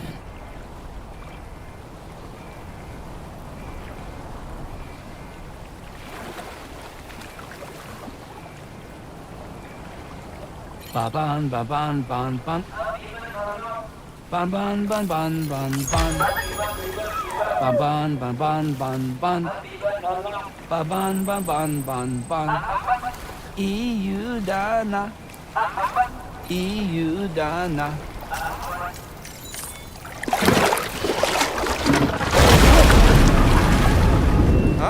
It's pulling us in!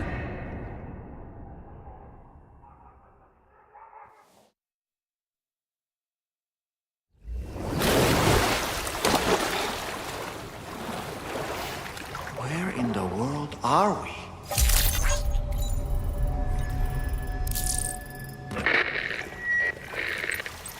Wait, are you Sam? Where did you come from just now? Did you perhaps arrive here by way of a hot spring? If so, then we have much to discuss. Would you be so kind as to access the delivery terminal? Whenever you have a moment, that is.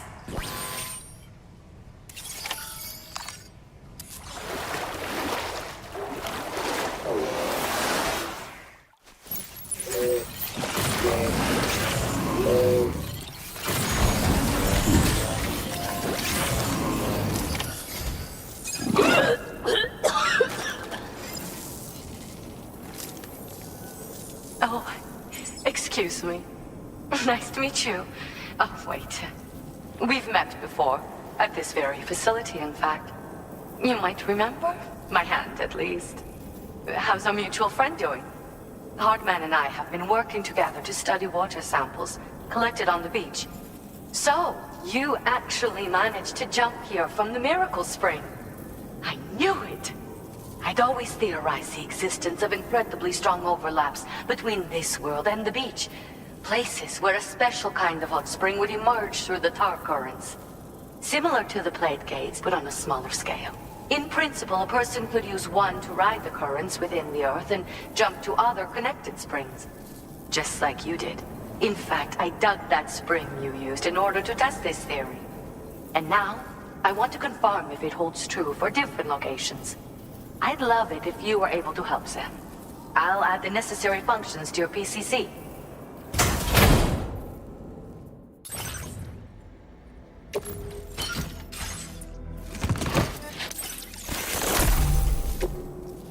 Just so you know, I've added hot spring digger functions to the level 2 PCC.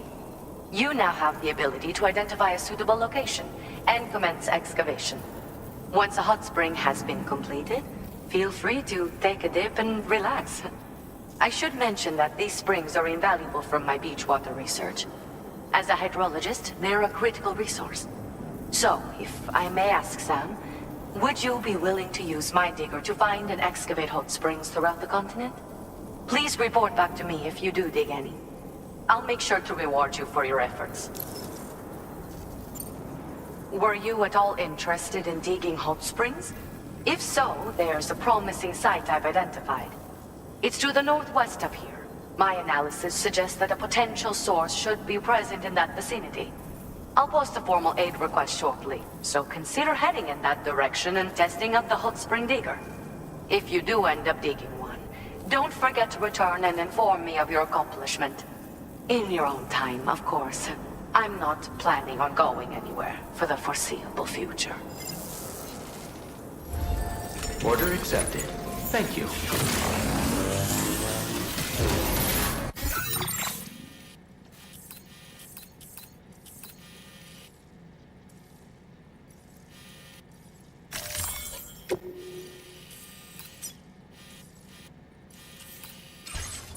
If we make a hot spring jump from Hartman Spring, we should be able to return to our previous look.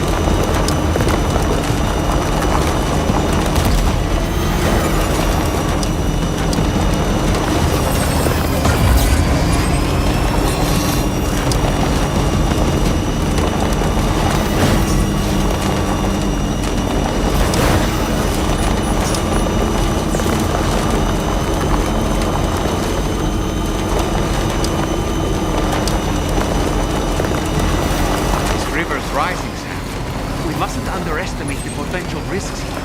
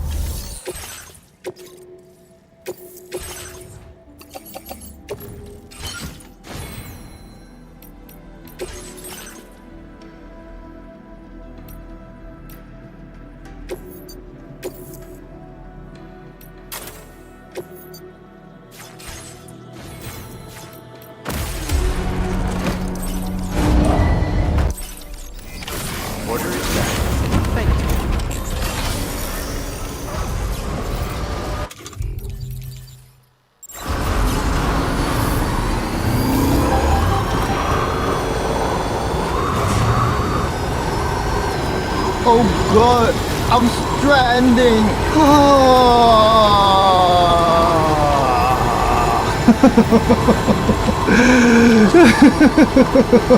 I am stranded. You are stranded. We are all homos.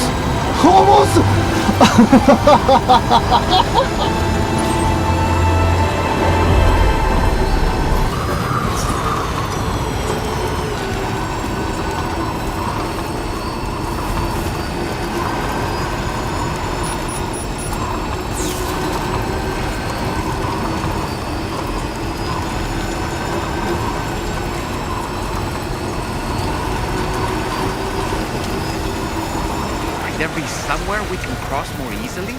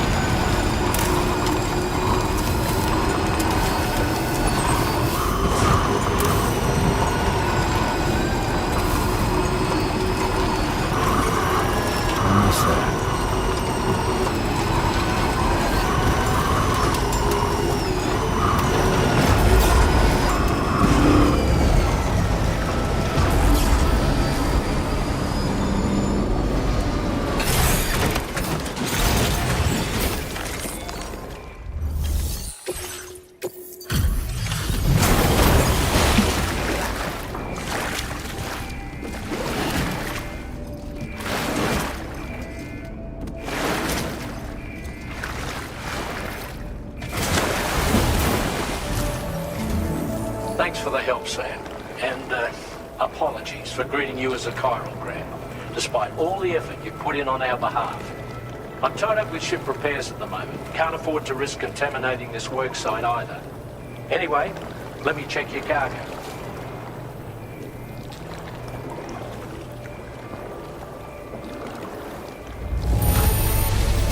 On you, Sam. This cargo looks to be in perfect condition. It's no wonder your client speaks so highly of your work.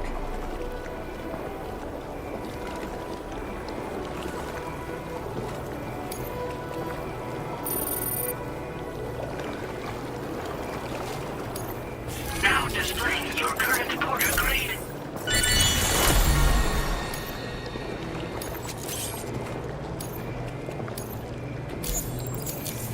Cheers for that, Sam. This'll take care of that blockage, no worries. We'll get started right away. We can handle the blockage. It's fine. I'd rather you get some sleep so you're ready to tackle your next order. By the time you wake up, we'll probably be finished anyway. Enjoy your rest.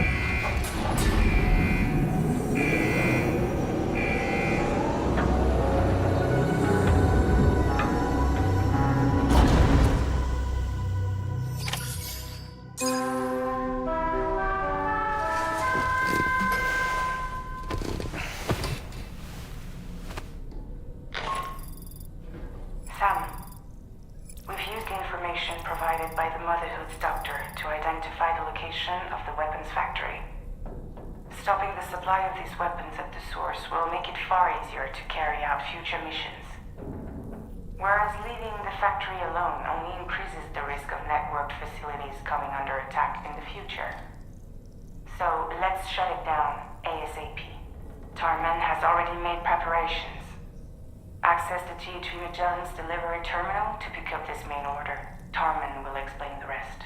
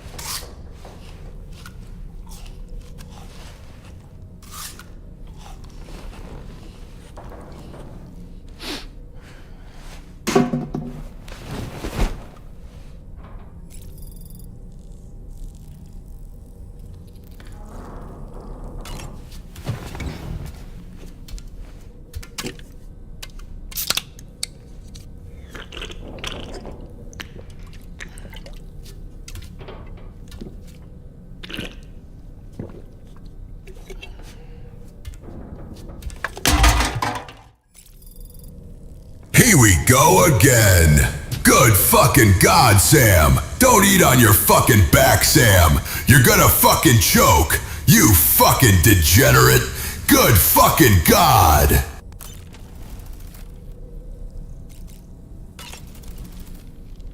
Oh boy. I really miss the taste of food. Each time we take the DHV Magellan into the currents, the level of tar pollution on board increases. Which is why everyone has to pitch in to clean the ship after every trip. In spite of that, we still find ourselves stymied by nasty blockages like this one. Tarman broke 3 mops attempting to dislodge a particularly stubborn wad before throwing up his hands in despair. Although he failed in that epic struggle, I can only respect his dedication. Sam, the doctor's talents were a sight to behold. A psychic midwife. I've never had the opportunity to watch one at work before. How many children has she held in those hands of hers, I wonder? I expect she knows a great deal about BB units as well. Ah, yes.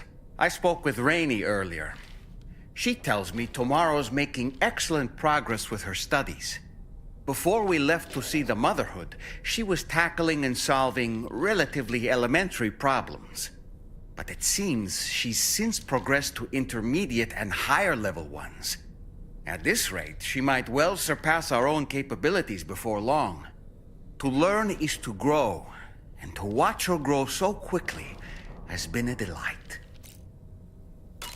Sam, about the hot springs. We should go out and try to dig a new one. They can soothe aches and pains, improve circulation, and depending on the mineral content, confer all kinds of other benefits.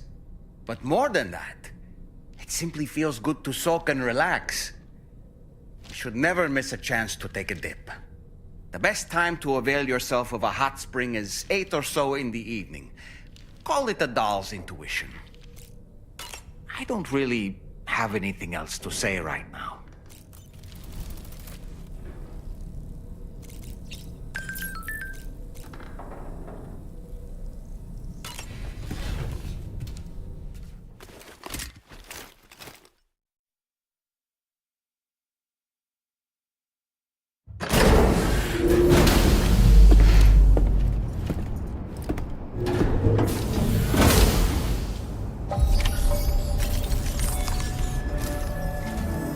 Sam, your next order is a little complicated, if I'm being honest.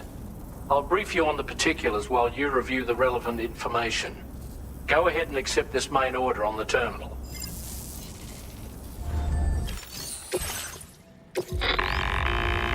Okay, Sam.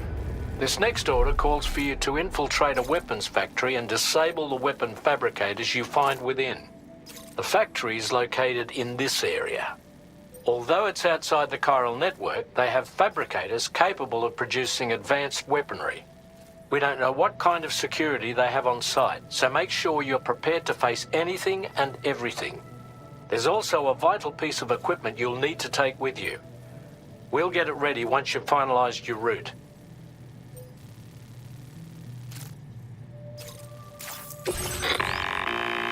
The Ring Terminal expansion device is designed to support the Ring Terminal's hacking capabilities. The factory where the weapon fabricators are located is outside the bounds of the chiral network, and APAS has determined that you won't be able to hack into them with your Ring Terminal alone. But with this device in your possession, all you need to do is access the fabricator terminal. It'll be hacked and rendered inoperable before you know it. Once the terminal is out of action, they'll have no way of getting the fabricators up and running. And they'll likely conclude it's not worth the hassle to try and make weapons here again. Hacking the weapon fabricator terminal will also simultaneously extract any data stored in its drive. So be sure to bring the expansion device back to the Magellan once the fabricators are disabled. You'll need to submit it to the ship's delivery terminal to complete the order. We'll conduct a full analysis of the data you bring us. Oh, and a word of warning. This device contains unique components that can't be reproduced with a chiral printer. So whatever you do, don't break it. Get the job done, Sam.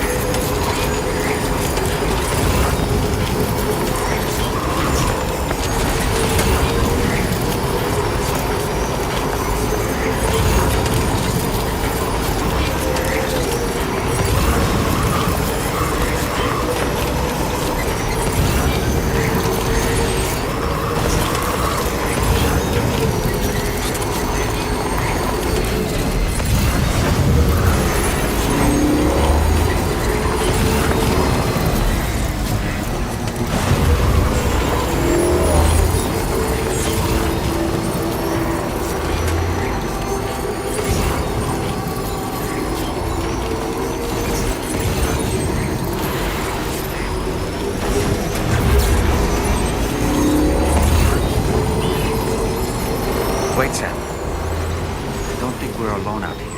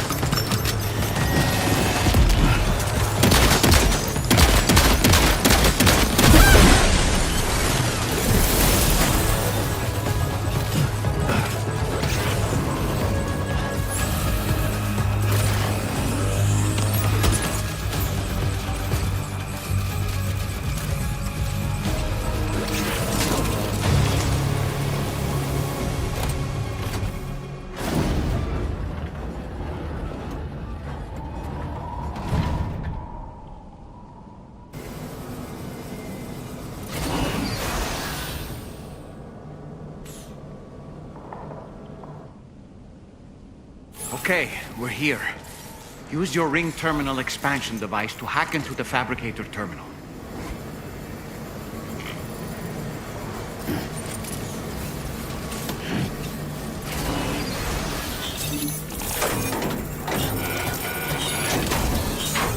Okay, those fabricators are toast. We've extracted the necessary data as well. Let's make our escape and return to the DHV Magellan. Don't forget to bring the ring terminal expansion device with you. When did you start getting your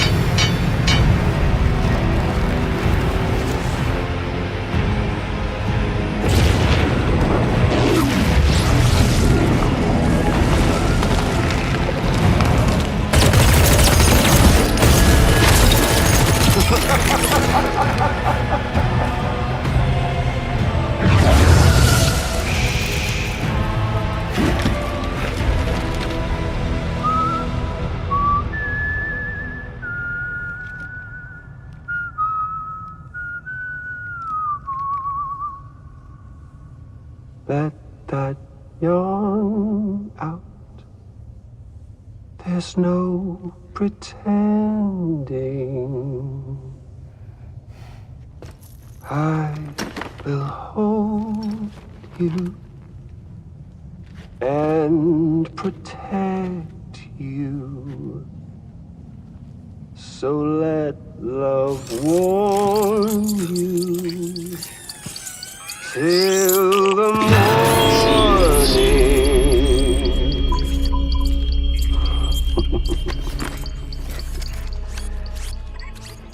Hey, brother.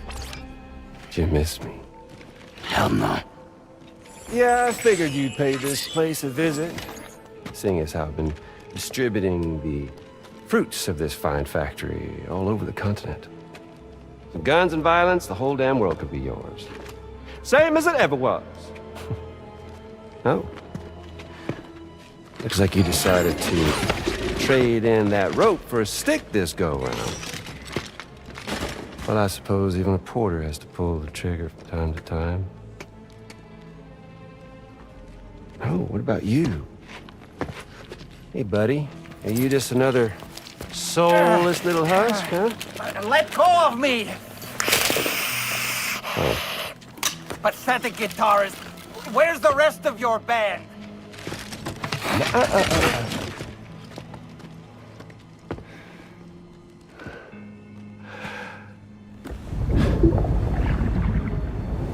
Well, ain't that something?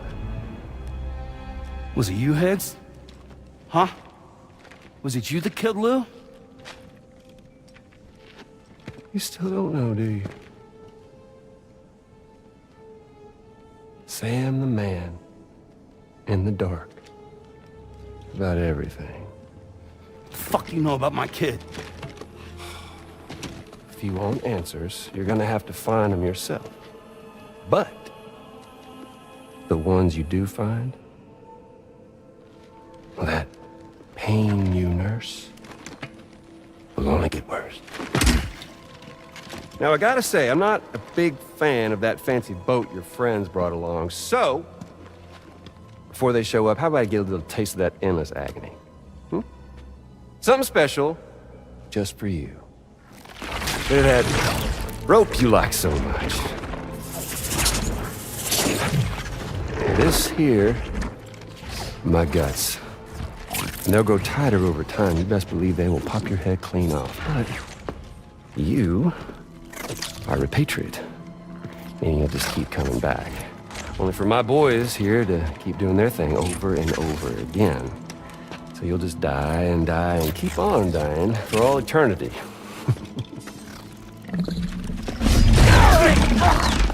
Sam! Sam! Yeah. Really, it's a shame you won't stay dead.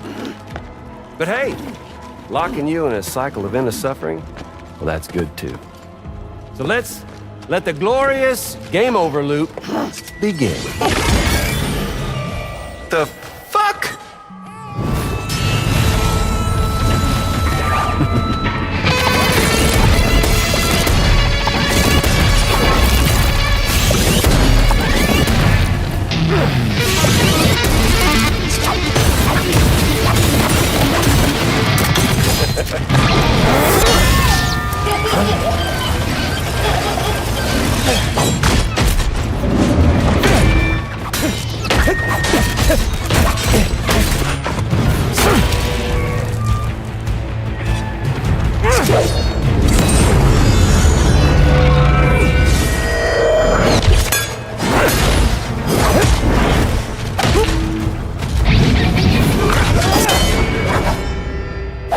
That ninja.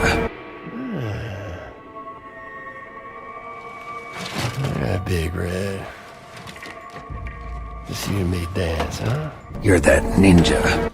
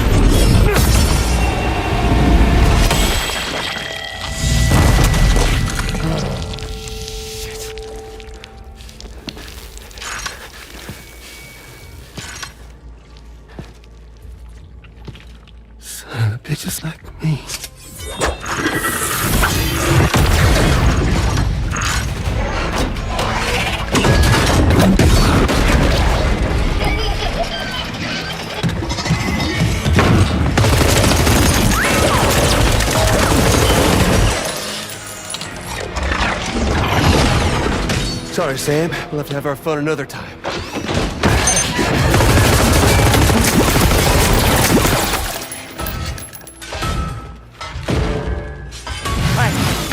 Who the hell are you?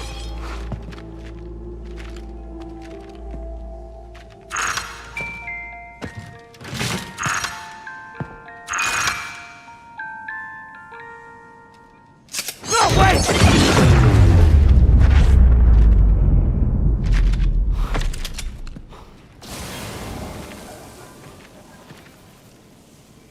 What on earth was that red behemoth anyway?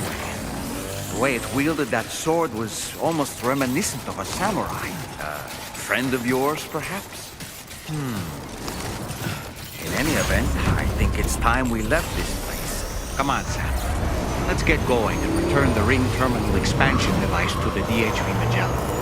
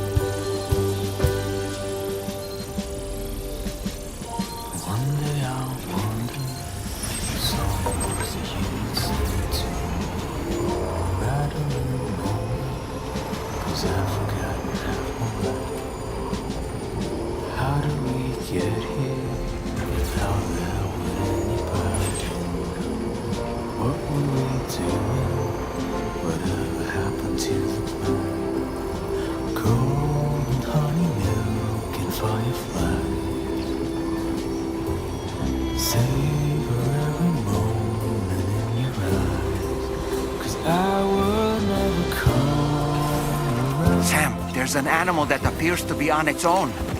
This could be a good opportunity to assist the shelter with their preservation initiative.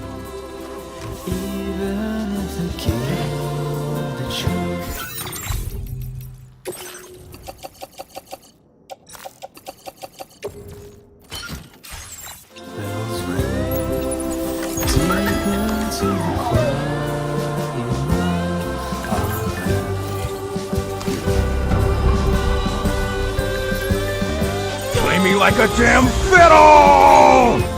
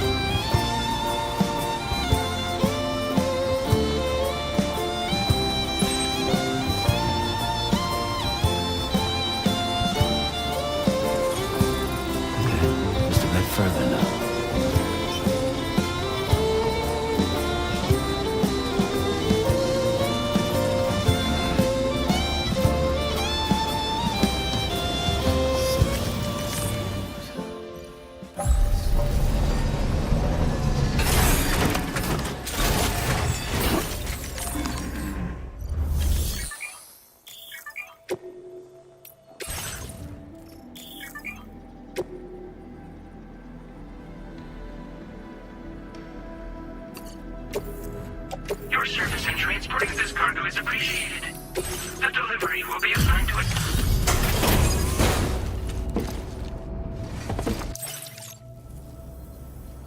Sam. Glad you're okay. I'll check your order status right away.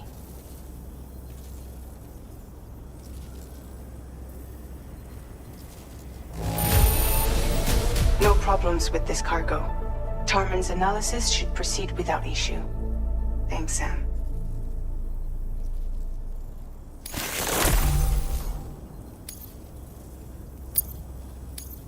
Now displaying your current porter grade. I'm glad we could confirm that Higgs was involved. Though I still don't understand how he escaped the beach. The Ghost Mech forces are definitely under his control. And Higgs is determined to spread weapons to every corner of Australia. The information we retrieved from the device you brought back to us only serves to confirm this. We now know for a fact that the weapons popping up in this region can all be traced back to that factory. But that's not all we've determined. We've also learned about a new type of fabricator, one that wasn't present at the weapons factory. It's not clear where they're being used or what they're producing, but this likely means there may be another factory out there. We'll look into it. Great work, Sam. That factory won't be capable of producing weapons ever again. The Motherhood should rest a little bit easier with that knowledge. Higgs remains a concern, however. It is indeed possible he has another factory elsewhere in the continent. It seems we'll need to proceed with greater caution in the days and weeks ahead. Upgrading the Magellan may also be worth considering. As for you, Sam, you need only to continue expanding the network. For now, Sam, you should return to your private room and get some rest. You made a real difference today.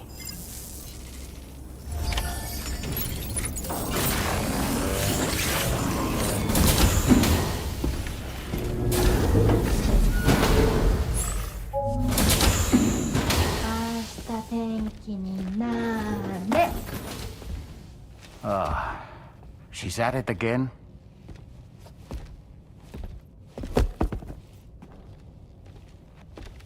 Wait!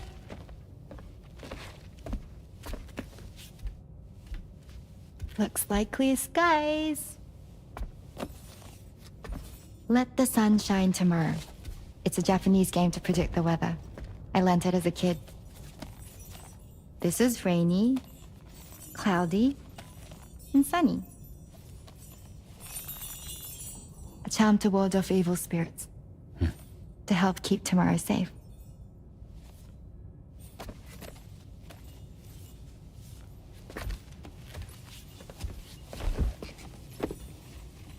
Hope it's right.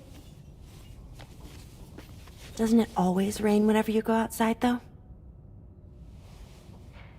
Yes.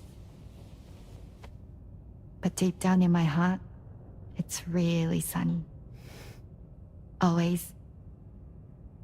Okay, your turn. Okay. Let's do this. 明日天気になれ。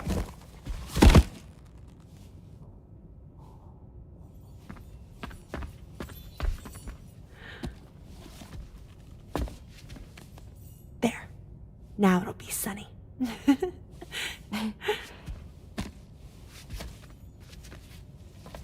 Bye, Sam. Bye.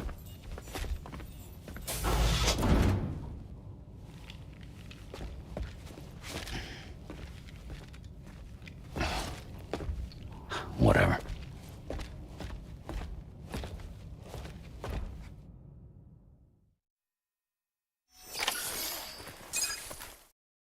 Is this what Kojima jerks off to every night? Did he pay $150 million just to jerk off to his custom-made 4K foot pornography?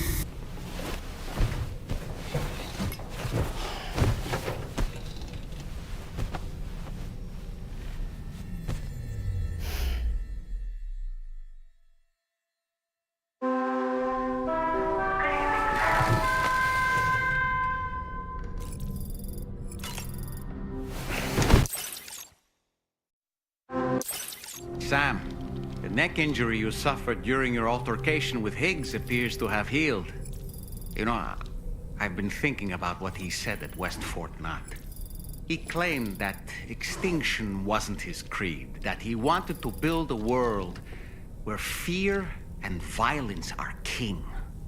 I can only assume that at present he lacks the means to set the last Stranding in motion. So instead, he settled for trying to pit people against one another so they can tear the world apart for him. The weapons factory was just a means to that end. All the more reason why we need to rely upon the rope that is the chiral network to bring the whole continent together. But that's not all he said, of course. He wanted to get under your skin with those comments about Loom. To get his revenge by inflicting as much pain and suffering as possible on the undying repatriate. Personally, I think you should try to put it out of your mind. Focus on finishing this journey, and in doing so, finding the closure you need. That's one of the reasons we took to the road, after all. That and finishing the network to bring forth a new plate gate. Let's carry on, Sam. One step at a time. Sam, Charlie here. Another assignment has been registered in the system. You can pick up this main order by accessing the Motherhood's delivery terminal.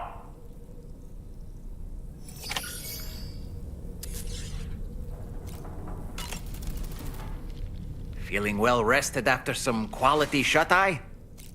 Sam, been a while since you had a proper shower, wouldn't you say?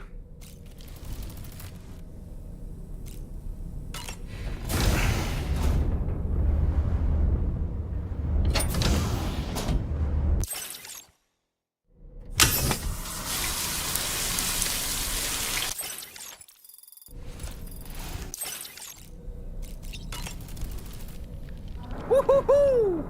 Looking clean as a whistle. Ashta tenki ni nare. All right. My shoes don't come off. Oh well. I don't...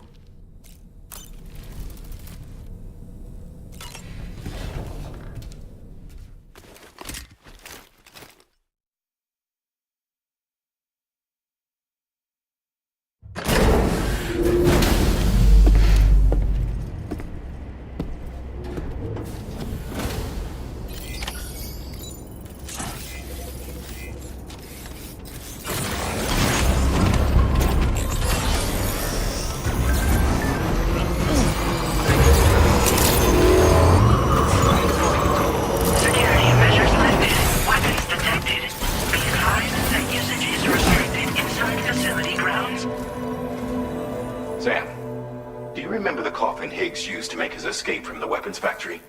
Well, it seems we've identified a similar-looking object. The mechanic, whose shelter you're slated to link up next, reached out to us. He's asked us to go and retrieve this object on his behalf. I'll give you a more detailed briefing as you review the request. Accept the main order on this delivery terminal to proceed.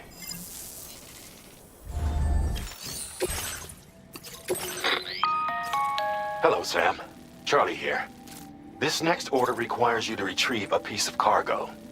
Said cargo is located somewhere within this armed survivalist's base, and is a distressingly familiar coffin-shaped object. Additional devices of unknown purpose appear to have been delivered to the base as well. While much remains unclear, securing the coffin for study may provide us with intel on Higgs and his movements. The mechanic is eager to conduct an analysis, and we have every intention of cooperating with him. That's all the additional information I have for now. There may be more surprises in store for us during this operation, so take all due care in plotting your route and finalizing your equipment loadout. We're counting on you, Sam.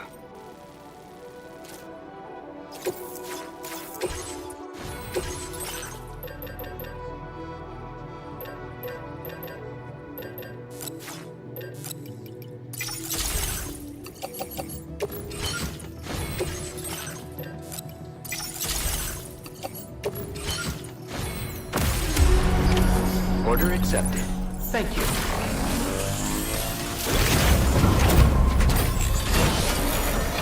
Look out.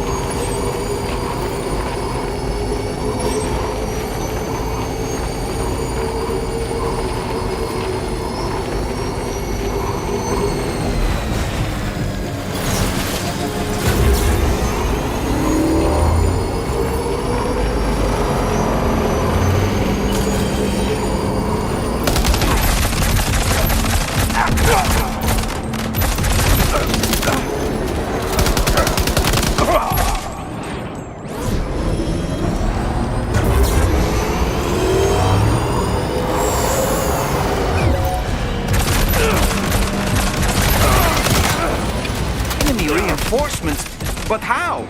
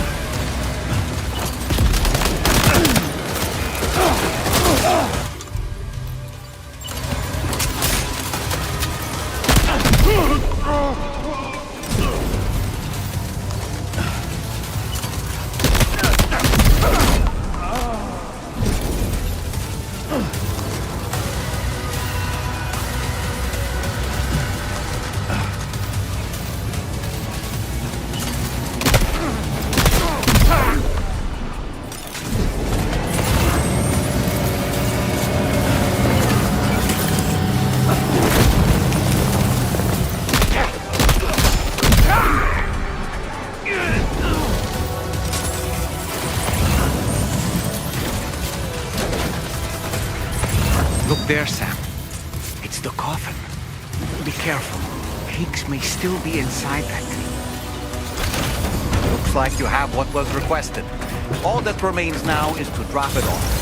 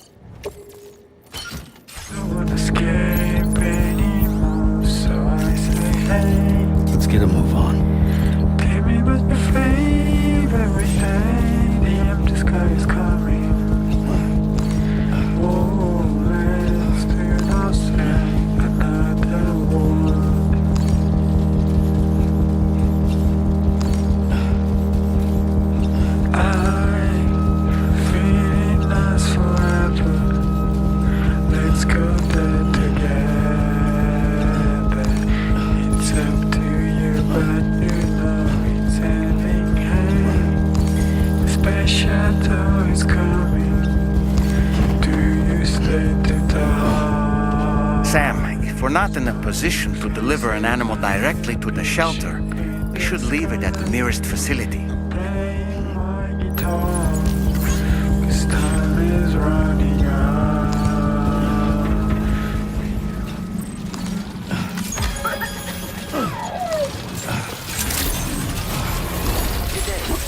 Drawbridge credential.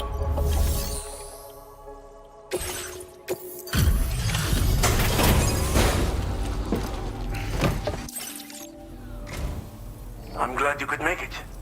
Did you really manage to retrieve the device? I'll need to assess its condition.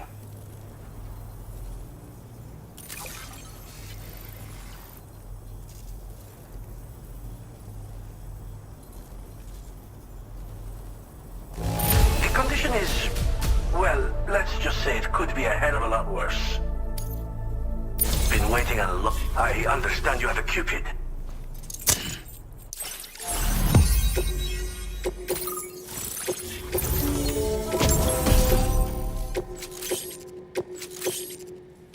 Now displaying your current porter grade. Fascinating, this ocean of information. It's so much more than I imagined. Enough for me to make great strides in multiple avenues of research. I hesitate to call it a reward, but I would like to present you with this.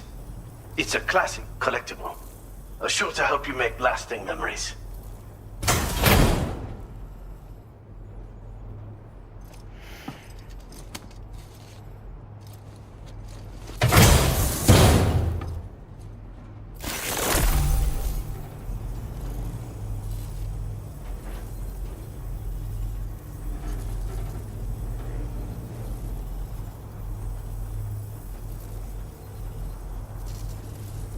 I finished my examination of that coffin.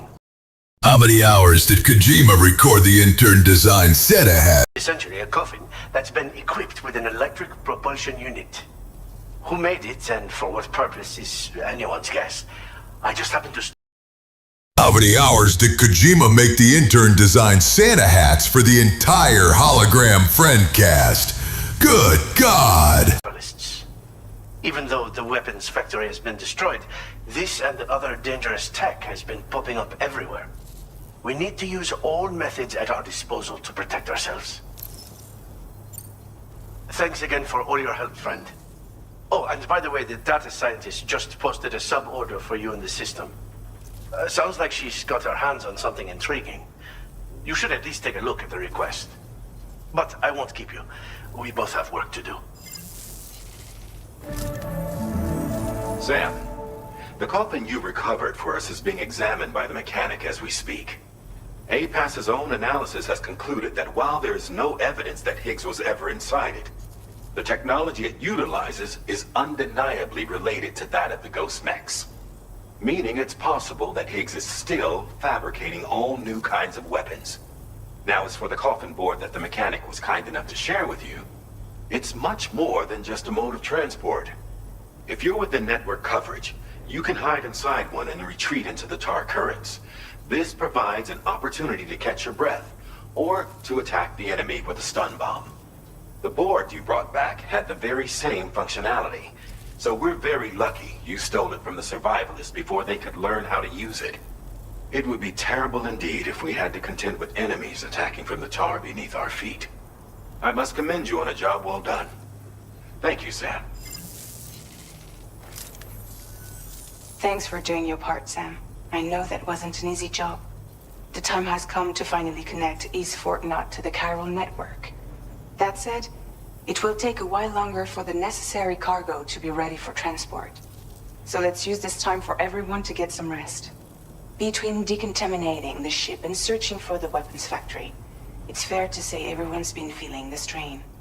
You and Dolman have had to complete several difficult orders recently, too. Wrap up any pressing and finished business, then return to the Magellan so you can take a break. We have a long road ahead of us, and we need to manage our health to make it to the end. On another subject, would you mind if I borrowed that instant camera the mechanic gave you? I bet Rainey and Tamara would love to try it out. Apparently, they're pretty rare these days. It'll be a fun experience for them.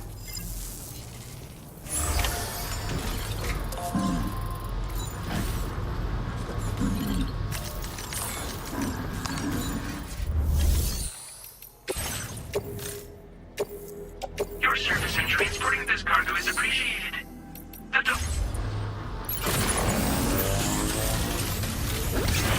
Many thanks, friend.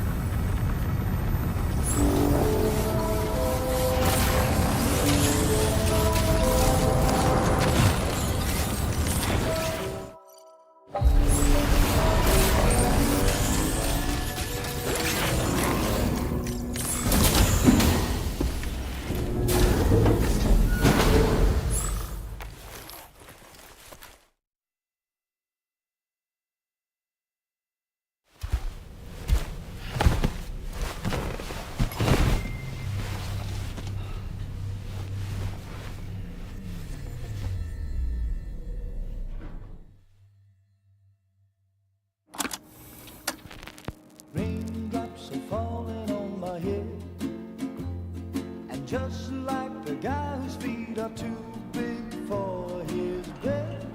Nothing seems to fit. Those raindrops are falling on my head, they keep falling.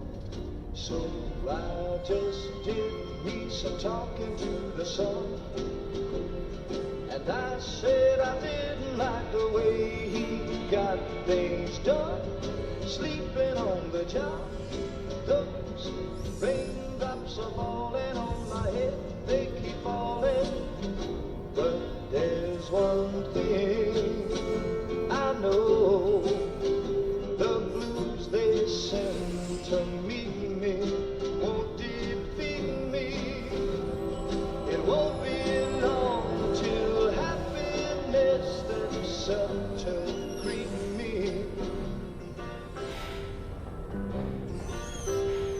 Raindrops keep falling on my head. No. But that doesn't mean my heart will soon be turning. I'm so sorry, Sam. Crying's not for me, 'cause I'm never gonna stop the rain by complaining. Because I'm free, nothing's worrying me.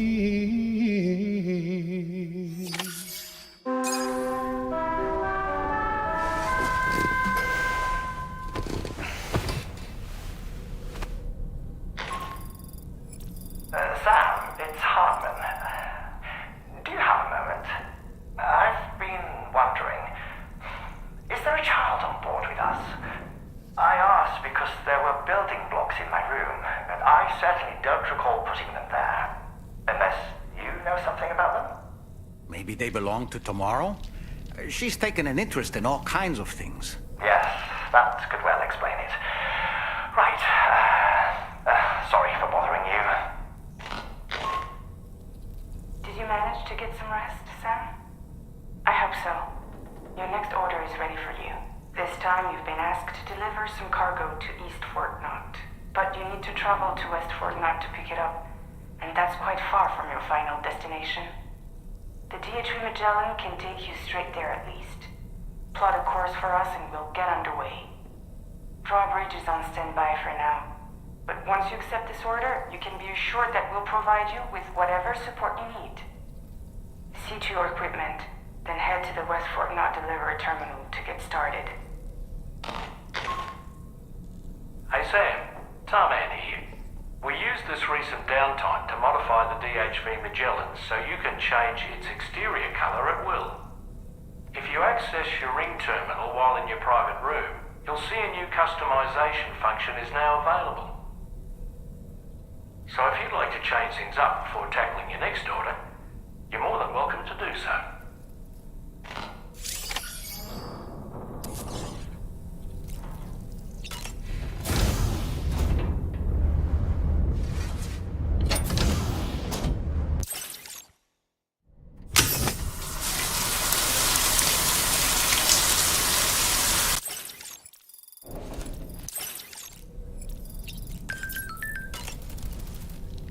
Woo-hoo-hoo! Looking clean as a whistle. When I saw that coffin, I was reminded of a rather unorthodox type of psychotherapy. The patient lies down inside the coffin, which is then closed, plunging them into darkness. In being subjected to this simulated experience of being laid to rest, they may find a measure of peace and comfort. If you spot a coffin that seems suitable for this, why not climb inside and see what happens? I don't really have anything else to say right now.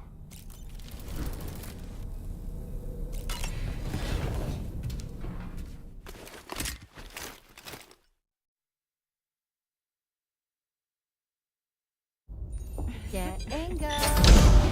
Cheese. Woo. Are we all in this? Hey, Sam. Hi. What are you guys doing? Nothing important. Can you take a picture of us? Sure. If we want to do it right, we could choose somewhere else. All right. Why don't you choose?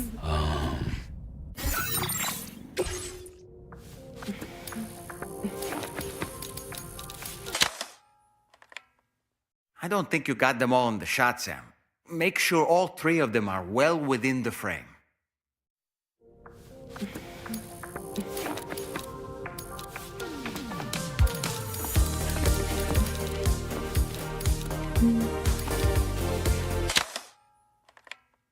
Ah, someone's eyes were closed. You nearly had it. Let's take another one for them.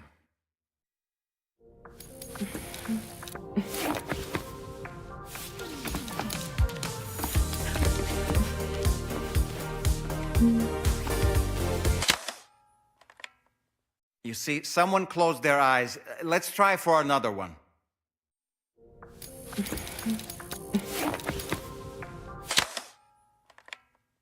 Ah, that looks like a lovely picture. Ah, but I see someone blinked. We can't touch it up after the fact, but I consider that a perk of traditional photography. One more time.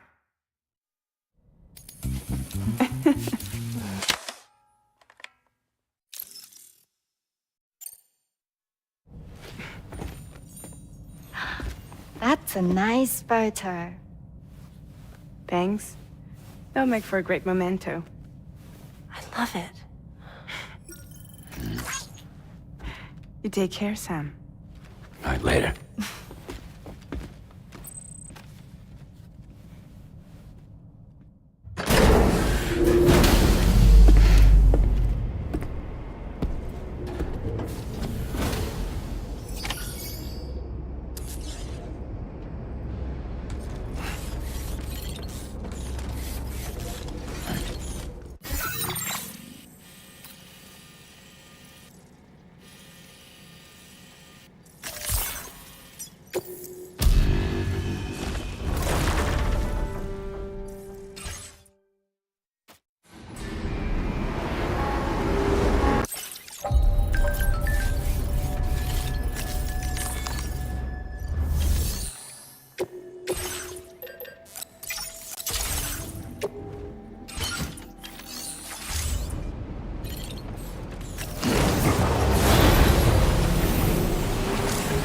I'm Sam!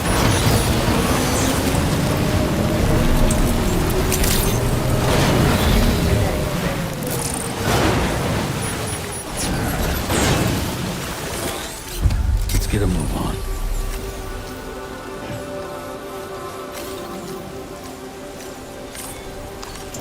Time for a rest.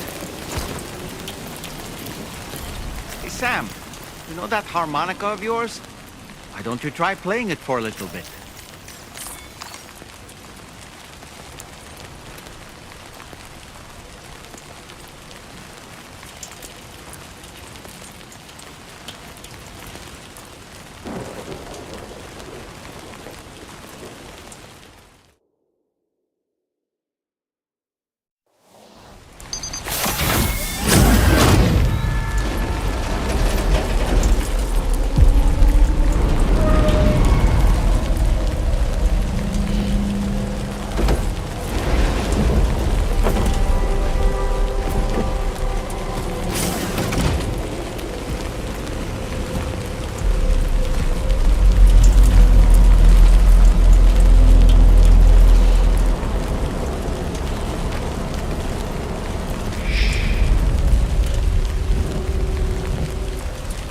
Wakey, wakey, eggs and bacon. Oh God, I'm gonna strand. Oh God, I'm stranded.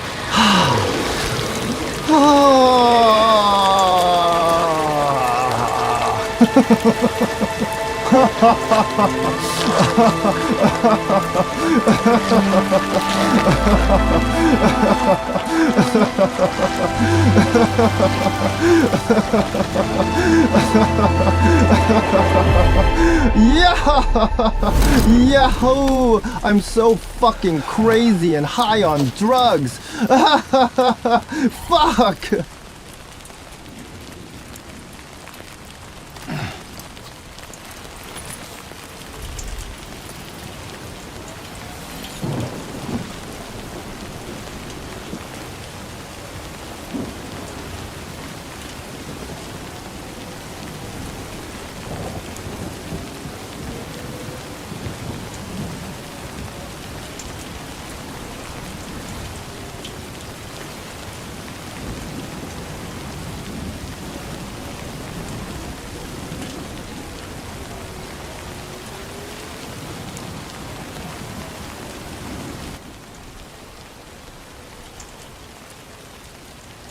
All right, chat. George is out of time and batteries for today. We will continue the Stranding experience tomorrow. Okay? One more time. Good night, chat. Oh God, I'm stranding.